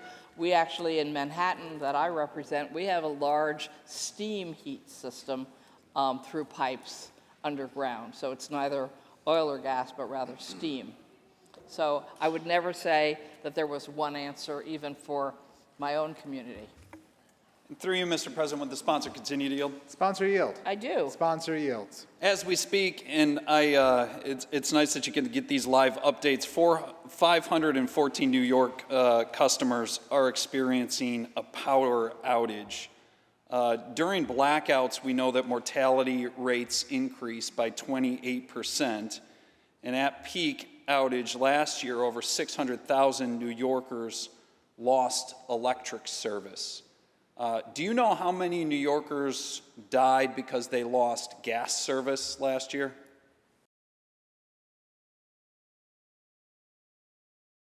I'm looking, but I don't think we do. We do know that whenever there's power outages, even under our current system, everything shuts down for people because most of the heating systems, even if they are gas-driven, require electricity to actually function. So I don't even know if you can separate those questions into separate numbers. Sponsor, continue to yield. Will sponsor yield? Of course. Sponsor yield. I can separate them into separate numbers. The number is 0. Did you know that 60% of New York households are fueled by natural gas? Metro gas? For you, Mr. President, was the word metro gas? Natural. Natural gas, I'm so sorry. I want to make sure I understand. I believe I do know that number, yes, sir. And through you, Mr. President, would the sponsor continue to yield? Sponsor yield? Yes. Sponsor yields? Given the mortality rates for blackouts, how many people do you think will die as a result of this transition? I'm hoping no one. I hope no one ever dies from energy problems, but actually huge numbers of people are dying because we haven't transitioned off of toxic forms of energy. Earlier in the day, on a different bill, I was referencing that the scientific research is that 93% of cancers that we are getting are environmentally caused. Gas and oil inhalation actually is a cause of serious medical illnesses and deaths, unfortunately. Things that blow up from gas and oil also cause deaths. So can we highlight that some number of people may die in any situation? Yes, but I don't accept the argument that there is greater risk to people's lives if they are using electricity, thermal energy, wind power, or solar to provide for themselves and their families than if they remain on oil and gas. Through you, Mr. President, would the sponsor continue to yield? Will the sponsor yield? I'm sorry, yes, of course. Sponsor yields.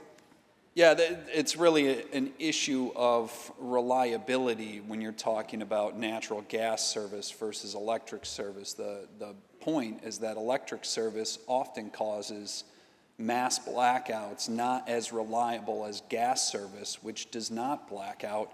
There can be small incidents. There's also times where you might be without service for scheduled repairs, but a much more reliable system with pipes that are buried in the ground and consistent. But I want to move along. Who decides what part of the gas system can receive maintenance or upgrade under this bill? Would that be the utility or would that be the PSC once this is in full effect?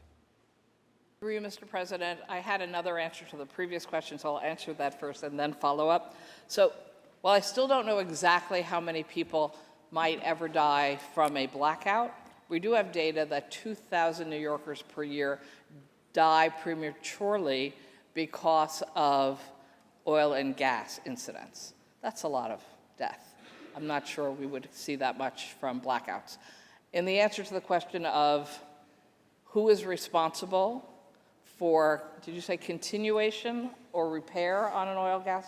Yeah, for maintenance or upgrades to the existing natural gas service once this is in effect.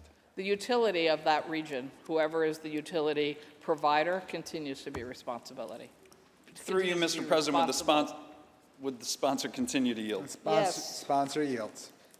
So the PSC wouldn't be able to decide whether a utility could then upgrade its service or do any maintenance along any of its existing once this is in full effect?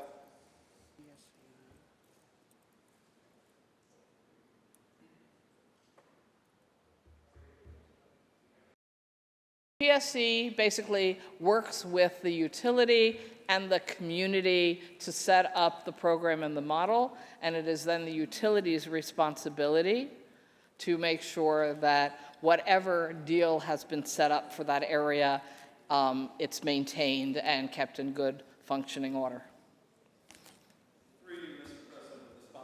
To yield. Will the sponsor yield? Yes. Sponsor yields. Largely, the PSC was the answer that I was looking for there. Part of identifying an affected region involves looking at the age and health of the gas infrastructure and prioritizing areas where it is in most need of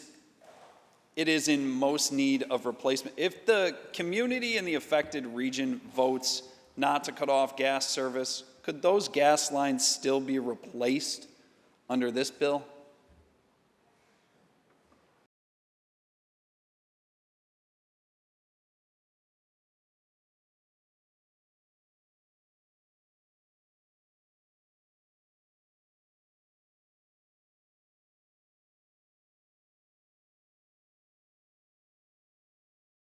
President, this bill doesn't change the current model where, again, before 2030, all of this is very much a community by community decision about transition. But after 2030, the PSC and utilities continue their existing arrangements, agreements, commitments for major gas lines. So that would be between them and the Public Service Commission. But this law doesn't actually address that question. Through you, Mr. President, would the sponsor continue to yield? Will the sponsor Yes. yield? Sponsor yields. Well, a little concerned about the timing because the New York State Independent Systems Operator has recently raised warnings about capacity and it has actually called for the repowering of fossil fuel generating statewide in order to meet the needs so that we don't have blackouts in this year, 2025. How can we bring this bill forward, given that recommendation and the fact that the state energy plan is being completely redone right now? Through you, Mr. President, NYSO is actually a partner in the decisions that will be made through PSC in coordination with determining, do we have adequate energy by area, by need, by source. So we're not overlooking ISO. We are actually saying, yes, we are factoring in and making sure.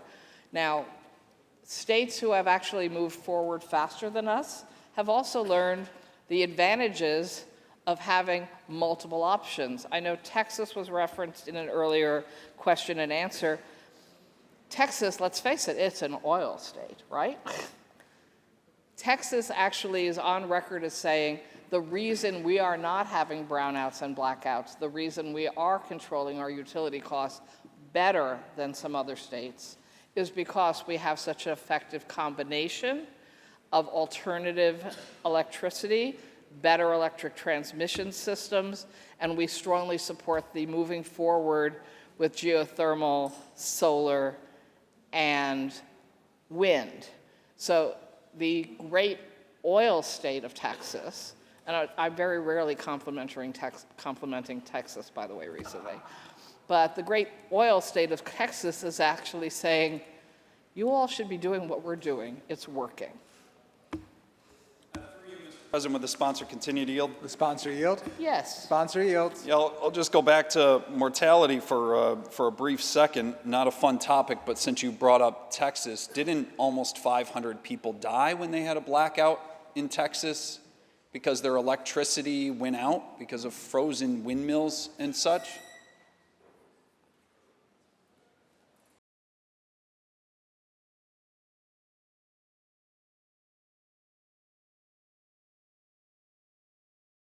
So it turns out that the blackouts in Texas were caused by a cold front freezing the gas and oil lines, causing the blackout.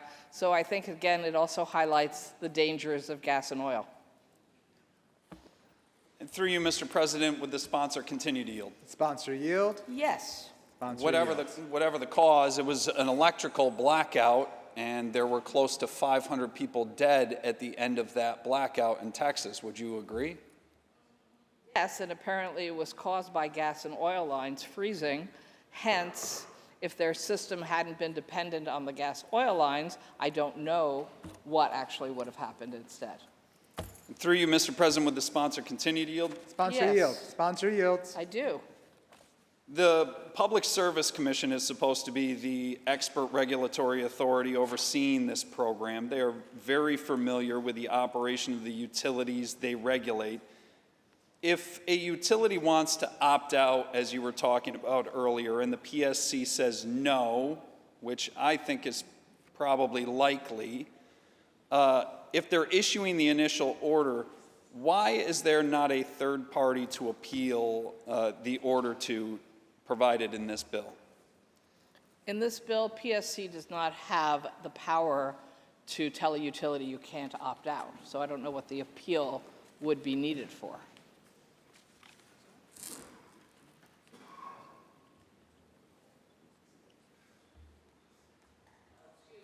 The utility has to prove they have a reasonable basis, and then PSC can actually say, no, you haven't proved your legitimate basis. So then, if I understand your question right, is there a third party that deals with the dispute? I don't actually know what happens now when utilities and the PSC have disputes. I think they probably happen every day.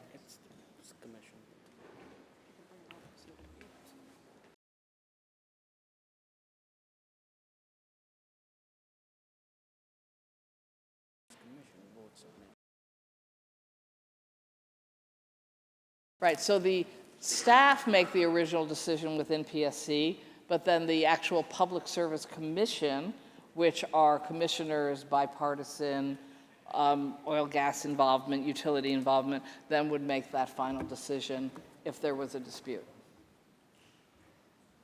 Through you, Mr. President, would the sponsor continue to yield? Sponsor Yes. yield. Sponsor yields. Yeah, briefly, the point was that if the PSC is running the program and you're putting the onus on them to push this entire program, then having them adjudicate whether someone should be able to opt out or not doesn't seem fair. But I want to turn to another portion of the bill. So I'm looking at page 4, and it's section 10. So that would be section 10 under 66Y.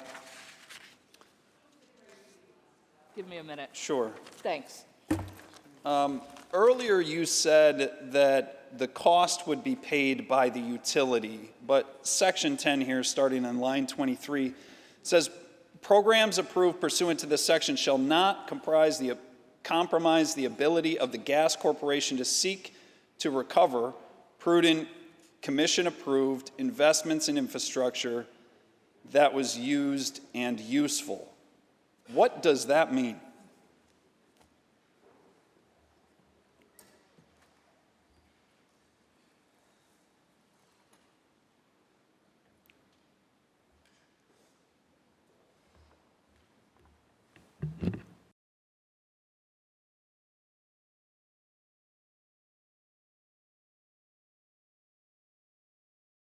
That section of the bill was put in at the request of the utility companies to make sure that that this law was in line with existing PSC regulations and agreements that have been made.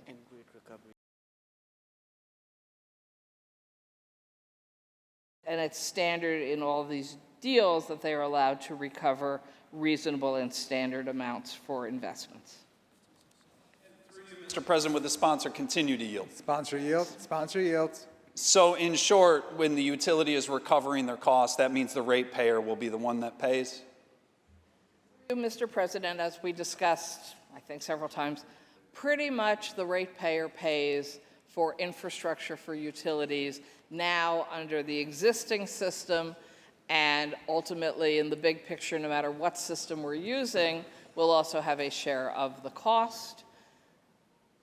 And whether we modernize, whether we shift to electric, whether we maximize the uses of geothermal and solar and wind, or whether we just stick with oil and gas, that will be reality. Senator Walchuk, you've got about 30 seconds left for your 30-minute period. Thank you, Mr. President. I'll try and make it snappy. Does your building in Manhattan have natural gas ranges currently? Through you, Mr. President, yes, my building has natural gas hookups for stoves and perhaps dryers, but we don't heat with natural gas in the building. Through you, Mr. President, would the sponsor continue to yield? Sponsor Yes. yields. Sponsor yields. Will you be the first to convert in New York State, or are you going to expect others to go forward? Through you, Mr. President, there's a New York City law that actually goes into effect earlier than for the rest of the state, requiring the buildings in New York City to transition to off of oil and gas into electric. So my building, which is a 1929 building, is already exploring how we meet the requirements of that city law. Again, we don't have gas heat, so that's one less concern for my specific building. Again, I live in an area of the city that has a steam system through Con Edison, but we are absolutely talking about other ways we can become more energy efficient and meet our standards and avoid penalties, because under the city law, you actually get hit with penalties if you aren't meeting those standards. Is it likely that people won't continue to buy new gas stoves when their old one breaks? Probably. Is there any requirement being placed on my building, and there won't be one in this bill either, that says I have to get rid of my gas stove? I have one because when I moved into the building, it had one. I so rarely cook, it never gets turned on, so might as well take it away anyway. But I think that answers your question. Thank you, Senator Walchuk. Senator O'Mara, why do you rise? Yes, thank you, Mr. President. A lot's been covered here. I will have a few questions for the sponsor if she's willing to yield. Yes. Sponsor yields. Sponsor yields. Senator Krueger, it's kind of like deja vu from a year ago that we're in the final day, or that we did the HEAT Act last year. I don't remember if it was the last day or it was the final couple days, I believe. And this bill was introduced on March 9th, and we're at March 12th today. No, we're not. I'm sorry, June. You're trying to test me, aren't you? No. I don't know where I got March How from. about June? I'm wishing we went back to March. Okay, fine. Must be all the time we've spent here, particularly on the budget. Through you, Mr. President, if the sponsor will yield. Sponsor yield. Indeed. Sponsor yields. So the HEAT Act was around for quite a while, and we rammed it through last minute last year. The Assembly did not do it. And now apparently the Assembly's not going to do the HEAT Act again this year. So you've dropped this new bill just 3 days ago, on June 9th. What time of day was that dropped on the LRS? I have no idea. since I don't work that part of the system. I guess there's a code number that would tell us. Maybe you know the answer?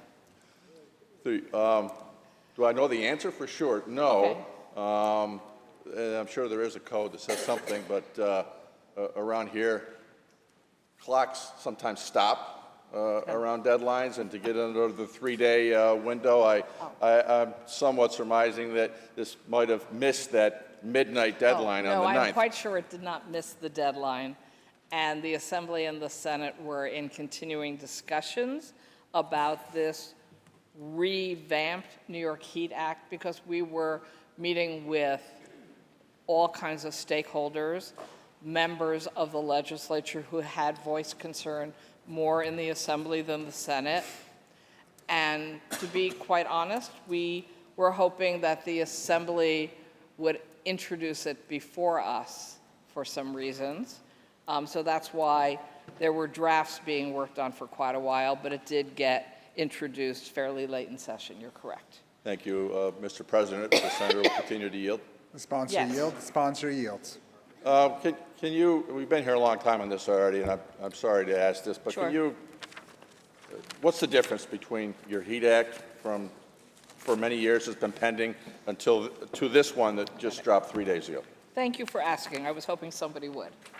Okay, so through you, Mr. President, this change, the changes are, there's a regional affordable gas transition plan from the Public Service Commission, which must recognize the unique needs of every region in the state. A regional savings and reliability program must include a process for utilities to opt out. Guardrails for regional savings and reliability programs are updated to explicitly clarify that customers will bear no cost for being transitioned off of gas and difficult to electrify industrial or commercial usage, energy-intensive and trade-exposed industries and critical infrastructure will not have service discontinued through these programs. Neighborhood gas transition projects will not proceed unless approved by at least 50% of affected gas customers after 2030. Prior to 2030, the threshold is 100% for affected customers. Language is cut that would have required the PSC to develop a plan for achieving its existing goals to protect customers from bearing an energy burden greater than 6% of their income. And we cut that out because that already exists in PSC regulations, and it seemed to be confusing to people to be repeating it in a different section of law. Language that is cut would have required gas utilities to review capital construction plans and examine feasible alternatives, and required the participation of overlapping electric utilities, and that was because that was asked to make it easier for them. Language is cut that would have repealed Section 66-B of the Public Service Law, which requires the continuation of gas service following demolition. Language is cut that would have limited the expansion of gas service into new service territories, also a concern we heard. Language is cut that would have repealed Section 66-G of the Public Service Law, which requires the purchase of indigenous natural gas by electric utilities. That's my list. Thank you, Senator. Through you, Mr. President, the senator will continue to yield. Sponsor yield. Yes. Sponsor yields. So it seems like one of the major differences here is that a utility can opt out of pursuing this. Is that correct? That is a major change, but it also builds in more flexibility for them in working with communities and the PSC. Through you, Mr. President, the senator will continue to yield. Sponsor yield. Yes. Sponsor yields. My understanding was that that change was really for a utility to drop out was driven by the Assembly, where they had many reluctant majority members from the National Fuel Territory in Western New York. Rather than take a vote on the old version, you do this, basically bought off their votes to get them to support this version of it because National Fuel can opt out. Through you, Mr. President. both Senator O'Meara and I have been here a long time, and we know that complicated bills go through many amendments to try to address the concerns we hear as we're working on our bills. So, is it true that there was more concern from certain members of the Assembly from certain parts of the state in the majority? That is factual. Did we try to address those concerns, which personally I believe also address the concerns of the areas of the state represented by many of my colleagues here in the Senate from the other party? I think they address the same concerns in both houses, but of course we amended the bill to try to get people to go, this actually makes sense now. This gives us some options we can work with now. We're not opposed anymore, so yes. Through you, Mr. President, the senator will continue to yield. Sponsor yield? Yes. Sponsor yields? Senator, you mentioned before about the New York ISO, and I believe that the only reference to that is on page 2, line 11, where it talks about the ability of the grid to safely and adequately and reliably support this new load shall include participation by the relevant electric corporations and the federally designated bulk system operator, which would be NISO, I believe. Is that correct? Yes. So it talks about their participation. It doesn't say that NISO has any vote to stop this. Is that correct?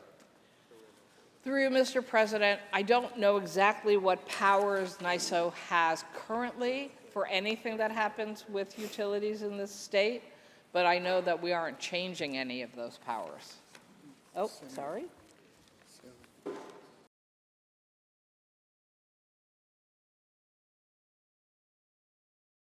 On page 4, section, who knows where we are? Line 20 to line 22, number 9, the Commission shall ensure that any program approved pursuant to this section will not compromise the safety and reliability of the electric distribution grid or gas distribution grid. To you, Mr. President, the senator will continue to yield. Sponsor yield? Indeed, Sponsor yes. yields. Yes, but that language talks about the commission. It doesn't talk about NISO and NISO's ability to say, no, this isn't going to work. Mr. President, my understanding is that NISO exists so that it can work in coordination with PSC and utilities to make sure we are functioning as a state safely and reliably. So again, this bill doesn't change NISO's authority now. So however the system works now, whenever there's a concern that's raised between NISO and PSC, that system would continue to operate the same way. Through you, Mr. President, the senator will continue to yield. Yes. Sponsor yield? Sponsor yields.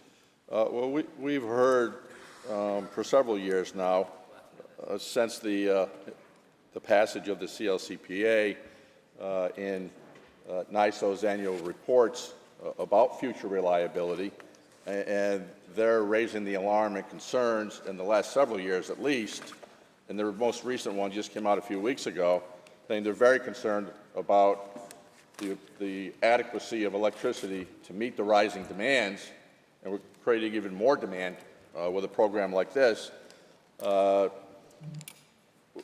What concerns do you have about going forward about the adequacy of our electric grid? Thank you for the question, Mr. President. I also am concerned about the adequacy of our electric grid. We are having massive new models of construction in upstate New York for various kinds of manufacturing with chips and other forms of technology that we know are going to be enormous drains on our electric grid. We are using more electricity in every part of our lives. It's a concern for my region. It's a concern for upstate New York. So that is a reality, and we need to deal with that. This bill doesn't do anything to hurt that reality, and I believe actually offers some ways to help, because this bill ensures transition options for communities to move into modern green technology, which is frankly more likely to be local grid realities, solar, geothermal, wind, and therefore change demands on our grid, not necessarily decrease electricity usage and probably increase electricity usage, but in very different ways. All of that can work together as we move to do what I think we agree on. We need to modernize our transmission system. We need to make sure that we can produce more electricity here at home for endless needs. Thank you, Senator. Through you, Mr. President, the senator will continue to yield. Sponsor yields. Sponsor yields. Again, looking at page 2 of the bill, line 14, section or paragraph 4, talks about prioritizing the voluntary disconnections from gas service to minimize the cost of transition. Now, if we're prioritizing voluntary disconnections, that implies that at some point there's going to be involuntary disconnections from natural gas. Is that correct?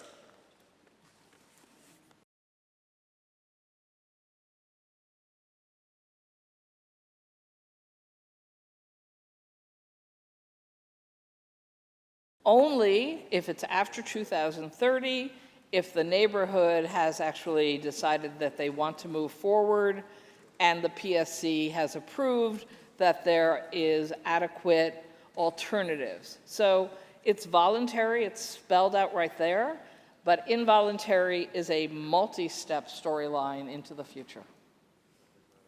Through you, Mr. President, the senator will continue to yield. Sponsor Yes. yields. Sponsor yields. So is this program set up here on these plans? This is going to remain in effect after 2030, or after 2030 is the Public Service Commission just going to come in and say, okay, that neighborhood, you didn't comply, you didn't want to do it, but now you have to? 2030 is when these programs technically begin as any kind of moving forward, other than some neighborhoods who actually might be very excited to jump in sooner. Through you, Mr. President, the senator will continue to yield. Sponsor Yes. yield. Sponsor yields. Again, on page 2, line 27, subparagraph I, it says the capacity of the relevant electric plant to provide safe and adequate service. What is meant by the relevant electric plant? Because we have a grid, and that's why we have NYSO, and they manage the flow from all kinds of different sources to make sure it's there. So what do you mean by the relevant electric plant?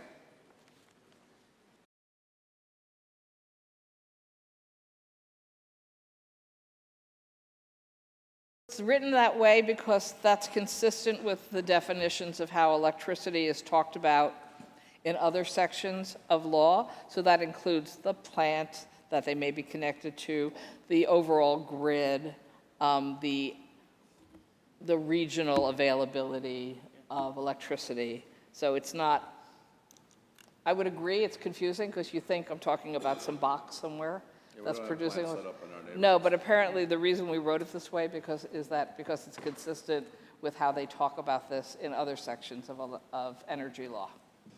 Through you, Mr. President, the senator will continue to yield. Sponsor yield. Yes. Sponsor yields. Yeah, and I just said we don't have like your neighborhood plant, although down in New York City, we've got these peaker plants.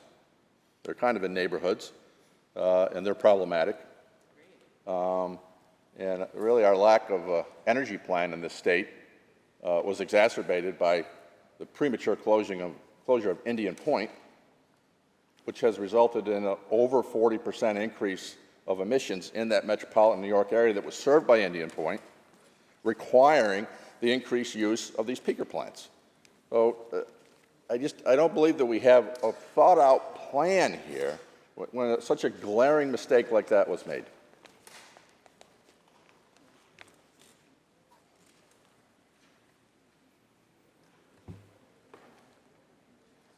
Going back one second, not forgetting that question, through you, Mr. President.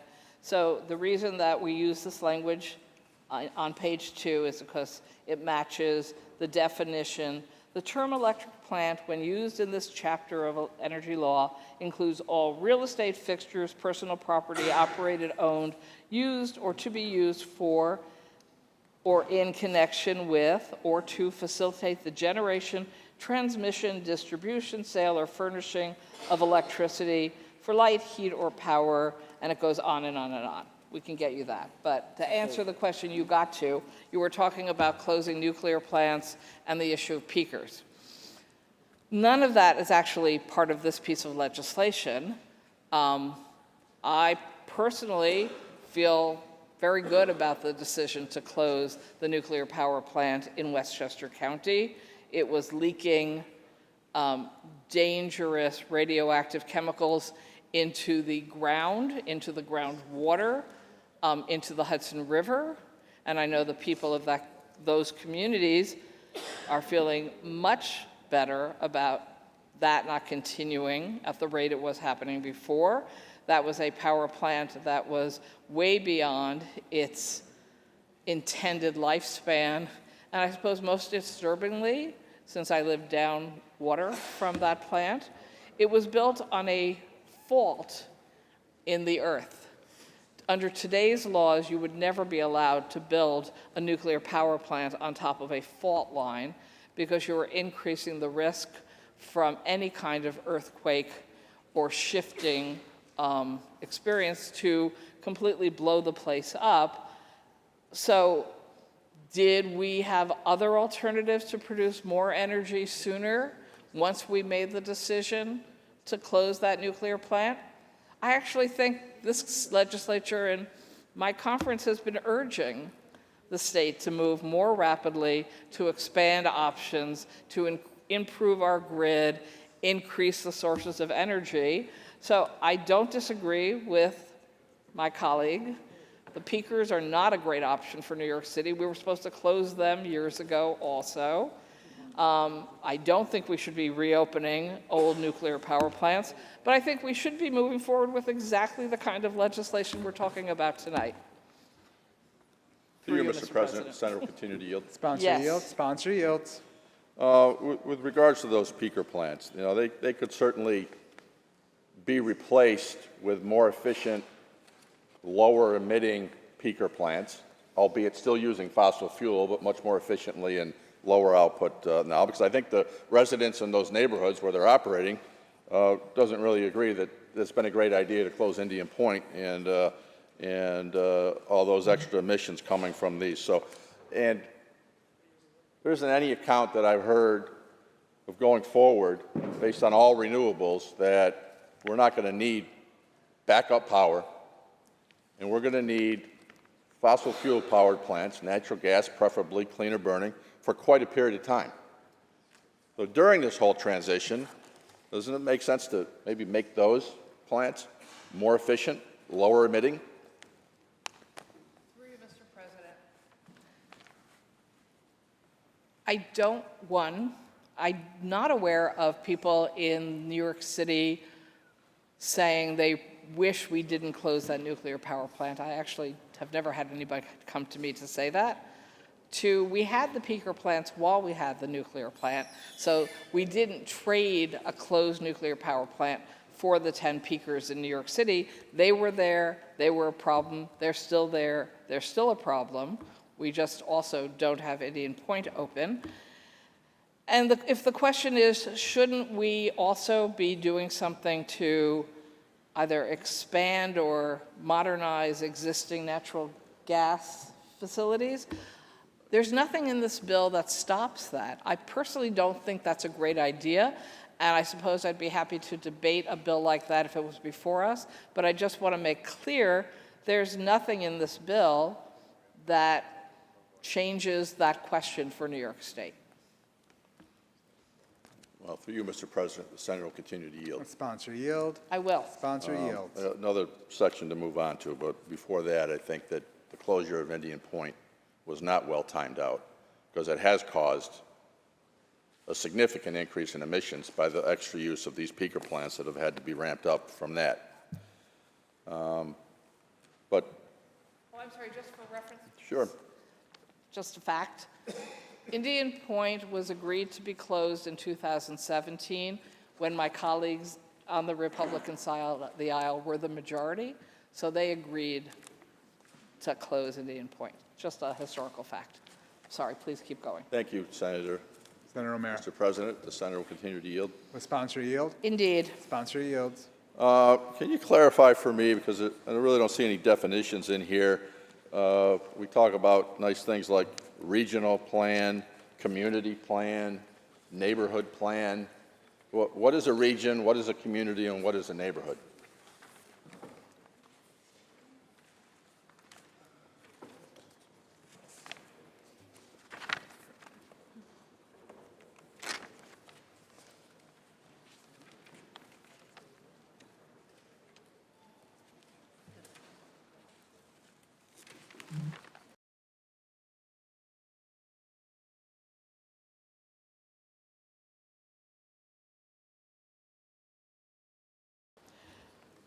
So it's actually right there in the first paragraph on page 1, starting at line 5, 66X.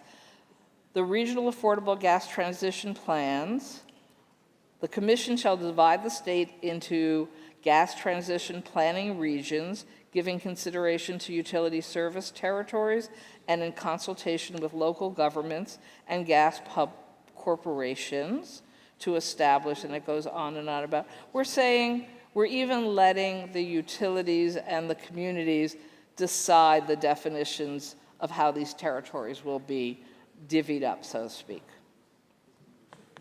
Through you, Mr. President, if the senator will continue to yield. Yes. Sponsor yields. So how is this decision, and who are the decision makers going to be, and who's going to have the ultimate final say on what a region is, what a community is, and what the neighborhood is?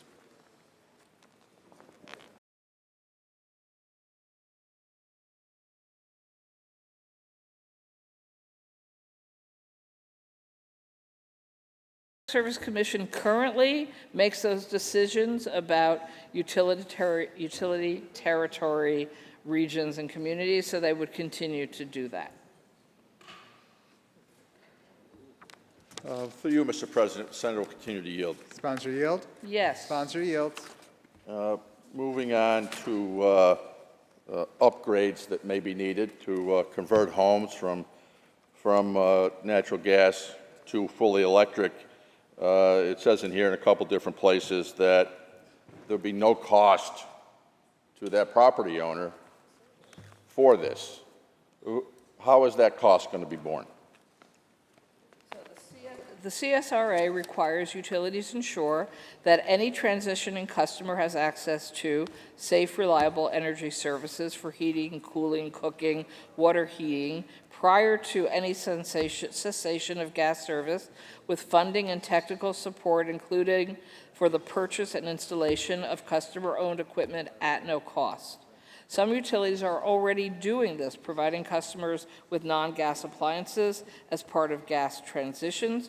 For example, New York SEG and RG&E non-pipe alternative projects offer customers a basic package of free heat pumps and other electric appliances with options for customers to upgrade.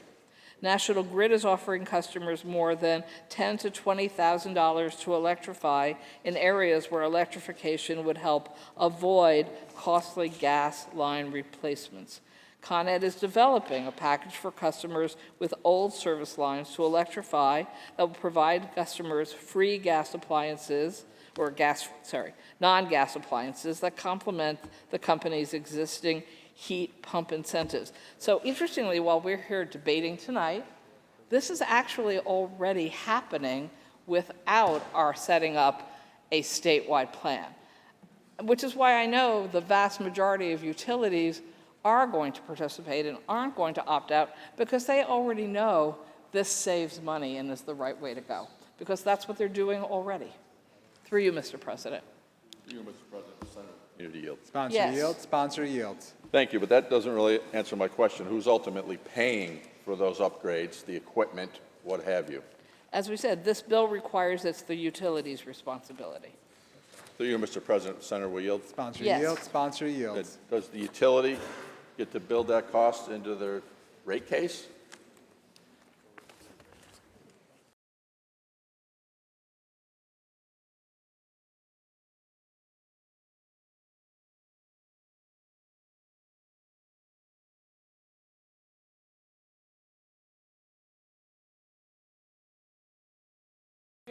President, if a utility goes for a rate increase for costs, first they have to show that we are maximizing the use of all the assorted state programs to support this, and they have to show that the savings they have from no longer having to invest so much in oil, gas continuation still leaves them with additional need. And that then, and only then, would they be approved for a utility rate increase for this purpose. To you, Mr. President, the senator will continue to yield. Sponsor Yes. yields. Sponsor yields. Well, I would fully expect that they're going to have a greater need than what all the other programs might be out there. And if and when they do go back to the rate case and say we've spent this many hundreds of millions of dollars on heat pumps or whatever to convert these homes from gas to electric, and the Public Service Commission agrees, says, yeah, you can recover those, and the rates are going to increase. And the rates are going to increase for every ratepayer, correct, in that utility region? Through you, Mr. President, when there are utility rate increases, yes, all ratepayers pay. Now, what is also, I think, important to remember, as we transition, and we are transitioning, as I said, this is happening already. People are shifting voluntarily to cheaper options for themselves. As fewer and fewer people are using gas oil, even if we didn't pass this law, the cost for the remaining people in gas and oil continues to go up because they are the last ones. So there's a smaller number of people having to absorb the cost of an entire system of oil and gas. That's actually happening already, even without this law. So yes, the longer you stay on oil and gas, probably the reality is the more you're going to pay and the bigger share of the cost you will have because there will be fewer ratepayers to share that cost with you. That's if we do nothing. If we do this, we are at least setting up options of how people can be transitioned with planning, with their participation, with community input, and with the utilities and the state helping to pick up some of those changed infrastructure costs to shift us off of oil and gas. To you, Mr. President, the senator will continue to yield. Sponsor yield. Yes. Sponsor yields. Senator, if and when those costs ultimately get spread across all the ratepayers, will there be any relief for that homeowner or business that has voluntarily undertaken these changes on their own dime? Or are they going to be sharing in the higher rate with everybody else that hasn't? Now, through you, Mr. President, if you've already shifted off of oil and gas voluntarily before tonight or after tonight, your costs from utilities are going to be lower. So if there's some increase for ratepayers, it's not like an even distribution because there are 12 people here. It's a percentage increase in what your bill is. So if your bill is very low, for example, I don't use my gas stove very much, so my gas bill every month I think is about $14. So even if they increase my gas prices, it's only a percentage on $14 versus someone who's paying $500 a month for their gas because they're dependent on it for everything. So they would see a far more significant increase in their costs. So you absolutely are a winner in the storyline if you are using less and less oil and gas. Thank To you, you, Senator Mr. President, O'Meara. the senator will continue to yield. Your time has elapsed. Your 30 minutes have elapsed, sir. 30 minutes? 30 minutes. I thought it felt like hours personally, but Time flies when Thank you're you, having Senator fun. Kruger. thank you, Senator. Are there any other senators wishing to be heard? Seeing and hearing none, debate is closed. The secretary will ring the bell. Read the last section. Section 11, this action will take effect December 31st, 2025. Call the roll. Adabo, GNR's Kruger, Ort, Swilkens, White.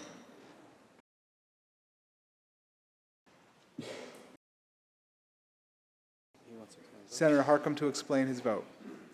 Thank you very much, Mr. President. The hour is late. I'll be brief. I want to thank Senator Kruger for this revised legislation and for her work on this over the years. I rise just to reinforce a few facts and correct a few other facts from this debate. We talk about health and people dying. To Senator Kruger's point, over 2,000 New Yorkers die prematurely of heart and lung disease because of our consumption of fossil fuels. We talk about the Texas blackout. It was not because windmills froze, it was their gas infrastructure froze. That is very clear. It was their gas infrastructure that's froze. And what have they done since then? They have added renewables, wind, solar, and battery storage at a relentless pace, a nation-leading pace. And now they have added to their resiliency, and their rates have come down because, as we know, the economics say a kilowatt of clean energy is cheaper than a kilowatt of fossil fuel energy. A couple more quick points. If we didn't have a CLCPA or add a single solar panel, we would have to do the grid upgrades we're doing now because our grid is antiquated. And we talk about jobs. If we stop blocking the CLCPA, we can be creating 200,000 good union-paying jobs. Look at the $200 million that we allocated for thermal networks. That is just the beginning of what we could do. I thank Senator Kruger. I vote aye. Senator Harkam to be recorded in the affirmative.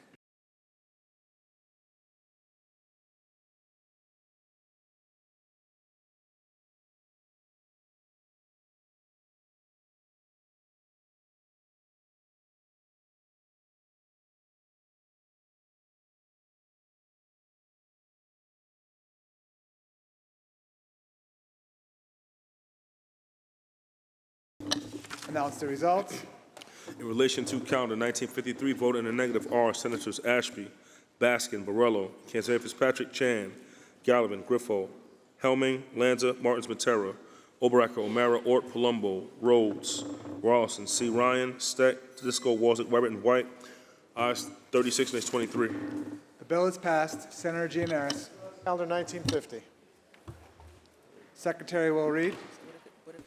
Calendar number 1950, Senate Print 8417 by Senator Kruger, enactment of the Public Service Law. Senator Borrello, why do you rise? Mr. President, would the sponsor yield for a question? Will the sponsor yield? I will as soon as I text, bring cough drops from my desk. You want to get yourself a Gatorade or something? No, I've got liquid, but thank you so much. Okay, pressing send. Yes, please, of course, I will happily answer The questions. sponsor yields. All right. Through you, Mr. President, do you happen to know where the first natural gas well in the entire world was actually dug? No, I do not, Mr. President. I suspect my colleague does. Mr. President, yes, I do. The sponsor yield for a question. Sponsor yield. It's Dunkirk?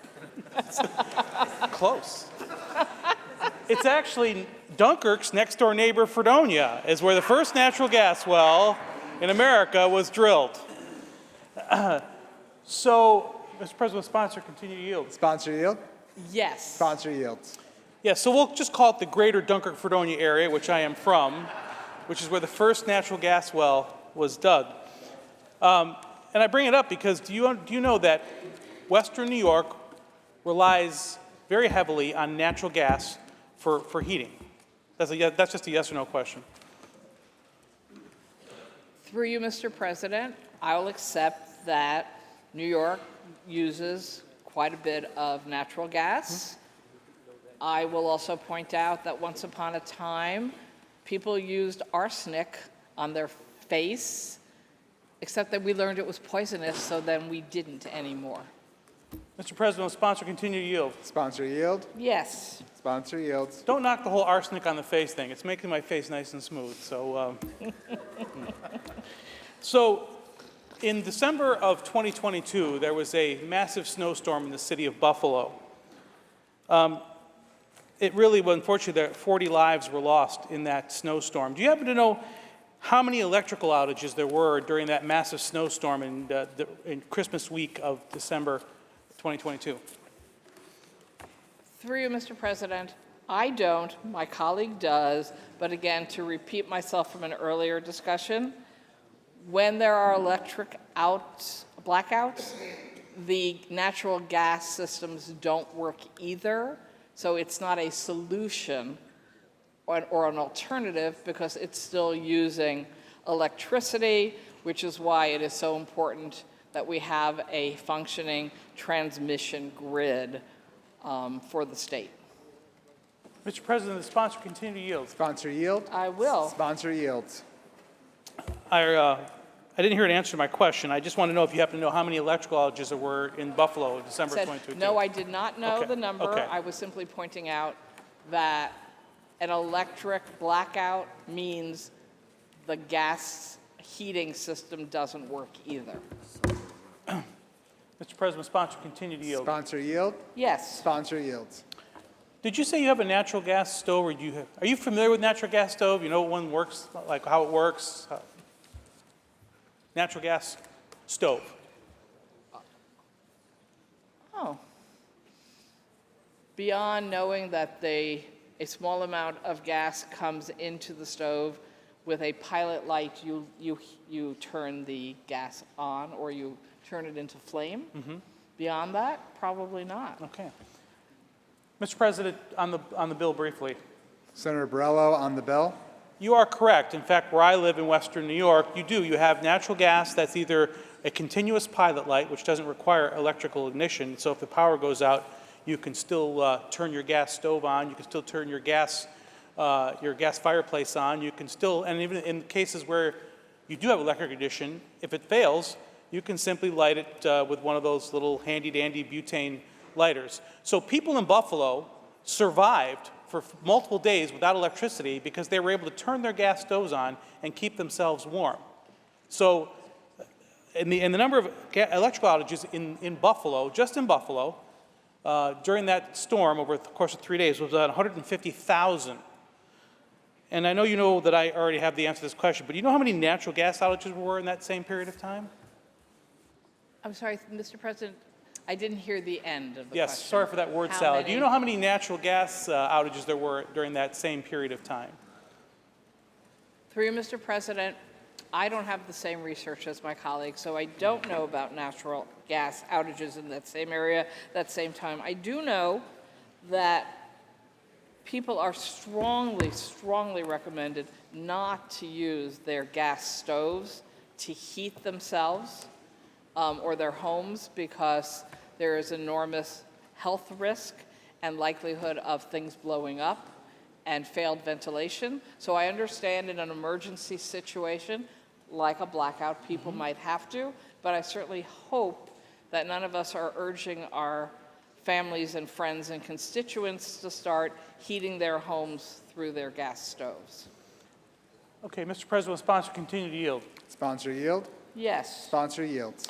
During an emergency, it's often incredibly important, particularly for places like hospitals and nursing homes and fire stations, to have backup generators. Do you know how a backup generator typically is powered? Through you, Mr. President, there are various forms of backup generators. Some are gas, some are propane, some are battery, some are geothermal.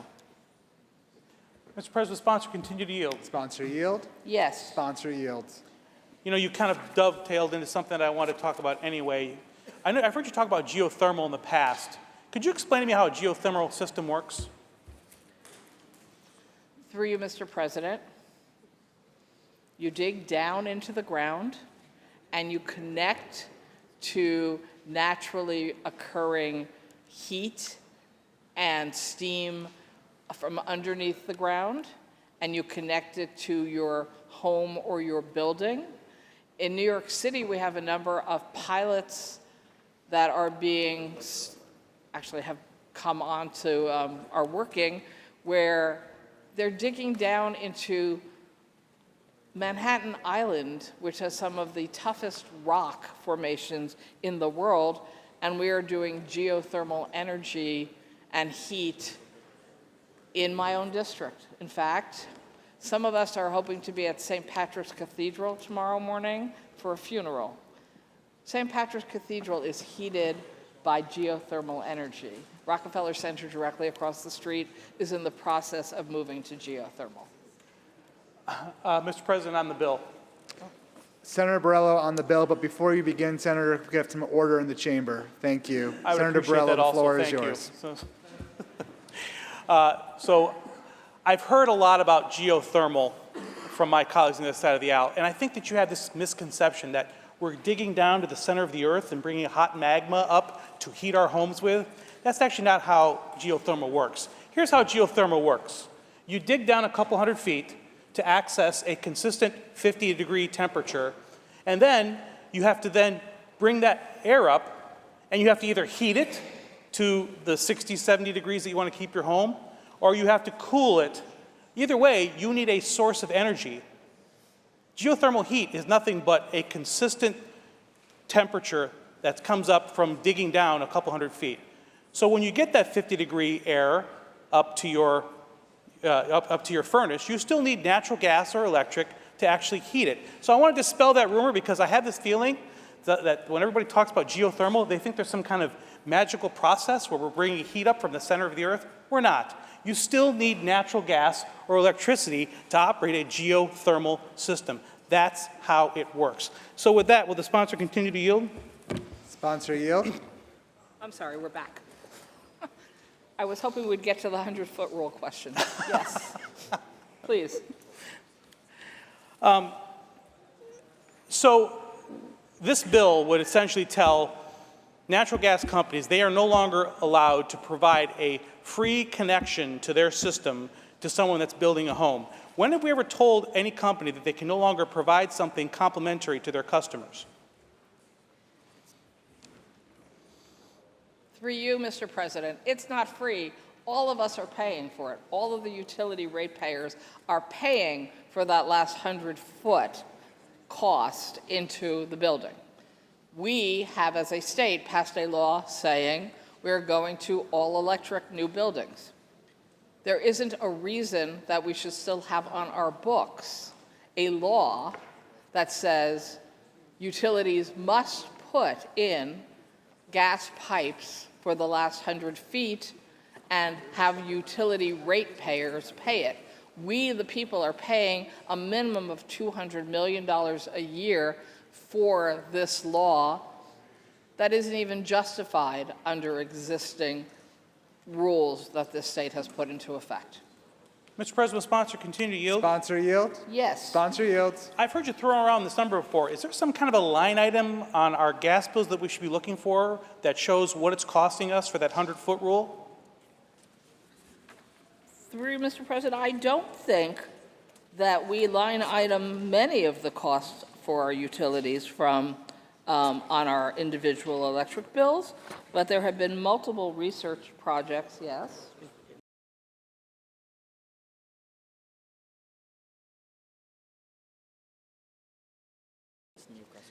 The utilities actually do identify these costs in the utility filings they do with PSC, so somebody has actually gone through and added those up, and it is a minimum of $200 million a year that the utilities are charging us ratepayers to do the last 100-foot rules. Mr. President, will sponsor continue to yield? Sponsor yield. Yes. Sponsor yields. I think you know that I'm a business owner, and I've certainly filed a lot of P&Ls and so forth. So you're saying because they have a line item that talks about the cost of the 100-foot rule that you are assuming that's being passed along to the customer. So if they list the fact that they have to buy utility trucks and bucket trucks, should we tell them that they should no longer buy utility trucks and bucket trucks because they're passing the cost of that bucket truck along to their ratepayers? Through you, Mr. President, if we get to a point in history where you don't need those things anymore, yes, I would say you shouldn't do that.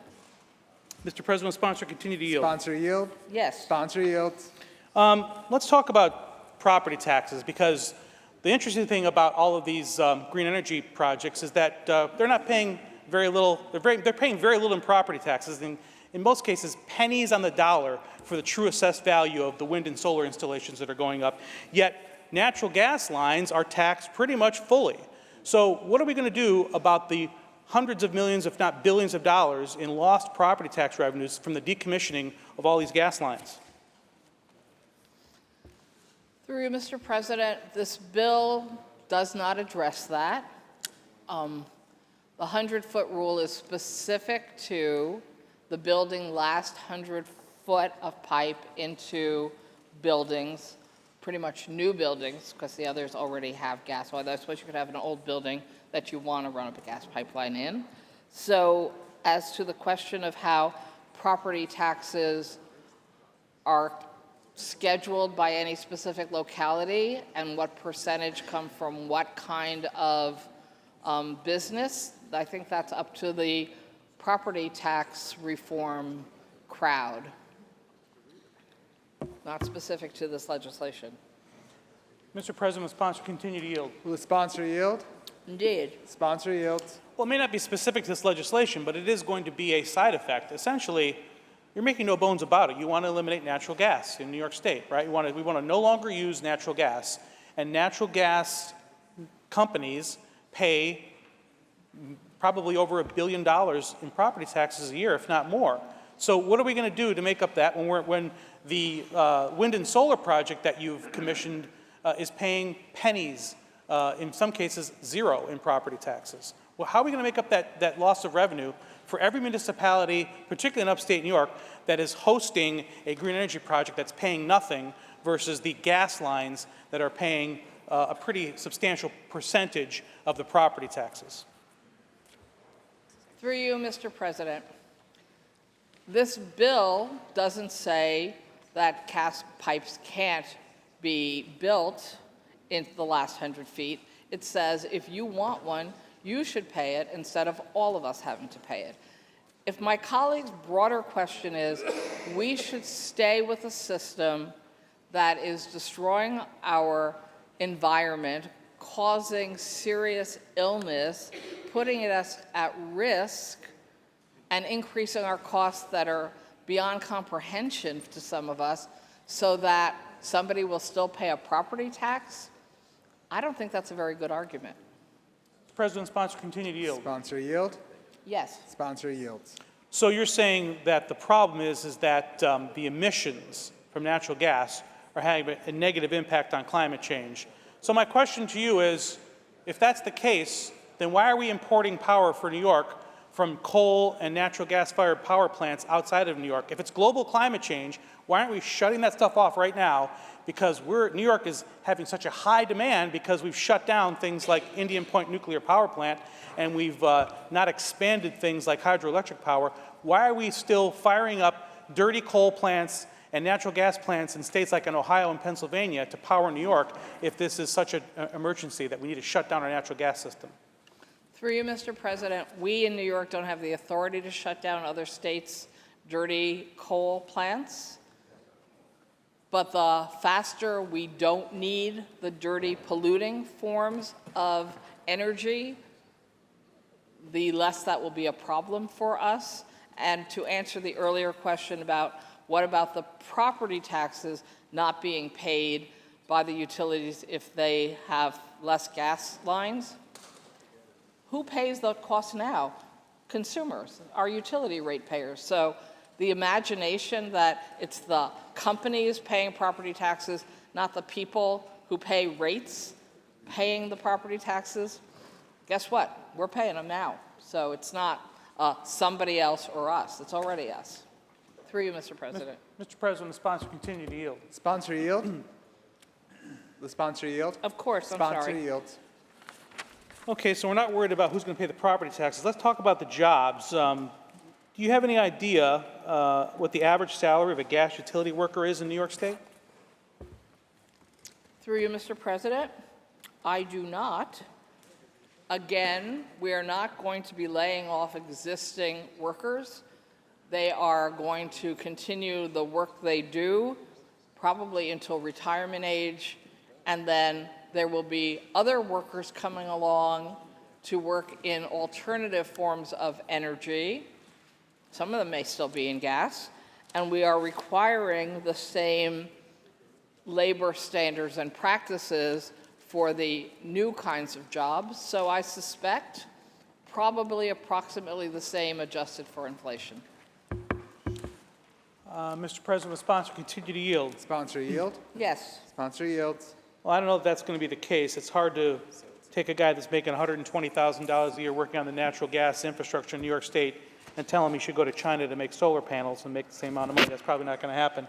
But with that being said, we're talking about affordable housing. We need more affordable housing. Do you know what it costs if we're going to burden a new house, someone's building a new house with having to pay for their own hookup? Any idea what it would cost for them to have to now pick up that cost of the 100-foot rule being eliminated? According to my data, the National Grid Metro New York Gas Company reports the average new connection cost for residential customers currently covered by the 100-foot rule would be about $14,000 a year. For National Grid Long Island Natural Gas in that period, the average new connection cost for residential customers was about $9,200 and about $5,300 for residential underground development customers. Will sponsor continue to yield? Sponsor Yes, yields. I do. Sponsor yields. You're right. That's right. It's about $17,000 to put Well, a you're a natural little gas inflated. hookup. No, Yes. it's a bottle of water. But my point is that perhaps on Long Island or, downstate, $17,000 to the cost of $1 million home isn't much. But as you heard earlier in my debate on Dunkirk, houses in upstate New York, and certainly the average salary is much lower. So to add a $17,000 burden onto someone who's building a house that's probably going to cost them $200,000 for the structure itself is a significant amount of money. So how can we be talking about making more affordable housing in New York State when we're talking about adding costs to those who in our area will likely want to still choose to have natural gas?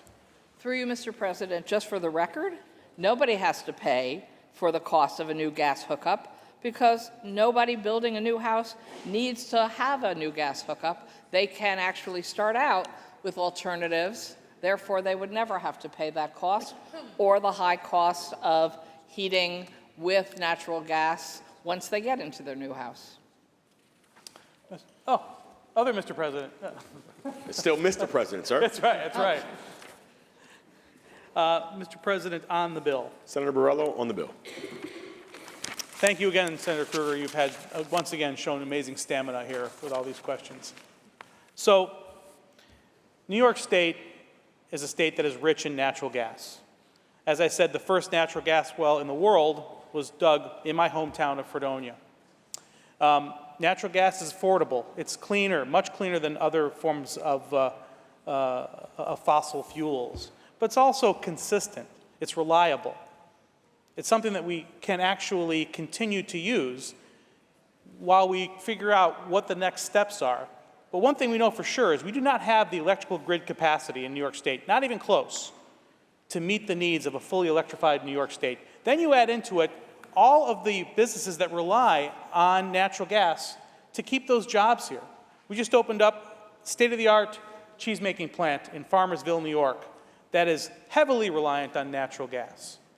Natural gas is used by most homeowners where I live in Western New York because it's a cheaper alternative. And, like I mentioned, in a horrible, deadly snowstorm in Buffalo, thank God that we had natural gas. If everybody was on electric heat, instead of 40 people, add another 0 onto that as far as the number of casualties that would have been in the city of Buffalo were it not for natural gas. The list goes on and on. Now, I understand that everyone thinks we need to do this so quickly that we don't even have to have a plan as to how we're going to execute this, because that's what this is about. But in this case, we are telling companies that are providing that last 100 feet at no charge to those customers that they can no longer do that. When have we ever told a company, you can't provide something for free? In fact, you know what most of our bills do here? Most of the bills we pass here say you must provide something for free. You can't charge that copay. You can't charge that fee. That's what most of the bills we pass in this chamber do. We tell companies, we don't care what it costs you, you're going to provide this for free because we, the New York State legislature says you should. But in this case, we're going the opposite direction. I understand the philosophy behind it, but at the end of the day, it's based on a false premise. That somehow getting away from natural gas and continuing to import more and more power from out of state, mostly on coal, I might add, that's the better solution. So we can pretend that we're doing something about climate change. Because that's what this is really about in New York. We are pretending we're having an impact on climate change. We're not. Not at all. So this is about affordability, which is a big talking point here, but we're actually not doing anything to make New York more affordable. It's about keeping those jobs, all those good-paying union jobs that the energy industry provides. And it's about ensuring that going forward, the people of New York State have the choice that they have for safe, affordable, reliable energy. So I'll be voting no. Thank you, Mr. President. Are there any other senators wishing to be heard? Seeing and hearing none, debate is closed. Secretary, ring the bell. When you Senator Matera, you'll be able to explain when we get to the explanation of votes. We'll get you in a second. Read the last section. Secretary, ring the bell, excuse me. Read the last section. Section 2, this action to effect immediately. Call the roll. Addabbo, Giannaris Kruger, Ort, Cousins-White. Senator Matera to explain his vote. Thank you, Mr. President. And this has been very interesting and over the years, but what this bill and the previous bill are really about is choice. The environmentalists and my friends across the aisle in Albany don't think New Yorkers should have the freedom to choose their sources of energy that they pay for. Once again, New York State is putting the cart before the horse, and it works to cut off homes and businesses from natural gas, which is the cleanest and most reliable fuel. Instead, we should be supporting the Nessie and the Constitution pipeline, support the expanded capacity of the Iroquois pipeline, and to get liquefied natural gas LNG trucks off of our roadways, where they continue to be utilized to supply homes and businesses with the fuel they need. My friends across the aisle don't bring that up. It is time for New York State to accept the reality and let 59% of New Yorkers who oppose banning of these pipelines and the overwhelming 71% who oppose banning natural gas know that they are being heard. And yes, we are making sure they're being heard every day. Those are the numbers directly from the recent Natural Allies for Clean Energy Future poll. These are real facts. The reality is that the recent joint report from Northwood University McNair Center for the Advancement of Free Enterprise and Entrepreneurship of the Menachem Center of Public Policy found, unsurprisingly, that natural gas is the best source of energy now. And again, I always say this, we need to go and retool our existing power plants, and you know what, that will create good paying jobs also, but that is the most efficient and economical way to go. That is based on our factors like reliability and environmental impact cost. We need that to get the LNG trucks off our roadways, like I said, and we need to ensure New Yorkers have the access to affordable, reliable, and clean energy, and we need to keep our rates from increasing even more than they have been. It is time that Albany Democrats realize that they are hurting all of our homeowners and our businesses with a little benefit to our environment. New York residents have to pay for all of this. Goals are fine, but mandates are wrong. Albany must let common sense and reality guide our state's energy policies. We urge all and agree that we support moving to a cleaner fuel, and it is to be accomplished by protecting our residents, our hardworking men and women of labor, and small businesses. I urge Governor Kathy Hochul and Albany Democrats to listen to all New Yorkers that work with us to find realistic solutions to protect those who we jointly serve together. We need a study to sources of energy like green hydrogen, geothermal networks, sewage heat recovery expansion, which we're doing that up in Jamestown and Senator Borrello's district. Retooling, again, our existing power plants with carbon capture, nuclear, small modular units. This effort combined with clean energy, natural gas, is supported by over 66% of the voters, including 74% of our state Democratic voters. Will allow us to move forward in a better energy future without harming our residents who are speaking loud enough with their feet.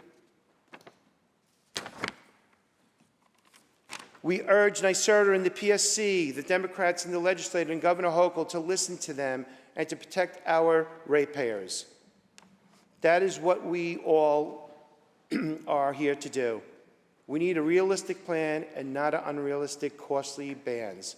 Mr. President, I vote no. Senator Mortera to be recorded in the negative. Senator Rhodes to explain his vote.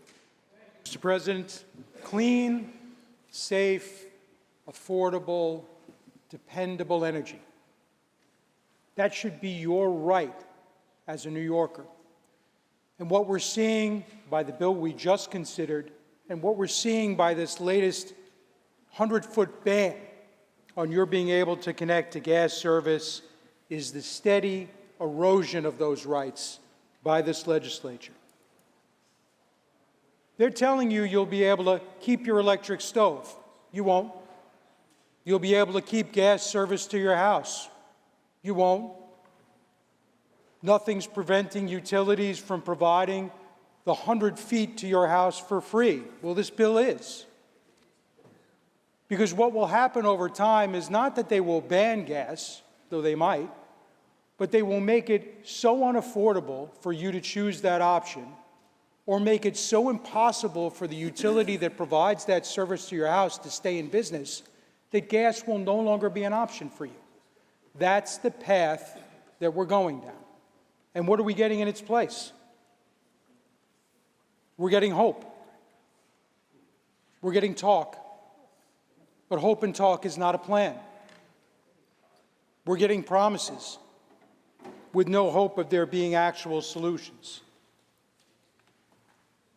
The simple fact of the matter is, and we were talking about statistics a little earlier, that according to the National Fire Protection Association, despite the fact that 60% of U.S. households are heated by natural gas, there are over 3 times as many electrical fires caused in homes than there are fires that have to do with gases to heat your home. You are being fed a line of nonsense, and today is the latest step in that. Protect your own right Senator to be able Rhodes, to get how do you vote? clean, safe, and dependable natural gas. Senator I Rhodes, will how do you vote no on this Senator, bill. Senator Rhodes to be recorded in the negative. Announce the results. In relation to calendar 1950, voted in the negative are Senators Ashby, Baskin, Borrello, Bino, Kazay Fitzpatrick, Chan, Gallivan, Griffo, Helming, Lanza, Martinez, Martins, Matera, Oberacker, O'Mara, Ort, Palumbo, Rhodes, Rawson, C. Ryan, Steck, Tedisco, Walzett, Weber, and White. Ayes 34, nays 25. The bill is passed. Senator Gianaris. Up is calendar 1509. Secretary will ring the bell. The secretary will read. Calendar number 1509, Senate Print 6954A by Senator Gurnardez, an act to amend the general business law. Senator Walzek, why do you rise? I'm hoping the sponsor will yield, Mr. President. Will Yes, the sponsor Mr. yield? President.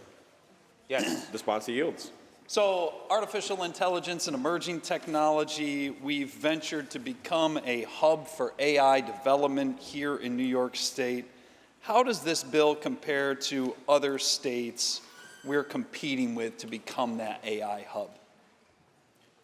Through you, Mr. President, what I think would be helpful is first to just state what this bill does, and I can answer my colleague's question. Sure. So this bill is the Stop Deepfakes Act, and it's very simple. It just requires that in this age of AI and in this age of having applications where artificial intelligence can conjure up images or audio or video, that there be metadata attached to the creation of these files that say this was generated by AI, this was created by this AI platform, this was made on this date by this user potentially. Just like right now, if you click on a digital photo, there is metadata saying the size of the photo, who owns the photo, when it was created, etc.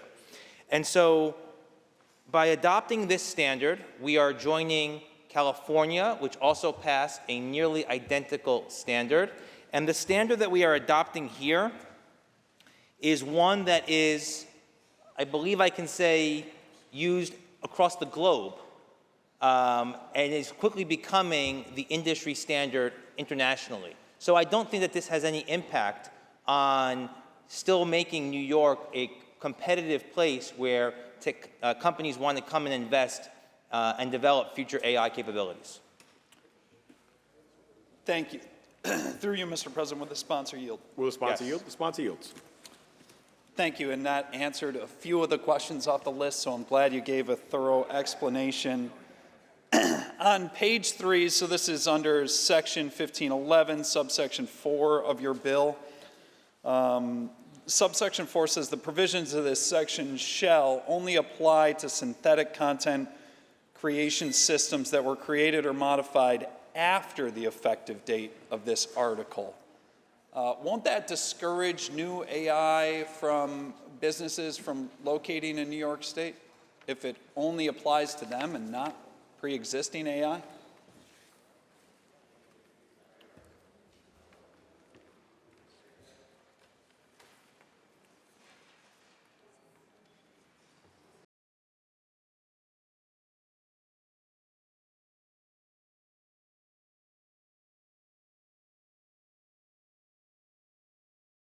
Through you, Mr. President, no.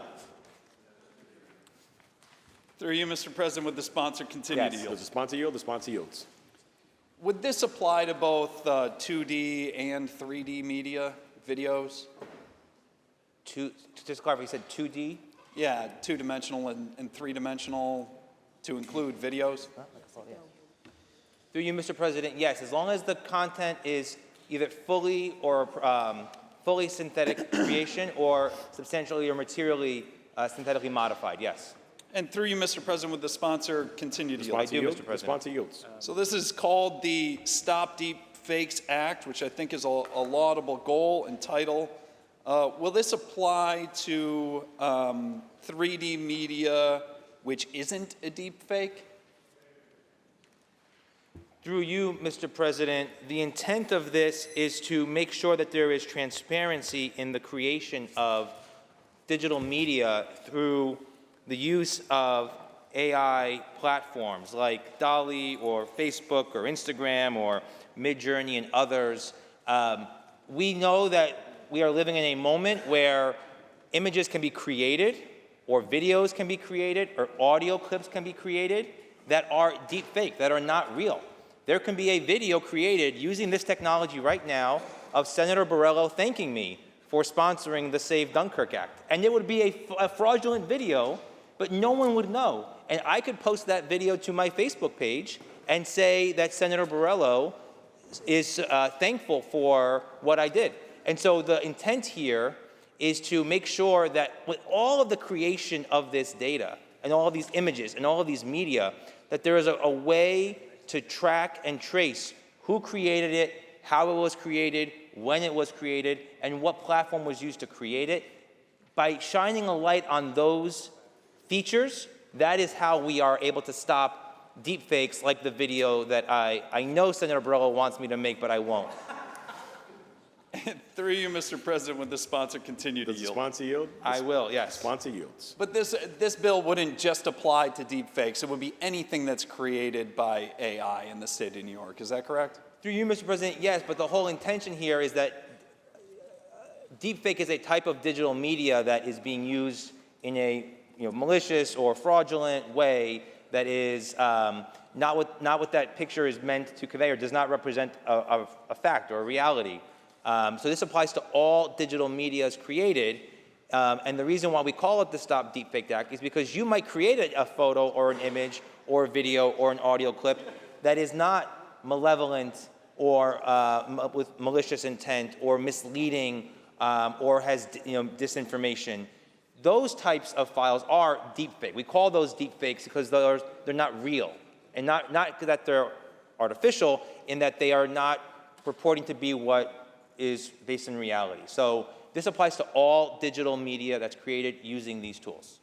And through you, Mr. President, with the sponsor, continue to Does yield. the sponsor yield? Yes. Sponsor yields. What about filters in social media apps? So, a filter on Snapchat or on Instagram, which they use within those applications, would they be included in this legislation? So through you, Mr. President, a Snapchat filter is not a wholly synthetic content creation system, so the filter itself would not count. However, in the case of Snapchat, if a user uploads a photo to Snapchat to make a snap that has otherwise been substantially modified, synthetically modified with one of these AI platforms, Snapchat would have to keep that metadata that we're requiring here, this provenance data, attached to that photo because it was otherwise synthetically modified. And through you, Mr. President, would the sponsor continue to Will yield? the sponsor yield? Yes, I do. Sponsor yields. How will this apply to live streams if that kind of technology is utilized in a live stream? Because you can't really attach metadata while you're streaming live.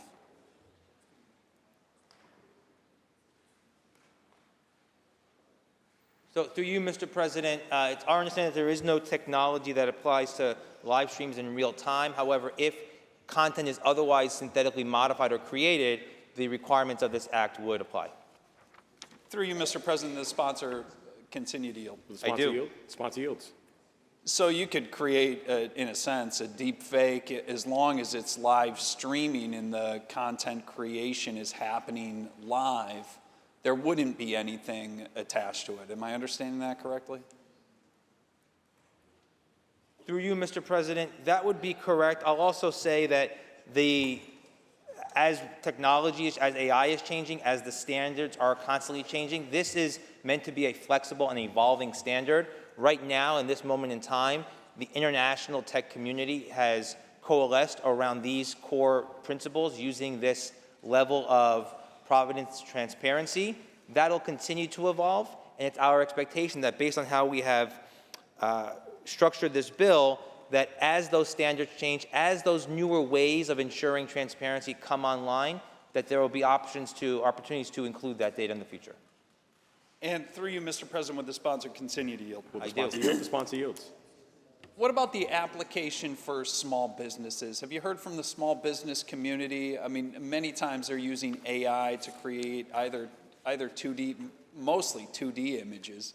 Have you heard back from the business community about what the impacts will be on them?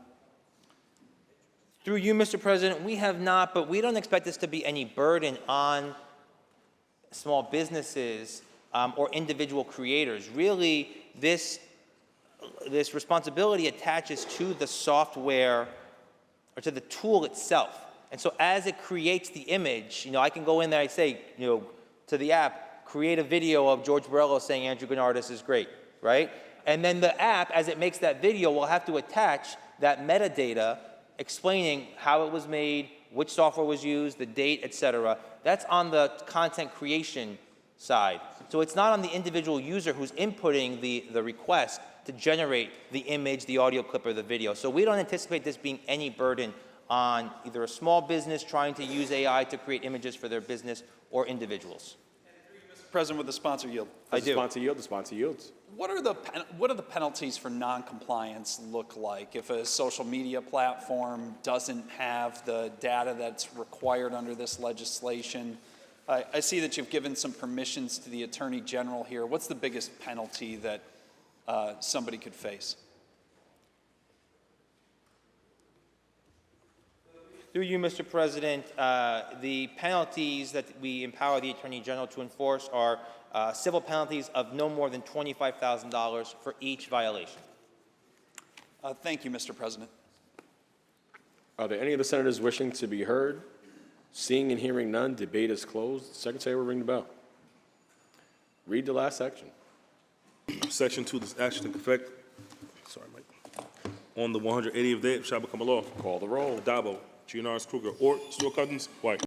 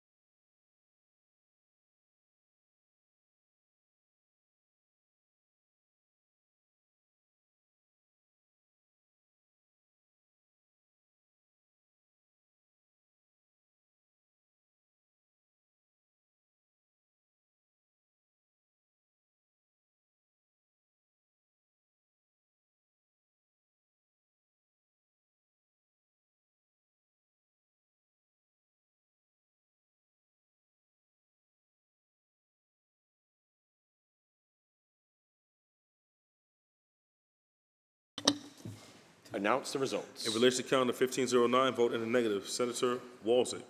Ayes 58, nays 1. The bill is passed. Senator Janaris. Let's move on to calendar 1635, please. Secretary will ring the bell. The secretary will read. Calendar number 1635, Senate Press 6693B by Senator Jackson. Enactment of the Education Law. Senator Helming, why do you rise? Thank you, Mr. President. If the bill sponsor will yield for a couple questions. Senator Stavisky, that will be answered. Senator Janaris, yes. Senator Stavisky will answer in place inside of the sponsor. Senator Stavisky, will you yield?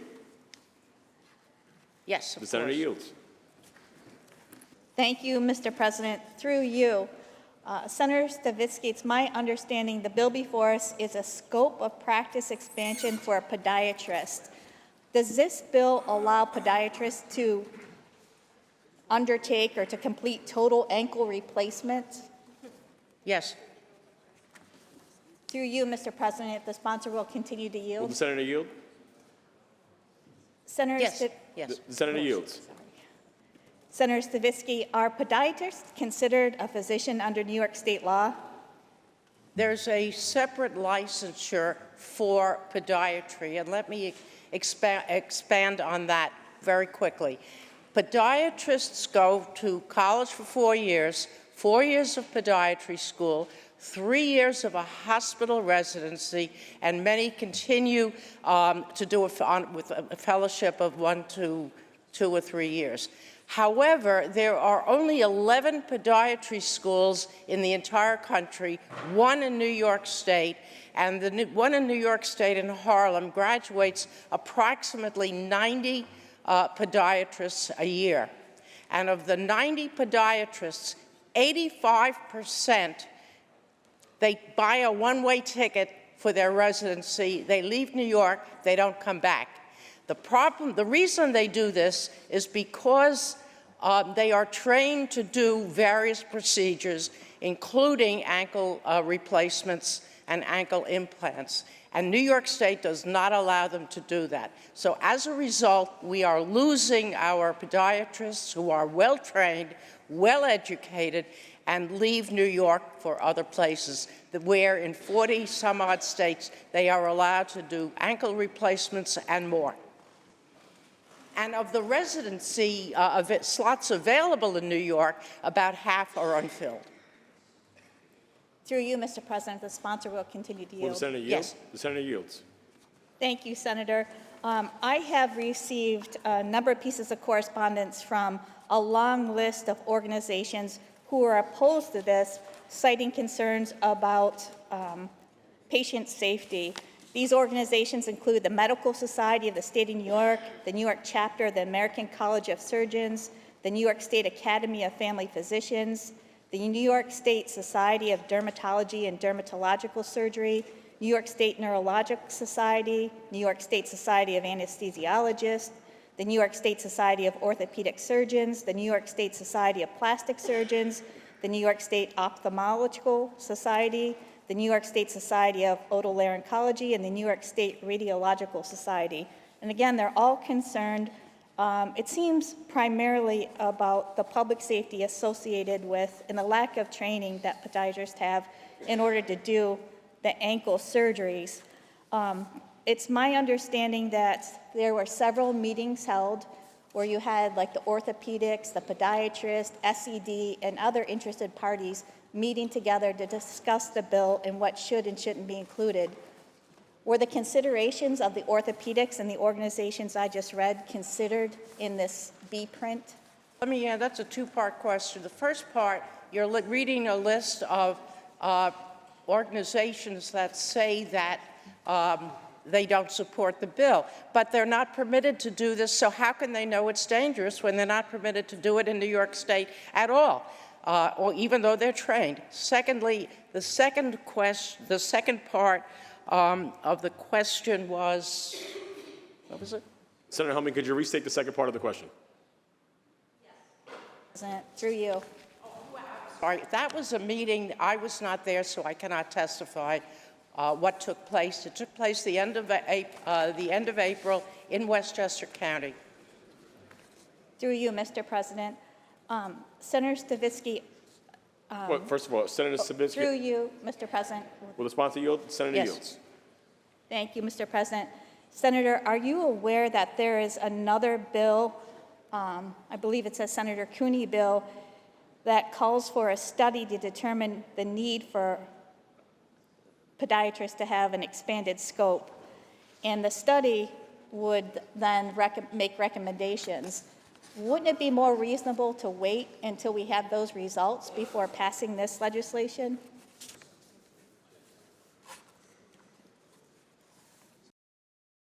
No, I'm not familiar with the bill, but this has been under discussion since 2012 when my predecessor, Senator Laval, from the other side of the aisle, held a series of meetings, et cetera, and worked out Senator a Stavisky, very one second. similar Excuse me. bill. The hour is late. If we can please have some order in the House. Thank you. Senator Stavisky, So continue. the bottom line is that this bill has been around really in various forms since 2012, since the original chapter was signed, Senator Laval's chapter, and they are well-trained, and I think they are fully capable of increasing really, we're defining and modernizing Senator Laval's bill. Thank you, Mr. President, on the bill. Senator Helming on the bill. Senator Stavisky, thank you very much for your responses. I appreciate it. I would just ask that we continue to look at whether or not it is in the best interest of the patients, prioritize the safety of the patients over the loss of podiatrists on allowing for the total ankle replacement by podiatrists. Thank you, Mr. President. Thank you, Senator Helming. Are there any other senators wishing to be heard? Seeing and hearing none, debate is closed. The secretary will ring the bell. Read the last section. Section 2, this action will take effect on the 18 month after the shall become a law. Call the roll. Adabo, Giannaris Kruger, Ort, Sewell Cousins White. Senator Stavisky to explain her vote. Thank you, Mr. President. We've been studying this bill since 2013. It's time to act. We are short of podiatrists. They are trained to do this, and they do it outside New York State. We can't afford to continue losing our population to other states because it is more attractive. I've heard this from the other side of the aisle. We can't compete because it's more attractive elsewhere. Let's start bringing our folks back to New York where they were trained. I vote aye. Senator Stavisky to be recorded in the affirmative. Senator Cantoneri Fitzpatrick to explain her vote. Thank you, Mr. President.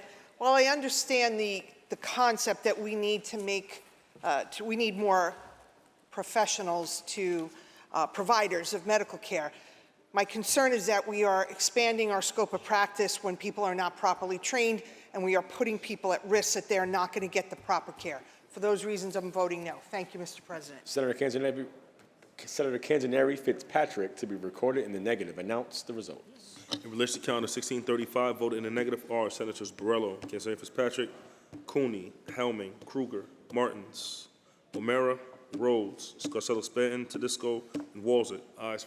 Also, Senator Rawlinson. Ayes 47, nays 12. The bill is passed. Senator Gianaris. Next up, Mr. President, is calendar 1618. Secretary will ring the bell. Secretary will read.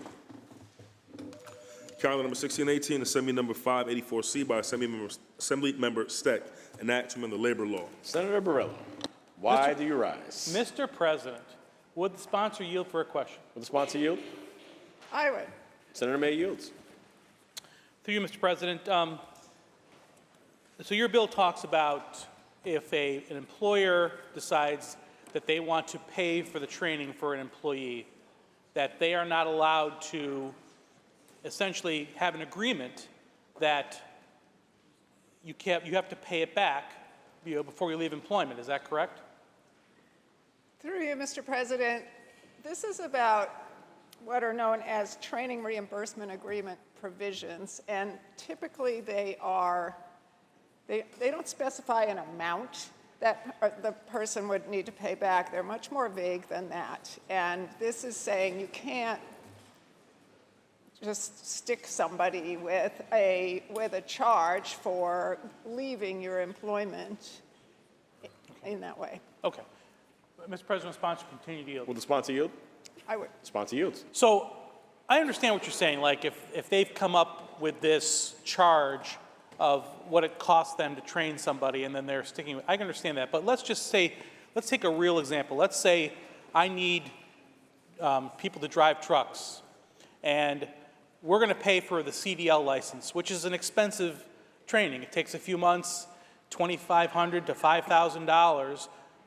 And I want, and that's, once they have it, that's for them. They now have that training and they can take that anywhere. Can I not have an agreement that says, I'll pay the money you don't have for you to become a licensed CDL driver, which you can use somewhere down the road, but I really need you to work for me for at least a year. Would that be a violation of this law?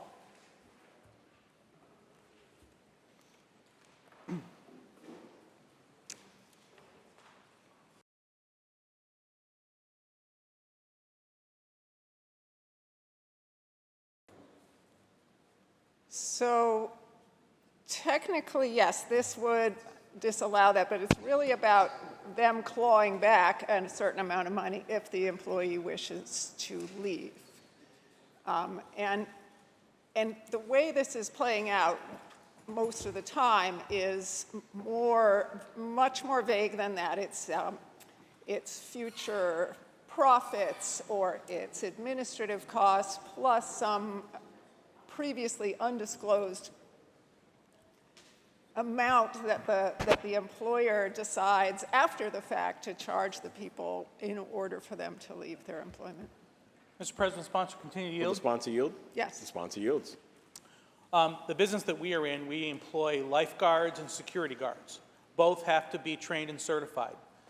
Most of the folks that in our area, they can't afford the $250 to become a licensed security guard, so we will pay for that. In exchange, we want them to work for us, and not, because that, again, that's a certification they can take anywhere, and they would need it to be a security guard anywhere that it requires you to have a license to be a security guard. So if we pay that money and say, look, unless you work for us X amount of hours, you're going to have to pay us that money back, because we could pay for the certification, they could never work 1 hour for us, and we'd be out that money. How would this law impact that agreement?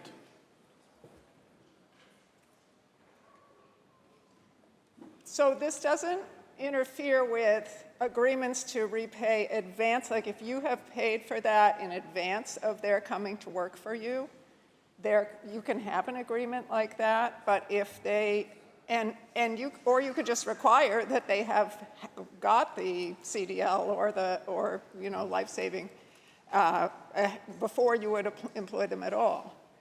But if you brought them on and were training them at the same time and then charged them for that after the fact, that's what this would stop. Mr. President, sponsor continue to yield? Will the sponsor yield? Yes. The sponsor yields. So I just want to be clear because I think this has potential impact on a lot of folks that employ, particularly young people. If we're going to pay for your lifeguard certification, you have to be certified before you can go 1 day as a lifeguard, at a swimming beach like we have.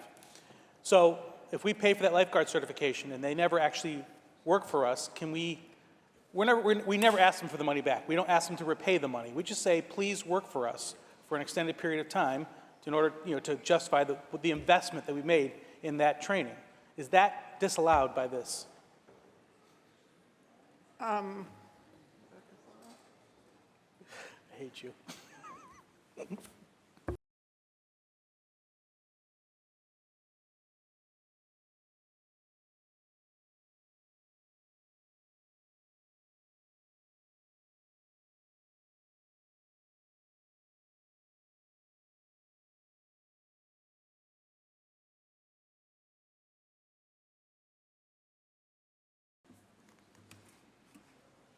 So what this is trying to forestall, through you, Mr. President, is people going into debt because they need to leave. Either they have to leave the employment for some reason, or the conditions of employment turn out to be really onerous in some way, and or it's just a horrible fit for them. But if you're a good employer and you have done these things, part of it is you're only going to train these people because there's competition for workers out there, and part of the competition is that you create the conditions where people want to stay in your employment. If you are bringing them on, even if you're offering the training, but then you are abusing them, mistreating them, creating conditions where they just cannot stay, then I think,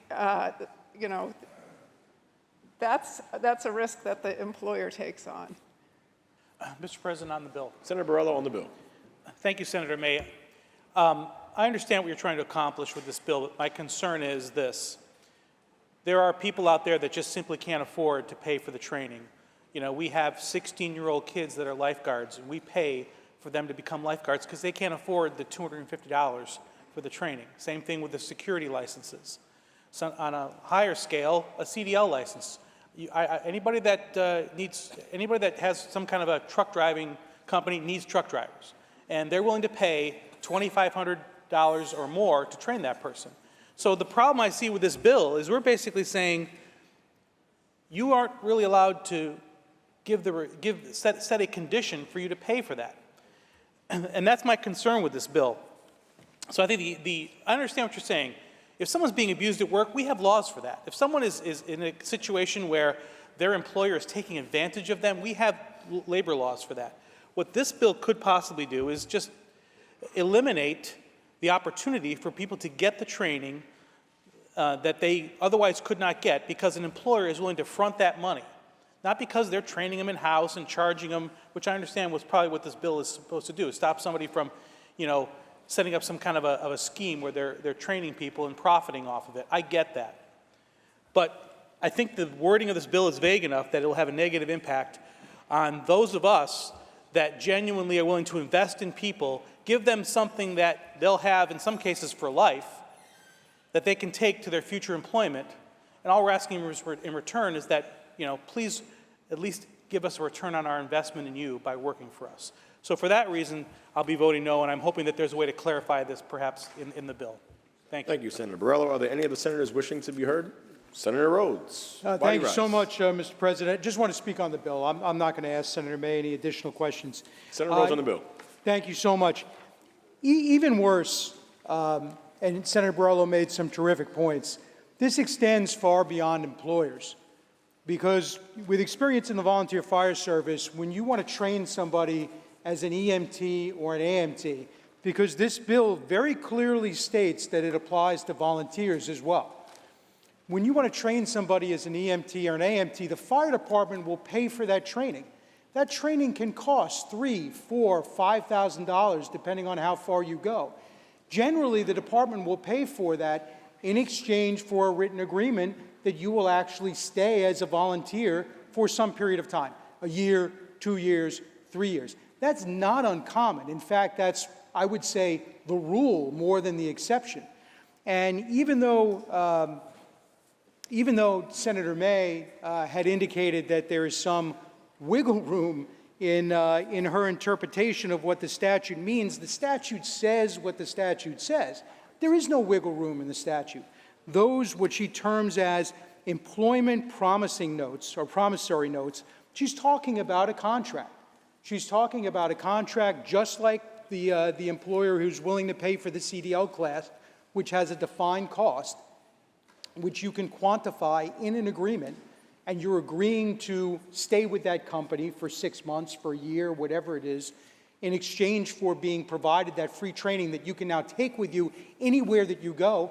Same thing with the volunteer fire service. Same thing with the SAFER grant program, for example, right? Where we're paying for, in Nassau County we have this, we're paying for your college tuition if you agree to be a member of the volunteer fire department, your equivalent of Nassau Community College. That type of agreement, under the wording of this bill, as it is written, would be illegal.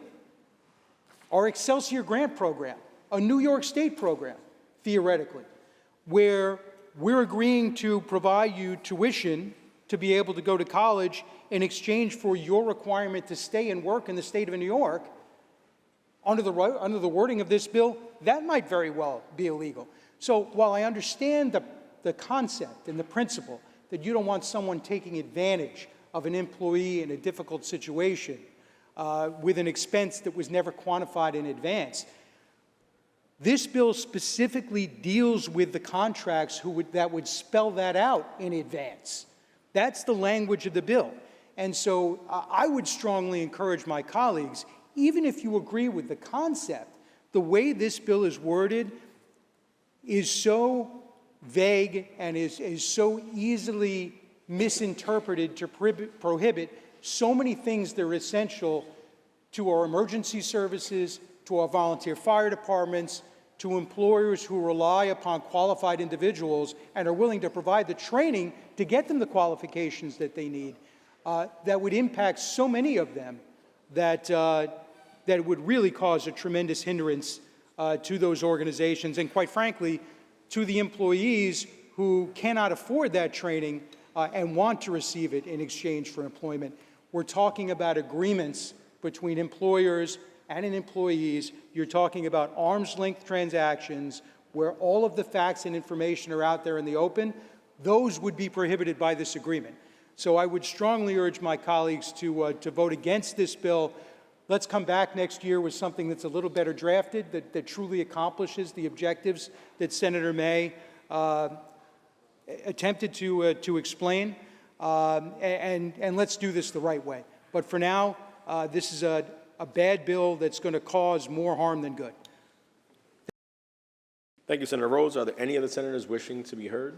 Seeing and hearing none, debate is closed. Secretary, ring the bell. Read the last section. Section 2, this action shall take effect immediately. Call the roll. Addabbo, Gianaris, Kruger, Ort, Sewell Cousins, White. Senator May to explain her vote. Thank you, Mr. President. And thank you to my colleagues for your questions.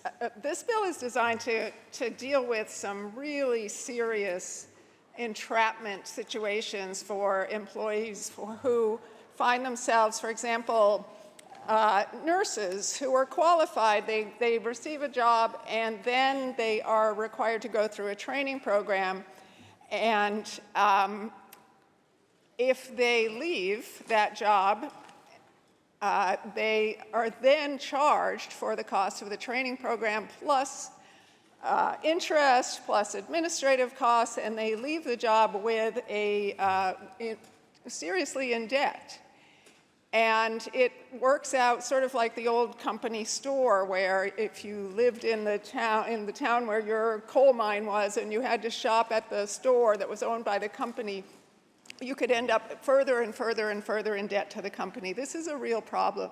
I definitely hear my colleagues, and I know if there's a good employer who makes it clear at the beginning that this is that this training is being provided and there's an expectation the person will stay. If you're a good employer, generally they will stay, but there are lots of situations where people find themselves truly trapped by these training reimbursement agreement provisions or traps, that they are stuck at work and the only way they can leave is going to send them deeply into debt. So I hear my colleagues' concerns, but I still think this is something where we need to protect a lot of people from this. So I vote aye. Thank you.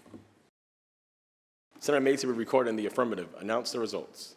In relation to calendar 1618, voted in the negative are Senators Ashby, Borrello, Canzani, Fitzpatrick, Chan, Gallivan, Griffo, Helming, Lanza, Martins, Matera, Oberacker, O'Mara, Ort, Palumbo, Rhodes, Ralston, Steck, Tedisco, Wozzett, Weber, and White. Ayes 38, Bills 21. The bill is passed. Senator Gianaris. Calendar 258 is next, Mr. President. Secretary will ring the bell. Secretary will read. Calendar number 258, Senate Print 1050 by Senator Salazar, an act to amend the correction law. Senator Steck, why do you rise? If the sponsor would please yield for some questions. Senator Salazar, do you yield? Yes. Sponsor yields. All right, hello again, Senator. This is, I guess, round two of corrections-related bills on the last day of session here. First question I have is, this bill is really regarding phone calls from inmates upon their transfer from one facility to another facility. Is that correct? Through you, Mr. President, this bill is about notifying the next of kin or a personal representative designated by an incarcerated individual before the incarcerated individual's transfer. It also would allow, within 24 hours before the transfer, the opportunity for that incarcerated individual to make a phone call at no cost to themselves to a family member in order to inform them of the transfer, as long as that call would not pose an unacceptable risk to the safety or security of the facility. Sponsor would yield. The sponsor yield? Yes. Sponsor yields. So is it correct that current law is that a phone call is allowed within 24 hours after a transfer, but this bill would require an attempt at notification and offer that free phone call to the inmate immediately before transfer? Is that basically the change from current law to future law in this bill? Through you, Mr. President, that is partly true, with the important caveat that that the phone call would not happen if it were deemed to create an unacceptable risk to the safety of incarcerated individuals or department staff. Sponsor would yield. The sponsor yield? Yes. Sponsor yields. Did you discuss this legislation with docs? Through you, Mr. President, yes, previously, although I've had this legislation for quite a while at this point, it has previously passed the Senate. Sponsor would yield. Will the sponsor yield? Yes. The sponsor yields. Let me rephrase. In discussing this with docs, did docs express support that this was a good idea, that they wanted to see the change from current law to what this bill has? Were they in favor? Through you, Mr. President, I didn't receive support nor opposition from docs. I'm sorry, I didn't hear that part. Senator Salazar, could you rephrase? I'm sorry. No, excuse me. Could you repeat your question? Yeah. Senator Stack could not hear you. Could not hear you. Okay, sorry. So I said, through you, Mr. President, I didn't receive support nor opposition to this bill from docs. Sponsor would continue. Will the to yield. sponsor yield? Yes. The sponsor yields. Thank you. NYSCOPA, Council 82, PEF, CSEA, letters of support. Mr. President, neither letters of support nor opposition to this bill from any of them. The sponsor would continue to yield. Sponsor yield? Yes. Sponsor yields. I recall you and I debated this bill, or one very much like it, last year ago. Did the governor veto the bill last year? And if so, what did her veto message say? Through you, Mr. President, the governor vetoed a version of this bill carried by another senator, a former senator, in 2022. Continue to yield. Will the sponsor yield? Yes. Sponsor yields. All right, in our previous debate, you stated that family members had expressed the stories anecdotally that family members had traveled to visit an inmate at one facility only to get there and find out that they had missed them and they had transferred to another. And again, current law is that within 24 hours of transfer, that kind of phone call is supposed to happen. So we're talking about a window of a day or two at most. I'm wondering, since that debate, do you have any, instead of anecdotal information, do you have any like hard data of how often that happens, where somebody shows up to say, I'm here to see Joe Schmo, sorry, you just missed him, he was on the bus last night?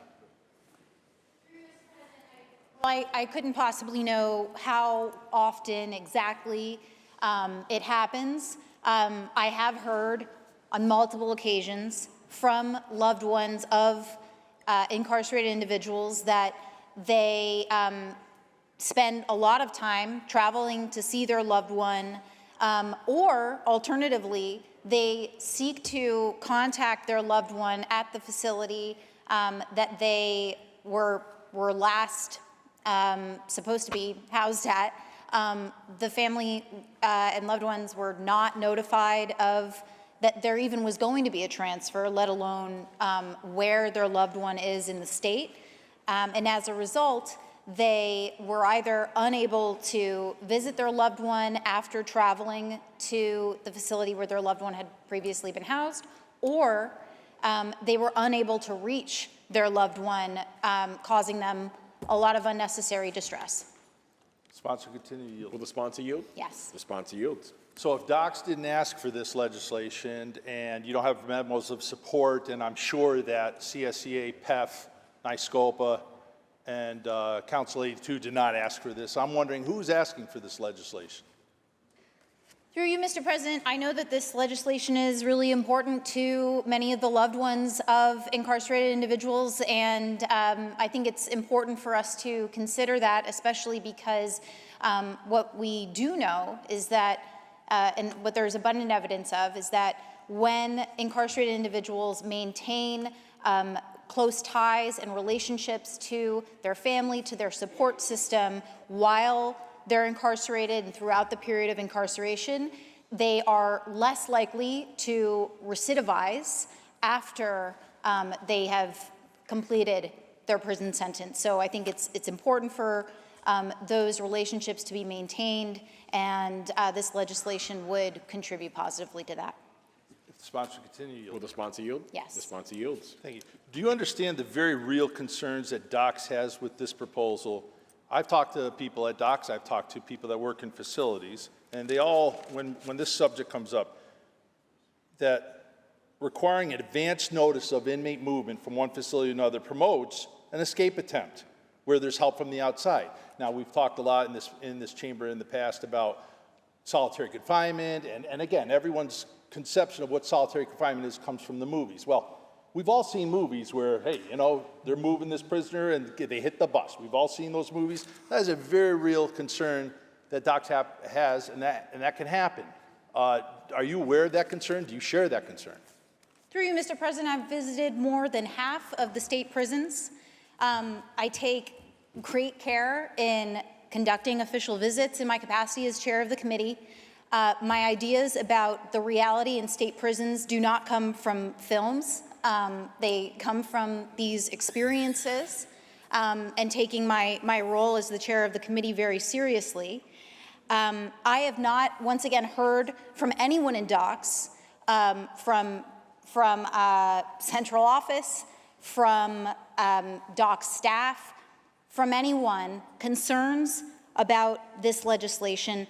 And I will mention again that there is a caveat in this bill that if it were to create an unacceptable risk to the safety of staff or incarcerated individuals, that an incarcerated individual would not be permitted to make a call prior to their transfer. It also does not require Docs to, in their notification to a designated person or family member of the to-be-transferred incarcerated individual, it does not require them to name a facility that the person is going to be transferred to. So there really is no reason to suspect that this would in any way pose a risk of safety. It really is just going to serve the purpose of ensuring that incarcerated individuals are able to stay in contact with their loved ones. If the sponsor would yield for one more question before I go on the bill. Will the sponsor yield? I'm not going to say one question. People be changing their minds. It's going to be one question. Will the sponsor yield? If it's answered. For one question or multiple questions, yes. Sponsor yields. What year were you elected to the legislature? Through you, Mr. President, I was elected in 2018. Thank you, Mr. President. On the bill. Senator Steck, on the bill. First, for starters, I said one question. I got a good answer, and it was one question. Thank you, Senator Steck. Thank you, Mr. President. 10 years ago, this month, I believe, 2015, 2 convicted murderers escaped from Clinton Correctional Facility in Dannemora and Clinton County in my district. Previous debate I talked about last night, several inmates and staff members were exposed to some sort of contraband substance that required emergency medical treatment. So same facility, Sweat and Matt escaped. 3 weeks on the lam, 3 weeks in my district. It wasn't my Senate district then, it was Senator Little's Senate district. For 3 weeks, everyone in the North Country was on pins and needles. Everyone in the North Country had their guns not locked up in their closets. They were scared. We had roadblocks everywhere. I believe it was $1 million a day that cost the taxpayer. But more importantly, you had tens of thousands of New Yorkers terrified because of an escape. Oh, by the way, that escape was facilitated by contraband. Thank God we're not aware that they had any help on the outside besides the employee that helped them with the contraband. But escape is a very real phenomenon, a very real concern. And alerting a loved one, hey, I'm getting moved in 2 hours and I'll be on a bus. And, you know, it may be a loved one, it may be an associate, it may be a gang member, it may be somebody you owe money to, it may be somebody that you do business with. But dangerous things can happen, which is why they don't allow cell phones in prisons, which is why they control movements in and out of prisons, and they don't want people knowing when people are leaving. And that's my experience from the people at docks and the people in the facilities that I visit have expressed to me about this bill over the years. This is unnecessary. If you're going to have a phone call within 24 hours from when you get to where you get, you know what? Those are the breaks. You're in prison. Public safety comes first. If the inmate and their family is inconvenienced by that 24-hour window that, geez, I happen to drive 3 hours from New York City up to the Adirondacks and I missed my loved one because he moved, and if I had a nickel for every time I heard a legislator say, if this bill saves one life, well, if not passing this bill avoids one more escape, that'll be fine. This is unnecessary, bad. And again, I didn't ask the question, but this bill doesn't do anything about contraband. This bill doesn't do anything about staffing. This bill doesn't do anything about halt. This bill doesn't do a thing about safety in these facilities. All it does is it coddles people that were convicted by a jury of their peers and are behind bars because they deserve it and they need to be there for the public safety. Public safety's got to come first. This bill is almost as ridiculous as the omnibus bill. I'll be a firm no. Thank you, Senator Steck. Are there any other senators wishing to be heard? Seeing and hearing none, debate is closed. Secretary will ring the bell. Read the last section. Section 2, this action take effect on the 30th day shall become a law. Call the roll. Adabo, GNRS Kruger, Ort, Sewell Cousins, White. Senator Salazar to explain her vote. Thank you, Mr. President. We all know that this bill does not pose any threat to public safety. It does not pose a threat to the safety of incarcerated individuals or anyone inside correctional facilities. Quite the contrary. We know that when incarcerated individuals are able to stay in touch with their support system, when they are able to stay in touch with their loved ones, when they have access to visitation, it reduces recidivism. It has been demonstrated to improve morale and behavior while incarcerated. I'm really glad that the Senate has chosen to pass this bill multiple times and is passing this bill once again today. I cannot imagine the pain of traveling a great distance, especially perhaps from my district or downstate to one of the dozens of correctional facilities in our state, only to find that the person that you have traveled there to visit is not only no longer at the facility, but you don't even know where they are. I cannot imagine that pain, and it is unnecessary, it is avoidable, and we will help prevent that from happening by passing this bill. Thank you, Mr. President. Senator Salazar to be recorded in the affirmative. Announce the results. In relation to calendar 258, voted in the negative are Senators Ashby, Borrello, Kanzeri, Fitzpatrick, Chan, Gallivan, Griffo, Helming, Lanza, Martins, Matera, Obarack, O'Mara, Ort, Palumbo, Rhodes, Ralston, Steck, Tedisco, Walzett, Weber, and White. Ayes 38, nays 21. The bill is passed. Senator Gianaris. Let's take up calendar 1914, please. Senator Lanza, why do you rise? Secretary Reed, excuse me. Sorry. Calendar number 1914, Senate Print 8077 by Senator May, enactment Part B of Chapter 56 of the laws of 2020. Now, Senator Lanza, why do you rise? I repeat, why do I rise? Mr. President, I believe that there's an amendment at the desk. I waive the reading of that amendment and ask that you recognize Senator Oberacker. Thank you, Senator Lanza. Upon the review of the amendment in accordance with Rule 6, Section 4B, I rule it non-germane Tito, Michael, Jackson, Janet, and any of the Jackson out of order at this time.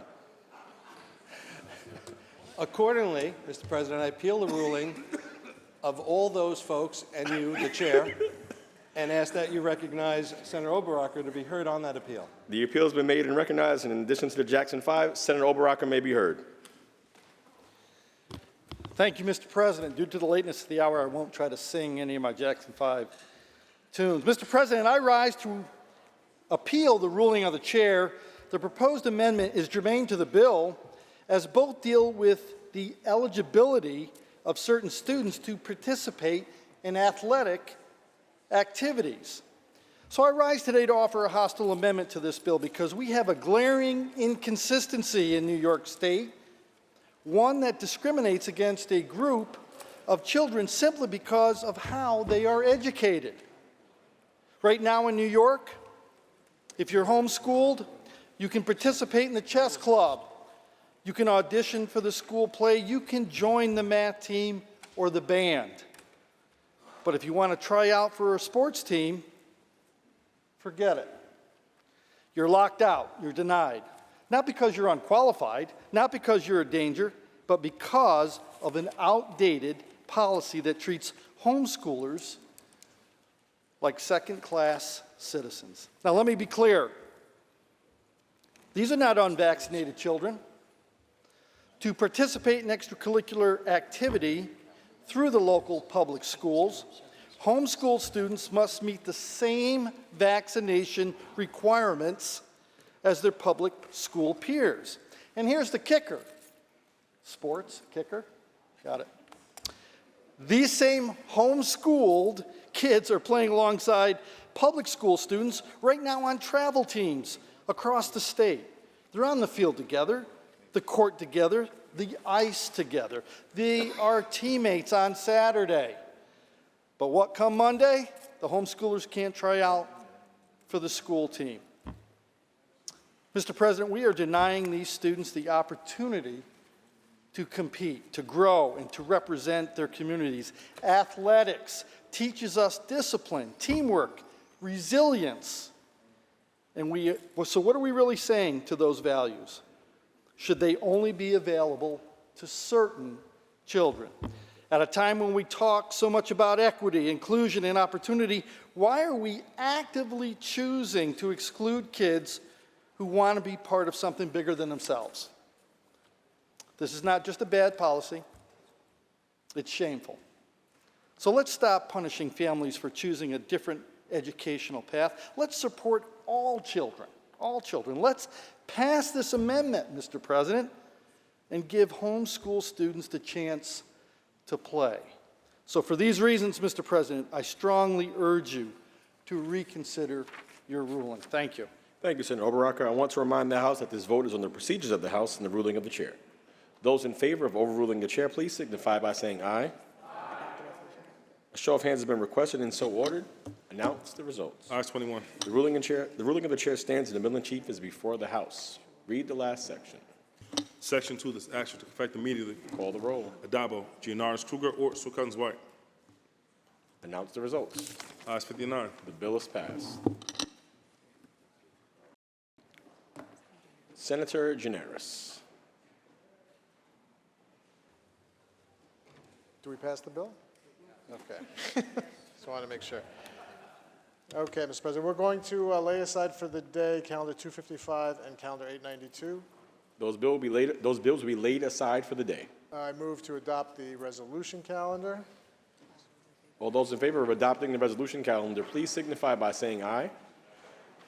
Opposed, nay. The resolution calendar is adopted. Senator Gianaris. At this time, we're going to break for respective party conferences. Please call on Senator Lanza. Senator Lanza. Mr. President, there will be an immediate meeting of the Republican Conference in room 315 of the Capitol. Immediate meeting of the Republican Conference in room 315 of the Capitol. Senator Gianaris. And an immediate meeting of the Democratic Conference in room 332. And the Senate will stand at ease until 10:30. The immediate meeting of the Democratic Conference in room 332. The Senate stands at ease until 10:30 p.m. The Senate will return to order. Senator Gianaris. Madam President, I believe we had a temporary lay-aside on supplemental calendar 67A earlier, calendar number 1955. May we have some order, please? Can we remove that lay-aside and take up the budget bill, please?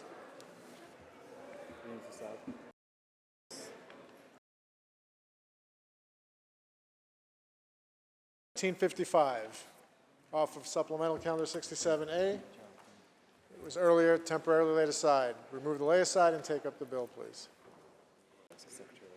There's a substitution at the desk. The secretary will read. Senator Kruger from the Committee on Rules reports, moves to discharge from the Committee on Rules Assembly Bill number 8896, the substitute for the identical Senate Bill 8438, third reading counter 1955. Is there a message of necessity at the desk? There is a message of necessity at the desk. I move to accept the message of necessity. All those in favor of accepting the message, please signify by saying aye. Aye. Opposed, nay. The message is accepted and the bill is before the House. Read the last section. Calendar number 1955, Assembly number 8896, an act to amend Chapter 53 of the laws of 2025. Call the roll. Adabo, Giannaris Kruger, Ort, Sewell Cousins, White. Probably going to be a clean.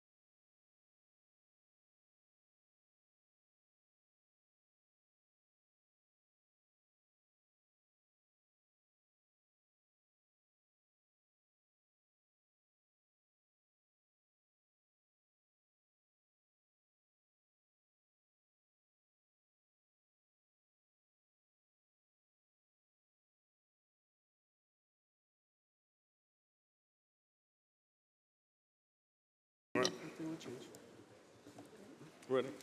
Announce the results. In relation to calendar 1955, voted in the negative R.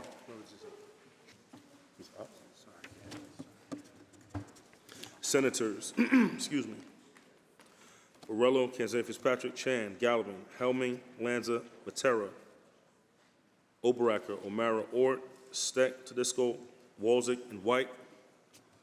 Ayes 45, nays 14. The bill is passed.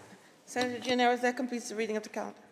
Madam President, there's a supplemental active list floating around. Pay no attention to the Wednesday on the top of the page. It should say Thursday, June 12th. We're going to simultaneously take up supplemental active list 1 and call an immediate meeting of the Rules Committee in room 332. There will be an immediate meeting of the Rules Committee in room 332. Secretary will read.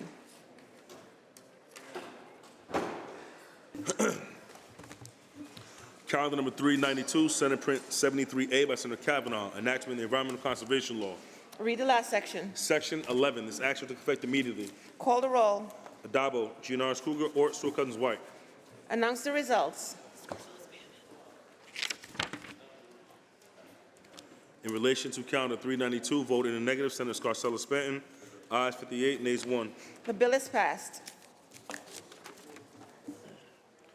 Calendar number 401, Senate Print 98A by Senator Comrie, enactment of the Public Service Law. Read the last section. Section 2, this action will take effect immediately. Call the roll. Adabo, Giannaris Kruger, Ort, Sewell Cousins, White.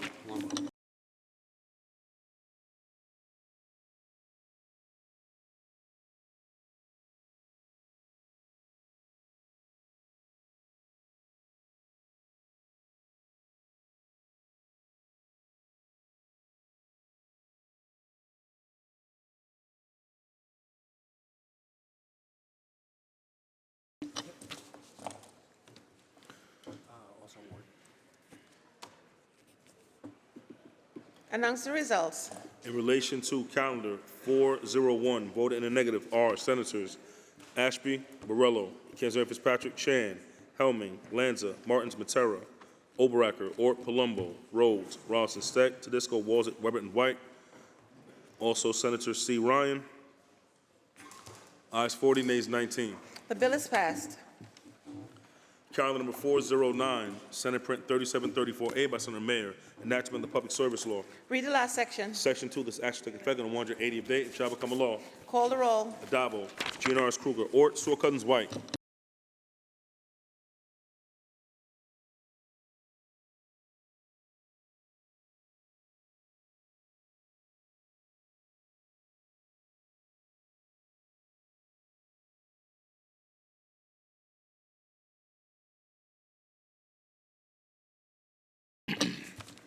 Announce the results. In relation to calendar 409, voted in the negative are Senators Ashby, Borello, Kanzeri Fitzpatrick, Chan, Helming, Ort, Steck, Walzett, Weber, and White. Also Senator Tedisco. Ayes 48, nays 11. The bill is passed. Calendar number 539, Senate Print 3413 by Senator Jackson, enactment to amend the civil practice law and rules. Read the last section. Section 2, this action take effect immediately. Call the roll. Adabo, GNRS Kruger, Ort, Saw Cousins White. Announce the results. Ayes 59. The bill is passed. Calendar number 630, Senate Print 409A by Senator Skoufis, enactment to amend the alcoholic beverage control law. Read the last section. Section 3, this action take effect on the 90th day and shall become a law. Call the roll. Adabo, GNRS Kruger, Ort, Saw Cousins White. Senator Borello to explain his vote. Thank you, Madam President. First of all, I want to thank the sponsor for this bill. You know, this is a pretty simple bill. Imagine it's a Friday night and you own a restaurant or a bar and you have run out of something that people like. It could be a bottle of Bacardi or Jameson or whatever. By law in New York State, you can't do what most people think you could do. Go to a local liquor store, buy a bottle so you can serve your patrons and give them the product that they want. That's what this bill does. It's pretty simple. You can buy 6 bottles, 6, not 6 cases, 6 bottles to get you through the weekend. And yet, there are still big corporations that are opposed to this, that are actually accusing people like myself and other restaurant owners of potentially trying to evade taxes. It's ridiculous. This is a pro-small business bill. The folks that are against this are against it because they make a lot of money off of New York State's unfair wholesale retail laws. And on a Friday night or a St. Patrick's Day or whatever it might be, those sales, which New York State will make sales tax revenue on, are never coming back if that bottle can't be purchased from that local retailer. But the wholesale industry has taken advantage of New York State's pro-monopoly laws. And they won't even give us 6 bottles a week. They still don't like it. It's outrageous that we actually have to fight this battle. So I would encourage all of my colleagues to vote yes, and I hope that they pass this in the Assembly, and I hope that they don't bow to the big multinational corporations that want to keep their neck on the boot of small businesses. I proudly vote aye. Senator Borello to be recorded in the affirmative. Announce the results. Ayes 59. The bill is passed. Calendar number 655, Senate Print 3363 by Senator Rivera, enactment of the Public Health Law. Read the last section. Section 2, this action take effect immediately. Call the roll. Adabo, GNRS Kruger, Ort, Saw Cousins White. Announce the results. In relation to calendar 655, voted in the negative, Senator Walzett. Ayes 58, nays 1. The bill is passed.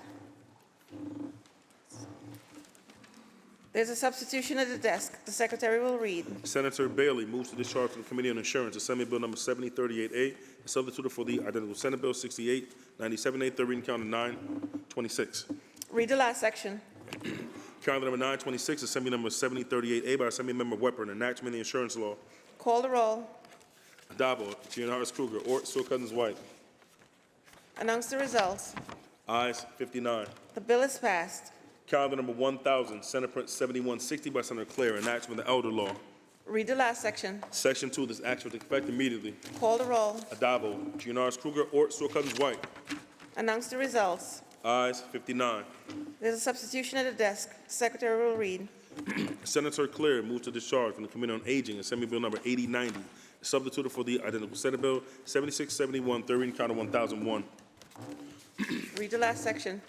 Calendar number 1001, Assembly number 8090 by Assembly Member Seawright, enactment of the Elder Law. Call the roll. Adabo, Giannaris Kruger, Ort, Sewell Cousins, White. Announce the results. Ayes 59. The bill is passed. Calendar number 1049, Senate Print 6702 by Senator Jackson, enactment of the Retirement and Social Security Law. There's a home rule message at the desk. Read the last section. Section 4, this act shall take effect immediately. Call the roll. Adabo, Giannaris Kruger, Ort, Sewell Cousins, White.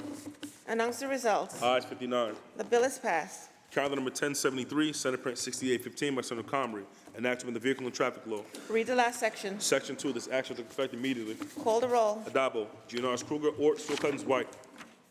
Announce the results. Ayes 59. The bill is passed. There's a substitution at the desk. Read the last section. Senator Parker moves to discharge from the Committee on Energy and Telecommunications Assembly Bill number 6768, substituted for the identical Senate Bill 5509, third reading calendar 1098. Calendar number 1098, Assembly number 6768 by Assembly Member Bronson, enactment of the Public Service Law. Read the last section. Section 3, this act shall take effect on the 180th day, it shall become a law. Call the roll. Adabo, Giannaris Kruger, Ort, Sewell Cousins, White. Announce the results. Ayes 59. The bill is passed. Calendar number 1137, Senate Print 1335B by Senator Parker, enactment of the General Municipal Law. Read the last section. Section 5, this act shall take effect immediately. Call the roll. Adabo, Giannaris Kruger, Ort, Sewell Cousins, White.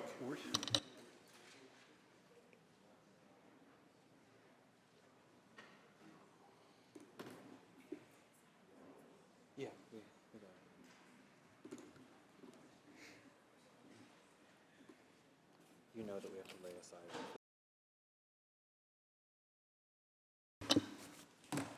Announce the results. In relation to calendar 1137, voted in the negative are Senators Lanza, Matera, Oberacker, Ort, Steck, and Walzek. Also Senator Chan. Ayes 50, also Senator White. Ayes 51, also Senator Hellman.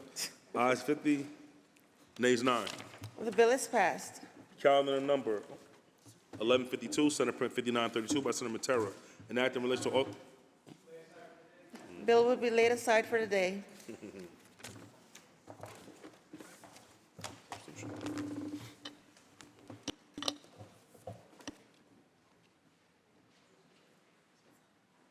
There's a substitution at the desk. Read the last section. Senator Parker moves to discharge from the Committee on Rules Assembly Bill number 4502B, substituted for the identical Senate Bill 4257A, third reading calendar 1169. Substitution so ordered. Calendar number 1169, Assembly number 4502B by Assembly Member Cunningham, enactment of the Social Services Law. Read the last section. Section 3, this act shall take effect on the 120th day, shall become a law. Call the roll. Dabo, Giannaris Kruger, Ort, Sewell Cousins, White.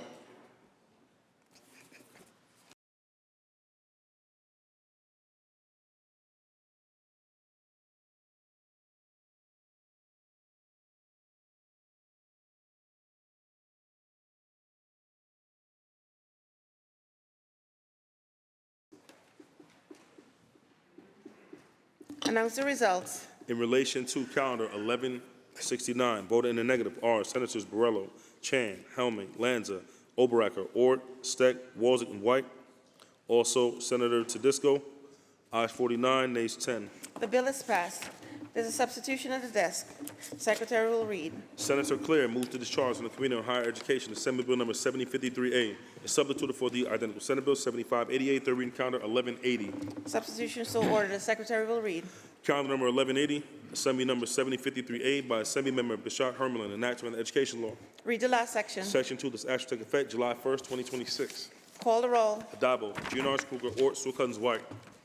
Announce the results. Ayes 59. The bill is passed. Calendar number 1193, Senate Print 4468A by Senator Mayer, enactment of the Workers' Compensation Law.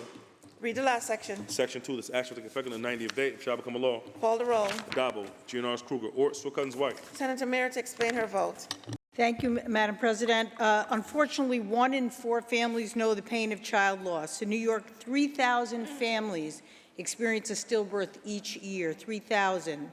But these parents facing devastating loss are ineligible for New York's Family Leave program. Many have to go back to work the next day or just a few days later.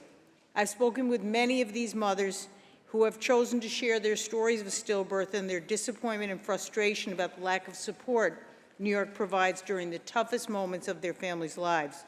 These women felt ignored at every level in state policy making, and the time has come to change that. Any parent who has experienced the loss of a child understands we must bring these stories out of the shadows and into chambers like this. We have an obligation to do better by them, and that begins with changing the law so that parents can take time to grieve and heal. Parents who have paid into the system for family leave should be entitled upon a stillbirth. This bill does that. I vote aye.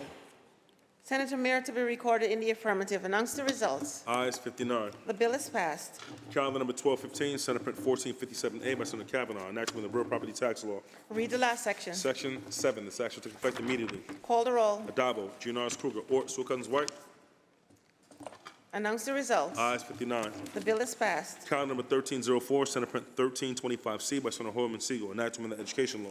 Read the last section. Section 2, this action will take effect immediately. Call the roll. Adabo, Giannaris Kruger, Ort, Sewell Cousins White. Announce the results. In relation to calendar 1304, voted in the negative, Senator Ort. Ayes 58, nays 1. The bill is passed. Calendar number 1349, Senate Print 3364 by Senator Rivera, enacting the public health law. Read the last section. Section 2, this action will take effect on the 90th day. It shall become a law. Call the roll. Adabo, Giannaris Kruger, Ort, Sewell Cousins White. Senator Rivera to explain his vote. Thank you, Madam President. Back in 2011, the state of New York created the Medical Indemnity Fund. The purpose of it is to make sure that it was a promise that the state made to parents of children who had birth-related neurological injuries. And over the last 14 years at this point, there have been many issues that the parents have brought to us, concerns that we've been trying to fix. This bill would establish the ombudsman, the ombudsperson for the Medical Indemnity Fund, as well as the Medical Indemnity Fund Advisory Panel. The goal here is to make sure that, as I said, that we keep the commitment that we made to these families. If their child was born with a birth-related neurological injury, we want to make sure that they can take care of these children for the rest of their lives. We have a responsibility and an obligation to these parents. This bill, if signed into law, would make it easier for those parents to make sure that that commitment can be kept by the state. So I vote in the affirmative, Madam President. Thank you. Senator Rivera to be recorded in the affirmative. Announce the results. In relation to calendar 1349, voted in the negative, Senator Walzett. Ayes 58, nays 1. Bill is passed. Calendar number 1351, Senate Print 4033B by Senator Harkin, enact to amend the Environmental Conservation Law. Section 83, this action will take effect on the 90th day. It shall become a law. Call the roll. Adabo, Giannaris Kruger, Ort, Sewell Cousins White. Announce the results. Ayes 59. The bill is passed. Calendar number 1361, Senate Print 6437 by Senator Jackson, enact to amend the Retirement and Social Security Law. There's a home rule message at the desk. Read the last section. Section 2, this action will take effect immediately. Call the roll. Adabo, Giannaris Kruger, Ort, Sewell Cousins White. Announce the results. Ayes 59. Bill is passed. Calendar number 1364, Senate Print 7843 by Senator Kavanaugh, enact to amend the Retirement and Social Security Law. There's a home rule message at the desk. Read the last section. Section 13, this action will take effect immediately. Call the roll. Adabo, Giannaris Kruger, Ort, Sewell Cousins White. Announce the results. Ayes 59. Bill is passed. Calendar number 1389, Senate Print 6698A by Senator Jackson, enact to amend the Public Health Law. Read the last section. Section 2, this action shall take effect immediately. Call the roll. Adabo, Giannaris Kruger, Ort, Sewell Cousins White. Announce the results. Ayes 59. Bill is passed. There's a substitution at the desk. The secretary will read. Senator Rivera moves to discharge from the Committee on Rules Assembly Bill number 7011A, a substitute for the identical Senate Bill 7331A, third reading calendar 1391. Substitution so ordered. The secretary will read. Calendar number 1391, Assembly number 7011A by Assembly Member Tapia, enacted with the Public Health Law. Read the last section. Section 5, this action shall take effect on the 180th day and shall become a law. Call the roll. Adabo, Giannaris Kruger, Ort, Sewell Cousins White. Announce the results. Ayes 59. Bill is passed. Calendar number 1397, Senate Print 4155 by Senator Sanders, enact to amend the executive law. Read the last section. Section 2, this action will take effect immediately. Call the roll. Adabo, Giannaris Kruger, Ort, Sewell Cousins White. Announce the result. In relation to calendar 1397, vote in the negative, Senator Walzett. Ayes 58, nays 1. Bill is passed. Calendar number 1398, Senate Print 5784 by Senator Fahey, enact to direct the Commissioner of the Office of General Services to erect a monument to be known as the New York State Holocaust Memorial. Read the last section. Section 3, this action will take effect immediately. Call the roll. Adabo, Giannaris Kruger, Ort, Sewell Cousins White. Senator Fahey to explain her vote. Thank you, Madam Speaker. I appreciate the opportunity to speak on this bill, which is to erect a monument for the New York State Holocaust Memorial. This legislation represents a long-term effort which began with an original site as the Capital Region Holocaust Memorial, supposed to be in the town of Niskayuna. We are now moving it here to the Empire State Plaza. The Holocaust, as many know, was a systemic state-sponsored persecution taken out by the Nazi regime, its allies and collaborators, which led to the death of millions of Jews and other people. It is to honor those victims, pay tribute to those who survived the atrocities as well. And it is dedicated, this will be a dedicated state-level Holocaust memorial to memorialize those as well as educate regarding Nazism, fascism, and the banality of evil. It is really intended to be an educational memorial here at the Empire State Plaza, not only to memorialize the victims, but to teach all New Yorkers about the history of the Holocaust, the dangers of anti-Semitism, racism, and all forms of intolerance. 1 in 5 Americans are estimated, between the ages of 18 and 29, are estimated to be either Holocaust deniers or simply just do not know what happened. So this troubling and growing indifference and ignorance is something that the memorial will help to address. I want to thank the founder, Dr. Michael Lozman, as well as the president, Dan Dembling, and the entire board of the Capital Region Jewish Holocaust Memorial, who have spent years on this, as well, of course, many thanks to the leader for helping to bring this legislation forward. And with that, I vote in the affirmative. Thank you, Madam President. Senator Fahey, to be recorded in the affirmative. Announce the results. Ayes 59. The bill is passed. There's a substitution at the desk. The Secretary will read. Senator Horman Siegel moves to discharge from the Committee on Judiciary. Assembly Bill number 56B is substituted for the identical Senate Bill 3845B, third reading calendar 1420. Substitution so ordered. The Secretary will read. Calendar number 1420, Assembly number 56B by Assembly Member Epstein, enactment of real property law. Read the last section. Section 2, this act shall take effect immediately. Call the roll. Adabo, Giannaris Kruger, Ort, Sewell-Cousins, White.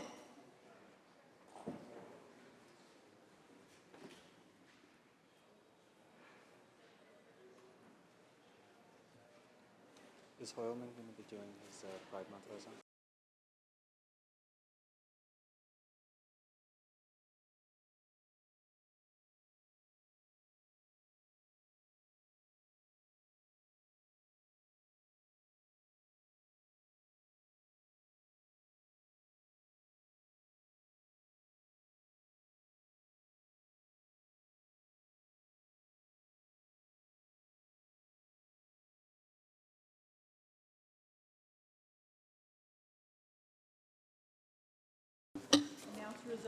In relation to calendar 1420, voted in the negative are Senators Ashby, Borrello, Kenzari Fitzpatrick, Chan, Griffo, Helming, Lanza, Martins, Matera, Oberacker, O'Mara, or Palumbo, Rhodes, Ralston, Steck, Tedisco, Walzett, Weber, and White. Ayes 39. Also Senator Skoufis. Ayes 38, nays 21.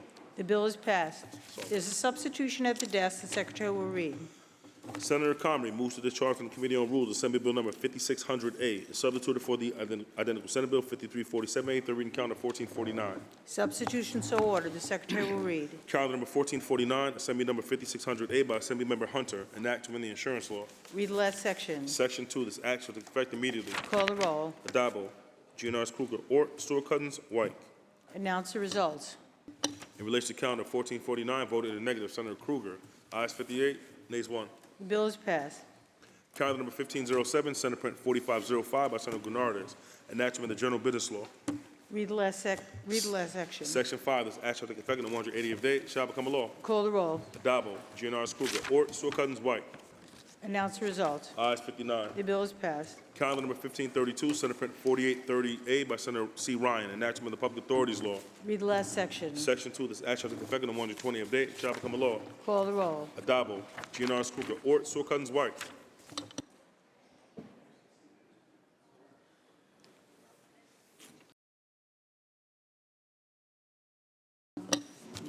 Announce the result. In relation to calendar 1532, voted in the negative are Senators Rhodes, Walzett, and White. Ayes 56, nays 3. Bill is passed. Calendar number 1556, Senate Print 7822 by Senator Kanzeri Fitzpatrick, an act to amend Chapter 821 of the laws of 1970.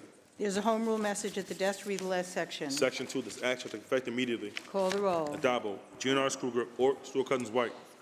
Announce results. In relation to calendar 1556, voted in the negative, Senator Skoufis. Ayes 58, nays 1.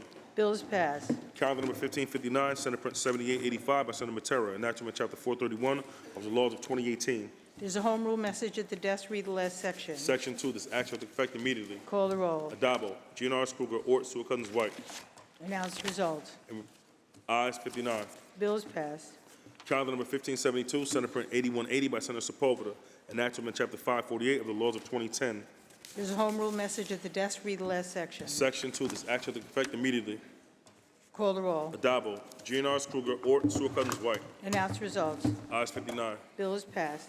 Calendar number 1643, Senate Print 7148 by Senator Jackson, an act to amend the Retirement and Social Security Law.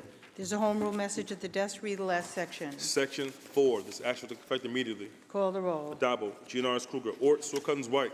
Announce results. Ayes 59. Bill is passed. Calendar number 1796, Senate Print 1012A by Senator Brute, an act to amend the Public Service Law. Read the last section. Section 3, this act shall take effect on the 90th day, shall become a law. Call the roll. Adabo, GNRS Kruger, Ort, Stewart-Cousins, White. Announce results.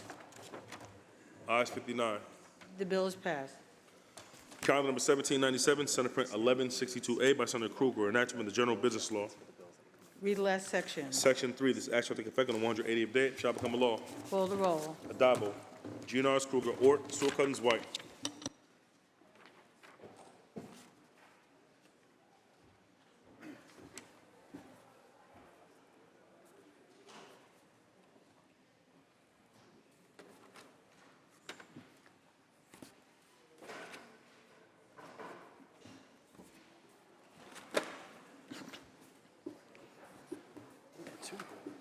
Take your time. Take your time. Don't let me.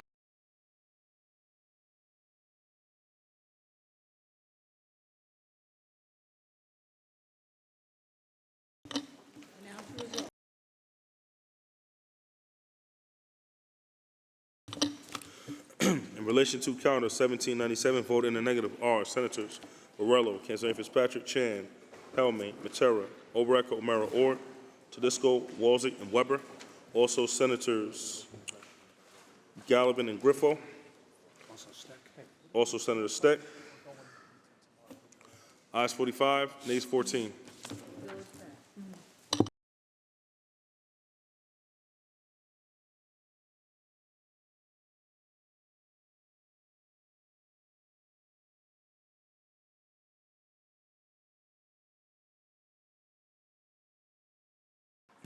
Senator Gianaris, that completes the reading of the supplemental active list.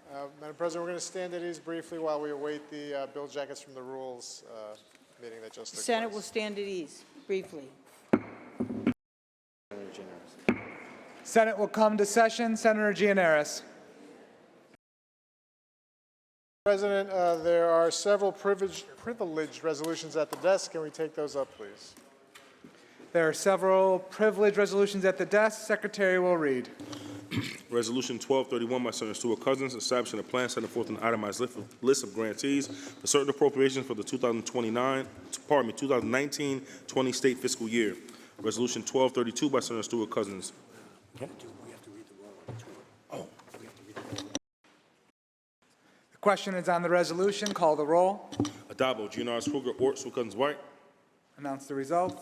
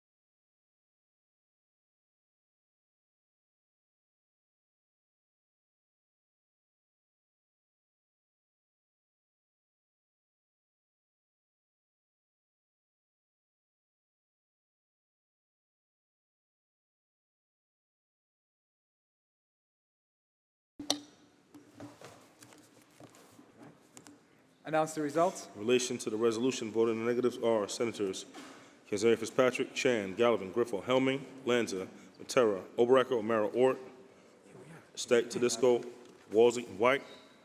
Also, Senators Gallivan and Griffo, ayes 45, nays 14. The resolution is adopted. Senator, No, next one. Next one. Resolution 1232 by Senator Stewart Cousins. Pardon me. Senate Resolution 2861 of 2022 establishing a plan setting forth an itemized list of guarantees for certain appropriations for the 2022-23 state fiscal year.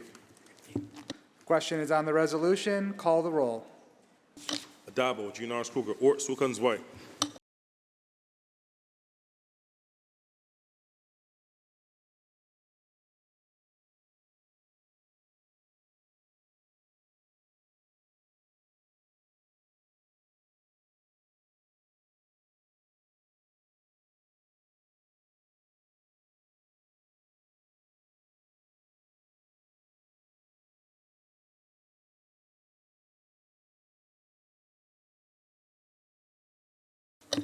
Announce the results. In relation to the resolution, voted in the negative are Senators Borrello, Kazari Fitzpatrick, Chan, Gallivan, Griffo, Helming, Lanza, Matera, Obaracker, O'Mara, Ort, Steck, Tedisco, Walzig, and White. Ayes 44, nays 15. The resolution is adopted. Resolution 1233 by Senator Stewart Cousins. Amending Senate Resolution 2680 of 2022, establishing a plan setting forth an itemized list of grantees for certain appropriations for the 2022-23 state fiscal year. The question is on the resolution. Call the roll. Adabo, Giannaris Kruger, Ort, Stewart Cousins, White.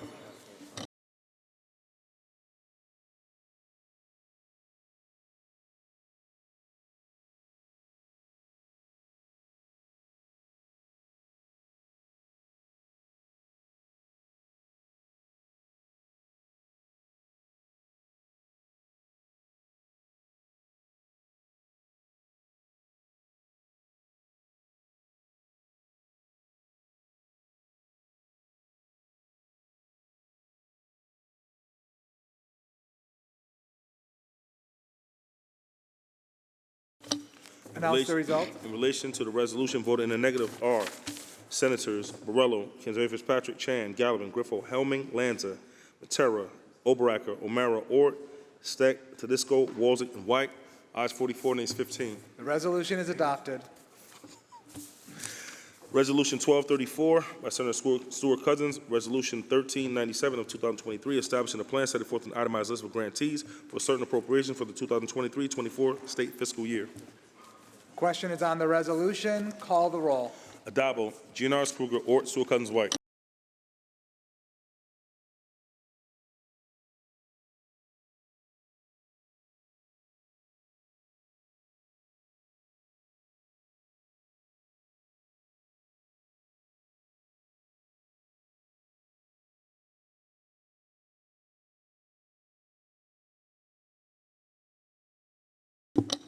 Announce the results. In relation to the resolution, voted in the negative are Senators Borrello, Kazari Fitzpatrick, Chan, Gallivan, Griffo, Helming, Lanza, Matera, Obarack, O'Mara, Ort, Steck, Tedisco, Walzig, and White. Ayes 44, nays 15. The resolution is adopted. Resolution 1235 by Senator Stewart Cousins. Senate Resolution 1408 of 2023, establishing a plan setting forth an itemized list of grantees for certain appropriations for the 2023-24 state fiscal year. The question is on the resolution. Call the roll. Adabo, Giannaris Kruger, Ort, Stewart Cousins, White.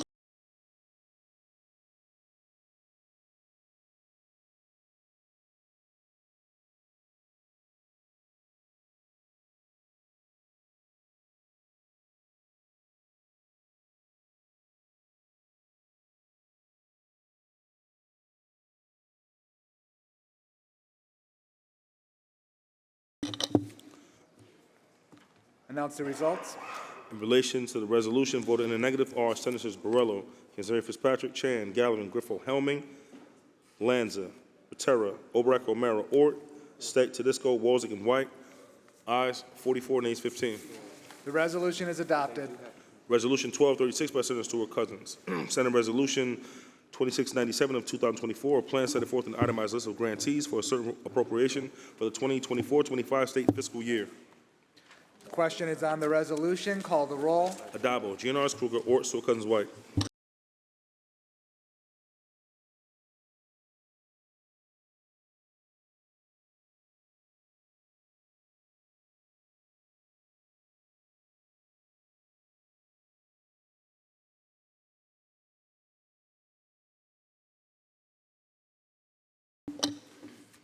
Announce the results. In relation to the resolution, voted in a negative are Senators Borrello, Kanzeri Fitzpatrick, Chan, Gallivan, Griffo, Helming, Lanza, Matera, Obarack, O'Mara, Ort, Steck, Tedisco, Walzick, and White. Ayes 44, nays 15. The resolution is adopted.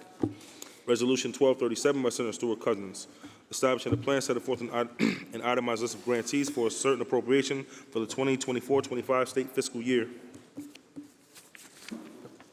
The question is on the resolution. Call the roll. Adabo, GNRS, Kruger, Ort, Stewart Cousins, White.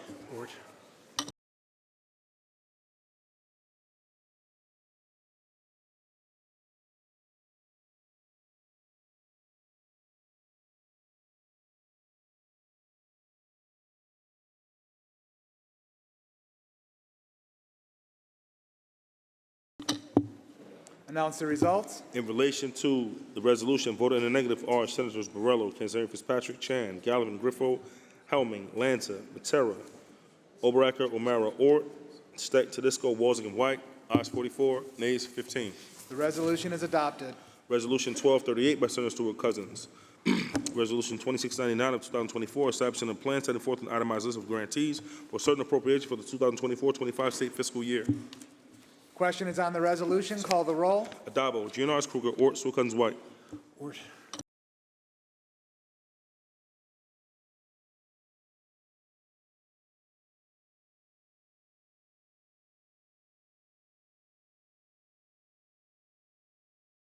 Just mark them all off.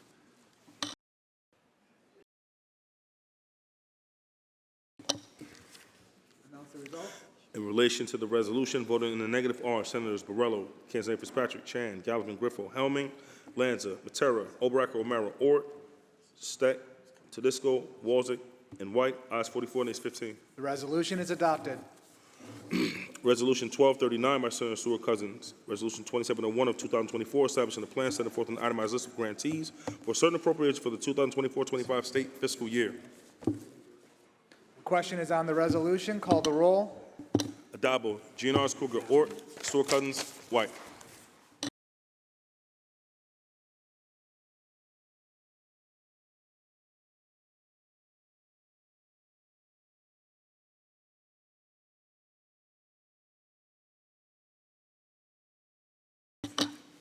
Announce the results.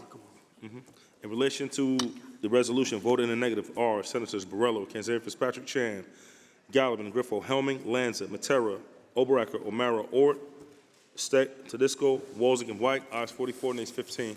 The resolution is adopted. Resolution 1240 by Senator Stewart Cousins, establishing a plan setting forth an itemized list of grantees for a certain appropriation for the 2024-25 state fiscal year. Question is on the resolution. Call the roll. Adabo, GNRS, Kruger, Ort, Stewart Cousins, White. We got you. I'll go in a minute.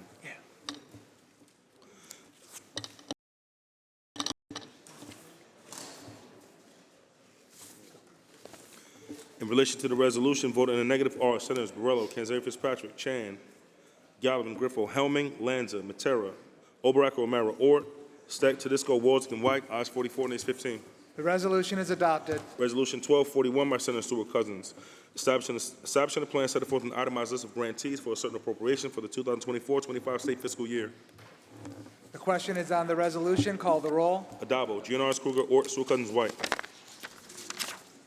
Are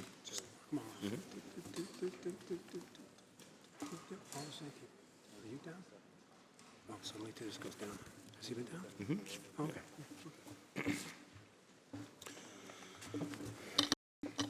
In relation to the resolution, voted in the negative are Senators Borrello, Kanzeri Fitzpatrick, Chan, Gallivan, Griffo, Helming, Lanza, Matera, Oberacker, O'Mara, Ort, Steck, Tedisco, Walzick, and White. Ayes 44, nays 15. The resolution is adopted.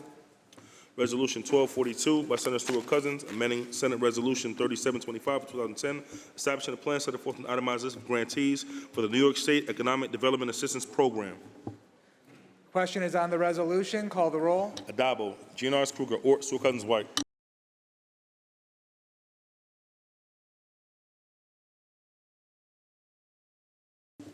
Announce the results. In relation to the resolution, voted in the negative are Senators Borrello, Kanzeri Fitzpatrick, Chan, Gallivan, Griffo, Helming, Lanza, Matera, Oberacker, O'Mara, Ort, Steck, Tedisco, Walzick, and White. Ayes 44, nays 15.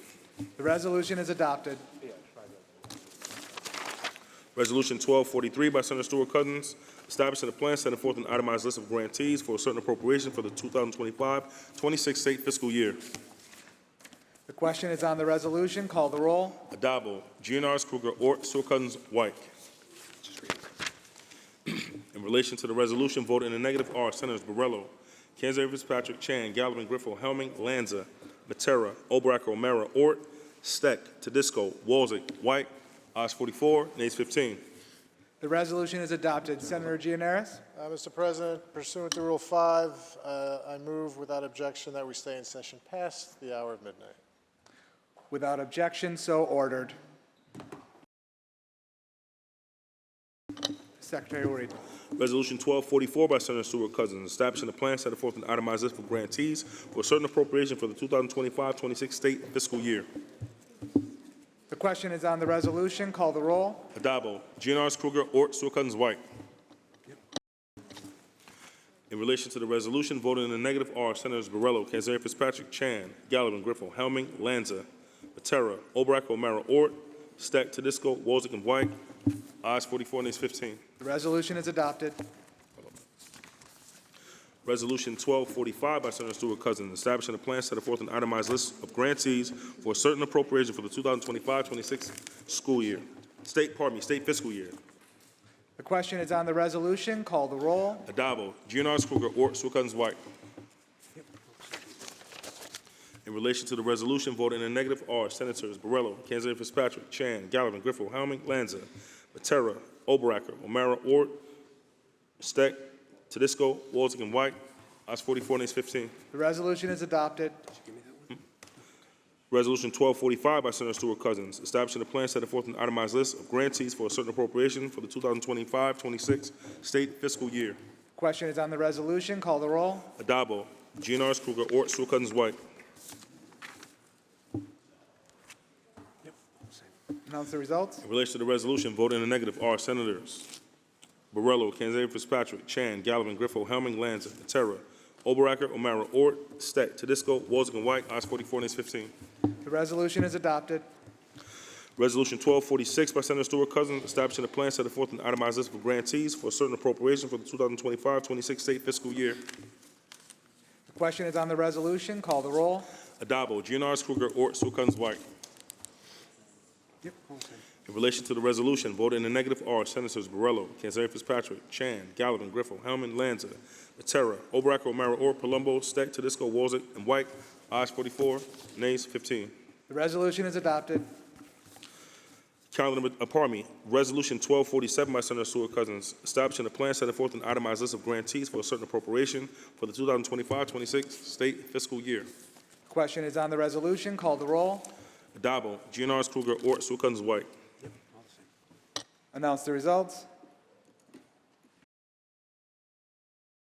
In relation to the resolution, voted in the negative are Senators Borrello, Kanzeri Fitzpatrick, Chan, Gallivan, Griffo, Helming, Lanza, Matera, Oberacker, O'Mara, Ort, Steck, Tedisco, Walzick, and White. Ayes 44, nays 15. The resolution is adopted. Resolution 1248 by Senator Stewart Cousins, establishing a plan setting forth an itemized list of grantees for a certain appropriation for the 2025-26 state fiscal year. Question is on the resolution. Call the roll. Adabo, GNRS Kruger, Ort, Stewart Cousins, White. In relation to the resolution, voted in the negative are Senators Borrello, Kanzeri Fitzpatrick, Chan, Gallivan, Griffo, Helming, Lanza, Matera, Oberacker, O'Mara, Ort, Steck, Tedisco, Walzick, and White. Ayes 44, nays 15. The resolution is adopted. Resolution 1249 by Senator Stewart Cousins, establishing a plan setting forth an itemized list of grantees for certain appropriations for the 2025-26 state fiscal year. The question is on the resolution. Call the roll. Adabo, GNRs, Kruger, Ort, Stewart Cousins, White. In relation to the resolution, voted in the negative are Senators Borrello, Canzeri Fitzpatrick, Chan, Gallivan, Griffel, Hellman, Lanza, Matera, Obaracker, O'Mara, Ort, Steck, Tedisco, Wozniak, White, ayes 44, nays 15. The resolution is adopted. Resolution 1250 by Senator Stewart Cousins, establishing a plan setting forth an itemized list of grantees for certain appropriations for the 2025-26 state fiscal year.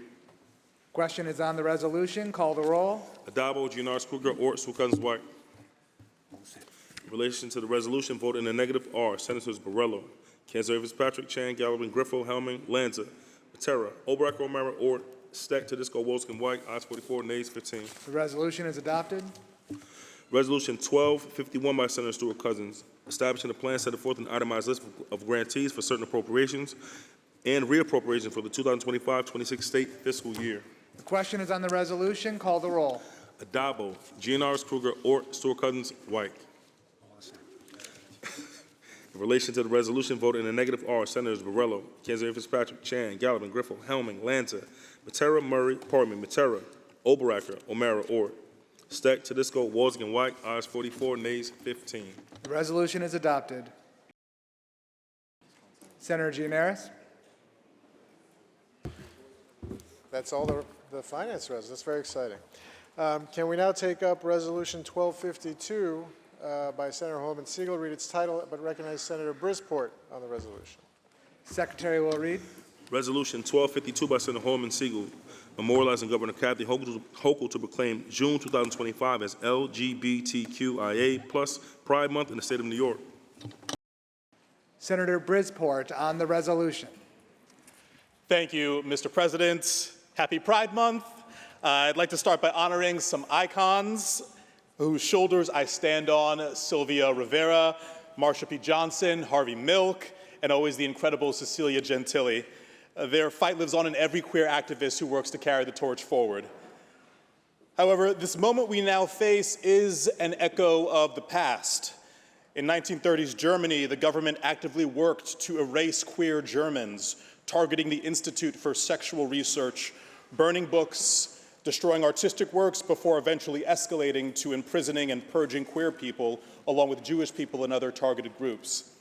In 2020's America, we are watching multiple attacks on queer Americans, with dozens of states passing bans on gender-affirming care and a federal government bent on removing any mention of gender or gender identity from America and defunding research into queer health. This should worry everyone. If you believe you are safe because you are cisgender or straight, or because you're an American citizen, or because you're white or male, know this: if they eradicate us, they will turn their weapons on you next. Because the hate that they stoke is not ideological, it's functional. It serves the purpose of convincing you to transfer your power over to them. If you believe you are safe because you follow the law, hear this: they will not care that you are following the law. They do not care to follow the law themselves. If you believe you are safe because you are armed, remember this: the most powerful military in human history is under their control. In this moment, your path to liberation is the same as ours. It is solidarity.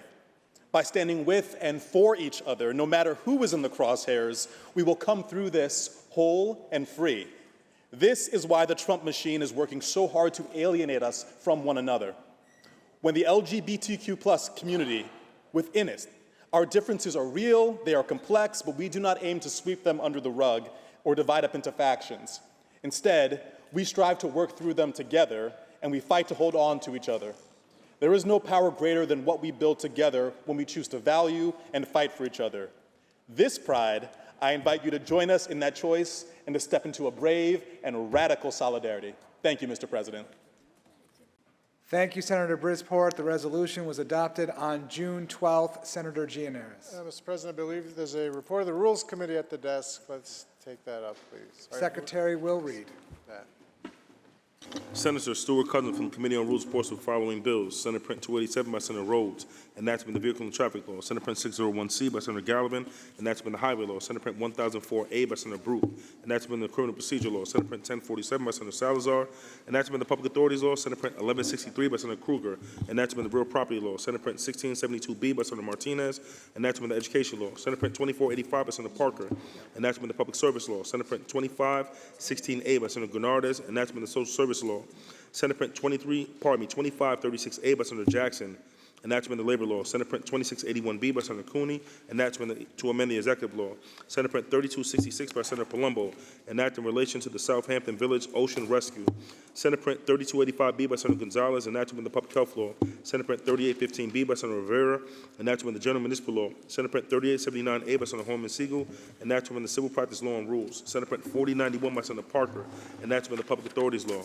Senate Print 4263 by Senator Kavanaugh, enactment to amend the Environmental Conservation Law. Senate Print 4351A by Senator Clear, enactment of the Elder Law. Senate Print 4417 by Senator May, enactment of the Social Services Law. Senate Print 4527A by Senator Comrie, enactment of the Tax Law. Senate Print 4554A by Senator Scarcella Spanton, enactment to amend the Administrative Code of the City of New York. Senate Print 4598 by Senator Jackson, enactment of the Retirement and Social Security Law. Senate Print 4727 by Senator Jackson, enactment of the Retirement and Social Security Law. Senate Print 4824A by Senator Jackson, enact to amend the General Municipal Law.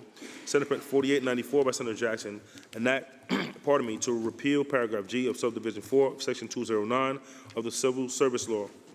Senate Print 4966 by Senator Bailey, enact to amend the New York City Charter. Senate Print 5056A by Senator Rivera, enact to amend the Public Health Law. Senate Print 5257A by Senator Hentry, enact to amend the General Business Law.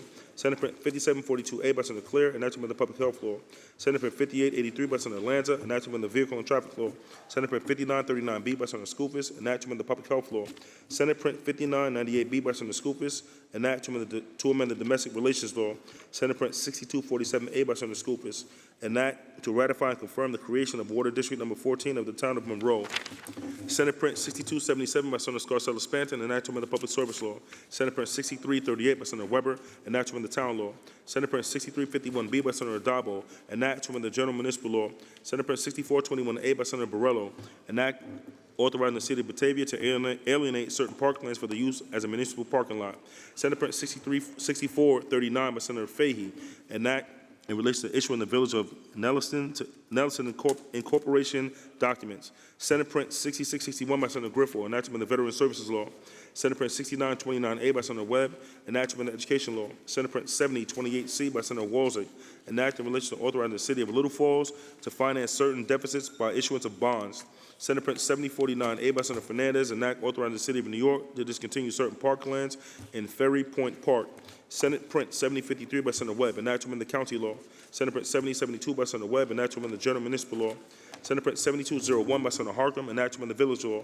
Senate Print 7223 by Senator Prasad, enact in relation to authorizing the conveyance of certain property by the City of New York to the Bedford-Stuyvesant Volunteer Ambulance Corps. Senate Print 7314C by Senator Jackson, enact to amend the Retirement and Social Security Law. Senate Print 7364B by Senator Rollison, enact to amend the Public Authorities Law. Senate Print 7667 by Senator Murray, enact in relation to authorizing the assessor of the town of Brookhaven to accept an application for real property tax exemption. Senate Print 7675 by Senator Ort, enact to amend Chapter 220 of the laws of 1976. Senate Print 7748 by Senator Jackson, enact to amend the General Municipal Law. Senate Print 7749 by Senator Jackson, enact to amend the General Municipal Law. Senate Print 7756A by Senator May, enact to amend Chapter 198 of the laws of 2021. Senate Print 7868A by Senator Martins, enact authorize the Village of Kings Point to alienate and discontinue certain parklands for the purpose of providing additional parking for the community center. Senate Print 7958 by Senator Bailey, enact to amend the Workers' Compensation Law. Senate Print 8024B by Senator Martinez, an act in relation enact related to disability retirement benefits for Deputy Sheriff Richard Stuber. Senate Print 8071A by Senator Adabo, enact to amend the Civil Practice Law and Rules. Senate Print 8087 by Senator Gurnardes, enact to amend the Retirement and Social Security Law. Senate Print 8121A by Senator Jackson, and enact to amend the Retirement and Social Security Law. Senate Print 8183 by Senator Martins, enact to amend the Village Law. Senate Print 8233 by Senator Sanders, enact to amend the New York City Charter. Senate Print 8247 by Senator Harkam, enact to amend the Elder Law. Senate Print 8263 by Senator Cassidy Fitzpatrick, enact authorizing the congregation of Mavakashev Hashem Incorporated to receive retroactive real property tax exempt status. Senate Print 8265A by Senator Sutton, enactment of the insurance law. Senate Print 8306A by Senator Orr, enactment Chapter 978 of the laws of 1966. Senate Print 8313 by Senator Harkam, an act authorizing the Commission of General Services to transfer and convey certain unappropriated state land to the Art, Westchester, New York. Senate Print 8341A by Senator Stavisky, enactment of the education law. Senate Print 8344 by Senator Gennardis, enactment Chapter 189 of the laws of 2013. Senate Print 8349 by Senator Palumbo, enacting relation to the director of the Department of Transportation to grant a permanent access and construction easement to the MTA. Senate Print 8358 by Senator Dabo, enact to amend the Racing Pari-Mutual Rating and Region Law. Senate Print 8391 by Senator Gianaris, enact to amend the Civil Rights Law. Senate Print 8393 by Senator Webb, enact to amend the Executive Law. Senate Print 8400 by Senator Serrano, enact in relation to a feasibility study and report on the potential reestablishment of the Empire State Summer Games. Senate Print 8420 by 28 by Senator Gianaris, enact to amend the General Business Law. Senate Print 8428 by Senator Rhodes, enact to amend the Highway Law. Senate Print 8432 by Senator Holman Siegel, enact to amend the Limited Liability Company Law. All bills report direct to third reading.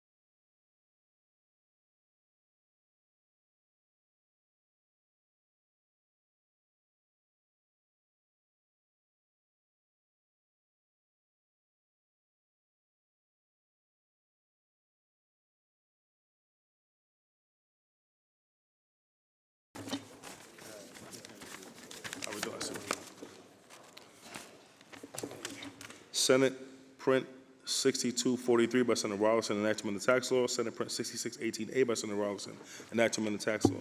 These bills. Rules Committee. All those in favor of accepting the report of the Rules Committee, please signify by saying aye. Aye. Opposed, nay. The report of the Rules Committee is accepted. Senator Gianaris. Please recognize Senator Lanza for a motion. Thank you, Senator Senator Lanza. Gianaris. Mr. President, I wish to call up Senator Matera's bill, print number 1171, recalled from the Assembly, which is now at the desk. Secretary will read. Calendar number 1467, Senate Print 1171 by Senator Matera, an act to amend the Environmental Conservation Law. Mr. President, I now move to reconsider the vote by which this bill was passed. The Secretary will call the roll on reconsideration. Adabo, Gianaris, Kruger, Ort, Sue Cousins, White, ayes 59. The bill is restored to its place on the third reading calendar. I now offer the following amendments. The amendments are received. Please continue to recognize Senator Lanza for an announcement. Thank you, Senator Gianaris. Mr. President, there will be an immediate meeting of the Republican Conference in room 315 of the Capitol. There will be an immediate meeting of the Republican Conference in room 315 of the Capitol. Mr. President, I move that we adjourn until, well, I guess I should ask if there's any further business at the desk. There is no further business at the I desk. move that we adjourn until Friday the 13th, June 13th, in a half an hour, 12:45 a.m. Senate will stand adjourned until Friday, June 13th at 12:45.